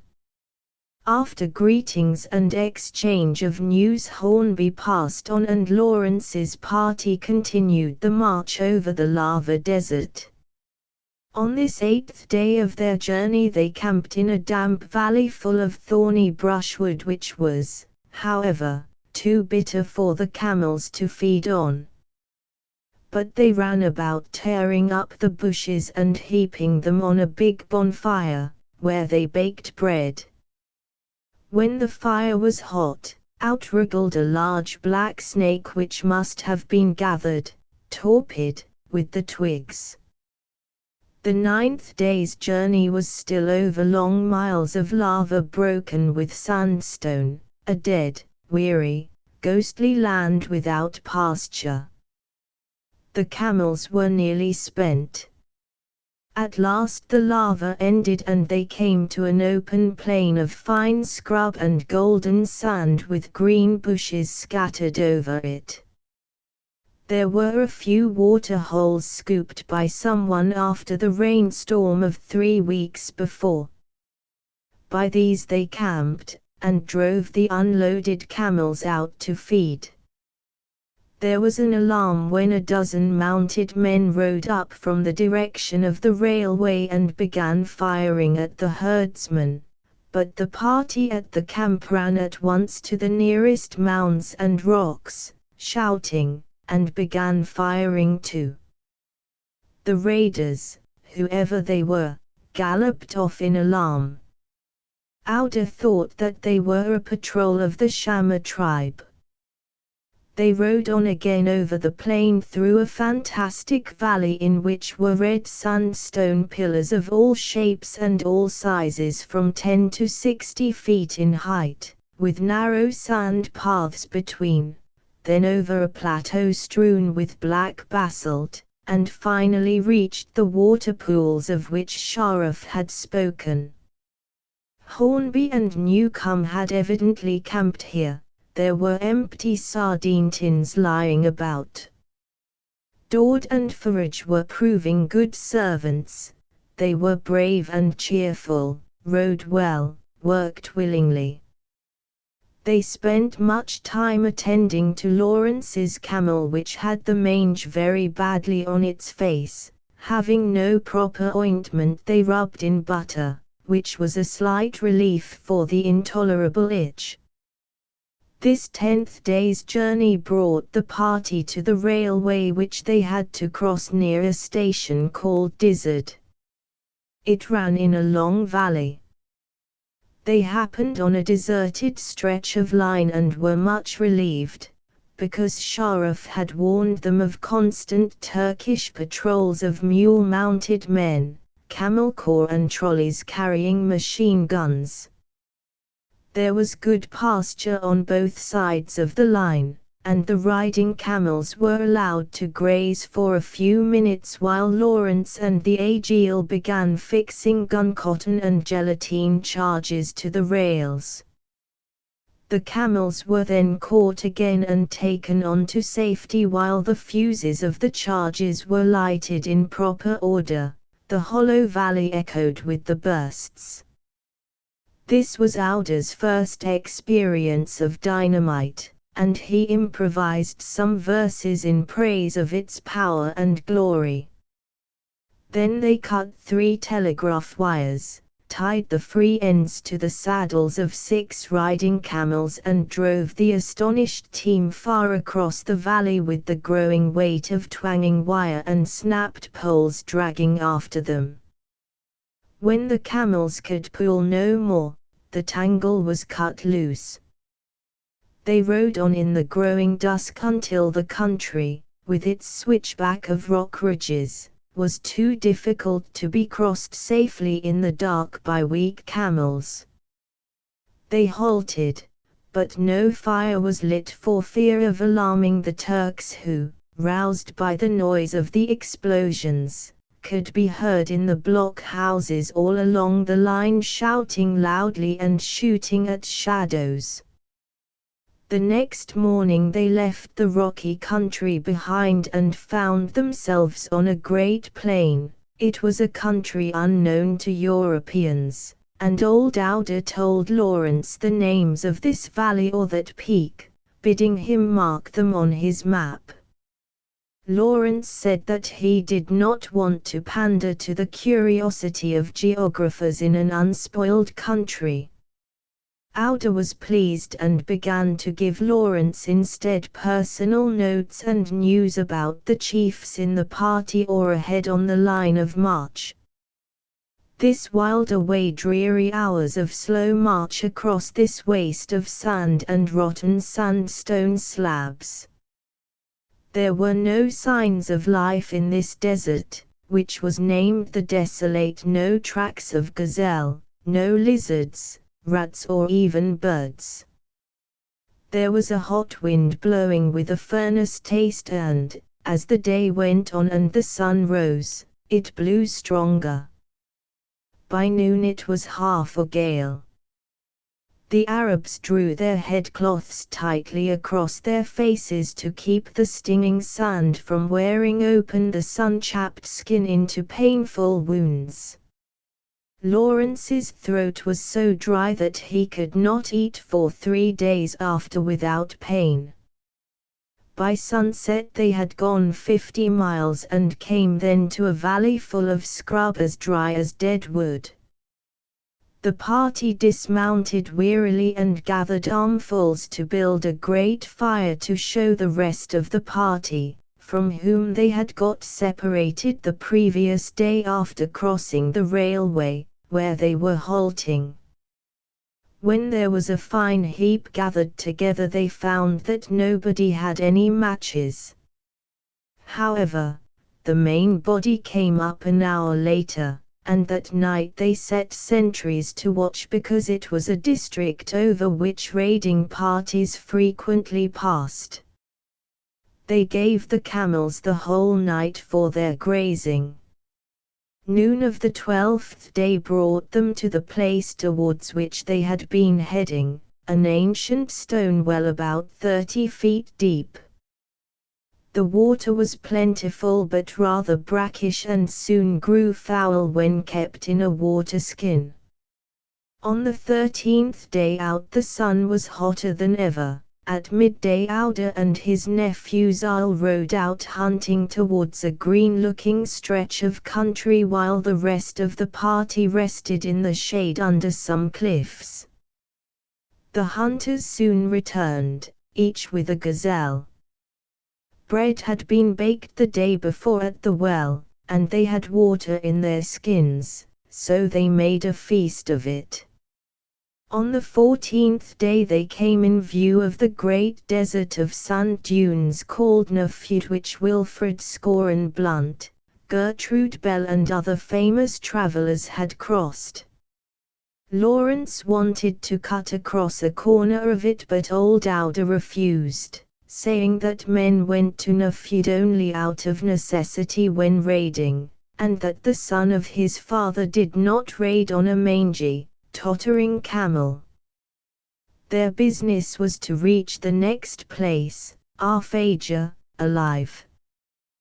They rode over monotonous glittering sand and over worse stretches of polished mud, often miles square and white as paper, which reflected back the sun until the eyes were tortured even through closed eyelids. It was not a steady pain but ebbed and flowed, piling up to an agony until the rider nearly swooned, then, falling away for a moment, gave him time to get a new capacity for suffering. That night they baked bread. Lawrence gave half his share to his camel, which was very tired and hungry. She was a pedigree camel given to Faisal by his father, who had her as a gift from the Emir Ibn Saud of the Central Oases. The best camels were she-camels. They were better tempered, less noisy and more comfortable to ride. They would go on marching long after they were worn out, indeed until they fell dead in their tracks of exhaustion, whereas the males when they grew tired would roar and fling themselves down, and die unnecessarily from sheer rage. The 15th day was an anxious one. There was no water left, and another hot wind would delay them a third day in the desert. They had therefore started long before dawn over a huge plain strewn with brown flints which cut the camels' feet badly and soon set them limping. In the distance they saw puffs of dust. Auda said ostriches, and presently a man rode up with 2 great eggs. They decided to breakfast on these, but there was no more fuel than a wisp or 2 of grass. However, Lawrence opened a packet of blasting gelatine and shredded it carefully on the lighted grass, over which the eggs were propped on stones. Nasir and Nisab the Syrian stopped to scoff. Auda took his silver-hilled dagger and chipped the top of the first egg. A terrible stink arose and everyone ran out of range. The second egg was fresh enough and hard as a stone. They dug out the meat with the dagger, using flints for plates. Even Nasir, who never before in his life had fallen so low as to eat eggs — eggs were counted as paupers' food in Arabia — was persuaded to take his share.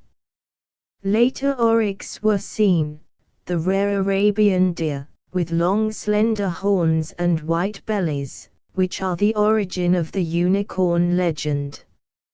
Auda's men stalked them. They ran a little but, being unaccustomed to man, stopped still out of curiosity, and only ran away again when it was too late.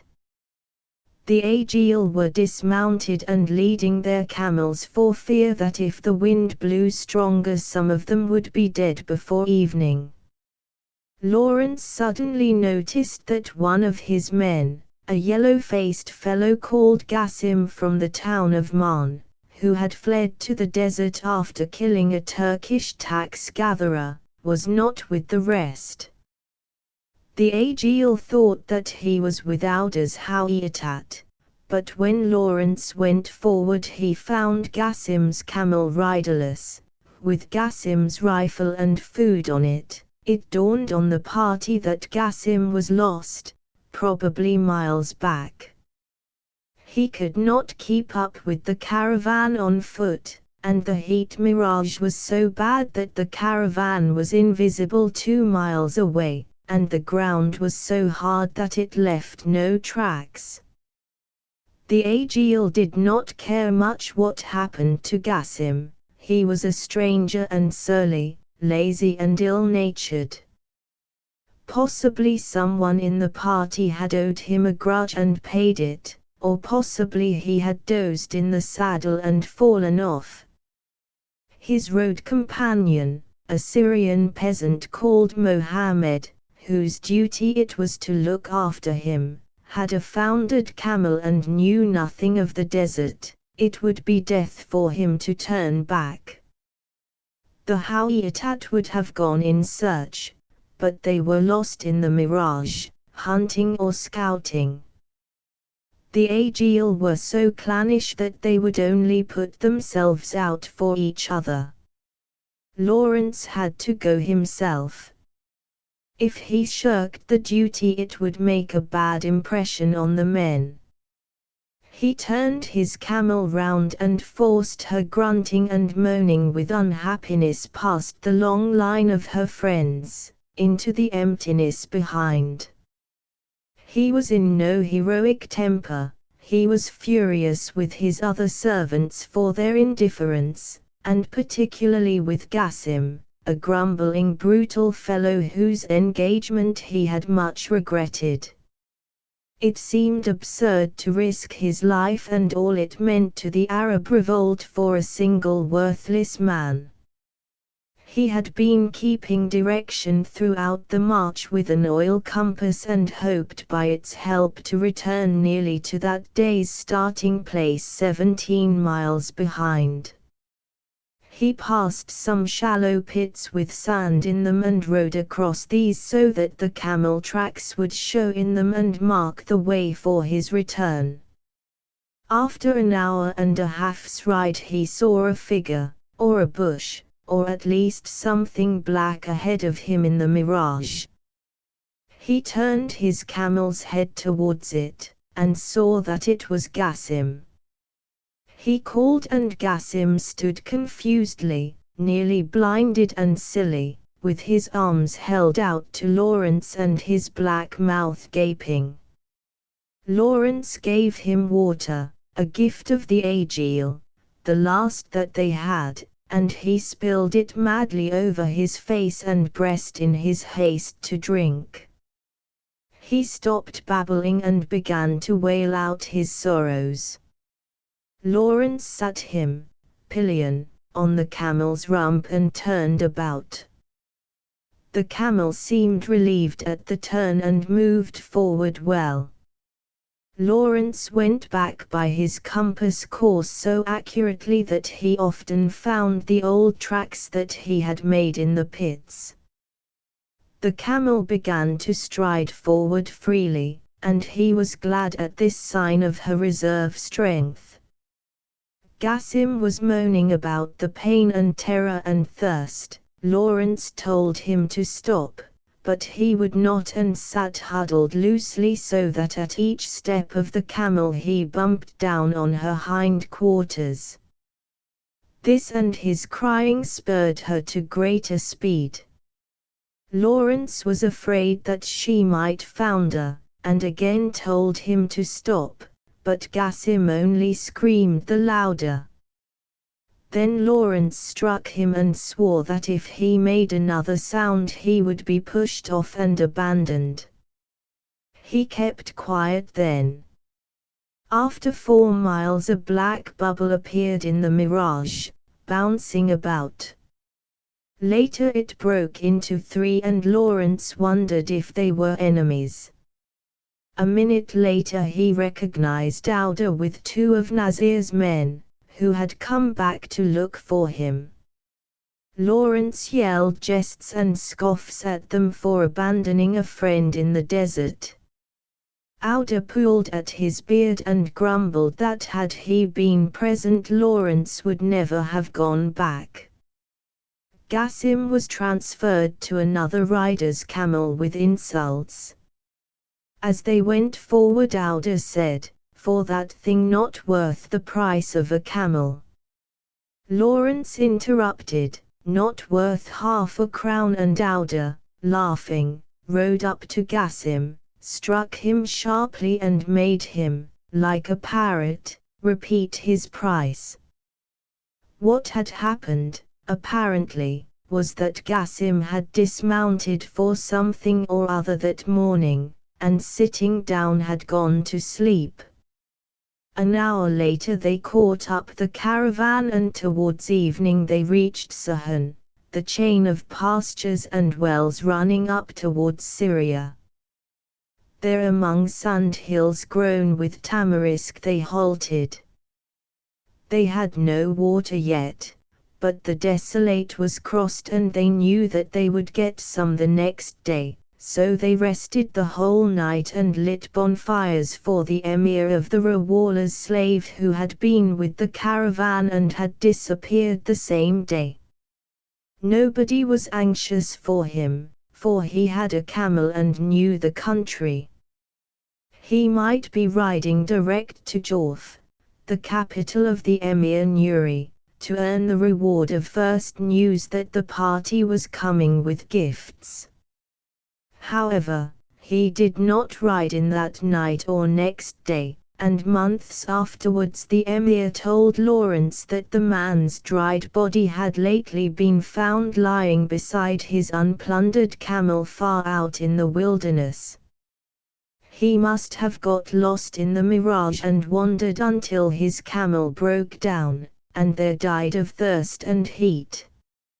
Not a long death. The very strongest man would die on the second day in this summer season, but very painful. Fear and panic tore at the brain, and in an hour or two reduced the bravest man to a babbling lunatic. Then the sun killed him. Lawrence himself learned to stand thirst as well as any of the Bedouin. He noticed that they did not drink on the march and learned to do as they did, to drink deeply at the wells and make it last, if need be, for 2 or 3 days. Only once in all his journeys did he get really ill from thirst. The next day, the 16th of their journey, they came to the wells of Arphaja, grown about with a sweet-smelling bush after which the place was named. The water was creamy to the touch, with a strong smell and brackish taste. It soon went bad in the water skins. There was plenty of grazing for the camels, so they stayed a day and sent scouts to the southernmost well of Sihon to inquire for news of Auda's Hawiatat, in search of whom they came. If they were not in that direction they would be to the north, and by marching up Sihon the party could not fail to find them. There was an alarm at the wells when a Shama patrol of 3 men was seen hiding among the bushes. Mohammed el-Dalin, Auda's cousin and second man of the clan, went after them with a few men, but did not press the chase because of the weakness of his camels. He was about 38 years old, tall, strong and active, richer because less generous than Auda, with landed property and a little house at Man. Under his influence the Hawiatat war parties would ride out delicately with sunshades and bottles of mineral water. He was the brain of the clan and directed its politics. Lawrence was taking coffee that night, sitting at the campfire with the Agil and Mohammed el-Dalin. While the coffee beans were being pounded in the mortar, with 3 grains of cardamom seed for flavoring, and boiled and strained through a palm fiber mat, and they were talking about the revolt, suddenly a volley rang out and one of the Agil fell screaming. Instantly Mohammed el-Dalin quenched the fire with a kick of his foot that covered it with sand. The coffee party scattered to collect rifles and shot back vigorously. The raiders, a party of perhaps 20, were surprised at the resistance and made off. The wounded man soon died. It was most disheartening to be troubled by inter-Arab warfare when all efforts should be concentrated on fighting the Turks. The 17th and 18th days passed without danger as they rode from oasis to oasis. Nisab and Zeki the Syrians were planning works of plantation and reclamation here for the Arab government to undertake when it was at last established. It was typical of Syrian townsmen to plan wonderful schemes far ahead and leave present responsibilities to others. Some days before, Lawrence had said, "Zeki, your camel is mangy." Alas, he agreed, "but in the evening we shall make haste to dress her skin with ointment." The following day Lawrence mentioned mange again, and Zeki said that it had given him an idea. When Damascus was in Arab hands, he would have a government veterinary department for the care of camels, horses, donkeys, even sheep and goats, with a staff of skilled surgeons. Central hospitals with students learning the business would be founded in 4 districts. There would be traveling inspectors, research laboratories and so on. But his camel had not been treated yet. The next day the talk went back to Mange, and Lawrence chaffed them about their schemes, but they began talking of stud farms for improving the breeds of animals. On the 6th day the camel died.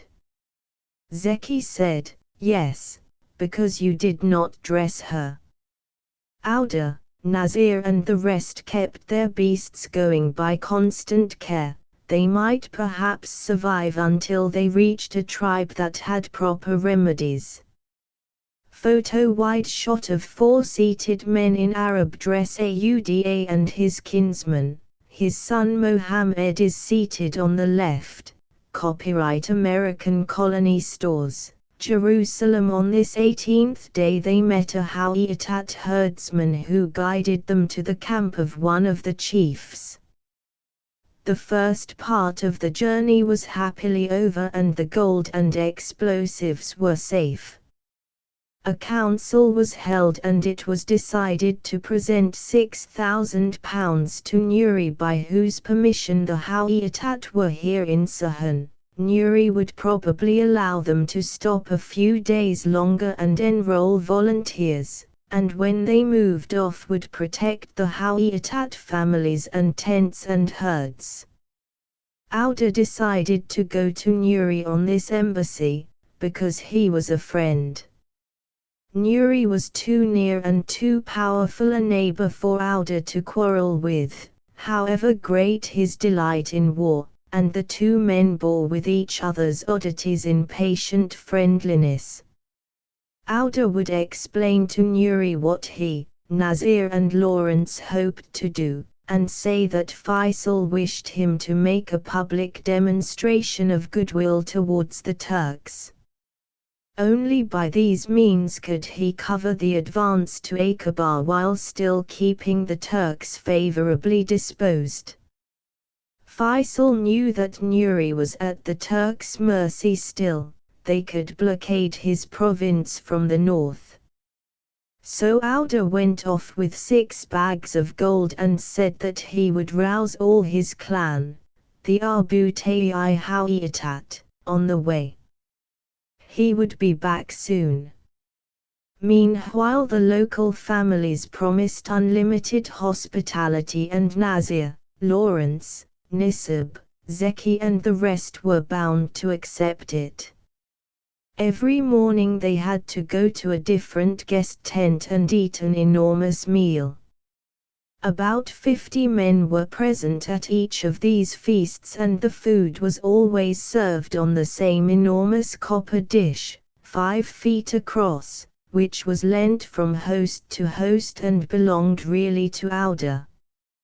It was always the same boiled mutton and rice, 2 or 3 whole sheep making a pyramid of meat in the middle with an embankment of rice all round, a foot wide and 6 inches deep, filled with legs and ribs of mutton.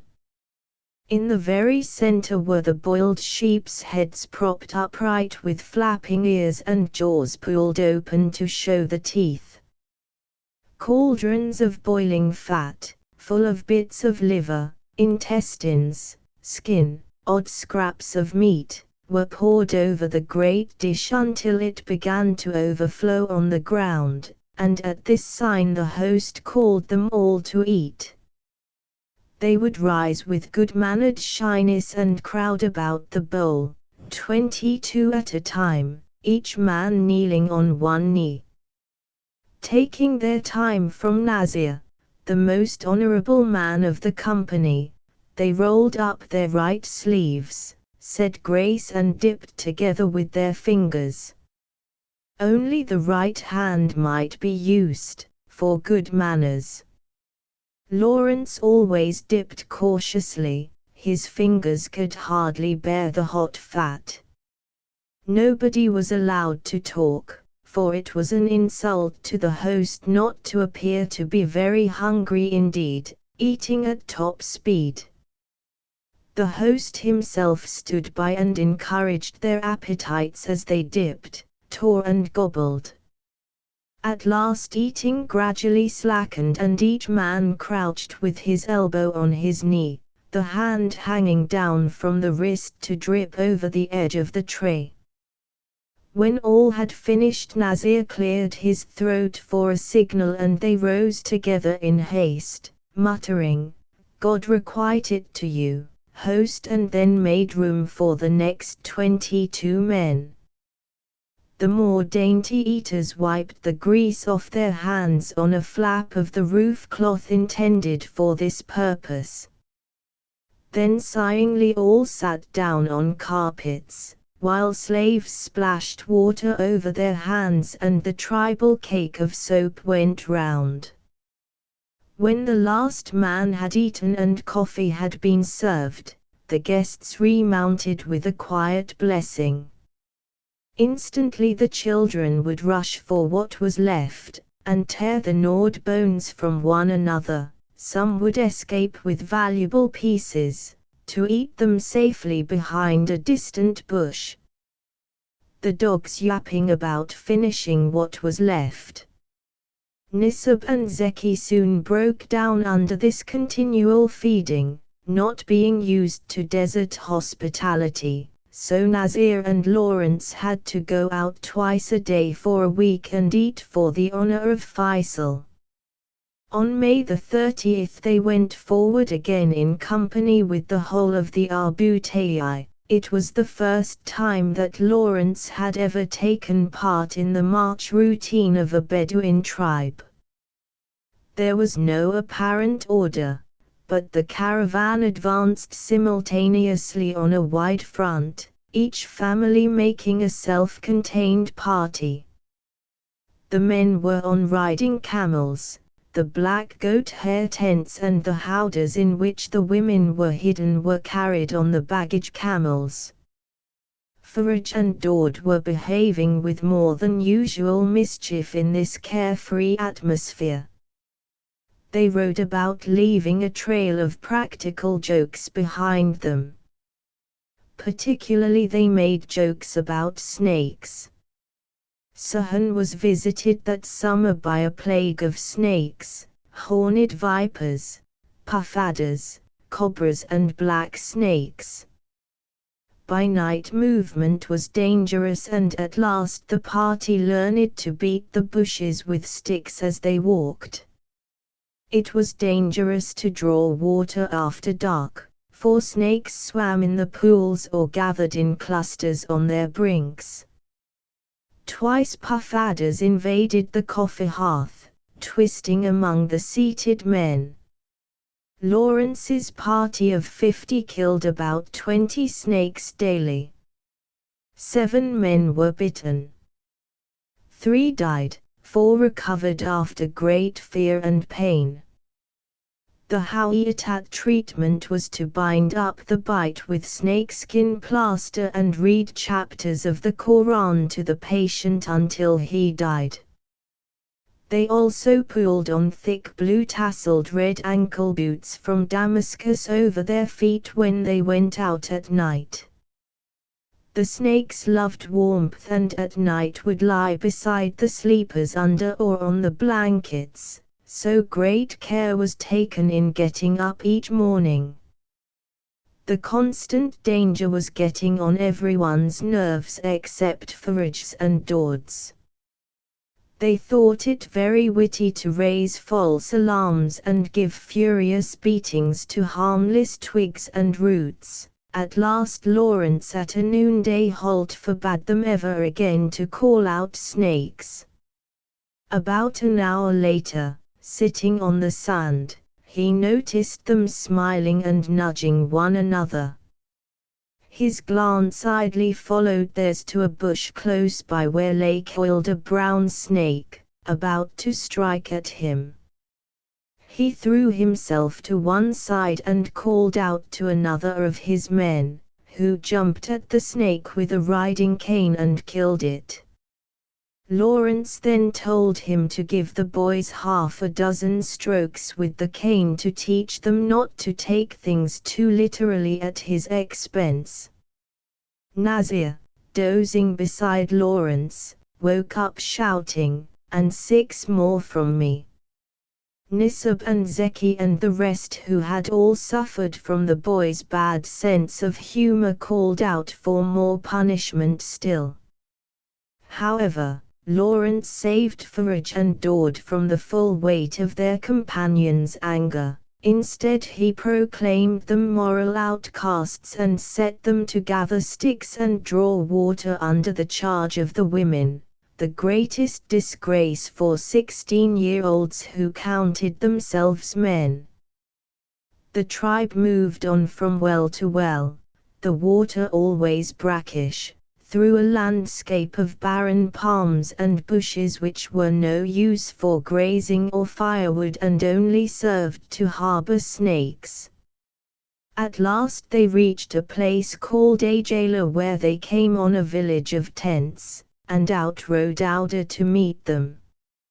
He had a strong escort with him of Rawala horsemen, which showed that he had had success with Nuri.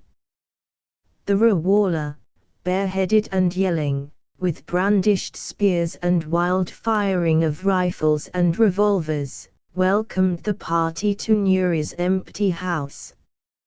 Here they stopped, pitched their tents, and received deputations from the clans and gifts of ostrich eggs, Damascus dainties, camels and scraggy horses.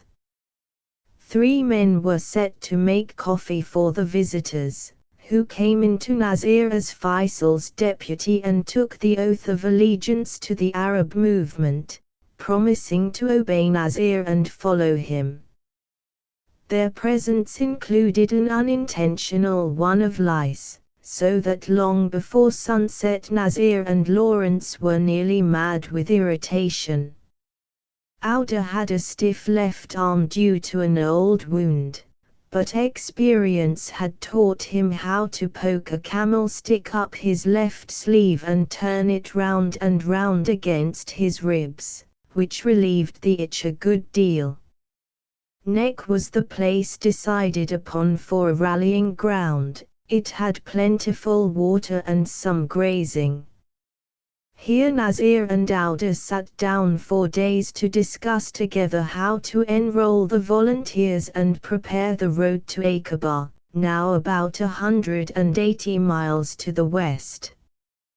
This left Nisib, Zeki and Lawrence at leisure.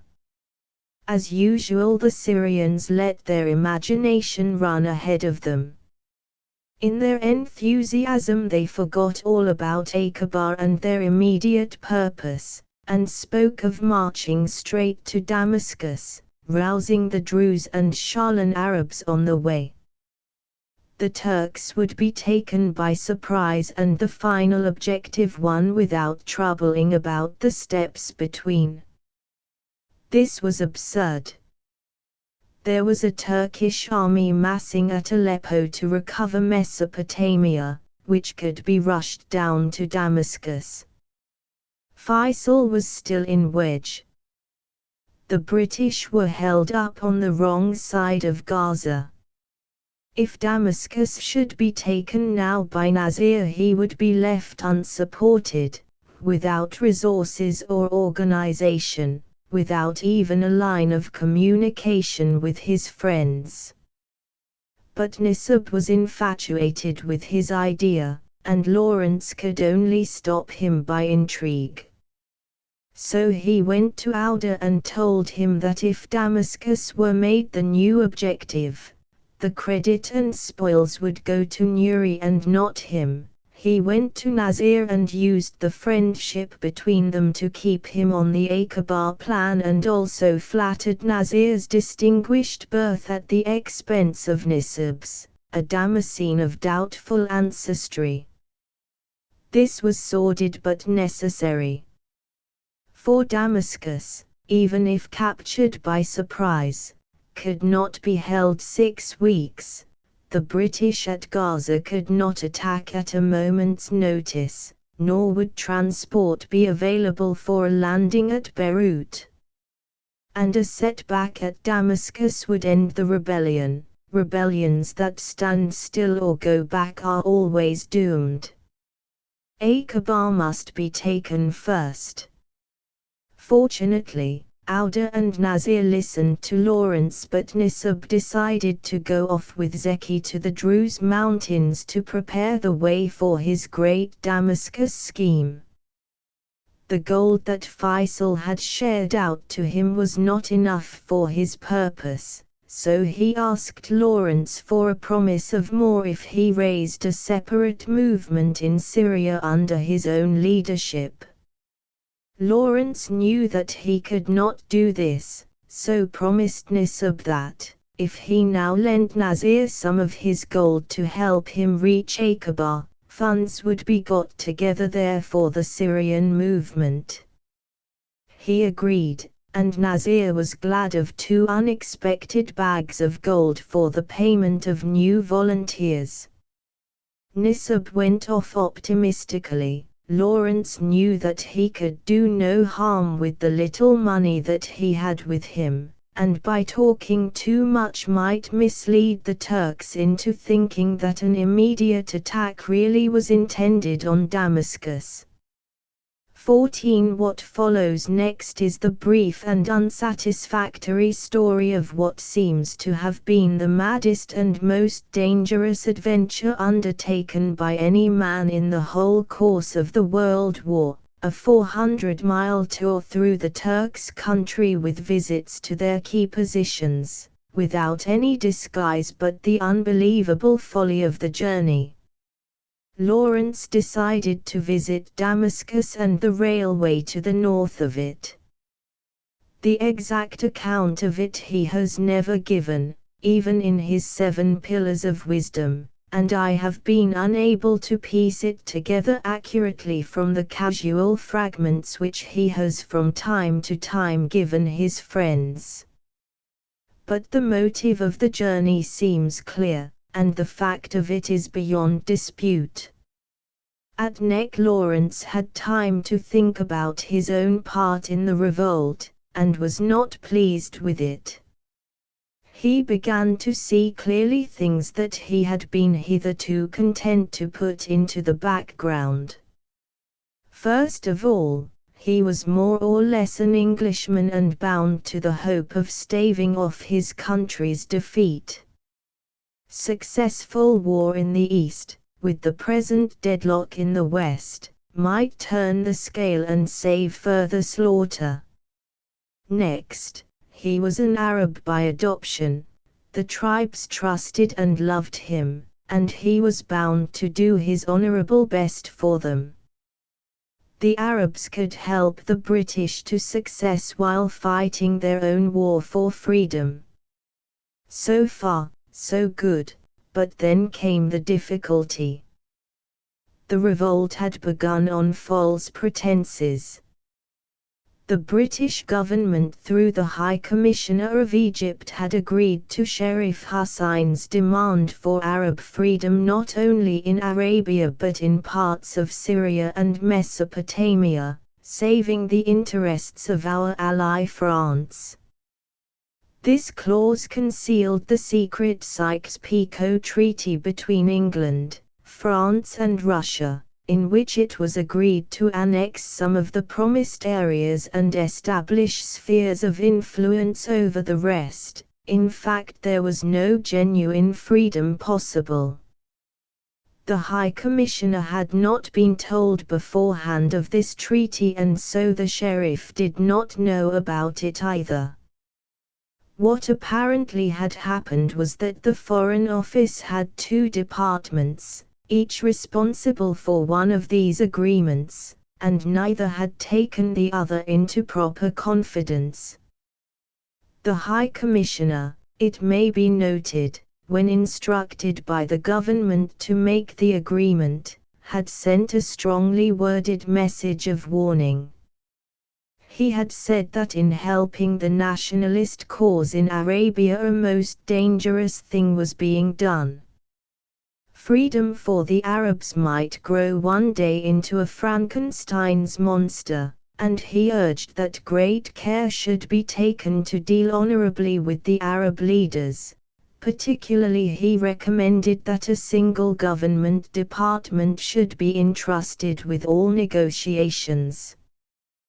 The Russian Revolution took place in the spring of 1917, and the Bolsheviki published the secret treaty, copies of which the Turks sent about where they would do harm to England. Nuri had just had a copy sent him and confronted Lawrence with it. It was a great shock to Lawrence to be asked which of two contradictory pledges was to be believed. Lawrence did not know what to answer. He felt that the most honorable thing to do would be to send the Arabs home, and yet perhaps only by Arab help could the war in the East be won. So he said that England kept her word in letter and spirit, and that the later pledge cancelled the former treaty. This comforted Nuri, and the Arabs thereafter trusted Lawrence and fought finely with him, but instead of being proud he was bitterly ashamed of his deception. Later, he quieted his conscience as well as he might by telling Faisal all he knew and by refusing all decorations, rank and moneys that his part in the revolt brought him personally. He would make the revolt so well armed a success that the powers could not in honor or common sense rob the Arabs of what they had won, and he would fight another battle for the Arab cause in the council chamber after the war ended. But this was not all. He knew now that the war was entering another stage. In Syria the reputation of England was powerful and the reputation of the Bedouin leaders and of Mecca was low. He was the only man who, knowing the Syrians from before the war and having the confidence of the Arabians and being a representative of England, could carry the revolt successfully north. All the responsibility fell on him. Was he strong enough to undertake it? He never had counted himself a man of action. Books and maps were more in his line and he had left the Cairo office only under protest. And, again, towards what freedom was he leading the Arabs? A confederation of Arab states, even if such could be founded against the wishes of France and England, would be necessarily the inheritor of the Turkish Empire. Town Syrians like Nisib and Zeki would run these states. Their governments might be more enterprising than the Turkish government, but would be as corrupt, and the innocence and idealism of the desert Arabs on whose account alone he hoped for freedom would be infected by the filth of Damascus or Basra. Was the gift of freedom worth giving? In this tangle of thought and shame he seems to have decided in Bedouin style to throw himself on the mercy of fate. He would go out on this mad ride and, so far from taking precautions, would expose himself to every possible danger. If the Turks were so foolish as to let him get back safely, they must pay the penalty of their folly, for he would carry the revolt through to a finish with no more qualms. If they caught him, on the other hand, the revolt would get no farther than the deserts of Arabia. On June 3, 1917, in the 5th week of the journey from Wedge, he started off northward with a few of his bodyguard and was away a fortnight. How he reached Damascus, he admits the visit, is not known, but it is possible that he went by way of the Druze Mountains and the Lebanon, there visiting his friends the Christian Syrians, and that he turned south near Baalbek. He is said to have been convoyed by relays of local tribesmen, beginning with the Rawala, and changing them at each tribal boundary. Apparently none of his own men nor of Nazir's completed the journey with him. He is said to have been franked by private letters of Faisal's, but, as I say, nothing certain is known of his immediate purpose, his route or the results of his journey. At Ras Baalbek, south of Hama, considerably beyond Damascus and Baalbek, the farthest points associated by rumor with his journey, there was an important bridge over which all the railway traffic between Constantinople and Syria passed. An intercepted enemy report of that month mentions the destruction of the bridge, and one hesitates to regard this as a coincidence. Yet its demolition must have meant the use of a great deal of explosive, and Lawrence appears to have ridden light. Of the Damascus visit little more than negative information can be given. Lawrence neither dined, lunched nor breakfasted with Ali Riza Pasha the governor, as Mr. Lowell Thomas and others have stated, nor did he then or at any time since set eyes on Yassin, another Arab patriot. But it seems that he made arrangements with prominent members of the Freedom Committee in Damascus for the action to be taken when the Turks were finally expelled. There is a circumstantial story current that he rode into Damascus in English uniform on a camel, and that seeing a notice pasted up offering a large reward for the capture alive or dead of El Oranz, destroyer of railways, with a portrait at the top, he decided to put the matter to a supreme test. He sat down to coffee under one of these notices, but, nobody connecting the man and the portrait, after an hour or two he went on. That while he was in the city the men with him camped outside the walls in a cherry orchard, that there they were disturbed by some inquisitive Turkish policemen who, however, lie buried under the cherry trees. The poster story at least is untrue, none such were put up, nor was any camera portrait of enlargeable size available. On the positive side, Lawrence has told me that he was never disguised during this ride, either as a woman or as anything else, but instead put off necessary visits to dangerous places until after darkness had set in. In the dark his figure could not be distinguished from that of any other Arab of the desert fringe. And the reference in 7 Pillars of Wisdom to his usually wearing British uniform when visiting enemy camps may well refer to a practice begun on this ride. Whether or no he regarded Damascus as a dangerous place I cannot say. Other picturesque incidents reported of this journey are as demonstrably untrue as the poster story. For instance, the Lowell Thomas account of his attempted visit to a military academy at Baalbek is disproved by there not having been a military academy there, only an infantry depot and a training camp. It is possible, though, that he visited these. Nor did he enter Rek Junction, for the purpose of inspecting the railway repair shops, another story, during the war. He seems, however, to have visited one or more of the bridges over the river Yarmouk, of which an account will be given in a later chapter, and to have been at Ziza, the headquarters of the Beni Sakr tribe.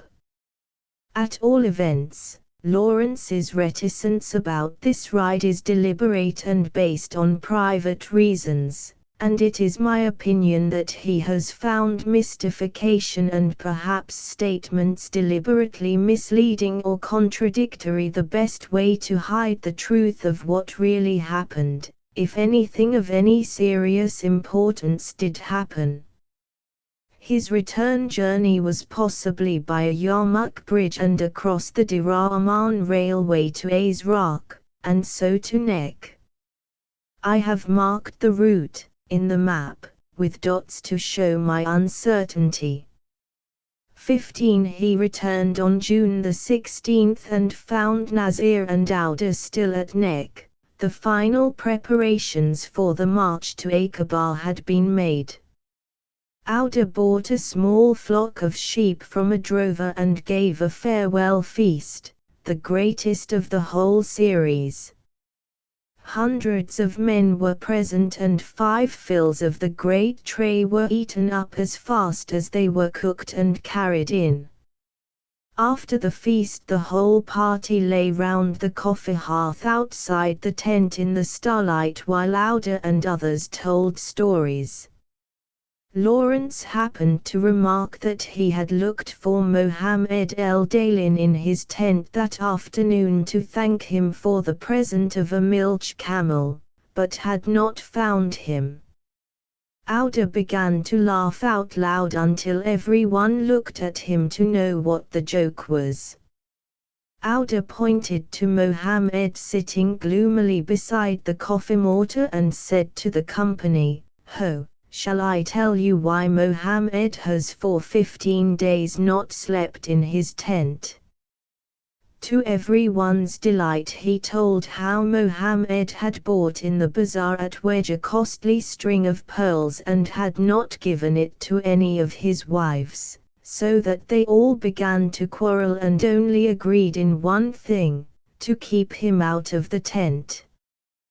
This was Auda's usual mischievous invention, and Mohammed, whose wives in the tent nearby had come up close to the partition curtain to listen, was much confused and appealed to Lawrence to witness that Auda lied. Lawrence began his answer with the phrase that introduces a formal tale in Arabia. "In the name of God the Merciful, the Loving Kind." We were 6 in Wedge. There were Auda and Mohammed and Zal, Gassim, Mufadi and the poor man, which meant Lawrence himself. And one night just before dawn Auda said, "Let us make a raid upon the market." And we said, "In the name of God." And we went, Auda in a white robe and a red headcloth, and Qasim sandals of pieced leather. Mohammed in a silken tunic of 7 kings 3 and barefoot. Zal. I forget Zal. Qasim wore cotton and Mufadi was in silk of blue stripe with an embroidered headcloth. Your servant was as he now is. 3. See page 37. He paused, and the Hawiyatat sat dead silent. Lawrence was mimicking Auda's epic style, also the wave of his hand, the booming voice and the accentuation of the points or what he thought were the points of his pointless stories. Parody was an unknown art among the Bedouin, and Lawrence's beginning had a tremendous effect on them. He went on to tell how they left the tents, giving a list of them, and walked down the village, describing all the passers-by and the ridges all bare of grazing, for by God, that country was barren. And we marched, and after we had marched the time of a smoked cigarette, we heard something, and Auda stopped and said, "Lads, I hear something." And Mohammed stopped and said, "Lads, I hear something." And Zal said, "By God, you are right." And we stopped to listen, and there was nothing, and the poor man said, "By God, I hear nothing." And Zal said, "By God, I hear nothing," and Mohammed said, "By God, I hear nothing." And Auda said, "By God, you are right." And we marched, and the land was barren, and we heard nothing. And on our right came a man, a Negro, on a donkey. The donkey was grey with black ears and one black foot, and on its shoulder was a brand like this. Here Lawrence made a scribble in the air, and its tail moved and its legs. Auda saw it and said, "By God, a donkey." And Mohammed said, "By the very God, a donkey and a slave." Lawrence continued this Arab version of the three jovial Welshmen with "and we marched." And there was a ridge, not a great ridge but a ridge as great as from here to the what do you call it yonder, and we marched to the ridge and it was barren. The land was barren, barren, barren. And we marched, and beyond the what do you call it was a thingumbob as far as from this very place here to that actual spot there, and afterwards a ridge, and we came to that ridge. It was barren, all that land was barren, and as we came up that ridge and were by the head of that ridge and came to the end of the head of that ridge, by God, by my God, by the very God, the sun rose upon us. This brought down the house. Everyone knew the repetitions and linked phrases that Auda used to bring some sort of excitement into the dull story of a raid in which nothing happened, and they knew of old the terrible bathos of the sunrise which ended the story. But the walk to the market at Wedge was one also that many of them had taken. So they howled with laughter, rolling on the ground. Auda laughed the loudest and longest, for he loved a joke against himself, and Lawrence's parody had only proved to him how fine a storyteller he really was. So he went over to Mohammed, embraced him, and confessed that the necklace story was an invention. Mohammed in gratitude invited the whole camp to breakfast the next morning. They would have a sucking camel calf boiled in sour milk. The next day they rode off, making for Bear, 60 miles away in the direction of Aqaba. There were 500 in the party now, and everyone was happy and confident. The country was limestone strewn with black flints, and in the distance were 3 white chalk hills. The leaders had a treat of rice that night, the chiefs of the Abu Tayi coming in to share it. At coffee drinking, Auda began provoking Lawrence with talk of the stars. "Why are the Westerners always wanting everything?" he asked when Lawrence had said that astronomers every year make more and more powerful telescopes to map the heavens out more and more accurately, adding thousands to the number of known stars. "Behind our few stars we can see God, who is not behind your millions," said Auda. "We want the world's end," answered Lawrence. "But that is God's," said Zal, half angry. Auda said that if the end of wisdom was to add star to star, the foolishness of the Arabs pleased him better. He took Lawrence ahead next day. He wished to visit the grave of his favorite son, Anad, which was at Bear. Anad had been waylaid by his cousins of the Motalga tribe and fought them, 1 against 5, until he was killed. Auda was bringing Lawrence to hear him mourn for the dead. As they rode down a slope to the grave, they were astonished to see smoke wreathing about the wells. They rode up carefully and found that the well top had been shattered. Looking down they found that the stone sides had been stripped and split and the shaft choked. Auda said, "This is done by the Jay-Z." They went to see another well beyond. It was also ruined. So was a third. There was a smell of dynamite in the air. It was clear that the Turks had got wind of their coming, and had possibly also raided the wells at Hafara where they had planned to concentrate before the attack. But in any case they could not reach Hafara without the bare water. There was still, however, a fourth well some way off. They visited this rather hopelessly, and were delighted to find it undamaged. It was a well belonging to the Jay-Z tribe, and that it had been spared seemed to prove that Auda was right. But one well was not enough for 500 camels.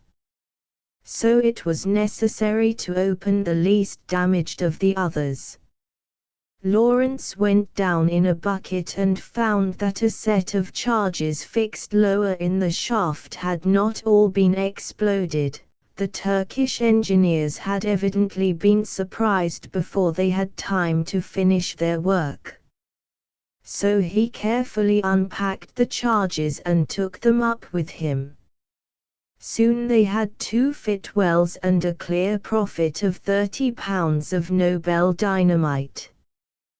They decided to stay a week at Behr and meanwhile sent off a party to buy flour in the villages near the Dead Sea. It would be back in 5 or 6 days, and a party to inquire about the wells at Hafara. If Hafara was not spoilt for them, they would cross the railway below Marn and seize the great pass that led down from the plateau of Marn to the red sandstone plain of Guira. To hold this pass they would have to capture Abar el-Lisan, 16 miles from Marn, where was a large spring of water. The garrison was small and they should be able to rush it. They could then hold the road to Aqaba from Marn, and the Turkish posts along it would have to surrender within a week for want of food. But before then the hill tribes would probably have risen in sympathy and wiped them out. It was important not to frighten the Turks at Marn before the attack began on Abar el-Lisan, but the destruction of the Behr wells showed that the news of the Hawiyatat march had reached them. The only thing to do was to pretend that Aqaba was not the place aimed at, but that they were driving farther north.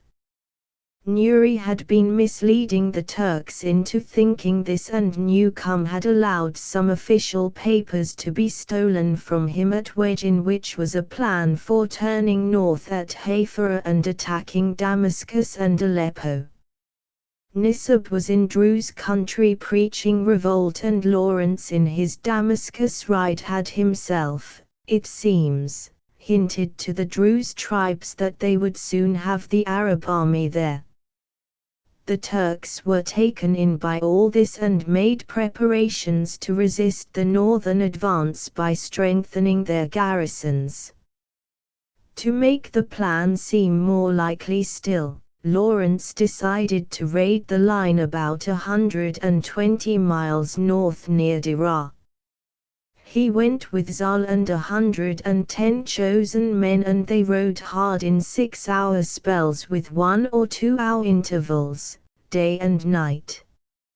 It was a most eventful trip for Lawrence because the raid was carried out on the conventional lines of a tribal raid, the first in which he or possibly any Westerner had ever taken part. On the second afternoon they reached a Circassiang village north of Amman in Transjordania. There was a big bridge not far from here, suitable to be destroyed. Lawrence and Zyle walked down in the evening to have a look at it and found the Turks there in force. They saw that 4 arches of the bridge had been washed away by the spring flood and the line was laid on a temporary structure while the Turks repaired the arches. It was useless to bother about a bridge already in ruins, so they decided to try to blow up a train instead. This would attract more attention than a bridge, and the Turks would think that the main body of the forces was at Azraq in Sahan, 50 miles to the east. As they rode forward over a flat plain in the dark they heard a rumble and along came a train at great speed. If Lawrence had had 2 minutes warning he could have blown the engine to scrap iron, but it rushed past and was gone. At dawn they found an ideal ambush, an amphitheater of rock with pasture for the camels, hidden from the railway which curved round it, and crowned with a ruined Arab watchtower from which Lawrence could get a fine view of the line. He decided to lay a mine that night. However, in the middle of the morning, a force of 150 Turkish cavalry, regulars, were seen riding from the north directly towards the hill. The Arabs slipped out of sight just in time and the Turks went by. The place was called Minifa.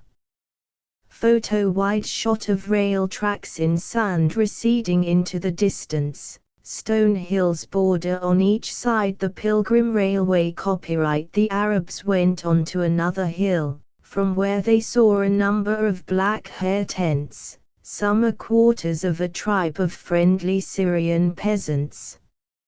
Zyle sent messengers who brought back a gift of bread. Lawrence was glad of this, for their own flour had long been exhausted and they only carried parched corn with them, which they chewed. It was too hard for his teeth, so he had fasted for the last 2 days. The peasants promised to tell the Turks that the party had ridden off towards Azraq. After dark Lawrence and Zyle buried a big mine and waited for a train to pass. But none appeared that night or the next morning. Late in the afternoon a company of about 200 mule-mounted Turks came up from the south. Zyle was for attacking them, 100 men on camels suddenly charging down from higher ground could sweep double that number of lighter mounted men off their feet. It would be a certain victory and they would capture not only the men but their valuable animals. Lawrence asked Zyle what the Arab casualties would be. Zyle thought 5 or 6, Lawrence said that this was too many to lose. They had only one main object, the capture of Aqaba, and they were here to mislead the Turks into thinking that the main body was at Azraq, not for loot. They could not afford to lose a man until Aqaba had fallen. Zyle agreed, but the Hawiyat were furious at having to let the Turks escape. They wanted the mules. To watch the company file unsuspecting by at point-blank range was too much for the patience of one boy, a cousin of Auda's, who sprang forward shouting to attract the Turks' attention and compel a battle.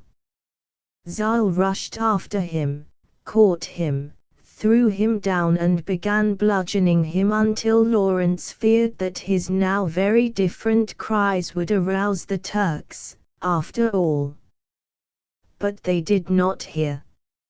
Now, if the Hawiyat had had their battle, there would have been no keeping them on the Aqaba plan. They would have driven home their captured mules in triumph to the tents by way of Azraq and not have come back again until too late. As for the prisoners, Nazir could not have fed them, so that they would have had to be murdered, or else let go, in which case they would have revealed the raiding party's strength to the enemy. So the victory was let slip. But, what was even more disappointing, no train came for the rest of the day. So at night they returned to the line and blew up the most curved rails they could find. These were chosen because the Turks would have to send all the way to Damascus for new ones. This took the Turks 3 days, and then the repair train caught the mine that had been left behind and damaged its engine, so traffic stopped for 3 days more while the line was searched for traps. But of this they only learned later. They caught 2 Turkish deserters. One had been badly wounded while escaping and died soon afterwards.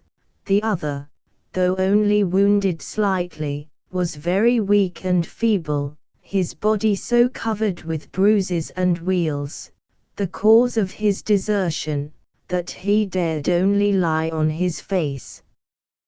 The Arabs gave him the last of their bread and water and did what they could for him, which was little. When they had to go away at midnight to water their camels some miles off, they were forced to leave him behind on the hill. He could not walk or ride and they had no carriage for him. So Lawrence put a notice on the line in French and German to explain where the poor fellow was and to say that he had been captured wounded, after a hard fight. They hoped by this means to save him from being shot when the Turks found him, but coming back to Minna 6 months later they saw his skeleton lying on their old camping ground. The next morning, many miles away on the return journey, they were watering their camels at the same cisterns that they had used on the way out, when a young Circassian came in sight driving 3 cows. This was dangerous, he might give an alarm. So Zal sent off the men who had been most eager for a fight the day before, to stalk him. He was captured, unharmed but frightened. Circassians were swaggering fellows but cowards, and this fellow was in a cringing terror. To give him a chance of recovering his self-respect, Zal set him to fight at daggers with one of the party, a Sherari tribesman who had been caught stealing on the march, but after a scratch the man threw himself down weeping. He was a nuisance. They did not want to kill him, but if they let him go he would give the alarm and put the horsemen of his village on their trail. If they tied him up here he would die of hunger. They had no food to leave with him. And anyhow there was no rope to spare.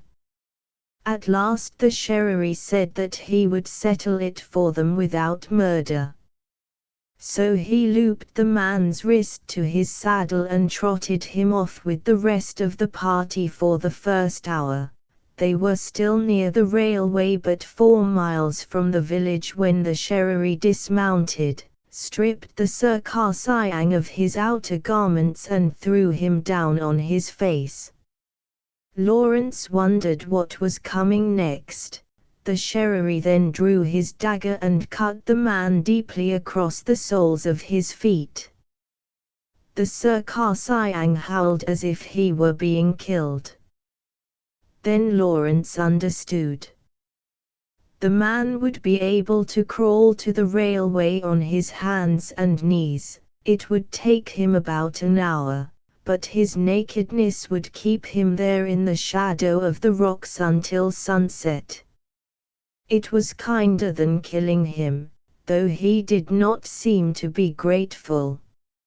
Soon they came to a small station consisting of 2 stone buildings and crept within 100 yards behind limestone rocks.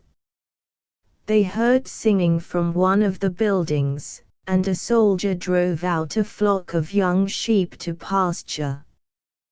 The Arabs counted them hungrily, weary of a parched corn diet. The sheep settled the fate of the station. Zal led a party of men round another side of the station, and Lawrence saw him take very careful aim at the party of officers and officials sipping coffee in shaded chairs outside the ticket office. He pressed the trigger, there was a crack, and the fattest man slowly bowed in his chair and sank to the ground among his horrified friends. This was the signal for a volley and a rush. Zal's men broke into the nearest building and began plundering, but the door of the other clanged to and rifles were fired from behind the steel shutters. Lawrence's party fired back, but soon saw that it was no good and stopped. So did the Turks, and allowed the plundering to go on. The sheep were driven off into the hills, where the camels were tied up, and the plundered building was splashed with paraffin and set on fire. Meanwhile the Agil were measuring out explosive and fixing charges, which were afterwards fired. A culvert, many rails and 1/4 of a mile of telegraph wire were destroyed. The explosions scared the sheep and the knee-haltered camels, who shook off the rope hitches and scattered in all directions. It took 3 hours to recapture them, but fortunately the Turks did not attempt anything in the interval, and the whole party reached Bear safely at dawn without losing a man. They had had a grand feast of mutton on the way, 24 sheep eaten at a sitting by 110 men. Nothing was left, for the riding camels were trained to like cooked meat and finished off the scraps. The only difficulty had been the skinning, for there was a shortage of knives, but they had used flints instead. At Bear they found that Nasir had bought a week's flour and were glad to think that they might well take a kebab before starving again. That day a messenger came post-haste from the Emir Nuri to say that 400 Turkish cavalry had started from Dira to Sahan in search of them. He had sent his nephew as a guide to mislead them by devious routes, so that men and horses were suffering terribly from thirst. They were now near neck. The Turkish government would believe that the expedition was still in Sahan until the cavalry returned, and that would be some days. So the coast was clear, especially since the Turks thought that the Bear wells had been utterly destroyed and that therefore Man was safe. The Hafara wells had been also destroyed, and that settled it. But Lawrence wondered whether the destruction of the wells at Hafara had not been bungled too. A Hawiyat chief who had been present, and was one of those who had sworn allegiance at Wedge, sent secretly to say that the king's well, Auda's family property and the biggest of the wells, had been dynamited from above, but that he had heard the upper stones clap together and key over the shaft. They hoped this was so and rode forward on June the 28th to find out, over a hard mud plain blinding white with salt. Hafara seemed hopeless, the 7 wells were completely wrecked. However, they sounded around the King's Well and the ground rang hollow, so volunteers of the Agil began to dig away the earth outside.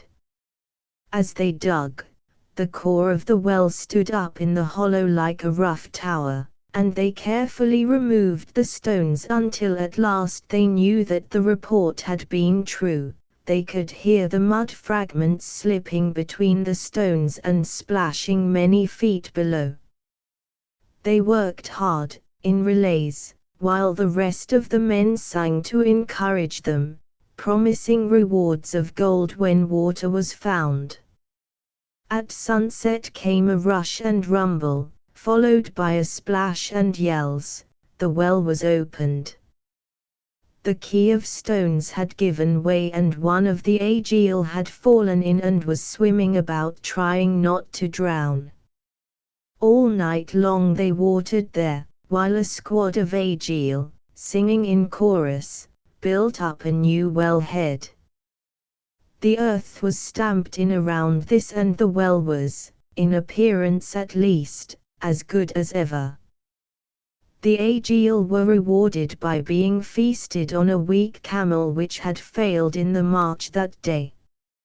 From Haifa the next step was the pass of Abar el-Lisan, where a Turkish blockhouse guarded the crest. A neighboring clan of the Hawiyat had promised to settle it, so picked men went from Haifa to help them. The Turks were not, however, taken by surprise. They manned their stone breastworks and drove the tribesmen off into cover. Thinking that this was only an ordinary tribal raid, they then sent a mounted party to take vengeance on the nearest Arab encampment. They found one old man, 6 women, and 7 children there and cut their throats. The tribesmen only saw what was happening too late, but then furiously charged down from the hill across the return road of the murderers and cut them off almost to a man. They next attacked the now weakly garrisoned blockhouse, carried it in their first angry rush and took no prisoners. Hearing this news at Haifa the same day, Lawrence, Nasir, Auda and the rest went forward towards Abar el-Lisan, striking the railway 20 miles south of Marn and blowing up a long stretch of it, including 10 bridges. Lawrence had learned to destroy these at small expense by stuffing the drainage holes in the spandrels with 5-pound charges of gelatine. The explosion brought down the arch, shattered the uprights, and stripped the side walls. With short fuses it took only 6 minutes to finish each bridge. They continued their demolitions until all their explosive was gone and then struck westward towards Abar el-Lisan, camping that evening about 5 miles from the railway on the Aqaba side. Hardly had they finished baking their bread when 3 men galloped up to say that Abar el-Lisan, the blockhouse, the pass and the command of the Aqaba road were lost again. A large column of Turks, infantry and guns, had just arrived from Marn, and the Arabs at Abar el-Lisan, disorganized as usual by victory, had run away. Lawrence learned later that this sudden move was an accident. A Turkish battalion from the Caucasus had arrived at Marn to relieve another that had been garrisoned there for some time. While it was still formed up at the station, news arrived of fighting at Abar el-Lisan, and the battalion, with the addition of some mountain guns carried on mules, was marched off at once to relieve the blockhouse. When the Turks climbed up to the pass they had found the place deserted, except for the vultures flying in slow uneasy rings above the blockhouse walls. The battalion commander was afraid that the sight would be too much for his troops, young conscripts who had never been on a battlefield before, and led them downhill again to the roadside spring, where they encamped all night. The news was startling and unwelcome. The Arabs started off again at once, eating the hot bread as they rode. Auda was in front, singing, and the men joined in from time to time with the proud vigor of an army moving into battle. As they went, the camels in front kicked against the wormwood bushes and the scent hung in the air, making the road fragrant for those behind. They rode all night and came at dawn to the hill crest overlooking the pass. Here the headmen of the tribe that had captured the blockhouse the day before were waiting for them, the blood still splashed on their anxious faces. It was decided to attack, unless the battalion were dislodged. The dangers and trials of the last 2 months would go for nothing. And the Turks made this easy for them. They slept on in the valley while the Arabs surrounded them, seizing the crests of all the hills unobserved, and were caught in a trap. At dawn the Arabs began sniping while Zal and the horsemen rode to cut them on telegraph and telephone in the plain behind. The sniping went on all day. The Turks every now and then would make a sortie in one direction or another, but were soon driven back again to their position under some cliffs by the water spring. It was terribly hot on the hills, hotter than Lawrence had ever known it in Arabia, and the anxiety and constant moving made it worse. To make up for their small numbers they had to run behind the hill crests from point to pretend to be more numerous than they really were. The sharp limestone ridges cut their naked feet, so that long before evening the more energetic men left a rusty print on the ground at every stride. Even some of the tough tribesmen broke down under the heat and had to be thrown under the shade of rocks to recover. By noon the rifles had become so hot with shooting that they burned the Arabs' hands, and the rocks from behind which they aimed scorched their arms and breasts, from which later the skin peeled off in sheets.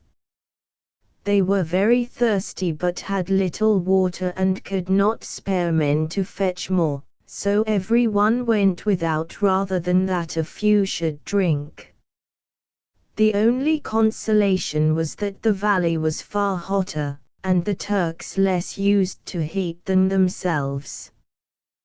The mountain guns were being constantly fired, which made the Arabs laugh. The little shells burst far behind the hill crests, though to the Turkish gunners they seemed to be doing great damage. Just after noon Lawrence himself broke down with something like a heat stroke, and crawled into a hollow behind the ridge where there was a trickle of mud on the slope. He sucked up some moisture, making his sleeve a filter. Nasir joined him, panting, with cracked and bleeding lips, and then old Auda appeared striding along, his eyes bloodshot and staring, his face working with excitement. He grinned maliciously to see them lying there under the bank and croaked to Lawrence, "Well, how is it with the Hawiyatat? All talk and no work." Lawrence was angry with himself for his weakness and with everyone else. He spat back at Auda, "By God, indeed they shoot a lot and hit a little." Auda, pale and trembling with rage, tore his headcloth off and threw it on the ground. Then he ran back up the hill like a madman, shouting to the men in his dreadful strained voice. They gathered together and scattered downhill past Lawrence. Lawrence was afraid that things were going wrong.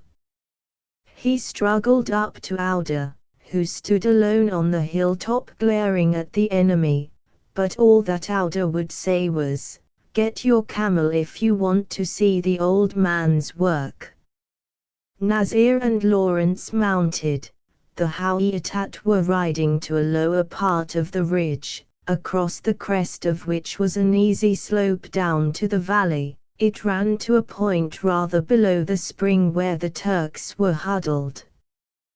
Behind the crest they found 400 camel men massed, waiting. Lawrence asked where the horsemen were and was told, "Without a yonder." At that moment yells and shots poured up from the valley. The Arabs kicked their camels to the crest and saw the 50 horsemen galloping at full speed down another slope, making straight for the Turks and shooting from the saddle. 2 or 3 went down, but the rest thundered forward. The Turks hesitated, broke and ran. "Come on!" Nasir screamed to Lawrence with his bloody mouth, and away down over the crest plunged the 400 camels, heading off the Turkish flight. The Turks did not see them coming until too late. Then they fired a few shots, but for the most part only shrieked and ran faster. Lawrence's racing camel stretched herself out and charged at such a speed that she soon outdistanced the rest, and he found himself alone among the Turks, firing wildly with his pistol. Suddenly the camel tripped and fell headlong. Since she was going something like 30 miles an hour, Lawrence was torn from the saddle and went hurtling through the air for a great distance.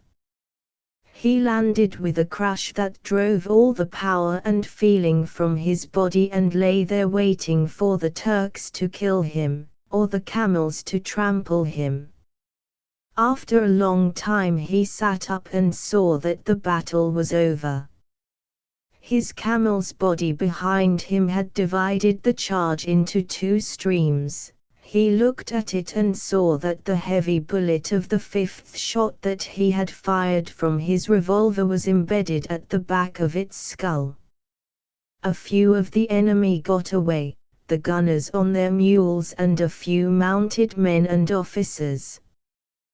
There were only 160 prisoners taken, many of them wounded, for the Hawiyat were avenging yesterday's murder of their women and children.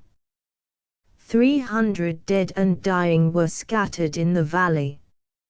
Auda came up on foot, his eyes mad with delight of battle, and the words bubbling incoherently from his mouth, "Work, work, where are words?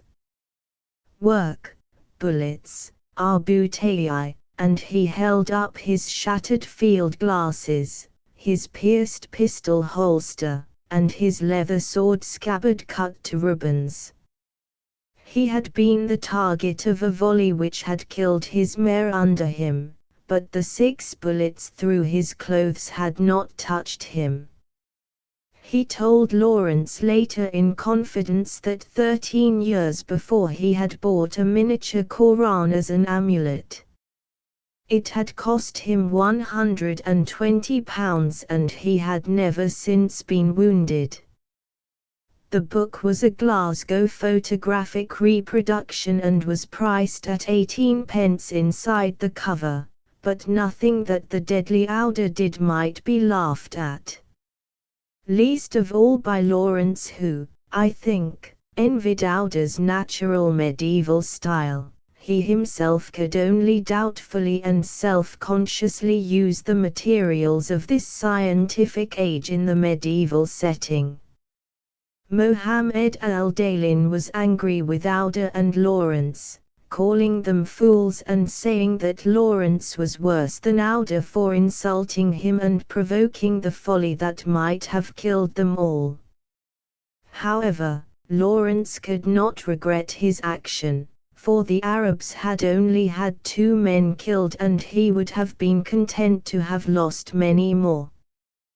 Time was of the greatest importance because of the food shortage, and this victory would frighten the little Turkish garrisons between Abar el-Lisan and Akbar into quick surrender. As for Mon, prisoners told him that there were only 2 companies of Turks left in the town, not enough to defend it, much less to send reinforcements to Abar el-Lisan. The Hawiyat then clamored to be led to Mon, a magnificent place to loot, though the day's plunder should have satisfied them. However, Nasir and Auda helped Lawrence to restrain them. It would have been absurd to have gone there without supports, regulars, guns or communications, without gold even, for they were already issuing notes with promises to pay when Akbar is taken. The first notes ever passed current in Arabia, and no base nearer than Wedge, 300 miles away.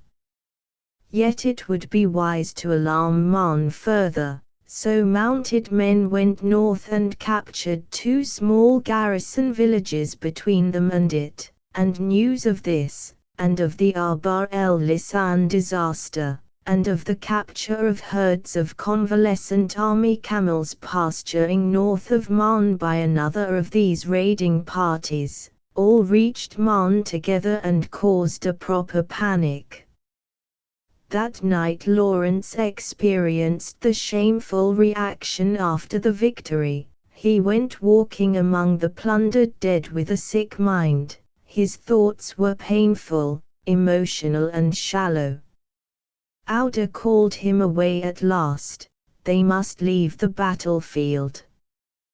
Partly this was a superstitious fear of the ghosts of the dead, partly a fear of Turkish reinforcements and of neighboring clans, his blood enemies, who might catch his force disorganized and pay off old grudges.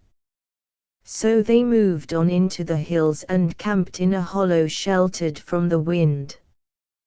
While the tired men slept, Nasir and Auda dictated letters to the Hawiyat near Akbar telling them of the victory and asking them to besiege the Turkish posts in their district until the force arrived.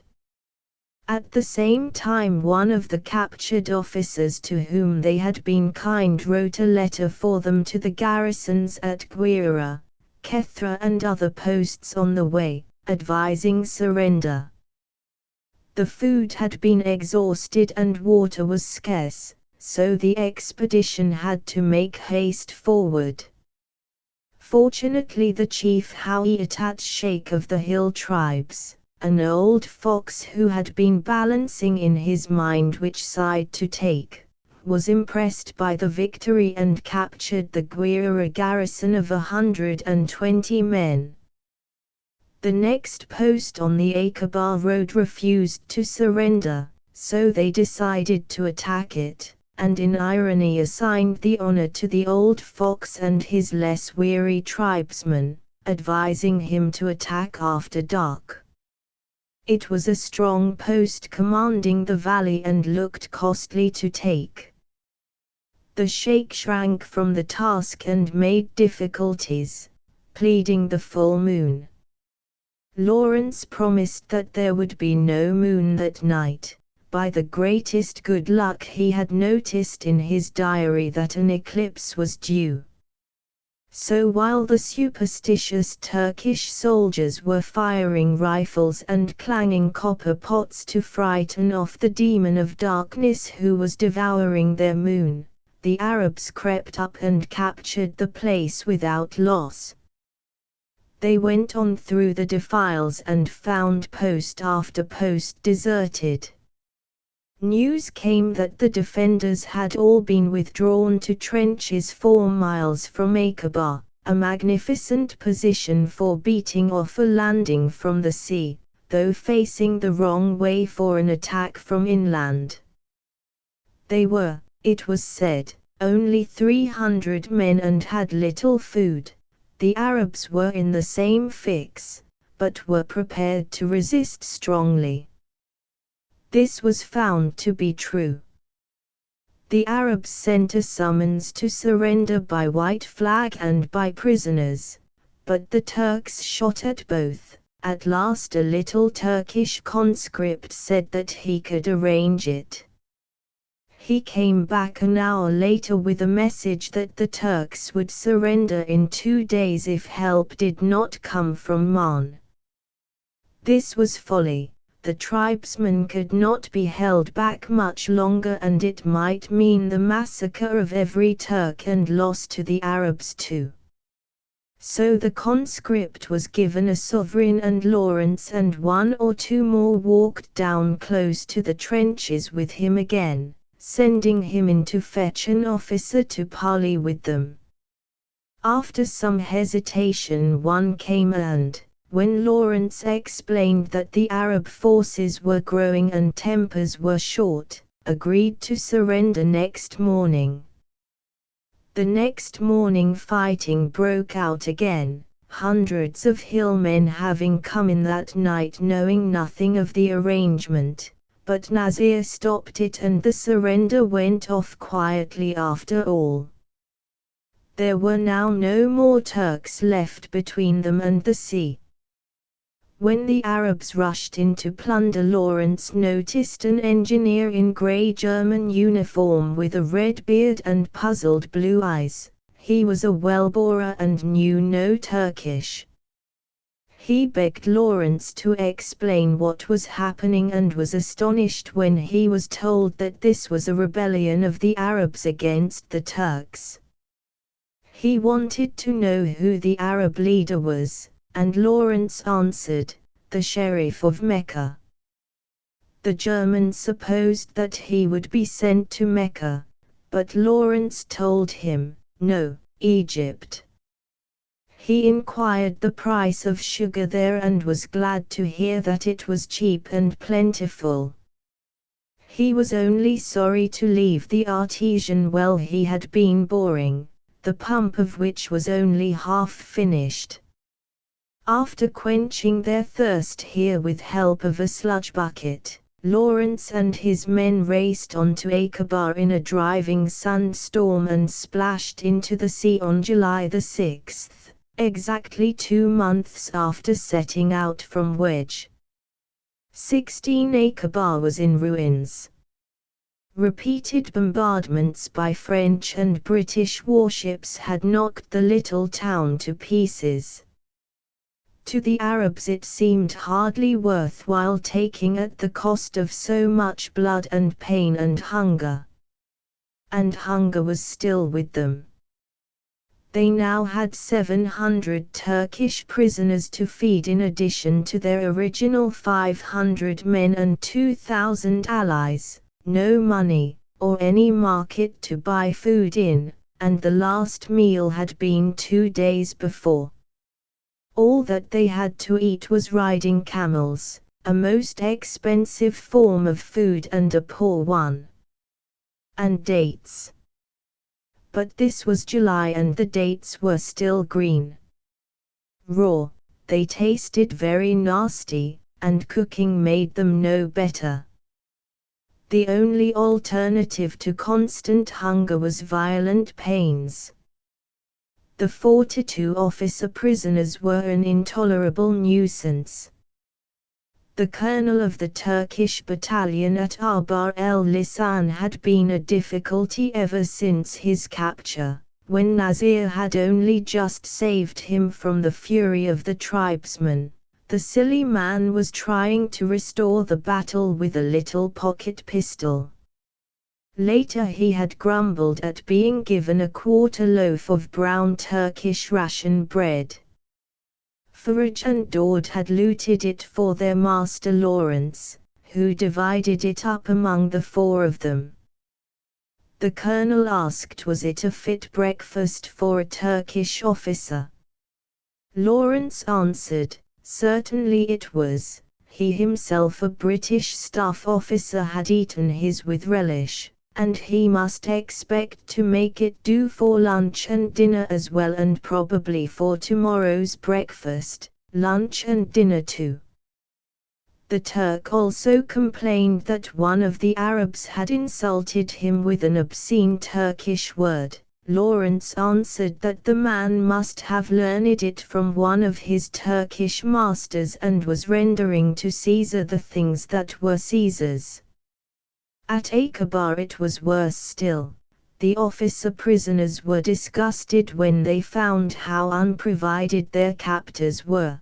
They thought it was only a fraud to annoy them and would not believe that Lawrence and Nasir had not all the delicacies of Cairo hidden somewhere in their saddlebags.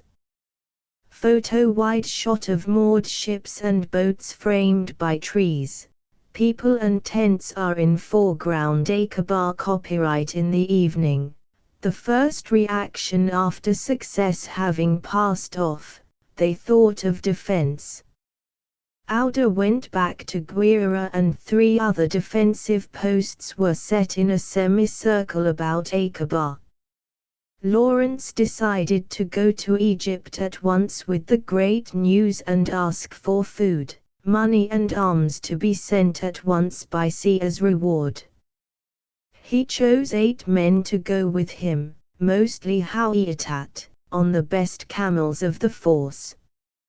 A bad ride was ahead of them, and it was difficult to decide whether to go gently, sparing the animals, in which case they might fail with hunger, or whether to ride hard, when they might break down with exhaustion or sore feet in mid-desert. Lawrence decided in the end to keep at a walk. If they could hold out, they would reach Suez in 50 hours. But in such cases the test of endurance is harder for the man than for the camel, and Lawrence was near the end of his strength, having ridden an average of 50 miles a day for the last month, with very little food. To make halts for cooking unnecessary, they carried lumps of boiled camel and cooked dates in a rag behind their saddles. The camels were trembling for weariness early in the night, for the road wound up across the Sinai hills with a gradient of 1 in 3.5. When they reached the top, one camel had to be sent back as unfit for further travel. The others were allowed to graze for an hour. About midnight they reached Themed, the only wells on the journey, watered the camels and drank themselves but did not stay many minutes. They rode all that night and when the sun rose gave the camels half an hour's grazing, then on again all day until sunset, when they halted for an hour. They rode all that second night at a mechanical walk, over hills, and when dawn came saw a melon field sown in this no man's land between the armies by some adventurous Arab.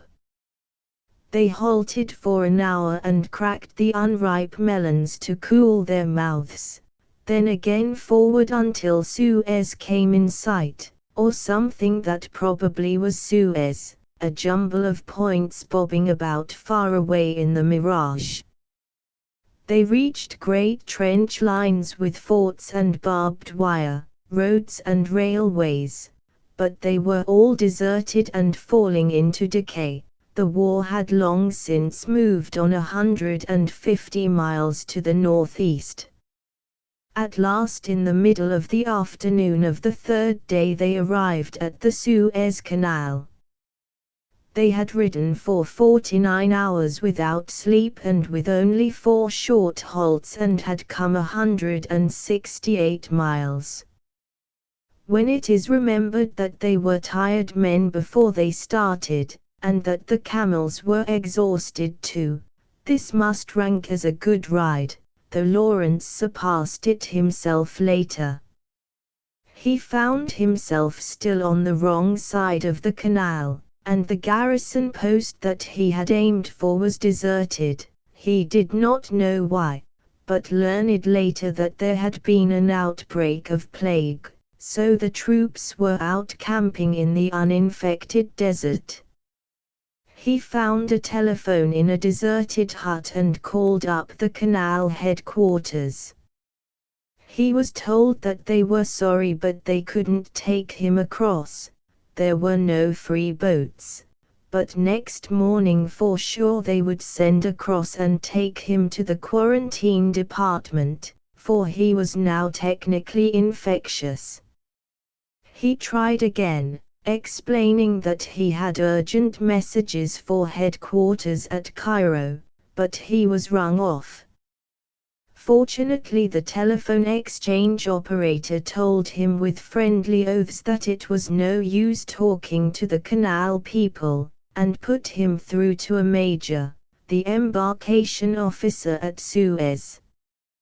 He was an old friend of the revolt, who would catch Red Sea warships as they entered the harbor and make them unwillingly pile their decks with stores for wedge or yenbo.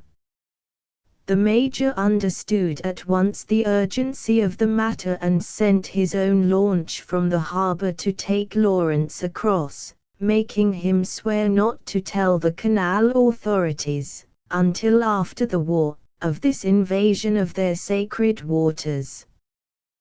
The men and camels were sent up the canal for 10 miles to a rest camp for animals. He arranged rations for them there by telephone. At Suez, where he arrived verminous and filthy, with his clothes sticking to his saddle sores, he went to a hotel and had 6 iced drinks, a good dinner, a hot bath, and a comfortable bed.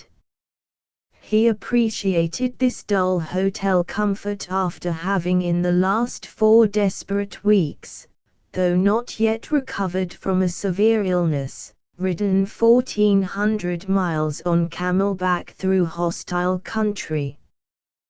They were weeks of little sleep, poor food, frequent fighting and never-ceasing anxiety at the hottest time of the year in one of the hottest countries of the world. Later he found that he weighed only 7 stone, 9 stone being his normal weight, though in his first year at the university he had carried 11 without being out of condition. He went to Cairo by train on a permit ticket given him by the embarkation officer. A mixed party of Egyptian and British military police on the train was most suspicious of him. When he said that he was in the uniform of a staff officer of the Sheriff of Mecca, they could not believe it. They looked at his bare feet, white silk robes, gold head rope and dagger. "What army, sir?" asked the sergeant. "The Meccan army," Lawrence answered. "Never heard of it, don't know the uniform," the sergeant said. "Well," said Lawrence, "would you recognize the uniform of a Montenegrin dragoon?" This beat the sergeant. Any Allied troops in uniform might travel without permits, and the police, though expected to recognize all the uniforms of every army, were not even sure who all the allies were. Mecca might be the name of some new country that had joined in without their knowledge. They wired up the line and a perspiring intelligence officer boarded the train near Ismailia to check the statements of this possible spy. He was very angry to find that he had been sent on a fool's errand. At Ismailia all changed and waited on the platform for the port-said Cairo Express.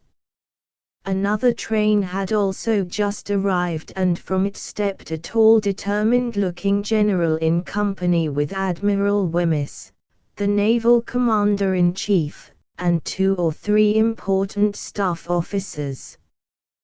They marched up and down the platform deep in talk. After a while Lawrence caught the eye of a naval captain, who came over and spoke to him, wondering who he was. When the captain heard of the surprise capture of Aqaba he was properly excited, promising to have a relief ship sent there at once loaded with all the spare food in Suez. He would make immediate arrangements on his own responsibility so as not to disturb General Allenby. "Allenby, what's he doing here?" asked Lawrence. "Oh, he's commander-in-chief now." This was most important news. Allenby's predecessor, who at first had been against the revolt, had gradually been brought to realize its value to him, and in his last dispatches to London had written in praise of the Arabs and particularly of Faisal. But after the Second Battle of Gaza, which had been forced on him by orders from London against his better judgment and ended in defeat, he had been recalled. Lawrence wondered whether he would have to spend months training Allenby in the same way to realize the importance of the Arabs. Allenby had been commanding divisions in France since the outbreak of war and was full of Western Front notions of gunpowder and masses of men wearing down the enemy by sheer slaughter, ideas which did not apply at all well to war in the East. But he was a cavalryman and ready perhaps to go back to the old-fashioned idea of a war of movement and maneuver. Later at Cairo he sent for Lawrence, having got his report about Aqaba. It was a comic interview.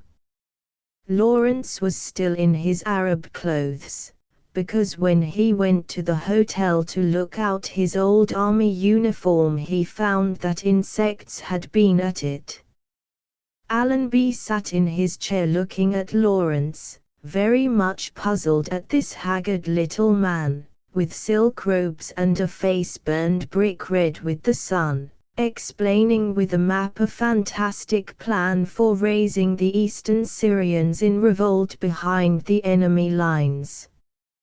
He listened quietly, asking few questions and trying to make up his mind how far Lawrence was a charlatan and how far a real performer, a doubt that was also constantly in Lawrence's own mind. He asked what help he wanted. Lawrence said, "Stores and arms and a fund of £200,000 in gold to convince and control his converts." Allenby put up his chin at last, a well-known decisive gesture, and said, "Well, I will do for you what I can." And meant it. The meeting of Lawrence with Faisal had begun a new successful phase of the war in Arabia. The meeting of Lawrence with Allenby began an even more successful one.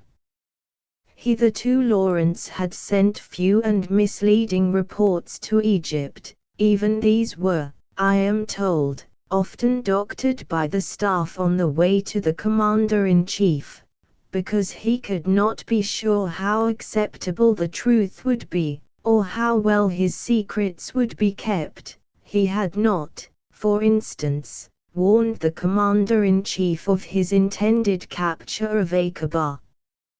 But he learned to take Allenby more deeply into his confidence and never afterwards regretted it.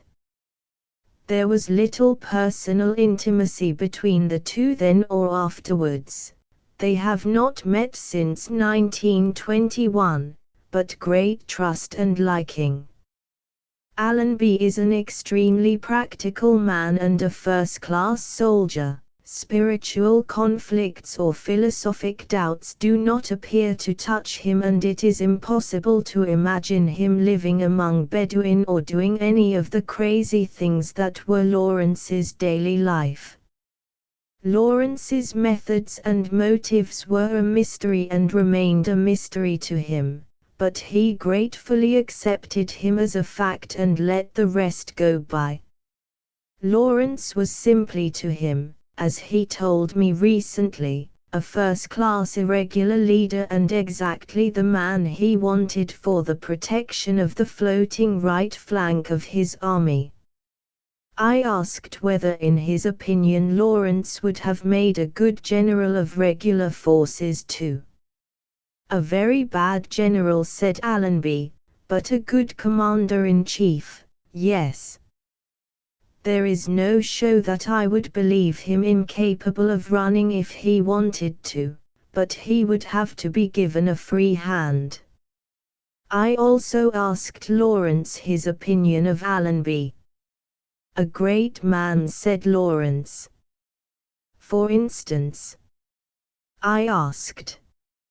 For instance, when a Major General of the Royal Army Medical Corps, the Surgeon-in-Chief of Allenby's army, had to go, he chose to replace him with the medical officer of a territorial unit, a mere lieutenant colonel. And surely a man who can persuade armored cars, cavalry, infantry, camel corps, aeroplanes, warships and Bedouin irregulars to combine in a single military operation is a great man, isn't he? When recently Lawrence published his book, the one favorable opinion that he was really anxious to get was Allenby's, for the Field Marshal is as strict on points of style, he loves Milton's Comus, as upon historical accuracy. Allenby approved both its style and accuracy, which satisfies Lawrence completely. Meanwhile £16,000 in English sovereigns were drawn from a Cairo bank to be sent to Nasir at once to enable him to pay his debts. It was important to redeem the notes that he had given out, which were army telegraph forms penciled with promises to pay gold at Aqaba. The money went to Suez to join the flour that was being quickly loaded there, ready to be rushed to famished Aqaba. These were the first things that mattered. After this, the changed aspect of the war in Arabia had to be discussed with the Arab Bureau. Lawrence began talking with authority. His capture of Aqaba made him a person of very much greater importance than before and had given him confidence in himself. He told his seniors that the big operations about the railway near Medina were a mistake. The war had moved north now. He suggested that the base at Wedge should be closed down, as Yenbo had been closed before, and that the whole of Faisal's army should move up north and make its base at Aqaba. Aqaba was on Allenby's right flank, only 100 miles from his center, but 800 miles from Mecca. Once there at Aqaba, it was logical that Faisal should no longer be tied to his father at Mecca, the nominal commander-in-chief of the Arabs, but should be made an army corps commander under direct control of Allenby. Lawrence had talked this over with Faisal long before in Wedge, and Faisal had been ready to accept. The High Commissioner of Egypt, who hitherto had been the chief British partner, did not mind the transference being made, though Faisal's removal would weaken the forces in Arabia. Abdullah, Ali and Zaid were strong enough to keep the Turks in Medina from making another attempt on Mecca. There was only one difficulty, and that was Faisal's father, the sheriff. Would he make any difficulty?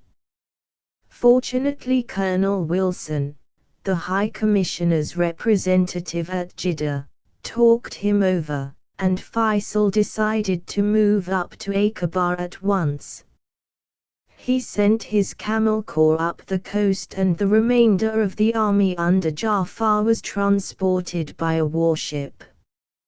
More stores and ammunition were sent to Aqaba, and British officers to distribute it properly at Faisal's orders.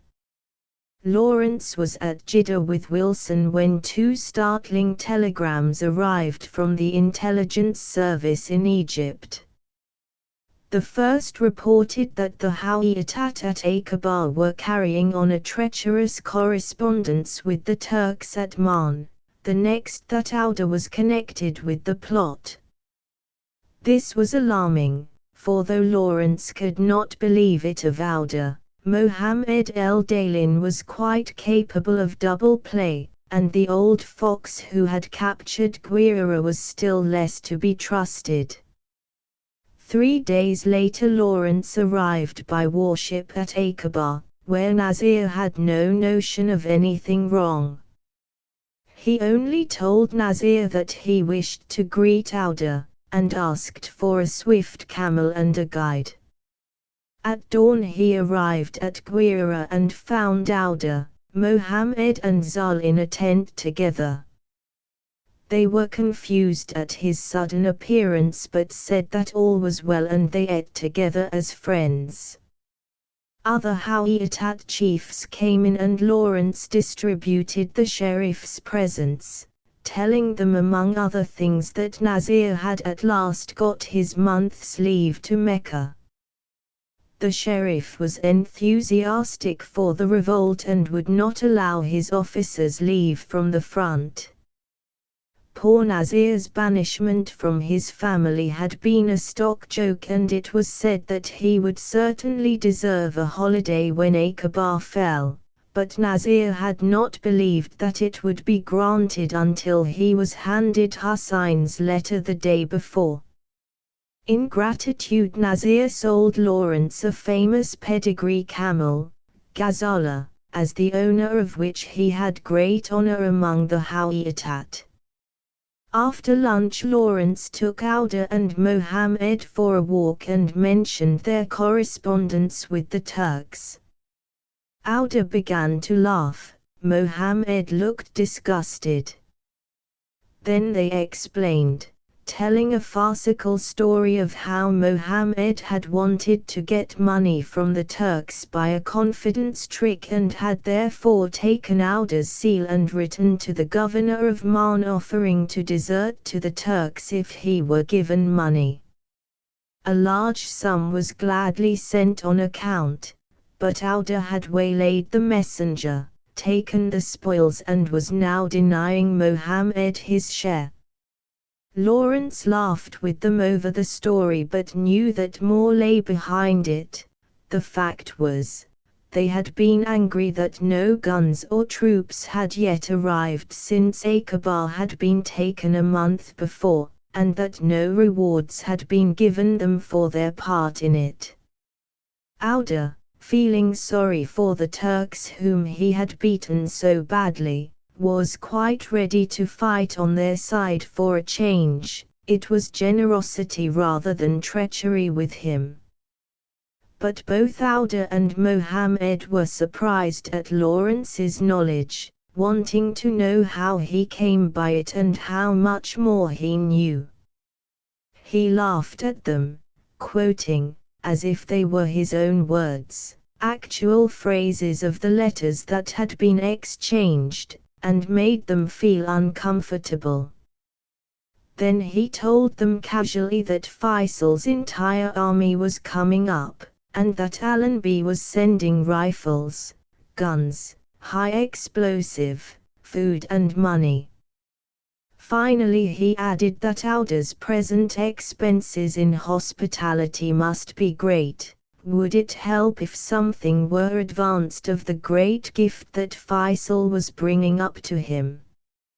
Auda agreed cheerfully to accept the advance and with it to keep the Hawiyat well fed and cheerful. So Lawrence went back to Aqaba, took ship back to Egypt and reported that there was no treachery at Guerrera, everything was going on well there. But he did not explain the whole story, headquarters would not have understood it. 17 While waiting for Faisal's army to come up, Lawrence began getting his thoughts in order again. The war in Arabia was as good as over and Faisal's army, now under the wing of Allenby, was about to take part in the military deliverance of Syria. Syria Lawrence knew well. He had wandered up and down in it before the war, from city to city and tribe to tribe. He had even written a book about it. Syria was a fertile strip of land running between the eastern coast of the Mediterranean and the Great Syrian Desert, with a backbone of mountains dividing it. It had been for centuries a corridor between Arabia and Europe, Asia and Egypt, and held at one time or another by Turks, Greeks, Romans, Egyptians, Arabs, Persians, Assyrians and Hittites. It was naturally divided up into sections by the mountain spurs, and the constant passing to and fro of armies had filled the land with an extraordinary variety of peoples, to almost every valley a different population, each little colony kept separate from its neighbors by the spurs between. There were Circassians, Kurds, Turks, Greeks, Armenians, Persians, Algerians, Jews, Arabians, and many more, with as many varieties of religion among them as of race. The 6 principal cities, Jerusalem, Beirut, Damascus, Homs, Hama and Aleppo, were also each of them entirely different in character. The only possible bond between most of these pieces of the Syrian mosaic was the common language, Arabic, and though at this time there was much talk of Arab freedom, it was impossible to think of Syria as a national unity. Freedom to the Syrians meant local home rule for each little community in its valley or city, but a freedom impossible in modern civilization where roads, railways, taxes, armies, a postal system, supplies have all to be maintained by a central government. And whatever central government might be imposed on Syria, even though Arabic were the official language, would be a foreign government, for there was no such thing as a true or typical Syrian. How to spread the revolt up to Damascus over this checkerboard of communities each divided against its neighbor naturally by geography and history, and artificially by Turkish intrigue was a most baffling problem, which however Lawrence set himself to solve. It was difficult to do anything on the Mediterranean side of the central mountain range, where the mixed population was Europeanized and could probably not be converted to the idea of an Arab confederation with its headquarters in the ancient Arab capital of Damascus. It would prefer a French or English protectorate. But inland, between the mountains and the desert where the tribes were simpler and wilder, the national ideal might well be preached. Lawrence decided then to build up a ladder of friendly tribes in eastern Syria beginning at the south with the Hawiyat, for 300 miles until Azraq was reached, halfway to Damascus. It was the method that had been used before in Arabia from Jeddah through Rabet, Yenbo, Wedge to Aqaba. Once they were at Azraq, the Arabs of the Huran would probably rise in sympathy, the Huran being a huge fertile land, just south of Damascus, populous with warlike self-reliant Arab peasantry. This rising should end the war. Once more the tactics should be tip and run, not the regular advance of an organized army, and for this the eastern desert was most convenient. One might look on it as a sort of sea in which to maneuver with camel parties instead of ships.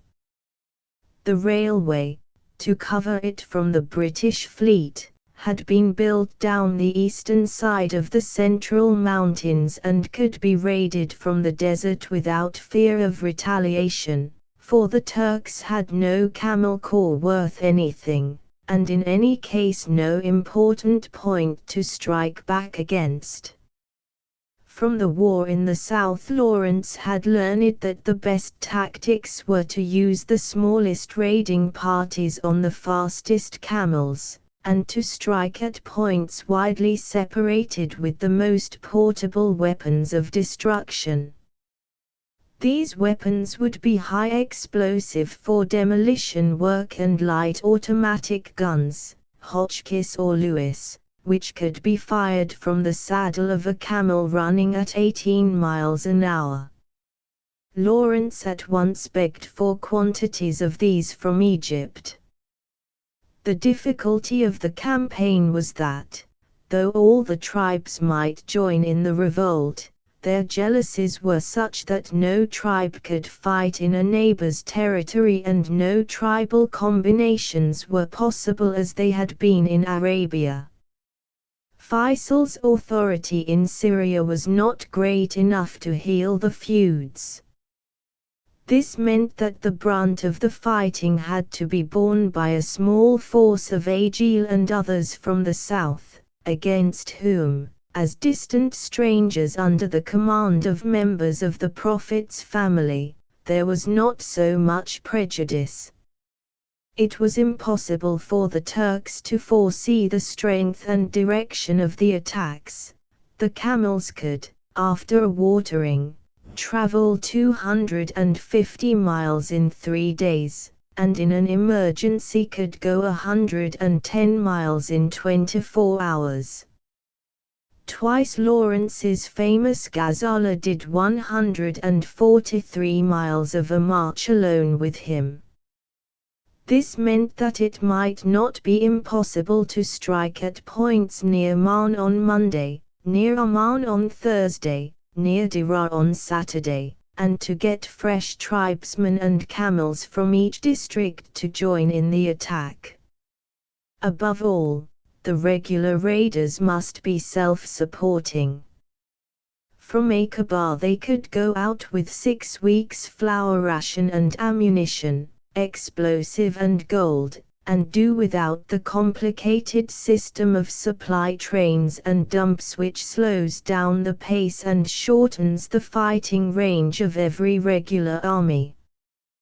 There must be no discipline in the ordinary sense of a chain of command going down from general to colonel, to captain, to lieutenant, to sergeant, to corporal, to private. Every man must be his own commander-in-chief, ready, if need be, for single combat against the enemy without waiting for orders from above or cooperation from his fellows. And discipline could not in any case have been enforced.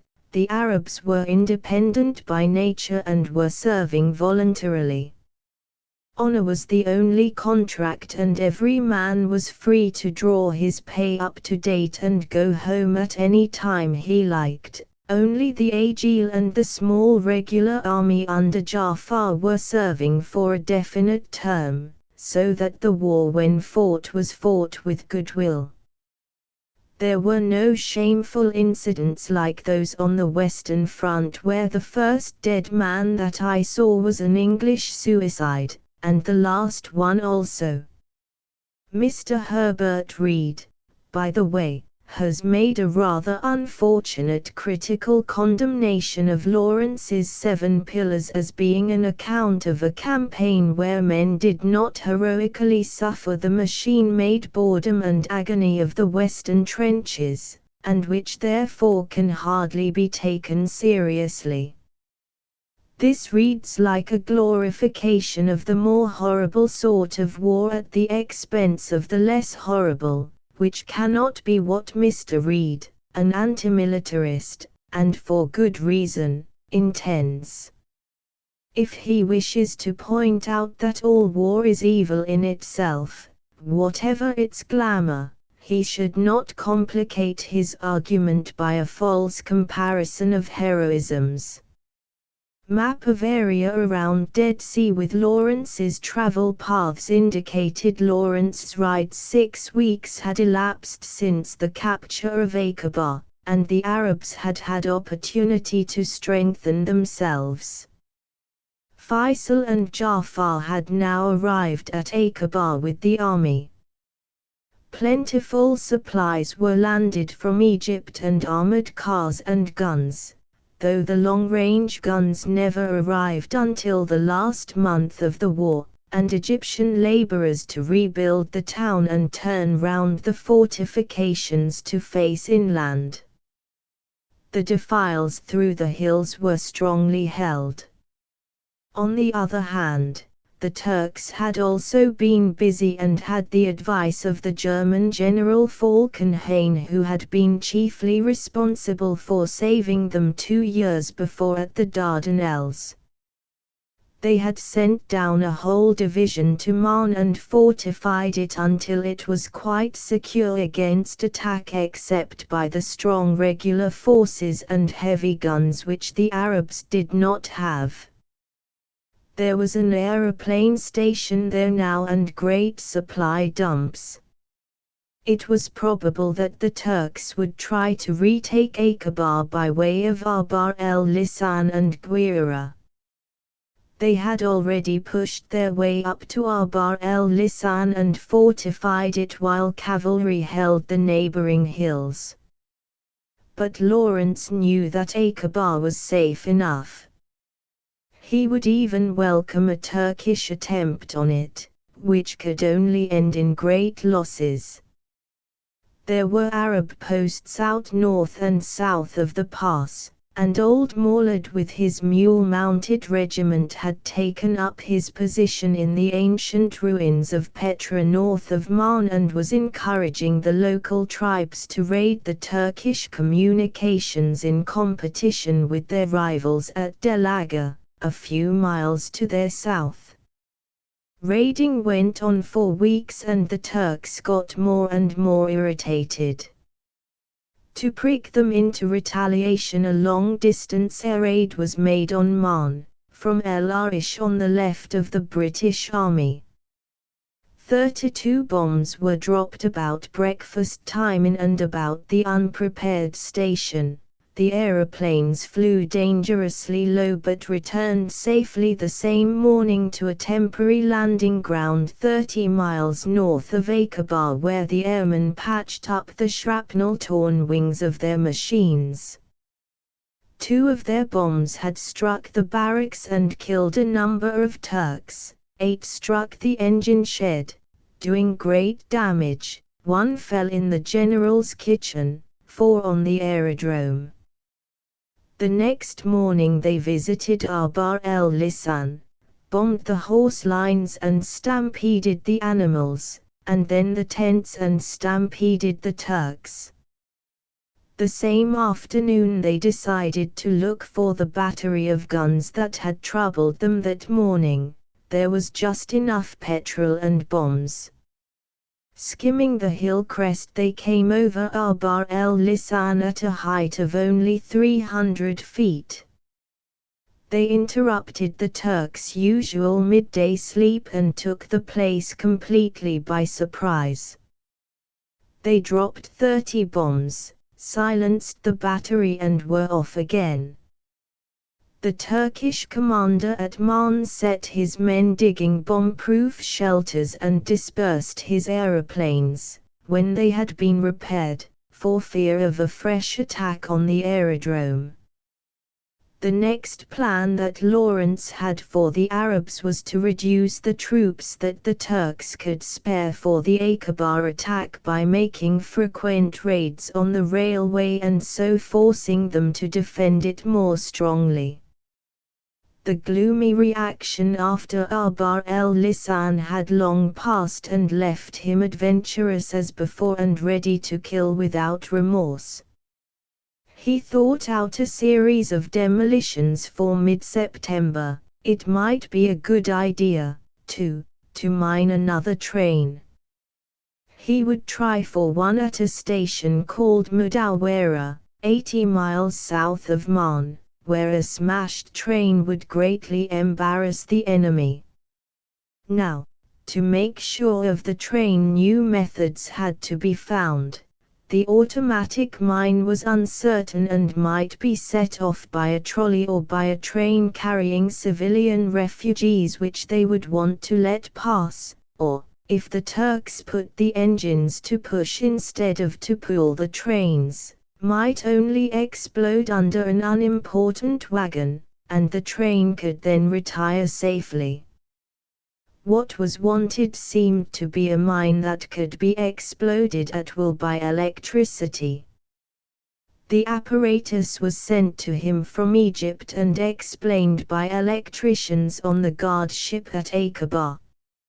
It consisted of a heavy white box, the exploder, and yards of heavy cable insulated with rubber.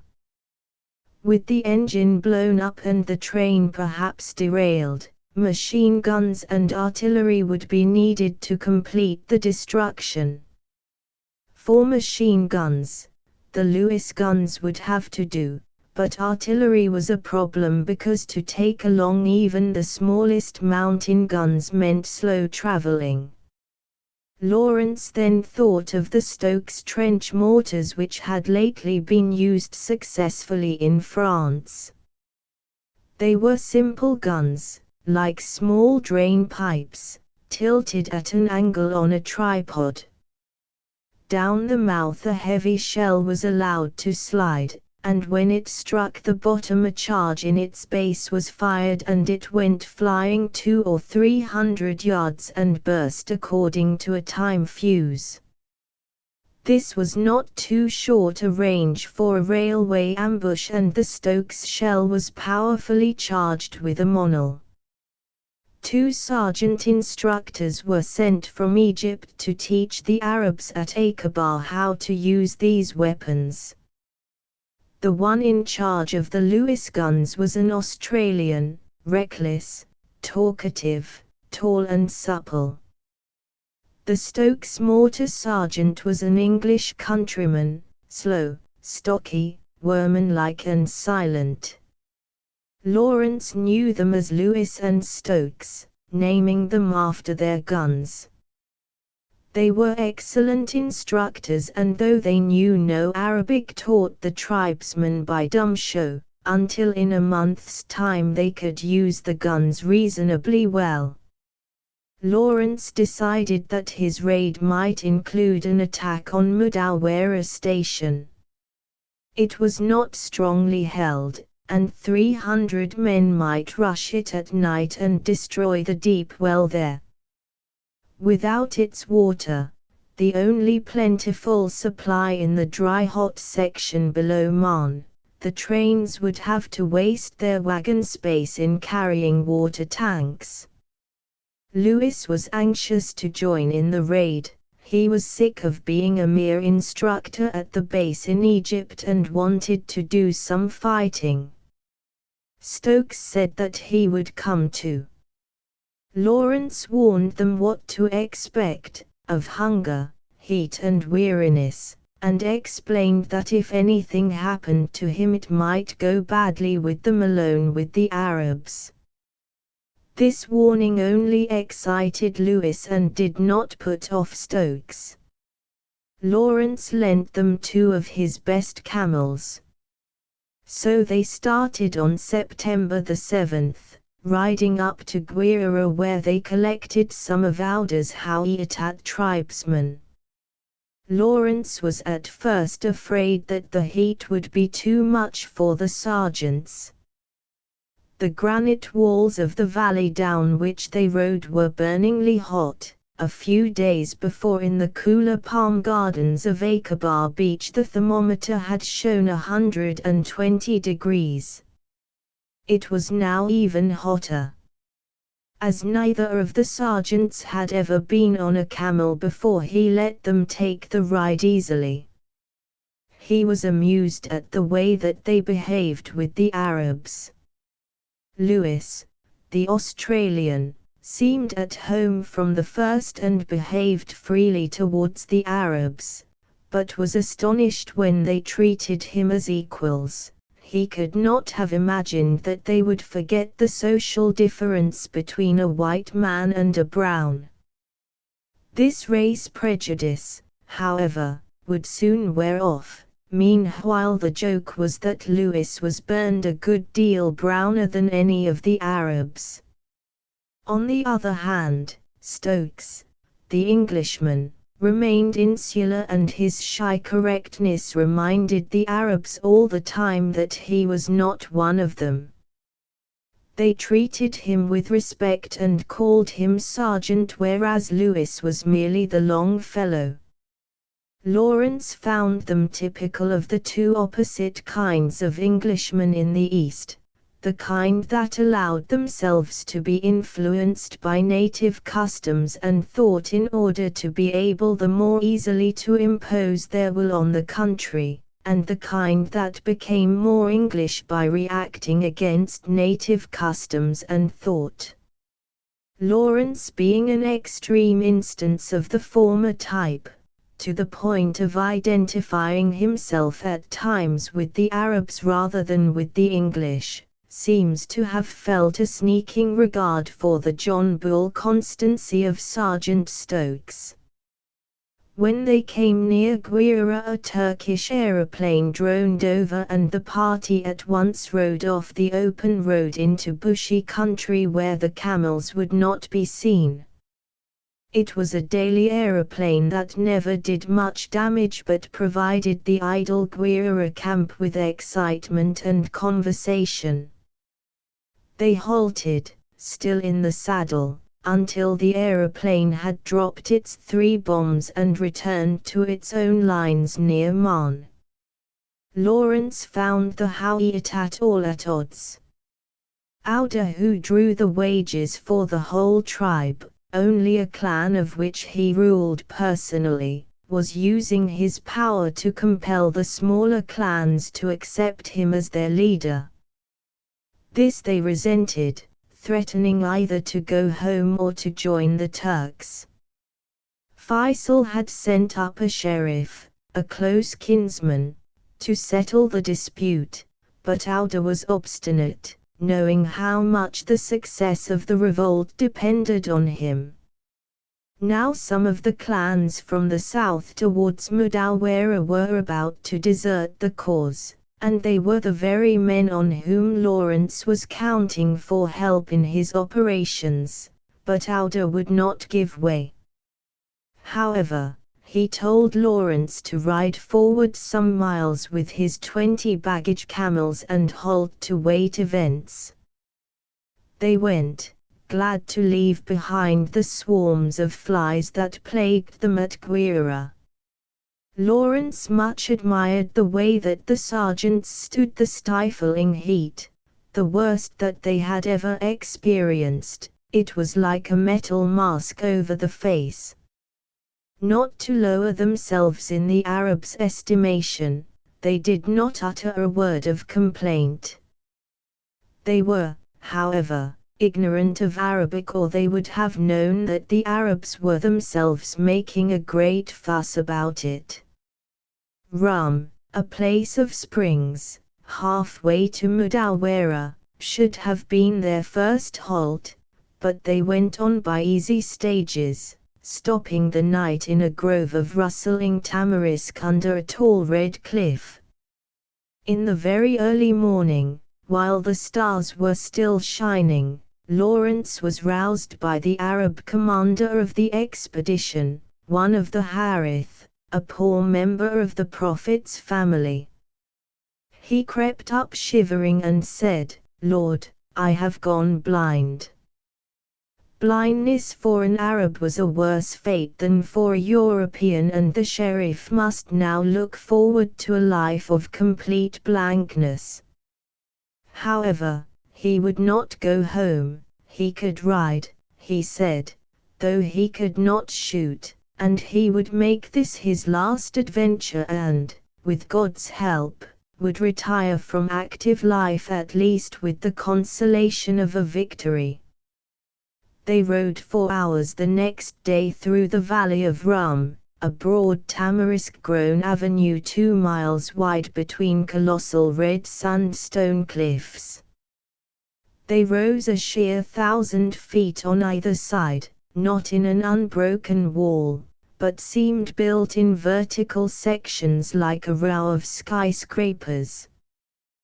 There were caverns high up like windows and others at the foot like doors. At the top were domes of a grey rock. The pygmy caravan passing down this street 4 giants felt awed and kept quite silent. Towards sunset there was a break in the cliffs to the right, leading to the water. They turned in here and found themselves in a vast oval amphitheatre floored with damp sand and dark shrubs. The entrance was only 300 yards wide, which made the place more impressive still. At the foot of the enclosing precipices were enormous fallen blocks of sandstone, bigger than houses, and along a ledge at one side grew trees. A little path zigzagged up to the ledge and there, 300 feet above the level of the plain, jetted the water springs. They watered their camels here and cooked rice to add to the bully beef which the sergeants had brought, with biscuits, as their ration. Coffee was also prepared for visitors. They had heard Arab voices shouting in the distance at the other end of the place. The visitors soon arrived, headmen of the several Hawiyat clans, all boiling with anger and jealousy against Auda. They suspected Lawrence of sympathizing with Auda's attempt to force them to offer him their allegiance. They refused to help Faisal further until he gave them assurance that they would be allowed complete independence as clans. Lawrence had to do the entertaining that night in place of the blinded sheriff. The awkwardness of the occasion made his task doubly difficult. One of the headmen, by name Qasim Abu Dumaik, a fine horseman who had led the hillmen at Abar el-Lisan, was particularly furious in his denouncement of Auda. Lawrence singled him out for a verbal battle and finally silenced him. The other headmen, for shame, gradually veered round to Lawrence's side and spoke of riding with him the next day to Mudawara. Lawrence then said that Zal would arrive the next day and that the two of them would accept help from all the clans except Qasim Abu Dumaik's, and that the good services of this clan would be wiped from Faisal's book because of Qasim's words and it would forfeit all the honor and rewards that it had earned. Qasim withdrew from the fireside, swearing to go over to the Turks at once. The cautious others tried in vain to stop his mouth. Next morning he was there with his men ready to join or oppose the expedition as the whim went. While he hesitated, Zal arrived and the pair had a violent quarrel. Lawrence and 1 or 2 more got between them and stopped the fight. The other chiefs then came quietly up in 2s and 3s as volunteers, begging Lawrence to assure Faisal of their loyalty. He decided to go to Faisal at once to explain matters and, commending the sergeants to Zal, who answered for their lives with his own, rode off hurriedly with a single attendant to Aqaba. He found a shortcut and reached Aqaba in 6 hours. Faisal was alarmed to see him back so soon, but the affair was soon explained and Faisal at once appointed a distinguished member of his family to go to Rum as mediator.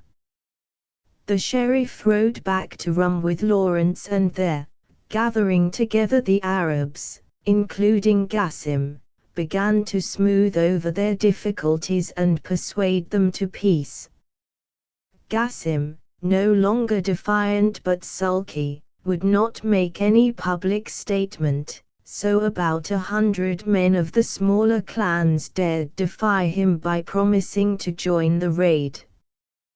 This was better than nothing, but Lawrence had hoped for at least a force of 300 to deal successfully with the station. And there was no suitable leader now that the sheriff was blinded. Qasim would have done, had he been willing. Zal was the only other possible choice, but he was too closely related to Auda not to be suspected, and he was too sharp-tongued and sneering for even his good advice to be taken willingly. On the 16th of September, therefore, the party started out, without a leader. At Rum one curious incident had occurred which, though it had nothing to do with the war, made a profound impression on Lawrence.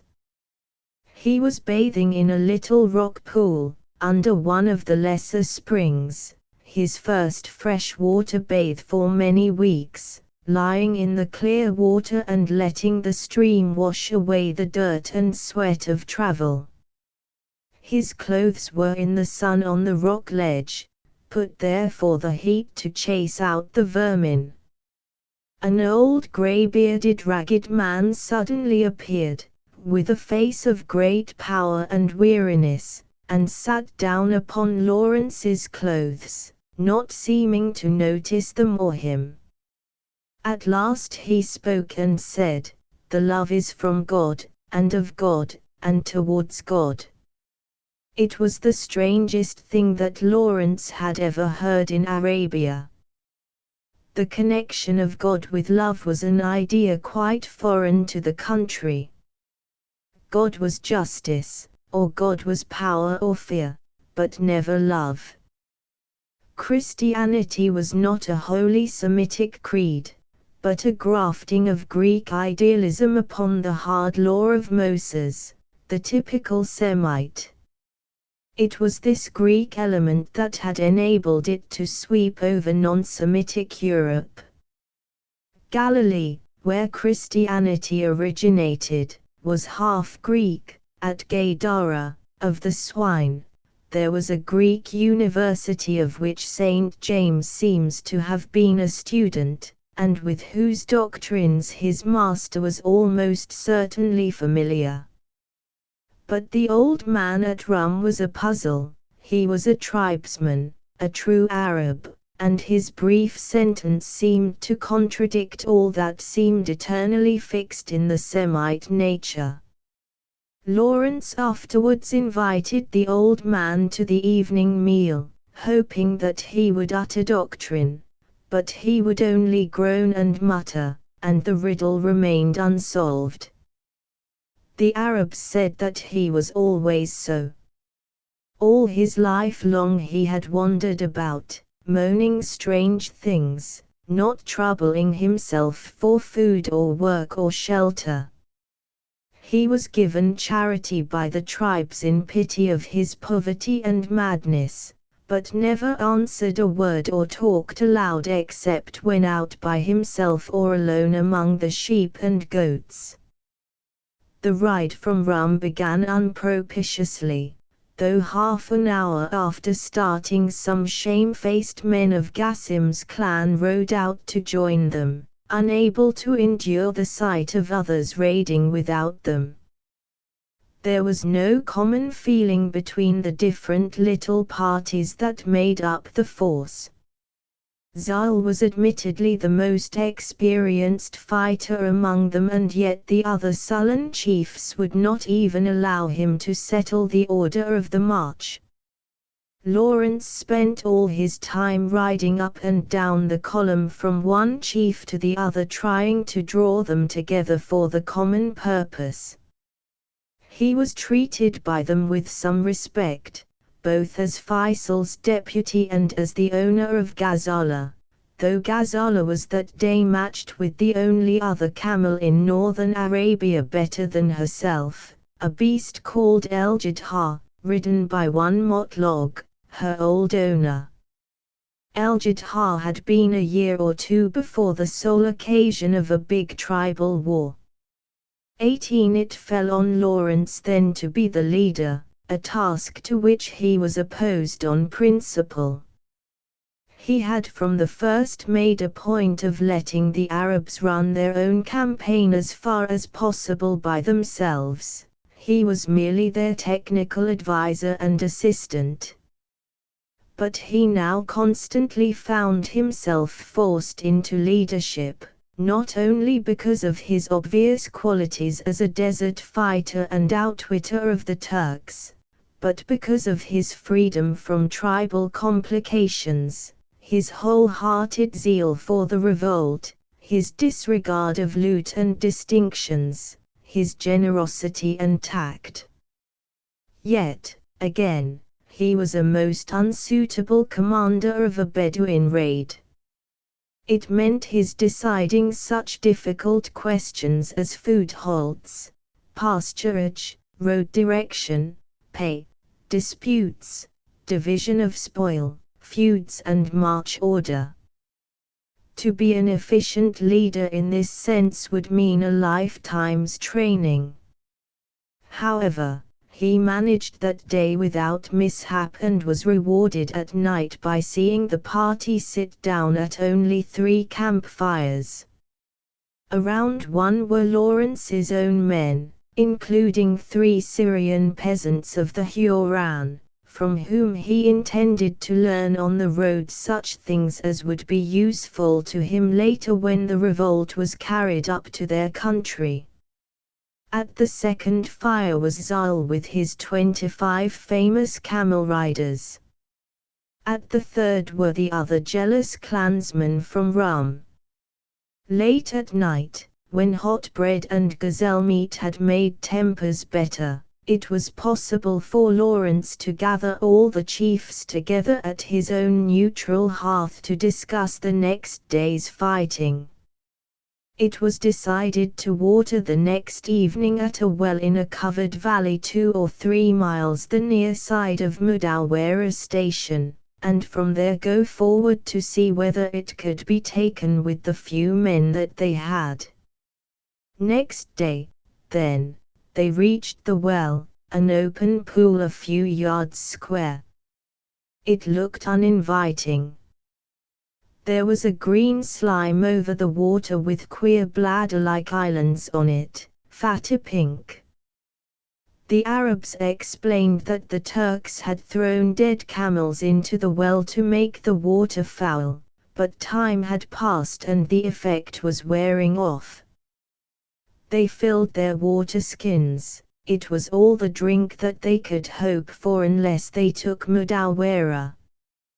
One of Zal's men slipped in by mistake, and when he struggled out again, leaving a black hole in the green scum, the disturbed water stank horribly of old dead camel.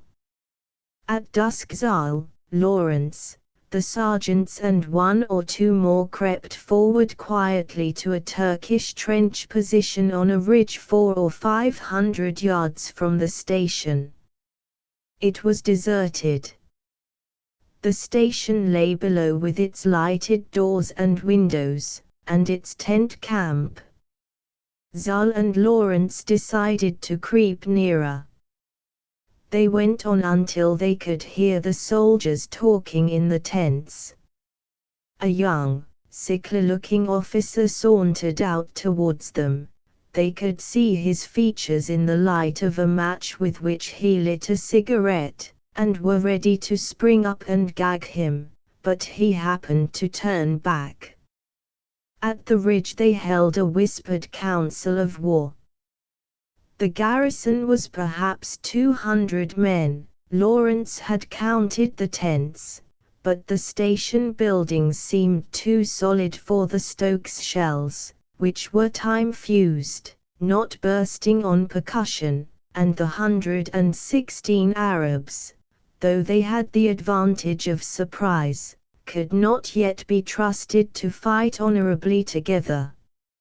So Lawrence voted against the attack, which was put off until a better day.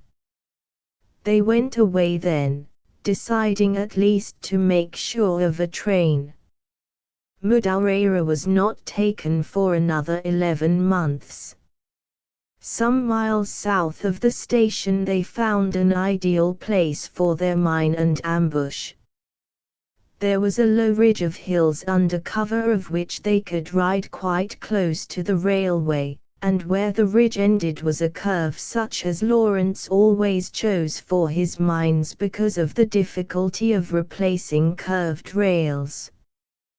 This curve was within range of the ridge, which was 50 feet above the level of the rails, and a raised embankment across a hollow seemed exactly the right spot for the mine, for in the middle there was a two-arched bridge which allowed for the passage of flood water in the rainy season.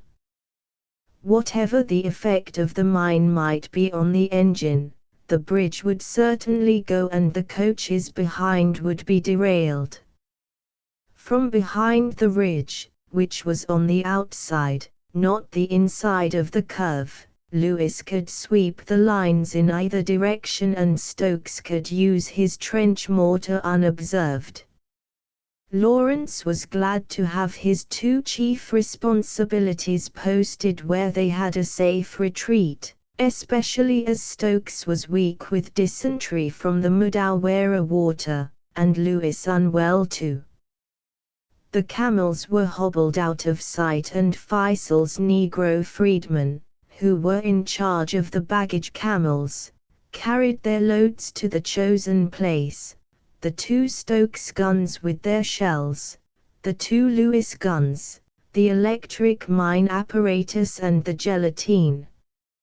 Lawrence went to the bridge to dig a bed between the ends of two steel sleepers in which to bury his sandbag full of gelatine, a 50-pound shaking jelly.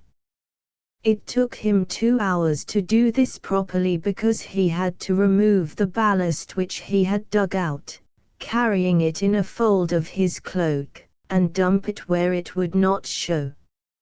Also he had been forced to cross a sandbank and the tracks of his feet had to be covered.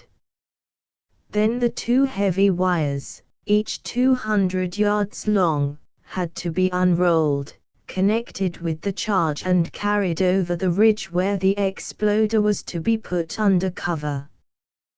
The wires were stiff and would not lie flat unless weighed down with stones, and it took 3 hours more to hide the marks made in burying them. Lawrence finally finished off the job with a pair of bellows and long brushings of his cloak to imitate a smooth wind-swept surface.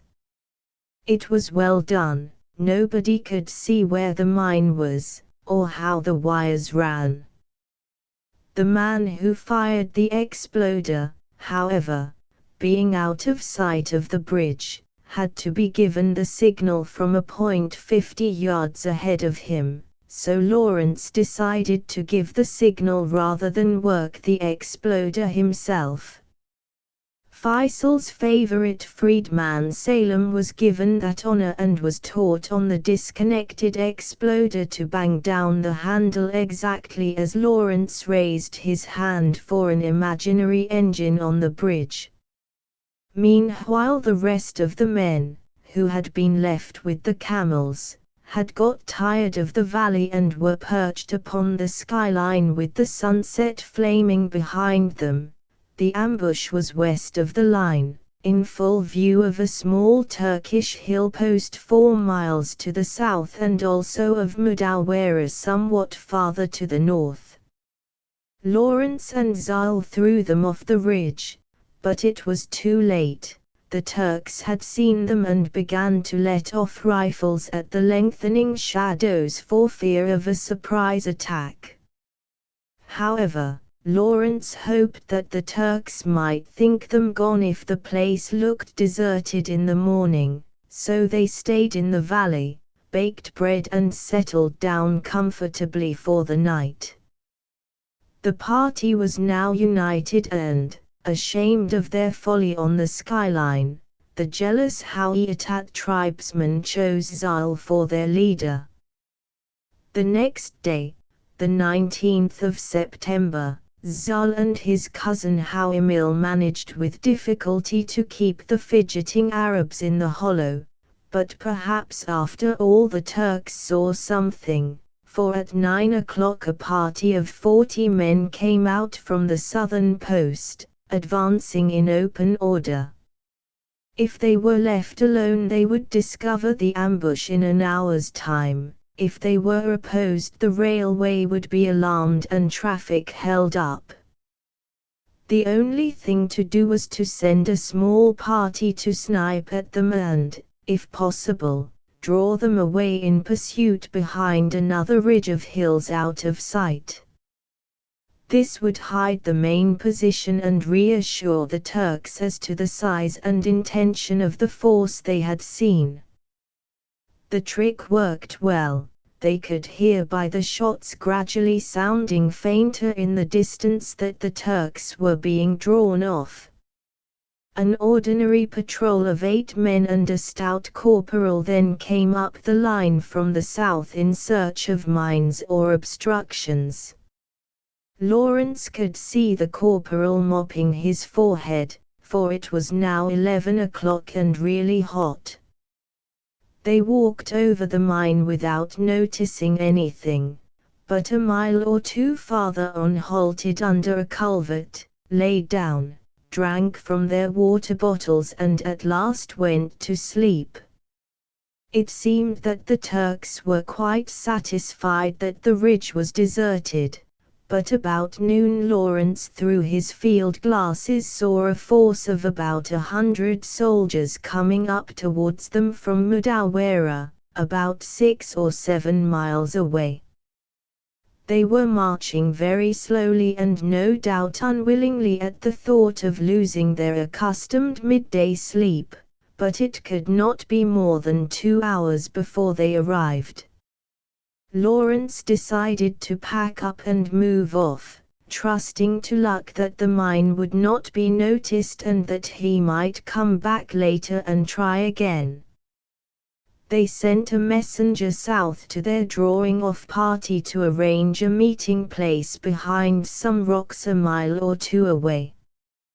But a minute later the watchman reported smoke from the south. There was evidently a train in the next station and, as they watched, it came puffing out towards them. A wild scramble followed as the Arabs got into position behind the ridge. Stokes and Lewis forgot their dysentery and raced to their guns. The train rushed on at full speed and Lawrence saw that there were 2 engines in front, not one, which rather upset his calculations, but he decided to fire the mine under the second. If he mined the first, the second might uncouple and steam away with the wagons. He was glad that it was not an automatic mine. The Arabs with their rifles were only 150 yards from the bridge, and the Stokes and Lewis guns 300. The exploder was in between, on the same ridge. On came the train at full speed and opened random fire into the desert where the Arabs had been reported. The firing sounded heavy and Lawrence wondered if his 80 men were enough for the battle. There were 10 coaches with rifle muzzles crowded at the windows and sandbag nests on the roofs, filled with sharpshooters. The whistles screamed round the curve, and Salem was dancing round the exploder on his knees, calling on God to make him fruitful. As the front wheels touched the bridge, Lawrence raised his hand in the signal to Salem. There was a terrific roar and the line vanished behind a column of black dust and smoke 100 feet high and wide, while fragments of steel and iron struck clanging all about. An engine wheel went whirling over the ridge and fell heavily in the desert behind. There followed a deathly silence. Lawrence ran to join the sergeants while Salem picked up a rifle and charged into the smoke. As Lawrence ran, he heard shots, and the Bedouin could be seen leaping forward towards the track. The train was stationary and the Turks were tumbling out of the doors on the other side to shelter behind the railway embankment beyond. Then the Lewis gun opened fire straight down the train, and the long row of Turks on the roofs was swept off by the furious spray of bullets. When Lawrence reached Stokes and Lewis, the Turks behind the 11-foot-high embankment, in the middle of which the bridge had been, were firing point-blank at the Arabs between the wheels of the train. The Lewis gun could not reach them, protected by the train and by the curve of the embankment, but the Stokes mortar could. Its second shell dropped among them in the hollow and made a shambles of the place. The survivors ran in a panic across the desert, throwing away their rifles and equipment. This was the turn of Lewis again, who, with his assistant, a Sherari boy, mowed down the Turks as they ran. That ended the battle. The Sherari dropped the Lewis gun and rushed down to join the others in the plundering. The whole affair had taken 10 minutes. Lawrence looked north and saw the 100 men from Mudawara breaking back uncertainly to the railway to meet the train fugitives running up the line. He looked south and saw the other 30 Arabs racing each other to share in the spoil. The Turks with whom they had been fighting were coming slowly after them, firing volleys. Evidently the plunderers would be safe for half an hour more. Lawrence ran down from the ridge to see what effect the mine had had. The bridge was gone and into the gap had fallen the front wagon, which had been filled with sick. The smash had killed all but 3 or 4 and rolled dead and dying in a bleeding heap at one end. One of those still alive called out the word typhus in delirium. So Lawrence wedged the door shut, and left them until their friends should come. He was feeling pretty sick. The wagons following were derailed and smashed, the frames of some were buckled beyond repair. The second engine was a blanched pile of smoking iron. The first engine had come off better, though it was derailed and lying half over with the cab smashed. Its driving gear was intact and the steam still at pressure. The destruction of locomotives was the chief object of the campaign against the railway, so Lawrence had kept a box of gun cotton with fuse and detonator ready for this very emergency. He put it on the cylinder, lit the fuse and drove the plunderers back a little way. In half a minute the charge burst, destroying the cylinder and the axle too. The engine would not run again. The Arabs had gone raving mad. They were running about at top speed, bareheaded, half-naked, screaming, shooting in the air, clawing at each other, as they burst open trucks and staggered off with immense bales which they ripped open by the side of the railway, smashing what they did not want. The train had been packed with refugees, sick men, volunteers for boat service on the Euphrates, and families of Turkish officers returning to Damascus. To one side of the wreck stood 30 or 40 hysterical women, unveiled, tearing their clothes and hair, shrieking together.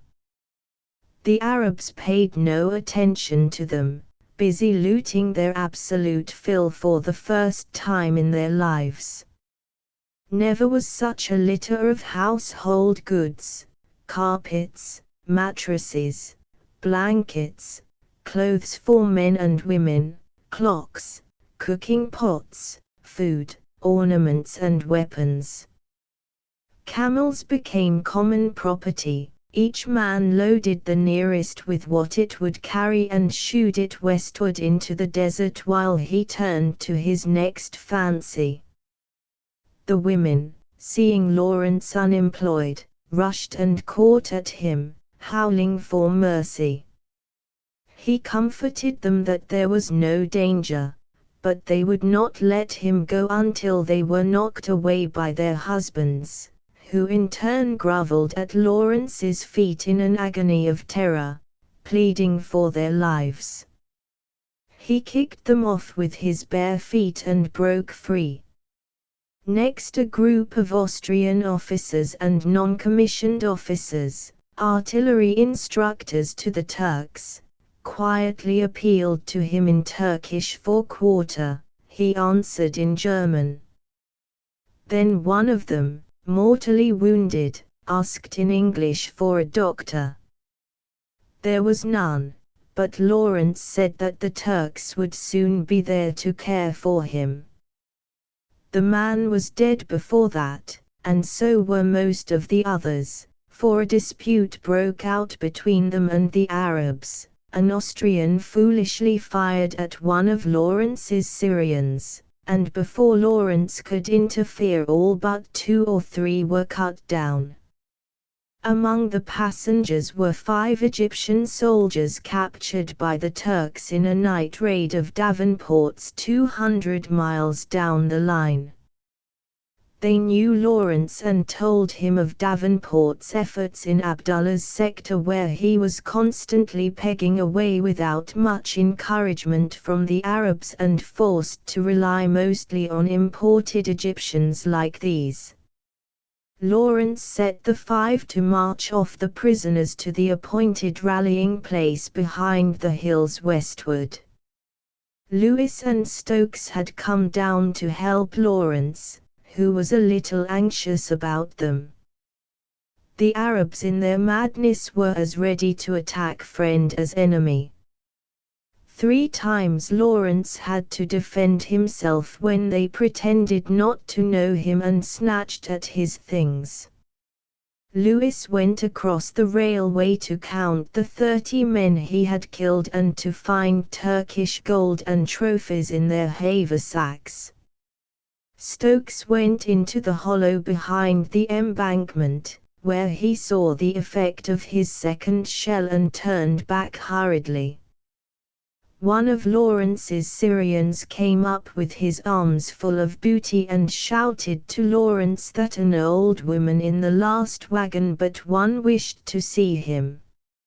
Lawrence told the man to put down the booty and go at once for Ghazala and some baggage camels to remove the guns, for the Turks were coming close and the Arabs were escaping one by one towards the hills, driving their staggering camels before them. Lawrence was annoyed with himself for not having thought of moving the guns earlier. Meanwhile he went to the last wagon but one, found a trembling old invalid, the Lady Aisha by name, a friend and hostess of Faisal's, who wanted to know what was happening. Lawrence reassured her that no harm would come to her and found the old negress, her servant, whom he sent to bring a drink from the leaking tender of the first engine. The grateful Lady Aisha later sent him secretly from Damascus a charming letter and a little Balochi carpet as a remembrance of their odd meeting. Later still, as I hear from an indirect but trustworthy source, Lawrence, who made it his principle to get no spoils of any sort from the war, sent the carpet with an equally charming letter to Lady Allenby, who now has it in her bedroom. The Syrian never brought the camels. All of Lawrence's servants, overcome with greed, had escaped with the Bedouin. No one was now left but the 3 Englishmen. They began to fear that they must abandon the guns and run for their lives, but just then saw 2 camels cantering back. It was Zal and Houimil, who had missed Lawrence and returned to find him. Lawrence and the sergeants were rolling up the cable, their only piece. Zal dismounted and told Lawrence to climb up, but he loaded the camel with the wire and exploder instead. Zal laughed at the quaint booty. Houimil was lame from an old wound on the knee and could not walk, but couched his camel while the Lewis guns were hoisted across behind him, tied butt to butt and looking like scissors. There remained the mortars, but Stokes appeared unskillfully leading a stray baggage camel which he had caught. Stokes was too weak to run, so he was given Zal's camel with the mining apparatus. The trench mortars were put on the baggage camel, and Houimil went off in charge of them. Meanwhile Lawrence, Lewis and Zal, in a sheltered hollow behind the old gun position, made a fire of cartridge boxes, petrol and wreckage, banked the Lewis gun drums and spare rifle ammunition round it, and gingerly laid some Stokes shells on top. Then they ran. As the flames reached the cordite and ammonal there was a colossal burst of fire. Thousands of cartridges exploded in series like machine guns, and the shells roared off in columns of dust and smoke. Both parties of Turks were impressed by this noise, and decided that the Arabs were posted strongly. They halted and began to send out flanking parties according to rule. Through the gap between the main body of the northern party and their flankers working round on the western side, the 3 men ran panting away into concealment among the farther ridges. At the rallying place Lawrence found his missing camels and the Syrian servants with them. In his soft deadly voice he told the Syrians what he thought of them for their desertion. They pleaded that camels had become common property and that someone else had gone off with the right ones. But this did not excuse them for having found others for themselves and loaded them up with plunder. Lawrence asked if anyone was hurt and was told that a boy had been killed in the first Arab rush, 3 others were slightly wounded. The rush had not been ordered and was a mistake. The Lewis and Stokes guns could have managed the killing without Arab help, and Lawrence felt that he was not responsible for the boy's death. Then one of Faisal's freedmen said that Salem was missing, and others that he had been last seen lying wounded just beyond the engine. Lawrence had not been told and was angry, for Salem was under his charge. For the second time he had been put by Arab carelessness in the position of leaving a friend behind. He called for volunteers to rescue the Negro. Zal and 12 of his men said that they would try, but when they came near the train they saw that they were too late. 150 Turks were swarming over the wreck and by now Salem would be dead, and not only dead but tortured and mutilated as the Turkish habit was. The Arabs made a practice now of mercifully killing their own badly wounded to prevent them falling alive into Turkish hands. They had to go back without Salem, but took the opportunity of recovering some of the baggage, including the sergeant's kits, which had been left at the camping ground. The Turks caught them at this and opened fire with a machine gun. Others ran to cut them off. Zal, a dead shot, stopped with 5 others at a ridgetop and fired back, calling to the remainder of the party to escape while he held the Turks up. So they retired from ridge to ridge, hitting at least 13 or 14 Turks at the cost of 4 of their camels wounded. The Turks gave up the pursuit. Victory always undid an Arab force. This was now no longer a raiding party but a stumbling baggage caravan loaded to breaking point with enough household goods to make an Arab tribe rich for years. Of the 90 prisoners, 10 were friendly Arab women on the way to Damascus from Medina who had now decided to go instead to Mecca by way of Aqaba. These and 34 wounded Turks were mounted in pairs on the spare camels that had been used for carrying the explosives and ammunition. The sergeants asked Lawrence to give them a sword each as a souvenir, and he was going down the column to look for something for them when suddenly he met Faisal's freedman and to his astonishment saw, strapped on the crupper behind one of them, the missing Salem. He was unconscious and soaked with blood from a wound through his back near the spine. Apparently he had been hit in his rush downhill and left for dead near the engine, where the tribesmen stripped him of his cloak, dagger, rifle, and headgear. One of his fellows had found him alive and carried him off home without, as he should have done, telling Lawrence. Salem soon recovered but ever afterwards bore Lawrence an undeserved grudge for abandoning him when wounded and under his charge. They had to water again at the evil-smelling well. The prisoners had drunk all their water, and its nearness to Mudawara made this dangerous. However, they made what haste they could and found it unoccupied.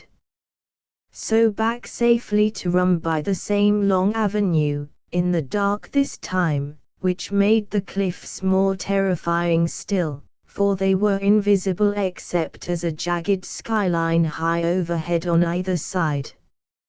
From Rum to Aqaba, entering in glory laden with spoil, and boasting that the trains were now at their mercy. The 2 sergeants hurriedly returned to Egypt, having had the adventure they wanted. They had won a battle single-handed, had dysentery, lived on camel milk, learned to ride a camel 50 miles a day without pain. They were awarded medals by Allenby. The success excited the camp at Aqaba. Everybody wanted to try this new and profitable sport of train mining. The French captain of the Algerian company of gunners at Aqaba, by name Pisani, was the first volunteer, an active and ambitious officer on the lookout for decorations. Faisal provided 3 young noblemen of Damascus who were eager to lead tribal raids, and on the 26th of September the party rode to Rum in search of tribesmen volunteers. Lawrence said that the next raid was especially intended for Qasim's clan. This was heaping coals of fire on the adversary's head, but the adversary was too greedy to refuse the chance. The difficulty indeed was to keep down the numbers. They took 150 men and a huge train of baggage camels for the spoils. This time they worked in the direction of Man, riding over the Syrian border into the high hills by Batra where the keen air of the northern desert came blowing at them through a pass at the top. From Batra they turned west and struck the railway, marching along it until they came to a convenient bridge in an embankment, as at Mudawara. Here, between midnight and dawn, they buried an automatic mine of a new and wonderful lyddite type. They lay in ambush 1,000 yards away among the wormwood thickets, but no train came that day or the following night. Lawrence found the waiting intolerable. The Arabs paid no attention to the leaders appointed by Faisal and would listen to no one but Lawrence, whose success was now beginning to have results very unwelcome to him. He was asked to act as judge and had to consent. With Faisal's example and his own pre-war experience at Karchemish to help him out, he settled during that 6 days' ride 12 cases of armed assault, 4 camel thefts, a marriage, 2 ordinary thefts, a divorce, 14 feuds, 2 cases of evil eye and a bewitchment. The evil eyes he cured by staring at their possessors with his own for 10 minutes, horrible blue eyes as an old Arab woman once told him, like bits of sky through the eye holes of a skull, the bewitchment by casting a mock spell of his own over the wizard. Then he began to realize what he was doing. Probably Paisani's presence reminded him that he was only an Englishman playing at being an Arab. He went off on a long train of shameful thought about himself and the fraud that he was playing on the Arabs. Again Paisani's presence reminded him that he was leading them into this war of freedom, knowing well enough that the chances were heavily against their being allowed to keep the freedom if ever they won it. The agony of his mind's conflict at neck returned to him in double force. The stings of a scorpion on his left hand kept him awake that night with an arm so swollen that at least he was distracted by the pain from further thinking, but by next morning his position began troubling him again, and he decided to renounce his leadership. He called up the sheikhs to tell them of his decision. But at that moment a train was reported, and as always happened with Lawrence, who was another Hamlet, sudden enforced action cleared away his philosophic doubts and hesitations. He jumped up to watch the success of the mine. However, the train with its cargo of water tanks passed over without accident.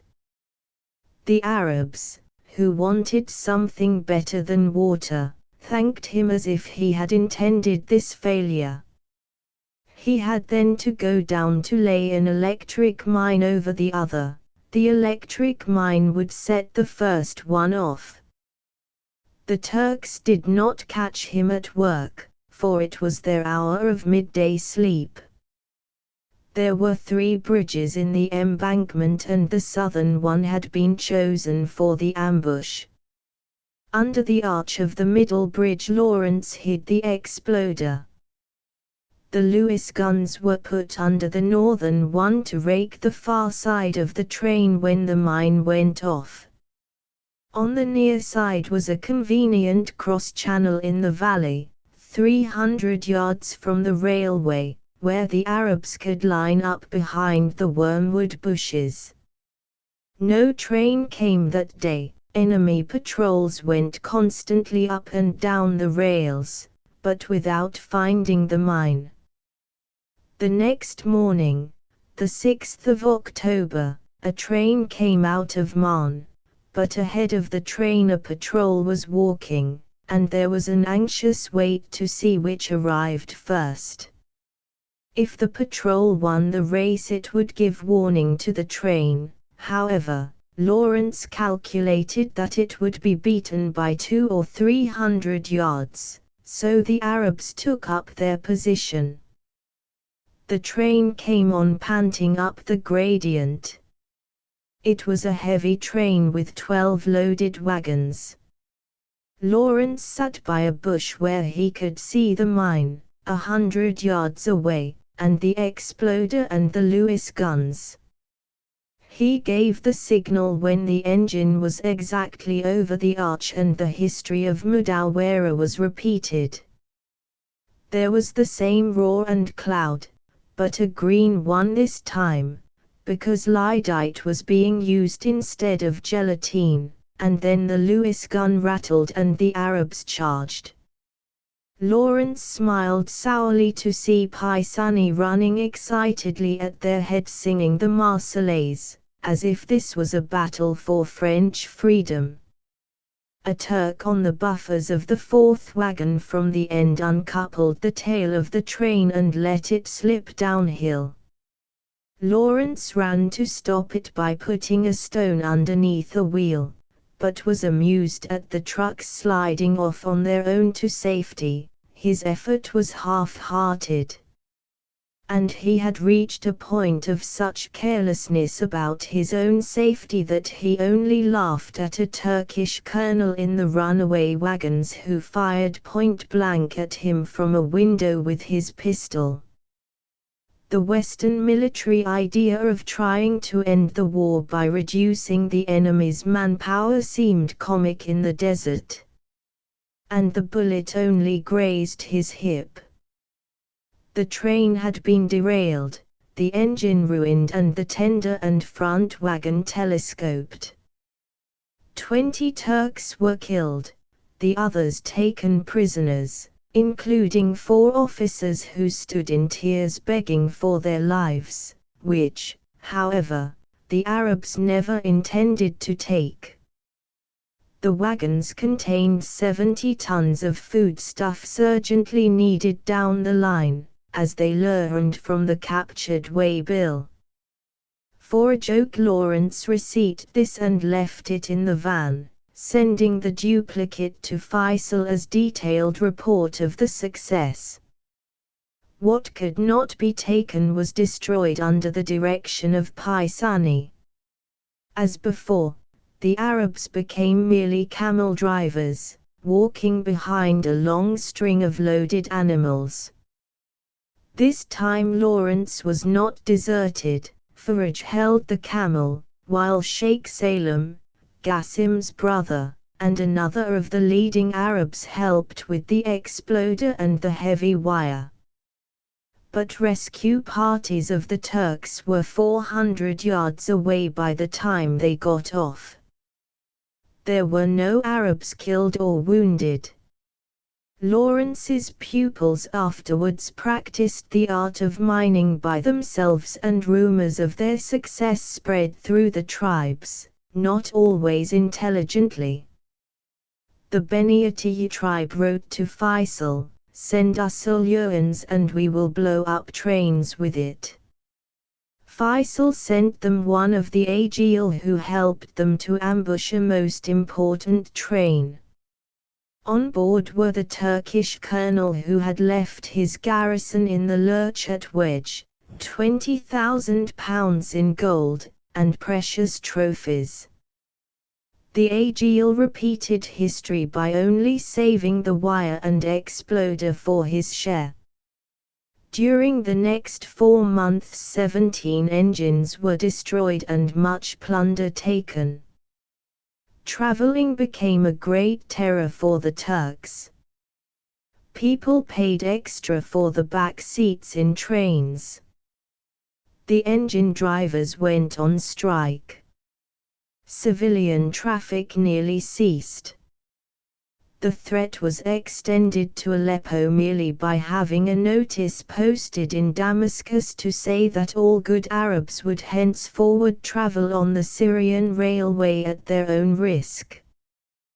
The Turks felt the loss severely. Not only could they not any longer think of marching out of Medina, but they were short of engines in Palestine too, just when Allenby's threat began to trouble them. photo wide shot of a toppled rail car over a bridge, photo wide shot of men working a railway demolitions on the railway. Copyright. Meanwhile, in the middle of September, Allenby, calling Lawrence to Egypt, asked him what exactly his aims were. Was this blowing up of the railway more than a melodramatic advertisement for Faisal's cause? Lawrence explained his policy, unchanged since he framed it in Abdullah's camp 6 months before. He was hoping to keep the line to Medina working, but only just working. The garrison was helpless to do the Arabs harm and cost less to feed than it would in a prisoners' camp in Egypt if it surrendered.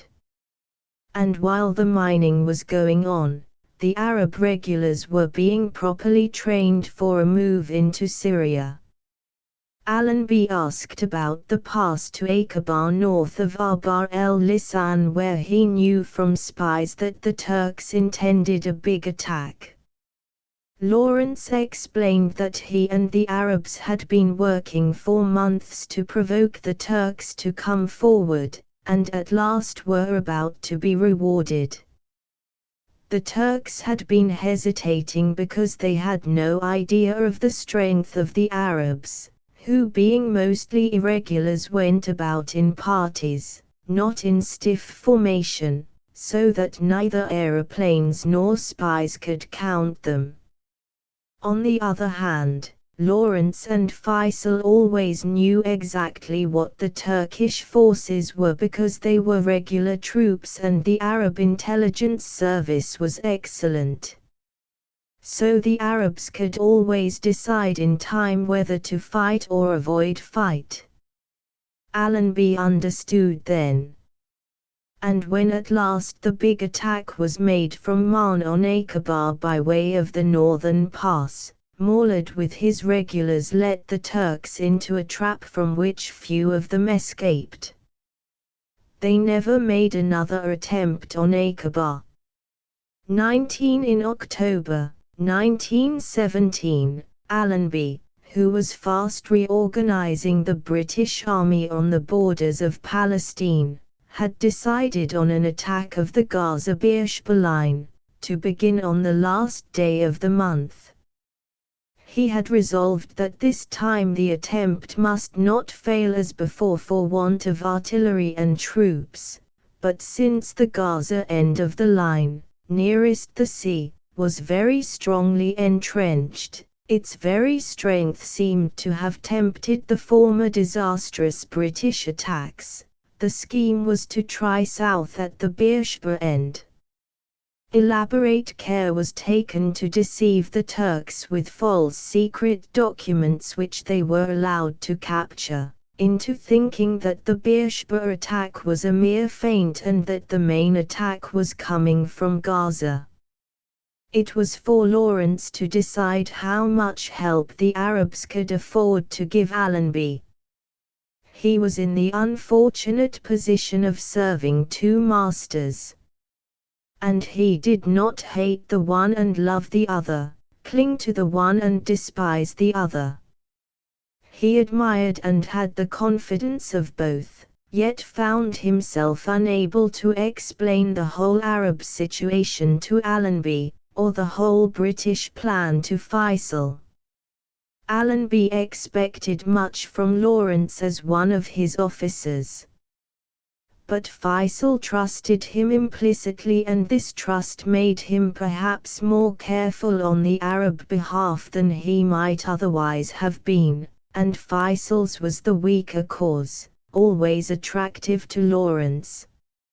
Now, the country immediately behind the Turkish lines was peopled with tribes friendly to Faisal, and a sudden rising there might have an enormous effect on the war. If Allenby was given a month's fine weather to make possible the advance of his cumbrous artillery and supplies, he ought to be able to take not only Jerusalem, which he was aiming at, but Haifa too. In that case it would be a chance for the Arabs to strike from behind at the all-important junction of Deraa, the nerve center of the Turkish army in Palestine, where the Medina-Damascus railway joined the railway that ran to Haifa and to Jerusalem. Near Deraa were great untouched reserves of Arab fighting men, secretly taught and armed by Faisal from his base at Aqaba. 4 main Bedouin tribes could be used there and, better still, the peasants of the Huron plain to the north, and the Druzes, a settled mountain folk from the east. The attack on Beersheba had not yet begun, so Lawrence was in doubt whether or not to call up all these helpers at once, to rush Deraa at the same time as Allenby attacked Gaza and Beersheba, smash all the railway lines, and even go on to surprise Damascus. He could count on at least 12,000 men, and success would put the Turks facing Allenby into a desperate condition. He was greatly tempted to stake everything on immediate action but could not quite make up his mind. As a British officer he should have taken the risk, as a leader of the Arab revolt he should not have. The Arabs in Syria were imploring him to come. Talal, the great fighter who led the tribes about Deraa, sent repeated messages that, given only a few of Faisal's men in proof of support, he could take Deraa. This would have been all very well for Allenby, but Faisal could not decently accept Talal's offer unless he was sure that Deraa could be held once it was taken. If anything went wrong with the British advance and the Turks sent reinforcements down from Aleppo and Damascus, Deraa would be recaptured and a general massacre would follow of all the splendid peasantry of the district. The Syrians could only rise once, and when they did there must be no mistake. The English troops were brave fighters, but Lawrence could not yet trust Allenby, or rather the commanders under him who were, he thought, quite capable of ruining a perfectly sound scheme, as at the Suvla landing in the Dardanelles campaign, by not profiting from their first sudden gains. And there was the weather. So he decided to postpone the rising until the following year. It is difficult to say now whether he was right. Allenby's army fought excellently, but was later held up by the rains. He had to do something less than raising a general revolt, in return for Allenby's supplies and arms. So he decided that it would have to be a big raid made by a Bedouin tribe without disturbing the settled peoples, and something that would help Allenby in his pursuit of the enemy. The best plan was to blow up one of the bridges crossing the deep river gorge of the Yarmouk just west of Deraa on the line leading to Jerusalem. This would temporarily cut off the Turkish army in Palestine from its base at Damascus, and make it less able to resist or escape from Allenby's advance. It would be a fortnight before either of the 2 biggest bridges could be rebuilt. To reach the Yarmouk would mean a ride of about 420 miles from Aqaba by way of Azraq. The Turks thought the danger of an attempt on the bridges so slight that they did not guard them at all strongly. So Lawrence put the scheme before Allenby, who asked him to carry it out on November the 5th or one of the 3 days following. If the attempt succeeded and the weather held for the British advance, the chances were that few of the Turkish army would get back to Damascus. The Arabs would then have the opportunity of carrying on the wave of the attack from a halfway point where the British, because of transport difficulties, must stop exhausted. They should be able to sweep onto Damascus. In that case, some important Arab was needed to lead the raid from Azraq. Nasir, the usual pioneer who had led the Aqaba expedition, was away.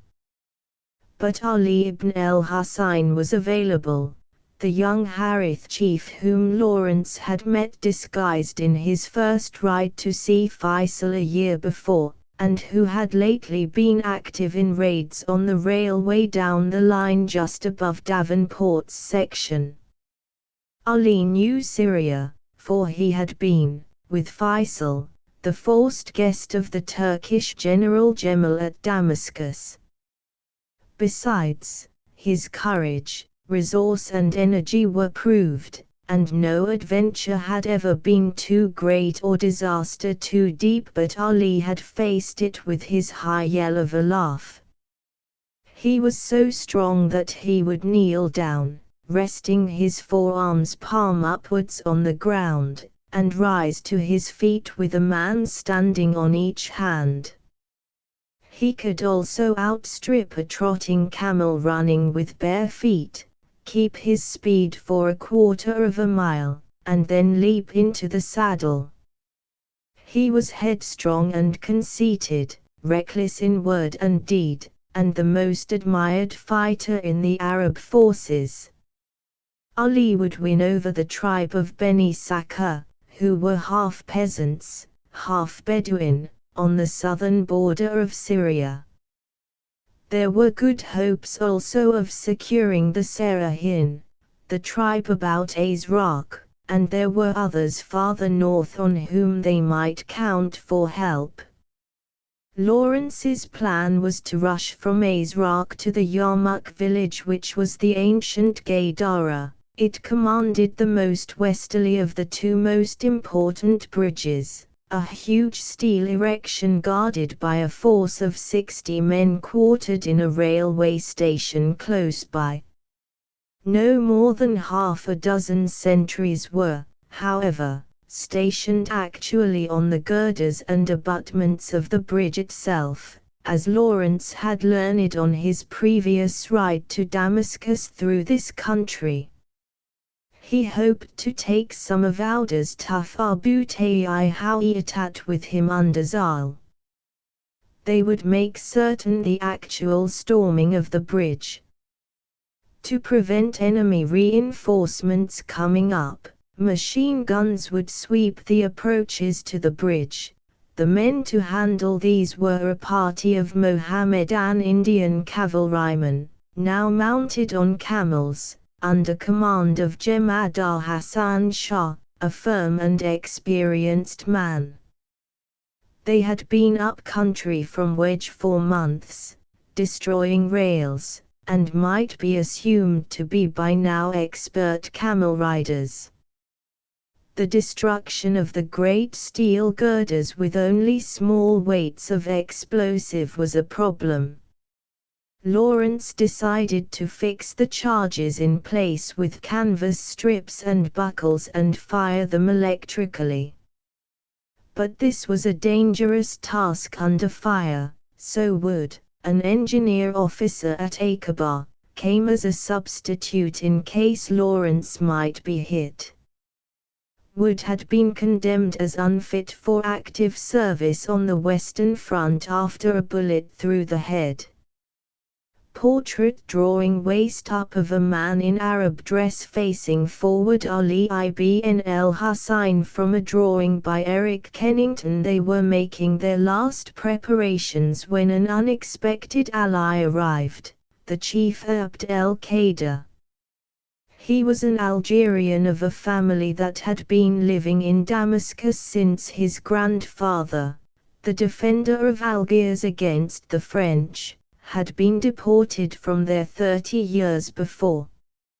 Abd el-Qaeda, quarrelsome, deaf and boorish, was a religious fanatic who, being recently sent by the Turks on secret political business to Mecca, had paid a dutiful call instead on Sharif Hussain and come away with a crimson banner and noble gifts, half persuaded of the right of the Arab cause. Now he offered Faisal the help of his Algerian villagers, exiles like himself, living on the north bank of the Yarmouk, halfway between the two important bridges but close to others whose destruction might answer nearly as well. This seemed excellent. As the Algerians did not mix with their Arab neighbors, the destruction of the bridge or bridges could be arranged quietly without exciting the whole peasant countryside into revolt. Suddenly a telegram came from the French colonel to say that Abd el-Qaeda was a spy in Turkish pay. This was disconcerting, but there was no proof, and the colonel was not greatly liked himself since his letter to Abdullah about the English and his earlier intrigues at Jeddah. Probably he was annoyed at Abd el-Qaeda's private and public denunciations of the French. So Faisal asked Abd el-Qaeda to ride with Lawrence and Ali ibn el-Hussein, telling Lawrence privately, "I know he is mad. I think he is honest. Guard your heads and use him." He joined the party. Whether or not he was a spy, he was a great annoyance to the party. Being a religious fanatic, he resented Lawrence's undisguised Christianity, and being ridiculously vain, resented being sent along with Ali, whom the tribes treated as greater, and with Lawrence, whom they treated as better than himself. Also his deafness was most inconvenient. For his bodyguard Lawrence took 6 Syrian recruits, chosen largely for their knowledge of the various districts through which he had to pass, with 2 Bayashar tribesmen and the inseparable Faraj and Daud. These 2 were busy as usual at practical jokes, and on the morning of October the 24th, the day of departure from Aqaba, they completely disappeared. At noon came a message from Fat Sheikh Yusuf, the governor, to say that they were in prison and would Lawrence come and talk about it. Lawrence found Yusuf shaking between laughter and rage. His new cream-colored riding camel had strayed into the palm garden where Lawrence's agile were encamped. Faraj and Daud, not suspecting that the camel was the governor's, had painted its body bright red with henna and its legs blue with indigo before turning it loose. The camel caused an uproar in Aqaba, and when Yusuf with difficulty recognized the circus-like animal as his own, he hurried out his police to find the criminals. Faraj and Daud were found stained to their elbows with dye, and those swearing innocence were soundly beaten and sent to prison in irons for a week. Lawrence arranged their release by lending the governor a camel of his own until the dye had worn off the other, and promising that the governor should beat the boys again after the expedition. So they joined the caravan singing, though they had to walk mile after mile because of a new kind of saddle soreness which they called Yusufitis. The expedition went by way of Rum, crossing the railway line near Shadia, but it was not a compact or happy family. Abd el-Qaeda was continually quarreling with Ali ibn el-Hussein, who prayed God to deliver him from the man's bad manners, deafness, conceit. Wood was ill, and the Indians, who proved to be very bad at loading and leading the baggage camels, had to be helped with them by Lawrence's bodyguard, and lagged far behind, Lawrence was not much troubled by these difficulties, because on the first stage of the journey he had for companion Lloyd, now British High Commissioner in Egypt, who had originally come out with him from England. It was a great thing to have someone European-minded and well-read to talk to again after months with the Arabs. Lawrence's Bedouin self wore off as he rode ahead with Lloyd, so engrossed in talk that they nearly lost touch with the Indians behind and, losing direction too, nearly ran into Shadia station. They turned in time and crossed the railway line in safety between two block houses, contenting themselves merely with cutting the telegraph wires. Ali and Abd el-Qadir were crossing the line farther north and soon came a rattle of machine gun and rifle fire. Evidently they had not been lucky in their crossing. It turned out later that they had 2 men killed. Lawrence's first stop was Hafara, where he had been before on the ride to Aqaba and had repaired the damaged well. He took his party safely across the silver plain of polished mud and salt, and near Hafara found Auda encamped with a few of his tribesmen, including Zal and Mohammed el-Dalin. The old man was having a violent dispute over the distribution of wages which he drew in bulk for the whole tribe, and was ashamed to be found in such difficulties. However, Lawrence did what he could to smooth them over, and by giving the Arabs something else to think about, made them smile, which was half the battle. He then went to Zal and explained his plan to destroy the Yarmouk bridges. Zal disliked it very much. He had been most successful that summer in his fighting with the Turks, and wealth made life precious to him. And the train ambush at Mudawara, from which he had barely escaped with his life, had tried his nerve, so now he said that he would only come if Lawrence insisted. Lawrence did not insist.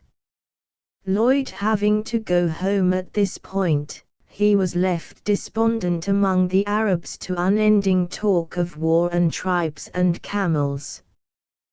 The first thing was to help Auda to settle the money disputes and to light again in the Hawiyat the flame of enthusiasm now nearly extinct after months of hardship. At dark Lawrence sat by Auda's campfire, an Arab once more, talking in the hot persuasive tones that he had caught from Faisal, gradually kindling them to remember their oath, their promise to put the war with the Turks before all disputes and jealousy. He won them over, man by man, addressing them by name, reminding them of their ancestral glories, of their own brave deeds, of Faisal's bounty, of the baseness and the approaching collapse of the Turks. He was still at work near midnight when Auda held up his camel stick for silence. They listened, wondering what the danger was, and after a while heard a rumble, a muttering like a very distant thunderstorm. Auda said, "The English guns." Allenby, 100 miles north across the hills, was beginning the preparatory bombardment for his next day's successful attack on Beersheba, with Gaza to fall 5 days later. This sound closed the argument. The Arabs were always convinced by heavy artillery. When Lawrence and his party left the camp the next day in a happier atmosphere than they had found it, Auda gratefully came up and embraced Lawrence with "Peace be with you." But he also took the opportunity of the embrace to whisper windily, while his rough beard brushed Lawrence's ear, "Beware of Abd el-Qadir." He could not say more, there were too many people about. They continued that day, the 31st of October, towards Bear. The winter was approaching. It was now a time of peaceful weather with misty dawns, mild sunlight and an evening chill. The Indians were such bad camel masters that they could manage no more than 35 miles a day. 50 was the least that an Arab would think of doing on a long march, and had to stop to eat 3 meals a day. The midday halt brought an alarm. Men on horses and camels were seen riding up from the north and west and closing in on the party. Rifles were snatched up and the Indians ran to their machine guns. In 30 seconds the defense was ready. Ali ibn al-Husayn cried out, "Hold the fire until they come close." Then one of Lawrence's bodyguard, belonging to a despised clan of serfs, the Sharirat, but a devoted servant and brave fighter, sprang up laughing and waved his sleeve in the air as a signal of friendship. They fired at him, or perhaps over him. He lay down and fired back, one shot only over the head of the nearest man. That perplexed them, but after a while they waved back in answer. Then he went forward, protected by the rifles of his party, to meet a man of the enemy, also advancing alone. It was a raiding party of Arabs of the Beni Sakr tribe who pretended to be much surprised on hearing whom they had been about to attack, and rode in to apologize. Ali ibn al-Husayn was furious with the Beni Sakr for their treacherous attack. They answered sullenly that it was their custom to shoot over the heads of strangers in the desert. A good custom, said Ali, for the desert. But to come on us suddenly from 3 sides at once seems to me more like a carefully prepared ambush. Border Arabs like the Beni Sakr were always dangerous, being not villagers enough to have forgotten the Bedouin love of raiding, not Bedouin enough to keep the strict desert code of honor. There is a Scottish proverb that I learned from Lawrence's mother, who, speaking of another border, quoted, "The selvage is aye the worst part o' the web." The Beni Sakr raiders, ashamed, went forward to Bear to give warning of the approach of the party. Their chief thought it best to make up for the bad reception that such important men as Ali ibn al-Husayn and Lawrence had been given, by preparing a great feast for them.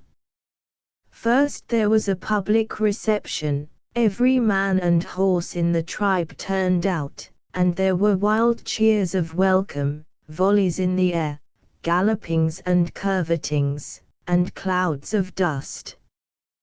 "God give victory to our sheriff," they shouted to Ali, and to Lawrence, "Welcome, Orans, forerunner of fighting." Abd el-Qadir grew jealous. He began to show off, climbing up on the high Moorish saddle of his mare, and with his 7 Algerian servants behind him in a file began the same prancing and curveting, shouting out "Hoop! Hoop!" and firing a pistol unsteadily in the air. The Beni Sakr chief came up to Ali and Lawrence, saying, "Lords, please call off your servant. He cannot either shoot or ride, and if he hits someone, he will destroy our good luck of today." The chief did not know Abd el-Qadir's family reputation for accidental shootings in Damascus.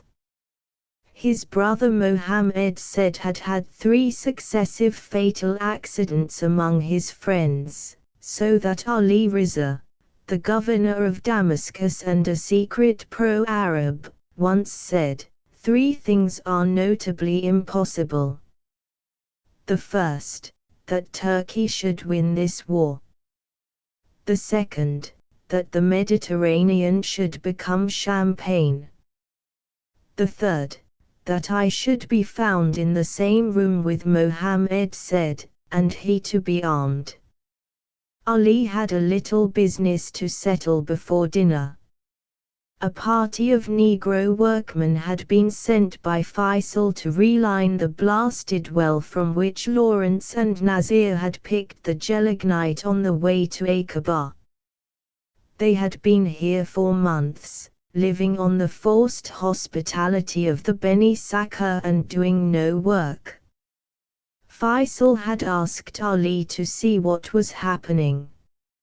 Ali hurriedly held a court, tried them, found them guilty and had them beaten, out of sight, by his own Negroes.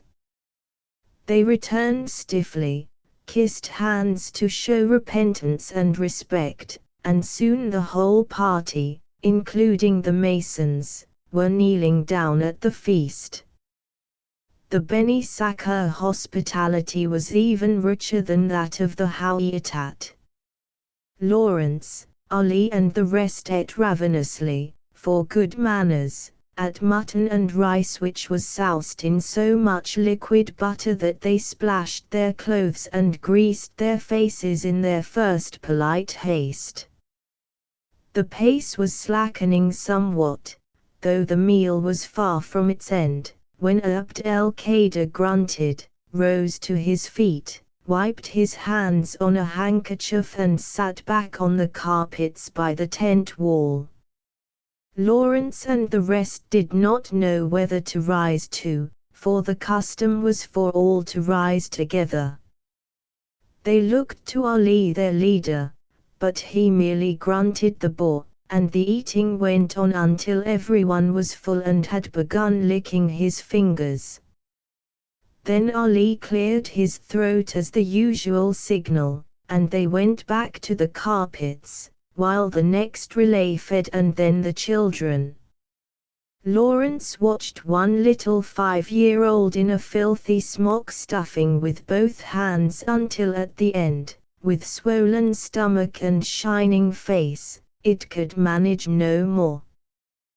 Then it staggered off speechlessly, a huge unpicked mutton rib hugged to its breast. In the corner the chief's slave was eating his customary portion, the sheep's head, splitting the skull and sucking the brain. In front of the tent the dogs crunched their bones. As for Abd el-Qadir, he had not been behaving badly according to his own standards or indeed those of the border, which allowed the full-fed man to go off at his own time. But Ali was a sheriff and a hero, and therefore the good manners of the Central Desert ruled for that feast. So Abd el-Qadir was ashamed. He tried to carry it off by worse behavior. He sat spitting, grunting and picking his teeth, and to show his grandeur further, sent a servant for his medicine chest and poured himself out a dose, grumbling that such tough meat gave him indigestion. This was abominable. Lawrence had once met a chief with a scar right across his cheek which he had come by in this way. He had been politely gulping food at a feast when he had begun to choke, unable to speak but anxious to explain that this was not meant as an insult. He had slit his mouth to the ear with his dagger to show that it was only a piece of meat stuck behind his back teeth. As the party sat about the tribal coffee hearth, all but Abd el-Qadir who had gone off to a fire of his own, they heard the guns again thudding away in preparation for the second day's bombardment of Gaza. It was a good moment for telling the chief why they had come. Lawrence said that they proposed a raid near Deraa and asked him for help. He did not mention the bridge, after his failure to get Zal and his men, It might seem too forlorn a hope. However, the chief agreed to come himself and chose out 15 of his best men and his own son Turkey, a brave boy of 17, though ambitious and greedy like his father. He was an old friend of Ali's.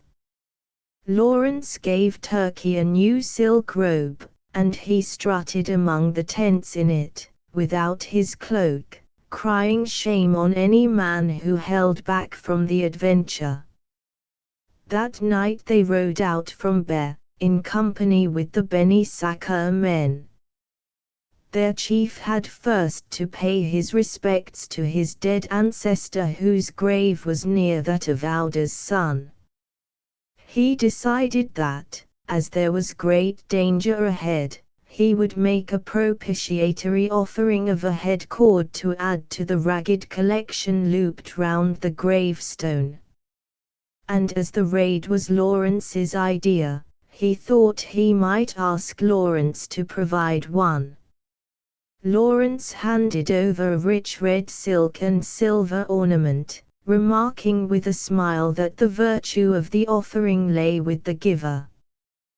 The thrifty chief man pressed a halfpenny on Lawrence to make a pretense of purchase and get the virtue for himself. A few weeks later Lawrence passed by again and noticed that the head cord was gone. The chief cursed loudly in his hearing at the sacrilege. Some godless Sherari, he said, had robbed his ancestor, but Lawrence could guess where it really was. Lawrence nearly succumbed to the idleness that the weather invited the next day.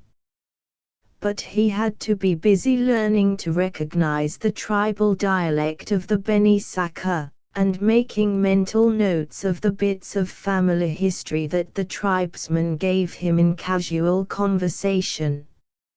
Family history and tribal custom were to these desert people in place of books. Nothing was so wearing, and yet nothing so important as the detailed memory that Lawrence had in good manners to cultivate, whenever he met a new tribe, for relationships and feuds and ancestry and the ownership of camels and similar matters. When they halted that night the noise of Allenby's guns was very loud and clear, possibly because the hollows of the Dead Sea sent the noise echoing up to their high plateau. The Arabs whispered, "They are nearer. The English are advancing. God deliver the men under that rain." They were thinking of the Turks, so long their weak and corrupt oppressors whom now they loved more, in their moment of defeat, than the strong foreigner with his blind unswerving justice, their victor. The next day they went forward over ridges of sun-browned flints so closely grown over with a tiny saffron plant that the whole view was golden with it, and about noon saw from the top of a ridge a party of trotting camels coming fast towards them. Turkey cantered forward, with carbine ready cocked, to see who the strangers were. But while they were still a mile off the Beni Sakr chief recognized his kinsmen Fa'ad and Adhub, famous fighters, the war leaders of the clan. They had heard the news of the raid and ridden at once to join it. Lawrence was glad of them. The next halt was Amory in Sahun where there were water pools among the salty hummocks. They were mostly too bitter to drink, though there was one which was thought very good by contrast. It lay in a limestone hollow and the water, which tasted of mixed brine and ammonia, was of a deep yellow color. Into this pool, for a joke, Dord pushed Farage fully dressed. He sank out of view and then rose quietly to the surface at the side of the pool under an overhanging rock ledge and lay hid. Dord waited for him to rise, but when there was no sign of him, got into an agony of anxiety about his friend and, tearing off his cloak, jumped in after him. There was Forage smiling under the ledge. They were fine swimmers, having once been pearl divers in the Persian Gulf. Afterwards they began scuffling in the sand beside the water pool. They returned to Lawrence's campfire, dripping wet, in rags, bleeding and covered with mud and thorns, most unlike their usual foppish selves. They then had the impudence to say that they had tripped over a bush while dancing, and that it would be like Lawrence's generosity if he gave them new clothes. He did nothing of the kind, but sent them off at once to clean themselves up. The next day there was another alarm, which again proved a false one. It was only a party of 100 Sarahin tribesmen on their way to offer allegiance to Faisal. Now that they could give the oath to Ali ibn al-Husayn instead and be spared the long dangerous journey through the territory of other tribes and across the Turkish railway, they turned about with joy. They came back singing to their tents the same day as they had started out, and there was a great welcome for the combined party.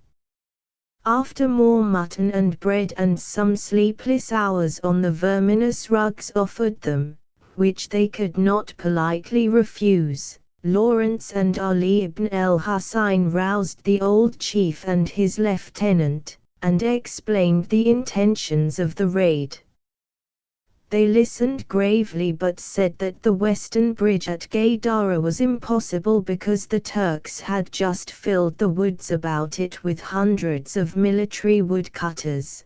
The bridges in the middle they would not like to visit under the guidance of Abd el-Qaeda, whom they mistrusted and who would be among his own villagers there. The eastern bridge by Tel el-Shahab was in the country of their blood enemies who might take the opportunity to attack them in the rear. Also, if it rained, the camels would not be able to trot over the muddy plains on the farther side of the line between Azraq and the bridges, and the whole party might be cut off and killed. This was very bad. The Sarahin were Lawrence's last hope and, if they refused to come, it would be impossible to destroy the bridge by the day that Allenby asked for it to be destroyed. So Ali ibn al-Husayn and Lawrence collected the better men of the tribe and set them round the campfire with the chief of the Beni Sakr and Fa'ad and Adhub to break cold prudence down with desperate talk. Though duty to Allenby provided the occasion, Lawrence was true Arab now, preaching with a prophetic eloquence the gospel of revolt. Its glory, he urged, lay in bitterness and suffering, and the sacrifice of the body to the spirit. Failure was even more glorious than success. It was better to defy a hostile fate by choosing out the sure road to death, proudly throwing away the poor resources of physical life and prosperity and so making fate ashamed at the poorness of its victory. To honorable men the forlorn hope was the only goal, and if by chance they escaped alive, then the next forlorn hope. They must believe that there was no final victory except at last after innumerable hazards to go down to death, still fighting. The Sarahin listened entranced, their worldliness vanished and before daylight came they were swearing to ride with Lawrence anywhere.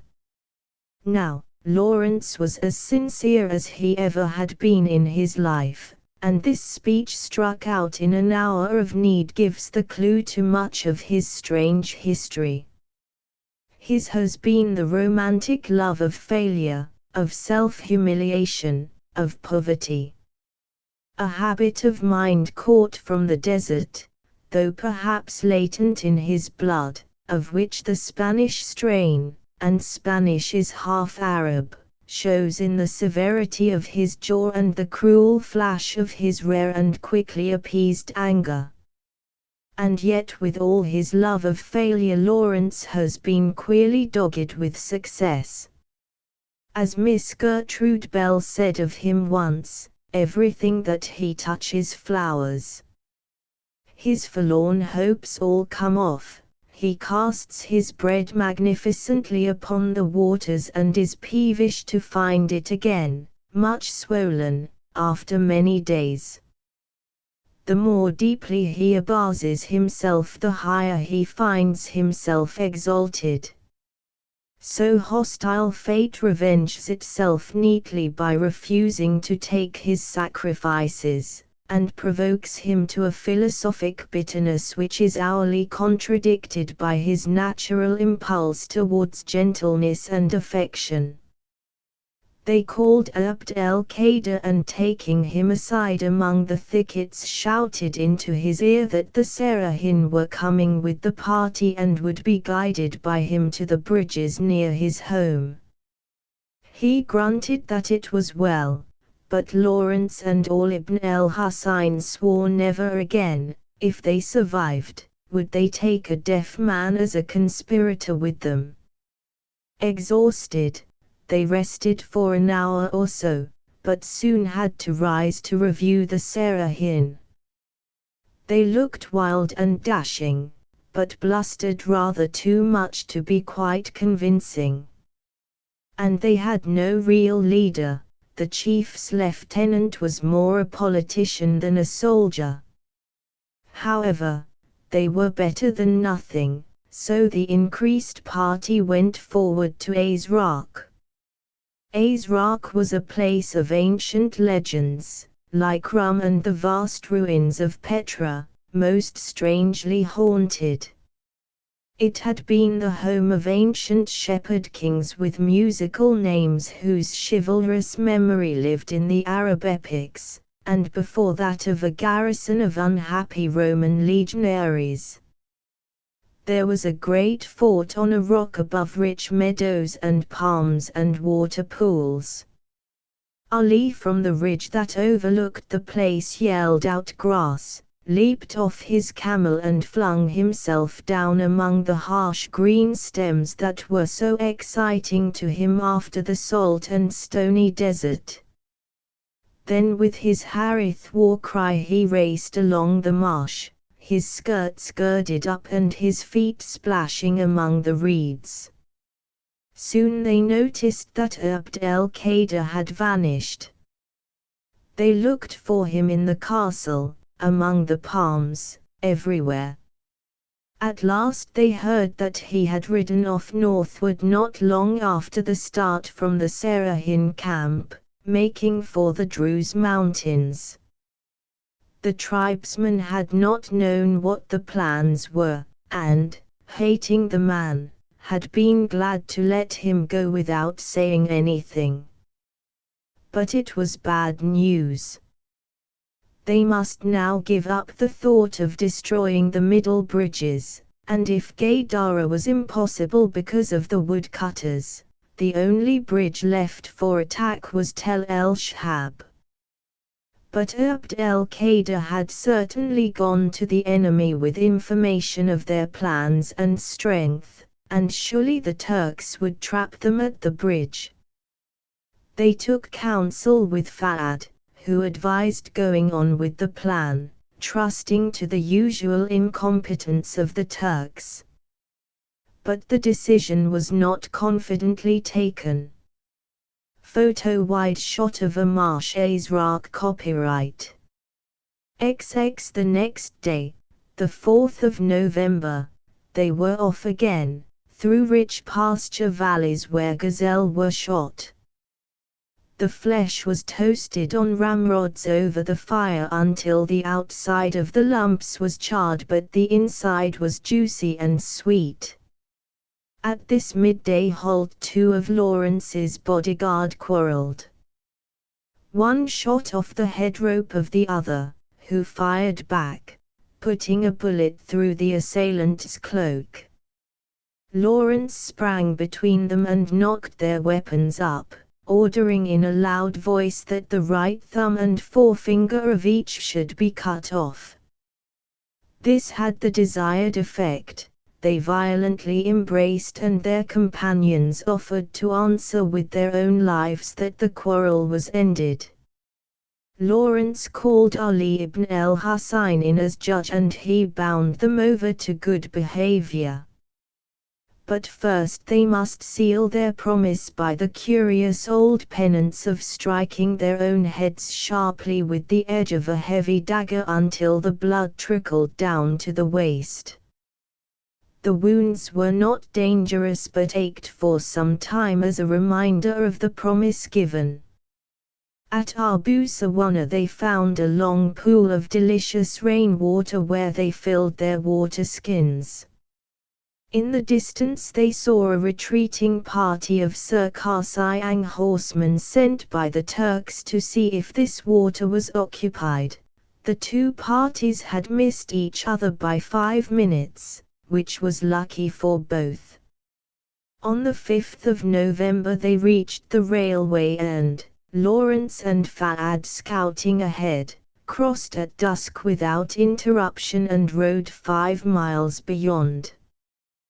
They camped in a hollow 15 feet deep where there was grazing for the camels, but it was inconveniently near the railway, and they had to keep a close watch on the camels to prevent them from straying into view, and on the tribesmen to make them keep their heads down when patrols passed along the line. At sunset, Lawrence and Ali ibn al-Husayn decided that they would have to reach Tel el-Shahab, blow up the bridge and get back east of the railway by the next dawn. This meant a ride of 80 miles in the 13 hours of darkness with an elaborate mining operation thrown in. It was too much for the Indians, whose camels were tired out by bad handling, the fault of the Indians' cavalry training. So Lawrence only took the 6 best riders on the 6 best camels and Hassan Shah, their admirable officer, with a single machine gun. The Serahin were doubtful fighters, so Ali and Lawrence decided, when the time came, to use them to guard the camels while a storming party of the Beni Sakha, who could be trusted, went forward with the blasting gelatine to settle the bridge. The fighting force then consisted of Fa'ad and 20 Beni Sakha, the 7 Indians, 40 Serahin, Ali ibn al-Husayn with 6 slaves, Wood, and Lawrence with 8 of his own men. The other 2 of Lawrence's men developed sudden illnesses which prevented them coming. Lawrence excused them for the night and afterwards of all duties whatsoever. They and the rest of the party to be left behind were told to ride to Abu Sawana and wait there for news. It was a nervous ride.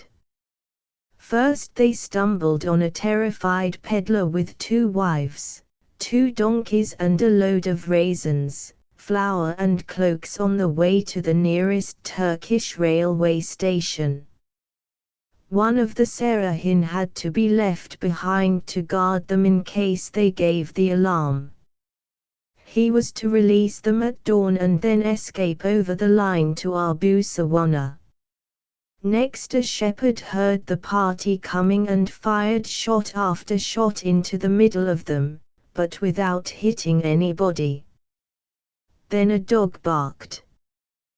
Then a camel loomed up suddenly on the track, but it was astray and riderless. Then, in a hollow, they came on a woman, probably a gypsy, who ran off shrieking. They passed a village and were fired on while yet distant. These incidents delayed them, and in any case the Indians, riding woodenly like cavalrymen, were going much too slowly. Lawrence and Ali rode behind, urging on the lagging animals with camel sticks. Then it began to rain and the fertile soil of the plain grew slippery. A camel of the Serahin fell, then one of the Beni Sakr, but the men had them up in a moment and trotted forward. One of Ali ibn al-Husayn's servants halted and dismounted. Ali hissed him on and, when the man mumbled, cut him across the head with his cane. The camel plunged forward and the man, snatching at the hinder girth, managed to swing himself into the saddle. Ali pursued him with the cane. At last the rain stopped and their pace increased as they trotted downhill. They heard a vague rushing sound in the distance. It would be Tel el-Shahab waterfall. So they pressed forward confidently. A few minutes later they stopped on a grassy platform by a cairn of stones.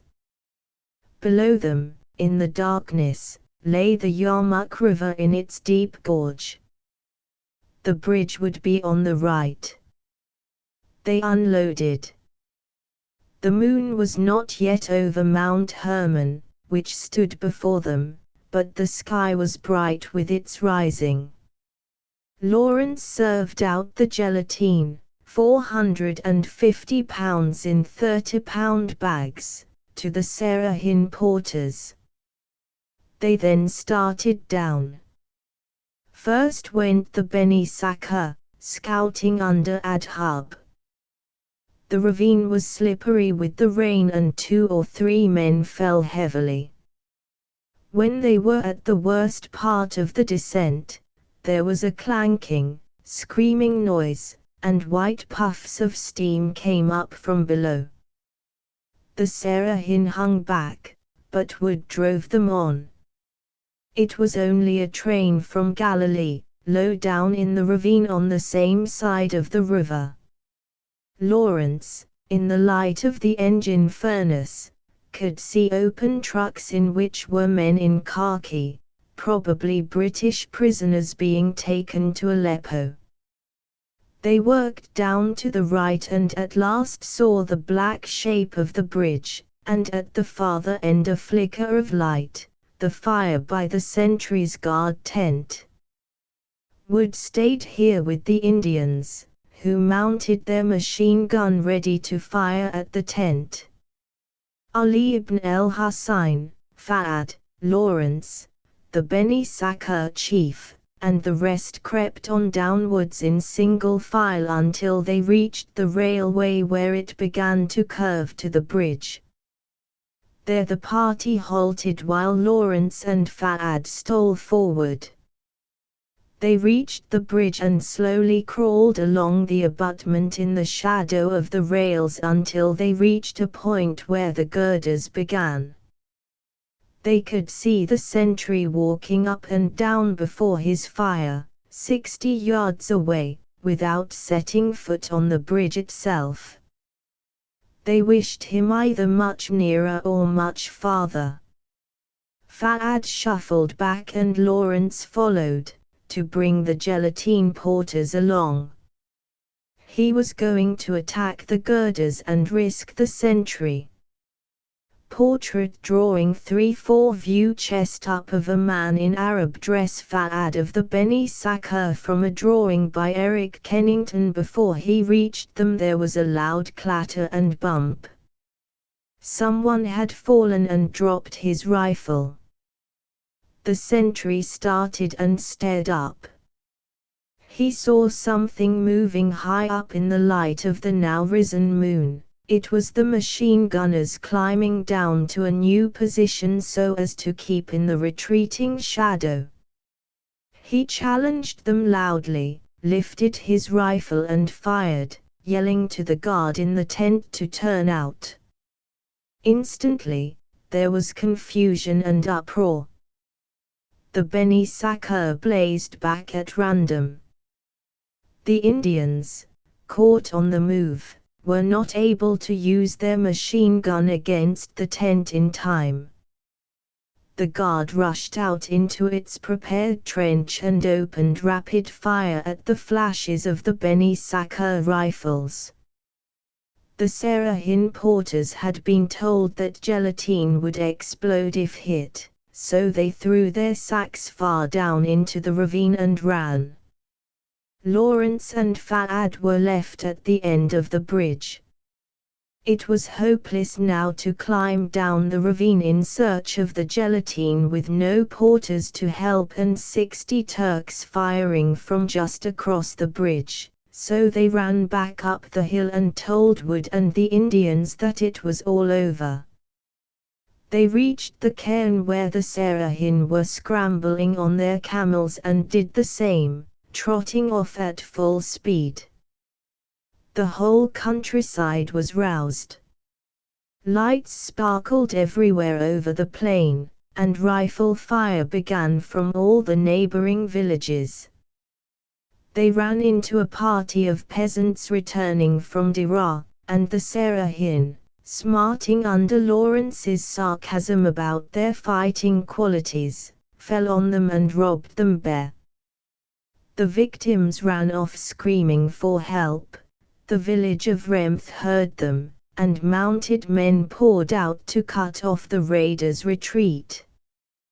The Serahin lagged behind, encumbered with their booty, while Lawrence and Ali hurried forward to safety with the rest, driving the slower camels along, as before, with their sticks.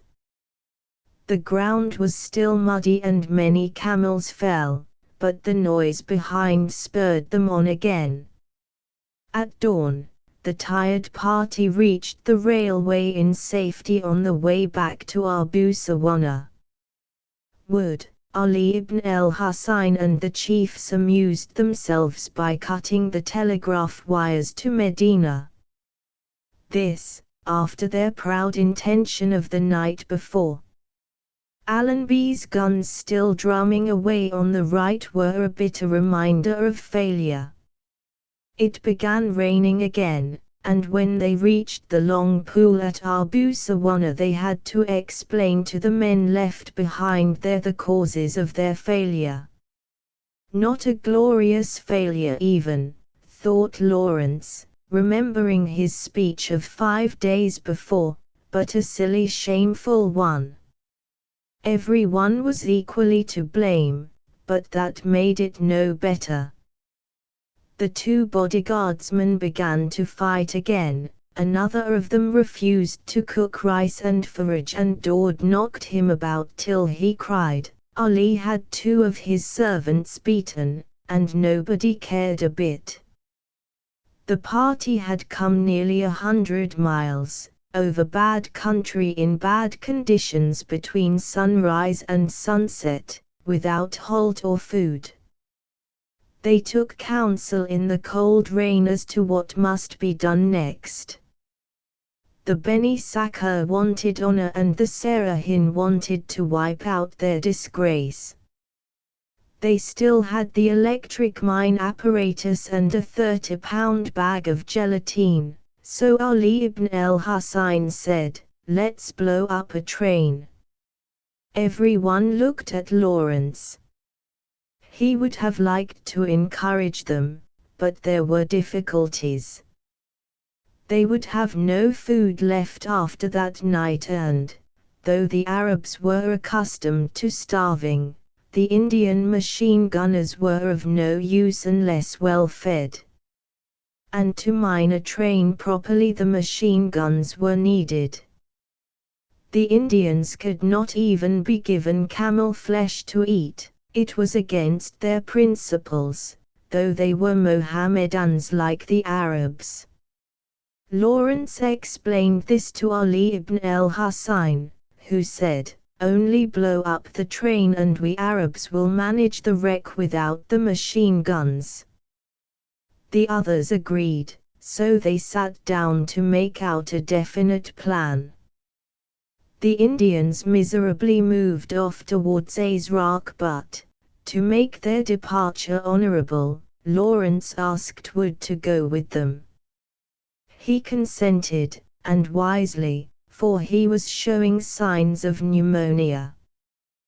The remaining 60 Arabs, with Lawrence as guide, went towards Minifer, to the camp behind the hill under the ruined watchtower, where he had been in the spring.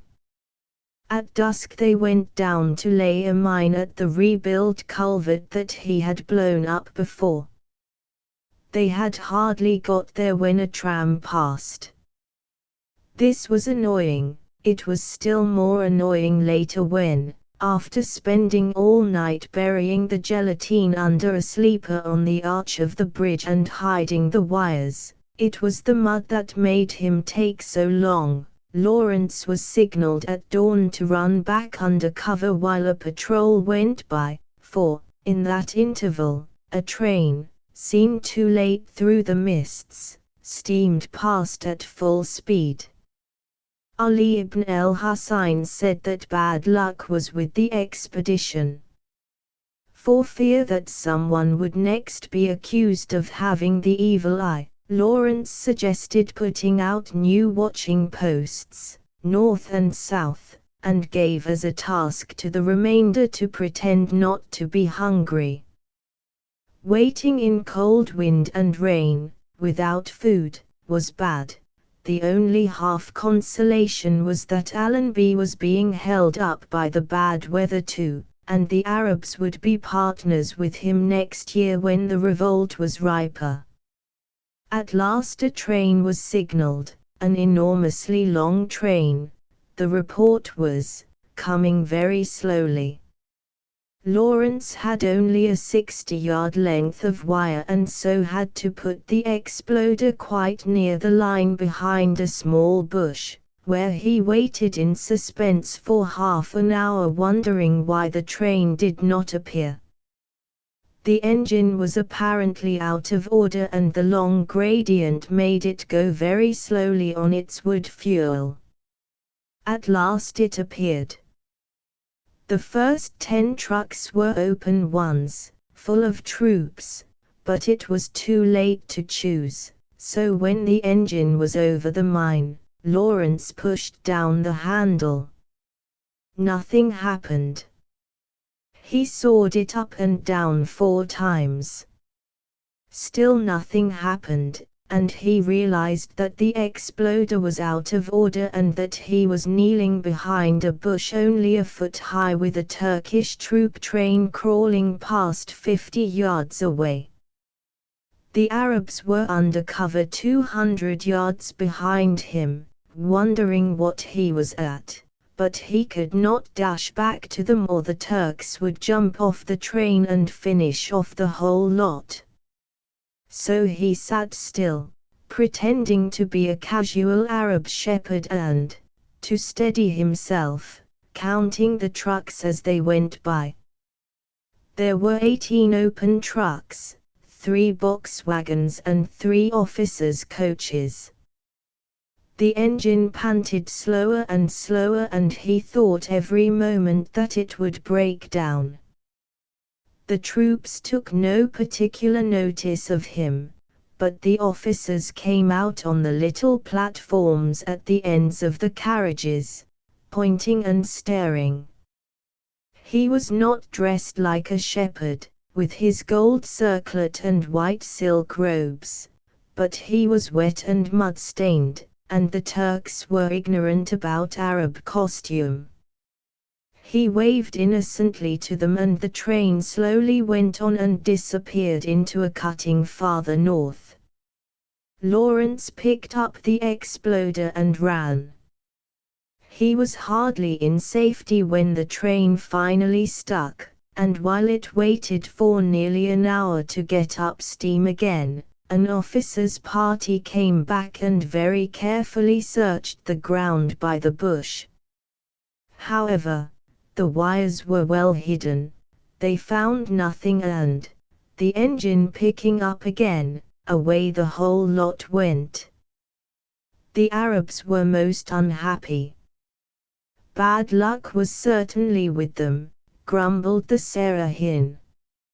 Lawrence was sarcastic at their expense and a fight nearly started between the Serahin and the Beni Sakr, who took Lawrence's part. Ali ibn al-Husayn came running up. He was blue with cold and shaking with fever.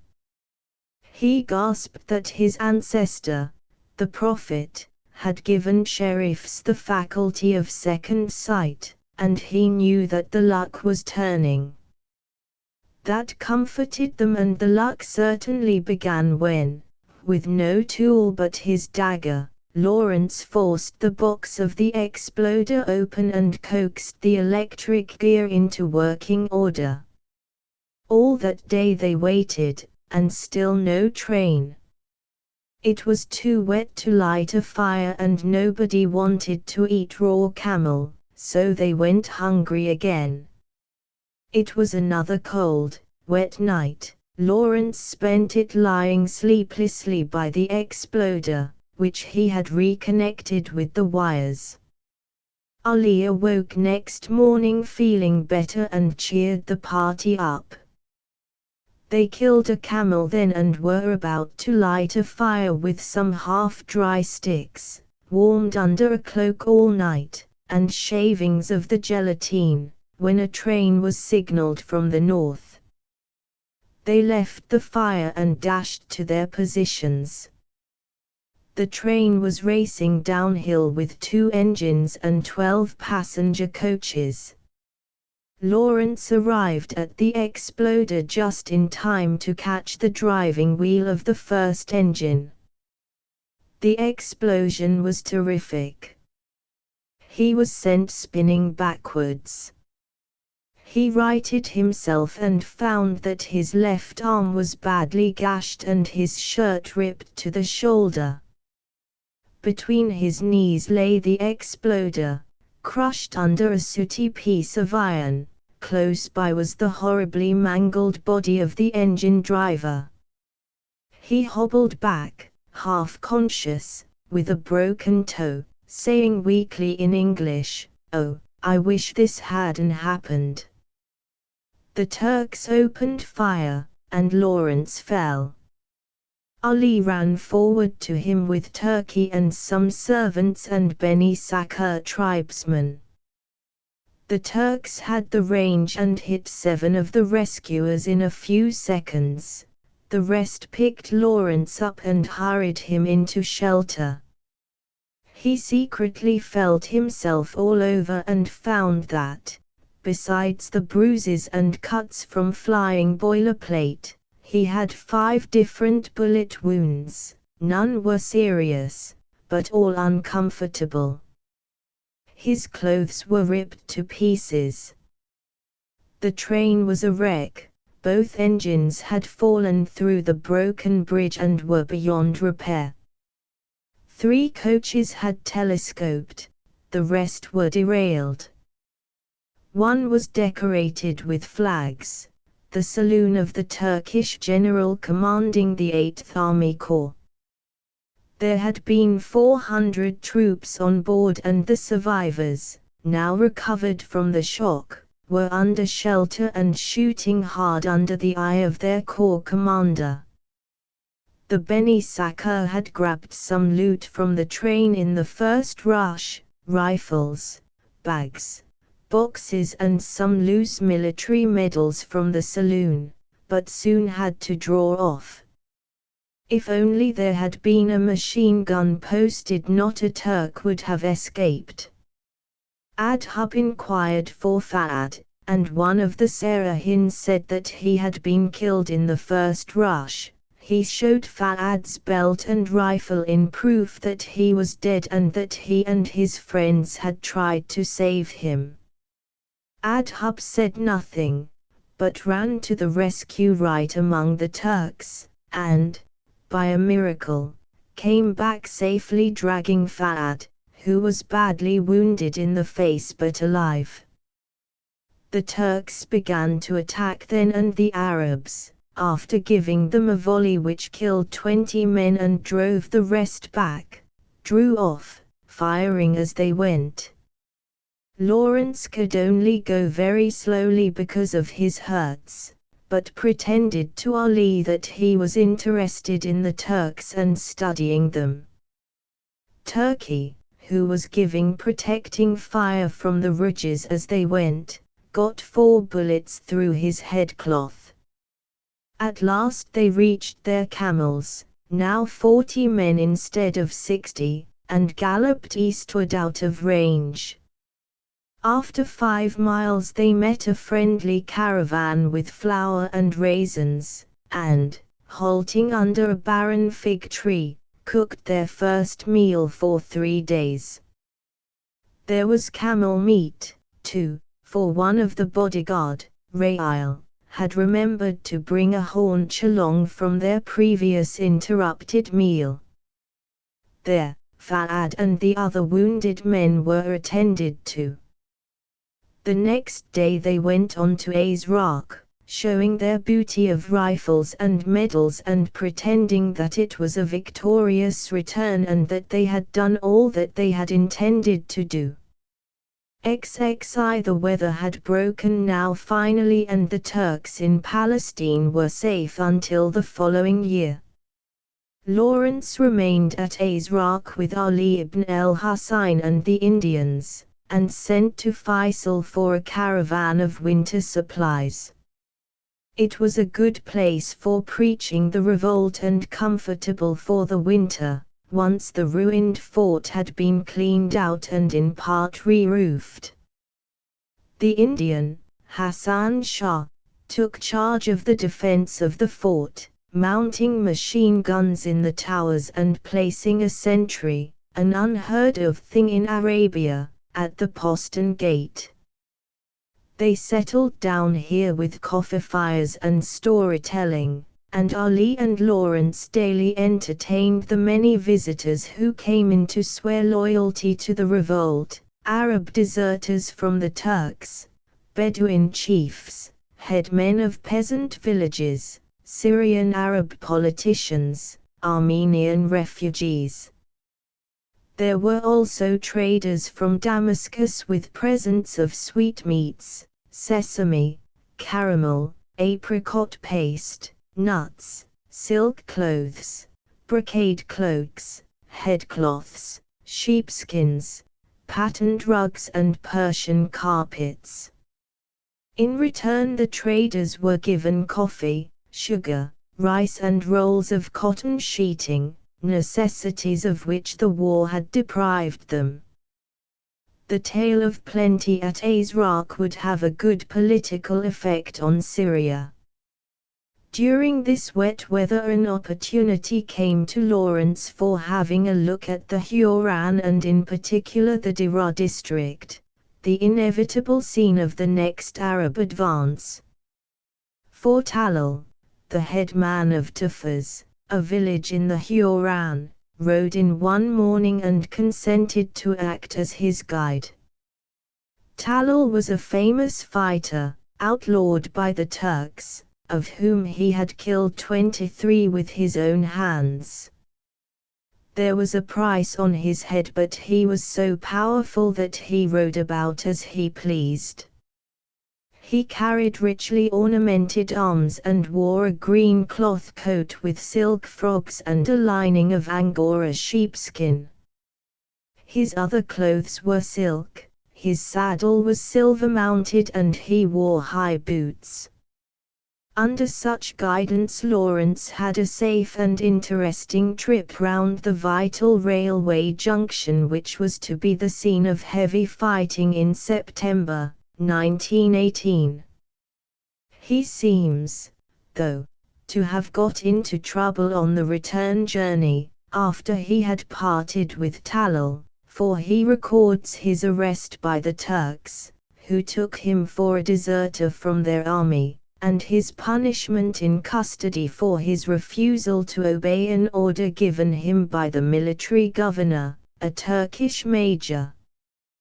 This incident, apparently, did permanent damage to his nerve, coming as it did after the grave disappointments of the bridge and train failures and the exhaustion of the last few months. Back at Azraq, he heard the story of Abd el-Qadir. The mad fellow, after his desertion of the Yarmouk party, had gone in triumph to his villages, flying the Arab flag, his men firing joy shots behind him. The people were astonished, and Cemal, the Turkish governor, went to him protesting against the insult.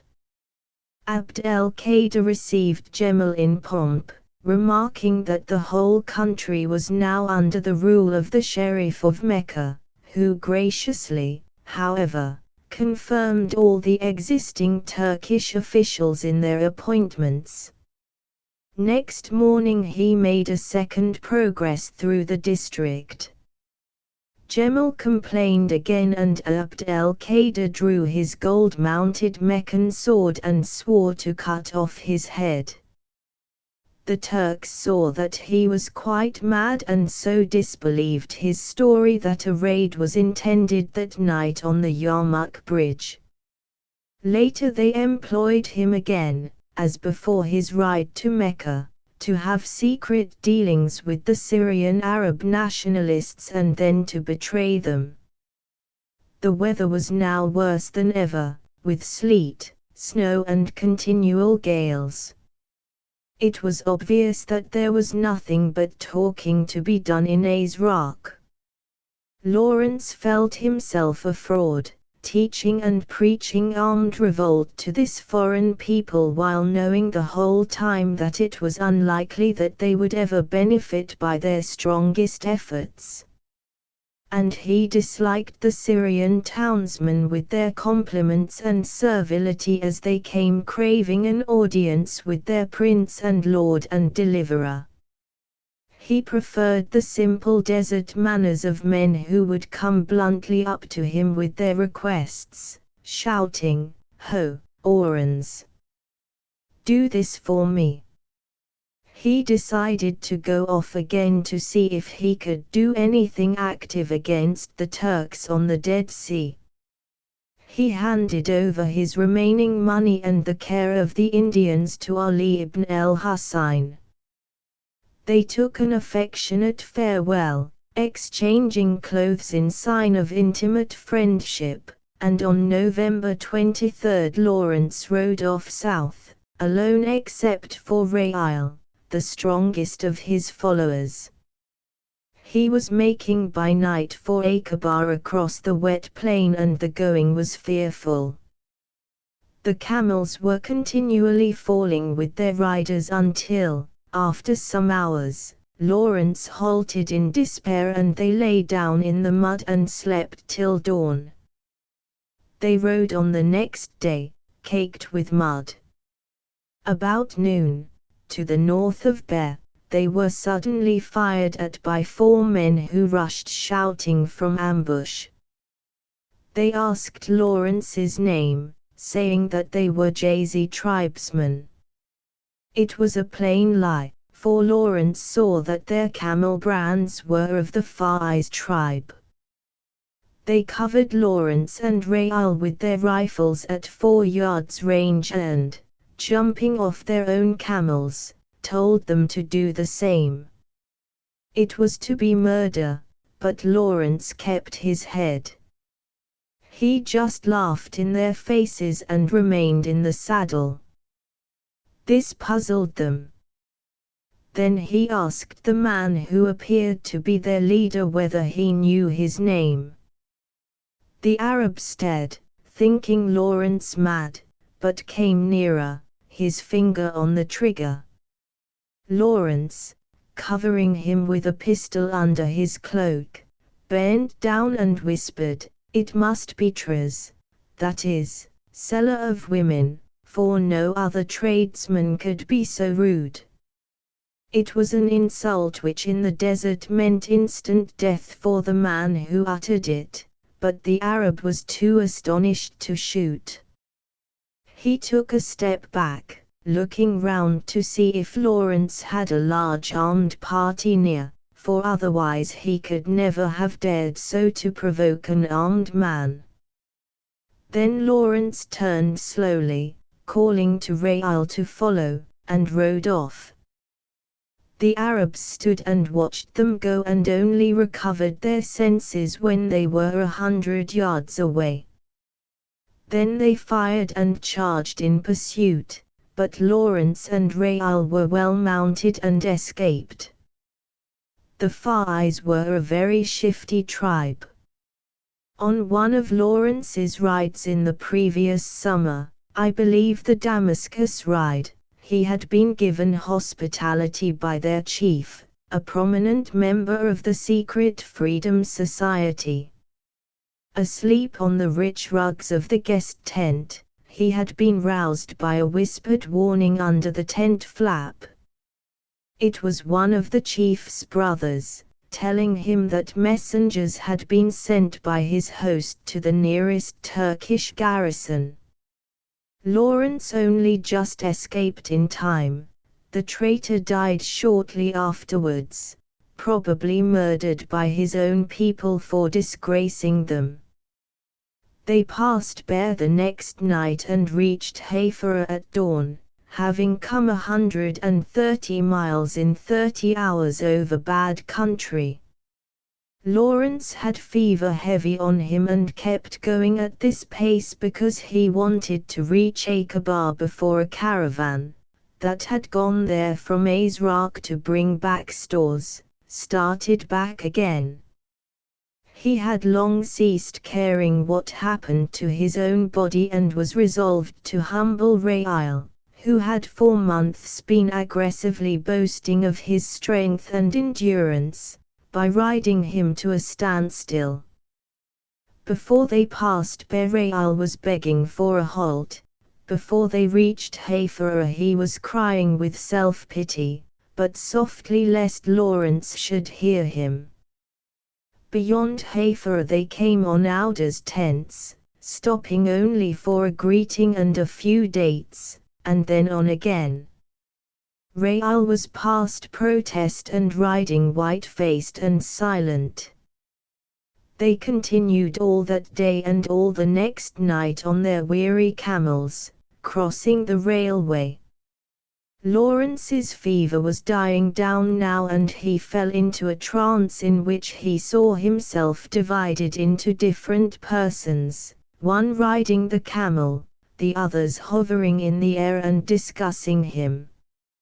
Rail roused him at dawn, shouting that they had lost direction and were riding towards the Turkish lines at Abar el-Lisan. They changed direction and reached Aqaba by way of Rum the following midnight. To him at Aqaba came urgent message from Allenby, who had beaten the Turks in a series of battles, capturing Jaffa and the outskirts of Jerusalem, to report to him at once. Lawrence went by air, and arrived just in time to hear of the fall of Jerusalem. Allenby was too busy with news of victories to wish to hear details of the failure at the Yarmouk Bridge, or to mind very much. A simple statement was enough. He kindly invited Lawrence to take part in the official ceremony of entry into Jerusalem, and Lawrence accepted, with a quick change into British staff officer's uniform with brass-bound hat and red tabs. For the Aqaba success, by the way, Lawrence had been made a major and gazetted a companion of the Bath, but steadfastly refused to wear the ribbons and has never accepted these or any other decorations.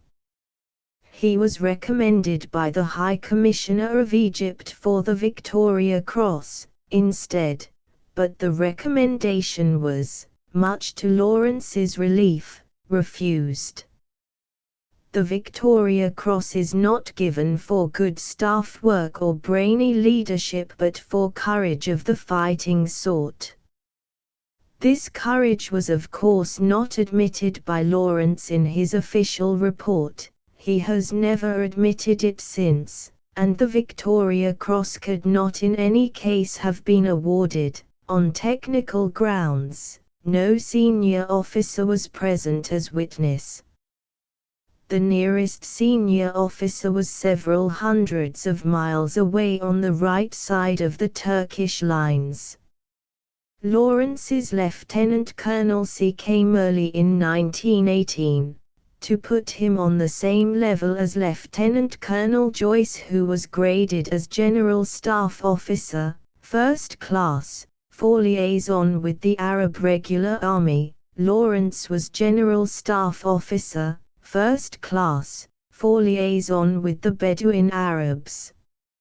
It would not be correct to say that Lawrence accepted this rank, he just went on working, whatever they called him. The Distinguished Service Order to which he was gazetted was a present for the Tafile battle, of which an account is given a few pages ahead. His full colonelcy Lawrence applied for himself, just after the capture of Damascus, much to the surprise of General Headquarters, where his indifference to rank and awards was a standing joke. But he explained that he wanted the rank, special, temporary, acting and with all other possible qualifications, merely to secure for himself a berth on the staff train through Italy, which accepted no officers of lower rank than full colonels.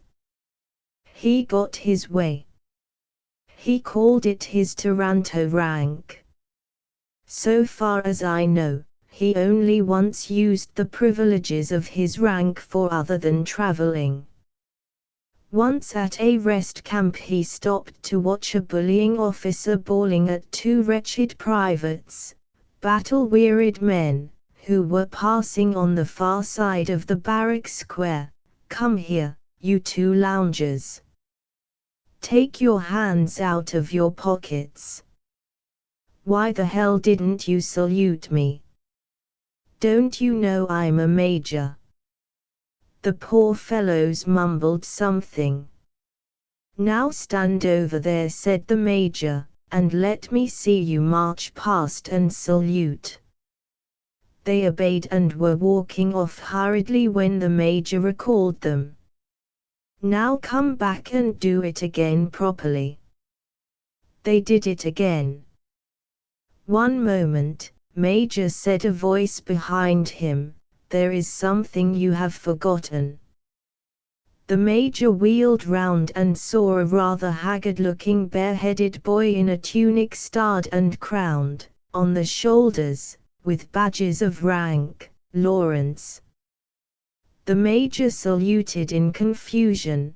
The soldiers, happier now, were shuffling off, but Lawrence beckoned them to stop.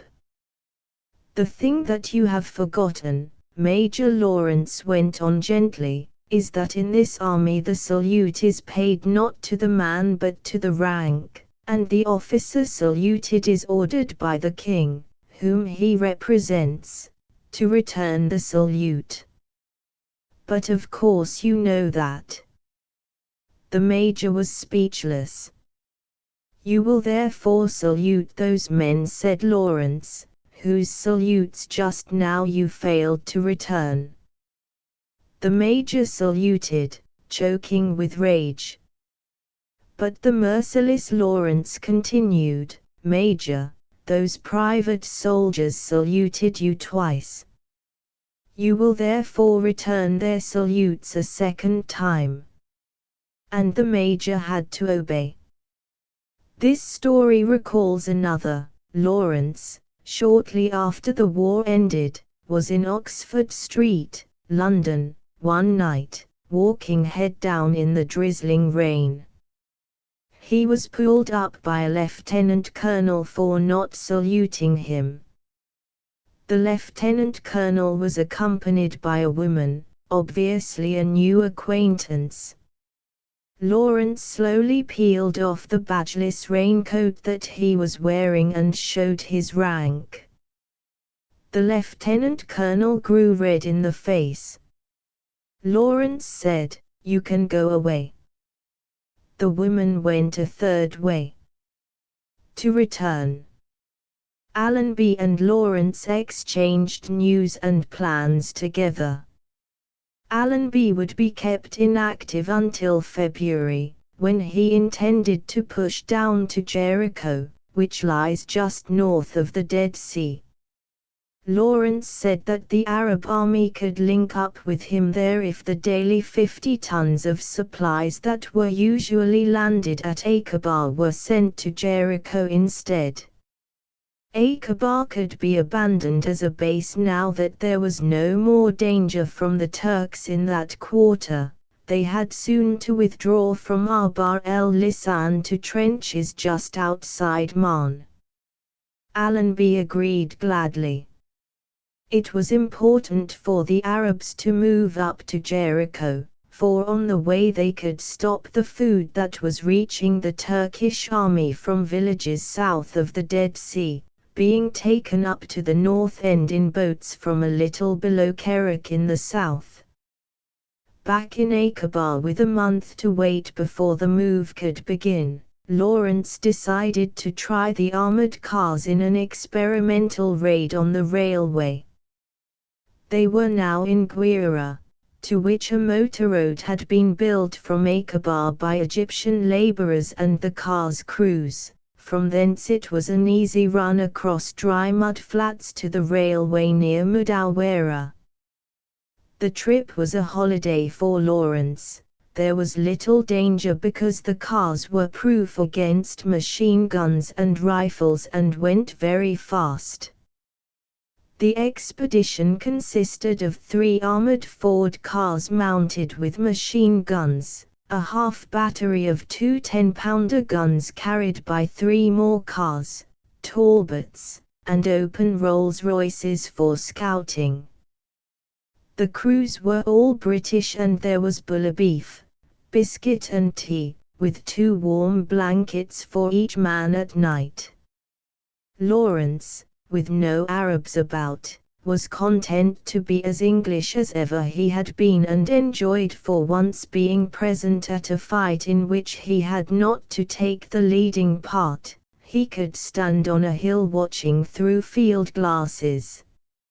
It was these friendly outings with the armored car and Air Force fellows that persuaded him, even then, that his best future, if he survived the war, was to enlist. The cars came up close to a Turkish post at the station next above Mudawara and shelled and machine-gunned the trenches. But since the Turks did not surrender and there was no Arab force handy for charging, went off again to do the same at another station higher up. Lawrence only wanted to test the possibility of using the cars against the railway, and as they were clearly a success, came home to Guira the same day. The siege of Medina was still maintained in Central Arabia by Faisal's brothers, Abdullah and Ali. Yenbo was being used again as a base. Lawrence could not persuade the British advisers there, who were still under the High Commissioner of Egypt and not, like him, under Allenby, that there was no point in making Medina surrender. And when they asked him to cut the railway permanently at Man because it was difficult for them to cut it where they were, he had to pretend that the troops with him were too cowardly to attempt the operation. XXII at Aqaba, Lawrence began increasing his bodyguard, which had started with Faraj, Daud and the Syrians. It may be as well to point out here that the names of most of the subsidiary characters in Lawrence's account, such as Faraj, Daud, Sergeants Lewis and Stokes and so on, are disguised. The names of the more important people such as Auda, Talal, Colonel Wilson, are not. It was advisable to do this because the price put on his head by the Turks, as also on Ali ibn el-Husayn's, had risen to £20,000. He chose followers who could live hard and ride hard, men proud of themselves and of good family. 2 or 3 of these had joined him already and set a standard by which to judge new candidates. One day Lawrence was reading 4 in his tent when one of the Agiel noiselessly entered. He was thin, dark, short, but most gorgeously dressed, with 3 black plaited lovelocks hanging on each side of his face. On his shoulder he carried a very beautiful, many-colored saddlebag. Greeting Lawrence with respect, he threw the saddlebag on the carpet, saying, "Yours," and disappeared as suddenly as he had come. The next day he brought a camel saddle with its long brass horns exquisitely engraved. "Yours," he said again. The third day he came empty-handed in a poor cotton shirt, to show his humility, and sank down as a suppliant, asking to enter Lawrence's service. Lawrence asked him his name. "Abdullah the Robber," he answered. The nickname was, he said, inherited from his honored father, and told his story sadly. He had been born in a town of the Central Oases and when quite young had been imprisoned for impiety. Later he had left home in a hurry, owing to an unlucky scandal about a married woman, and taken service with the local emir, Ibn Saud, the present ruler of Mecca. For hard swearing in this puritanical service, he had suffered punishment and deserted to the service of another emir. Unfortunately, he had then come to dislike his officer so much that he struck him in public with a camel stick. After recovering in prison from the terrible beating that he got for this, he had taken a job on the Pilgrims Railway which was then being built. A Turkish contractor docked his wages for sleeping at midday and he retaliated by docking the Turk of his head. He was put into prison at Medina, escaped through a window, came to Mecca, and for his proved integrity and camelmanship was made carrier of the post between Mecca and Jeddah. Here he settled down, setting his parents up in a shop at Mecca with the bribe money that he alternately got from merchants and robbers. After a year's prosperity, he was waylaid and lost his camel and its consignment. His shop was seized in compensation. He joined the sheriff's camel police and rose to be a sergeant, but for his hard swearing and dagger fighting was reduced again. On this occasion he accused a tribesman of the Etabar of bringing about his downfall through jealousy and stabbed the man in court in front of Faisal's cousin, Sharaf, who was trying the case. He nearly died of that beating. Then he entered Sharaf's service. When war broke out he became orderly to the captain of the Agiel. But after the mutiny at Wedge, when the captain resigned and became an ambassador, the robber missed the companionship of the ranks and now applied to enter Lawrence's service. He had a letter of recommendation from the captain. Lawrence read it.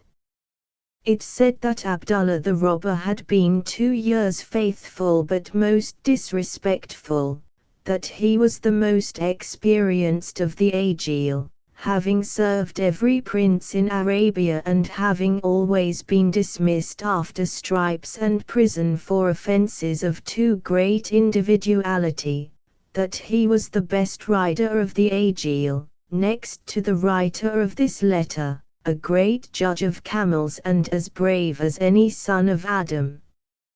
Lawrence engaged him at once as captain of half the bodyguard and never regretted it. This was only informal rank, his pay was the same as the rest. For, It has been said that besides Malloy, Aristophanes and the Oxford Book of English Verse he also carried Doughty's Arabia di Sata, but this is untrue, though his memories of the book were most helpful to him, in the absence of maps, for the first part of the campaign.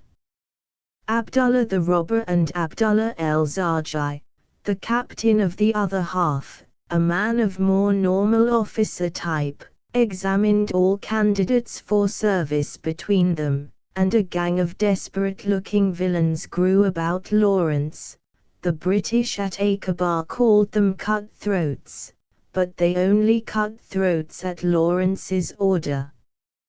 Most of them were agile, wonderful camel masters who would call their beasts by name from 100 yards away and make them stand guard over the baggage. Lawrence paid them £6 a month and provided them also with their camels and rations, whereas the ordinary Arab in Faisal's ranks had to provide his camel out of the same pay. So Lawrence had the pick of the countryside at his disposal. They spent their wages chiefly in buying clothes of every possible color, only they did not presume to wear white, which was what Lawrence himself always wore. They fought like devils with Turks and outsiders, but not among themselves. The robber and el-Zarji kept them in order with punishments so severe that they would have been monstrous had not the men, who were at liberty to resign whenever they liked, taken a perverse pride in them.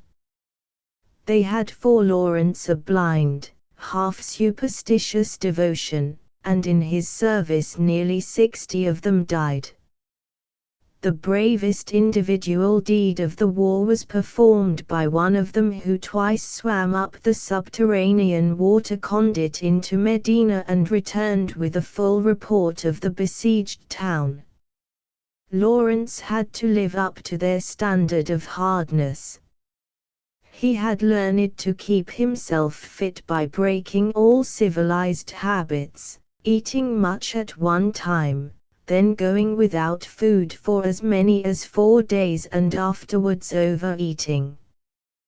The same with sleep, doing without it for days except for drowsy naps taken while still riding, and riding carefully, on long night journeys.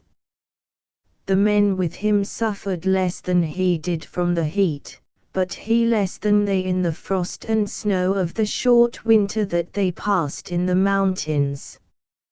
In physical endurance there was equality between them, but in spirit and energy he outdid them. Throughout the campaign, it goes almost without saying, Lawrence had a secret personal motive, stronger than patriotism, religion, personal ambition, love of adventure or of justice, in the light of which alone his extraordinary feats become intelligible. But shortly before the capture of Damascus this motive was, it seems, removed, and this is one explanation, I believe, of his coming so quickly away from the scene of his triumph, leaving the work of consolidating the Arab achievement to other hands, and of much that has happened to him since. Portrait drawing waist up of a seated man in Arab dress facing forward. Abdullah el-Zarji from a drawing by Eric Kennington on the 11th of January, 1918, Nazir, the usual pioneer leader for Faisal, made an attack on Juf, the nearest railway station to Tarfilet, the group of villages commanding the south end of the Dead Sea. He took with him some Beni Sakr tribesmen, some Arab regulars under Nuri Said, the chief of staff to General Jafar, Faisal's commander-in-chief of the regular forces, a mountain gun, and some machine guns. They had luck in capturing the station, which the tribesman camel charged before Nuri said intended them to, with a loss of only 2 killed. 2 engines, the water tower, the pump and the railway points were then blown up by the engineers. They took 200 prisoners with 7 officers and much booty, including weapons, mules and 7 trucks of Damascus delicacies intended for the officers' messes at Medina. The regulars, mostly Syrians, then tasted olives, sesame paste, dried apricot and other sweets and pickles for the first time since they had left home 3 or 4 years before. There was also a whole truck of tobacco. When Faisal heard that the Medina garrison was now quite without anything to smoke, he was so sorry for the Turks, being a confirmed smoker himself, that he sent a number of pack camels loaded with cheap cigarettes straying into their lines, with his compliments. Lawrence was glad to see how well the army could manage without his personal direction. This was a raid merely, but Nasir and Lawrence soon followed it up by marching from Haifa to Tarfila with Auda and his tribesmen. Nasir appeared at dawn on a cliff above the valley, threatening to bombard the place if it did not surrender. It was only a bluff, because Nuri said with the guns had gone back to the base, and the Turkish garrison may have known this. Supported by most of the villagers, they began to fire at the Hawiyatat, who spread out along the cliff and fired back. All except Auda. He rode in anger alone down the cliff path, and reining in close to the houses bellowed out, "Dogs, do you not know Auda?" When they heard the terrible name of Auda, the villagers' hearts failed them and they compelled the Turks to surrender. Tarfila was a great anxiety to Faisal's brother Zaid, whom Faisal now sent up, with more guns and machine guns, to take charge of the Dead Sea operations. Auda's Abu Tayyai were in occupation alongside their former blood enemies, another clan of Hawiyatat, the Motalga. The Motalga were twice as numerous as the Abu Tayyai. Among them were 2 boys of good birth whose father had been killed by Auda's son, Anad. Auda pretended a great magnanimity towards these boys, forgiving them for Anad's death at the hands of their uncles. But they had not forgotten their dead father and muttered of further vengeance. Auda laughed at the boys and threatened to whip them round the marketplace, so to stop further mischief Zaid thanked him for his services and paid him a large sum in gold, and Auda went back to his tents for a while. Things then quieted down in Tarfila, for Zaid had plenty of money to pay for the food he bought for the men, and the villagers, who had only sided with the Turks because some of their hated neighbors had sided with Faisal, consented to join in the revolt. Suddenly on the 24th of January came the news that the Turks were advancing from Kerak to retake the village. Lawrence was astonished and annoyed. Tarfila was no possible use to the Turks,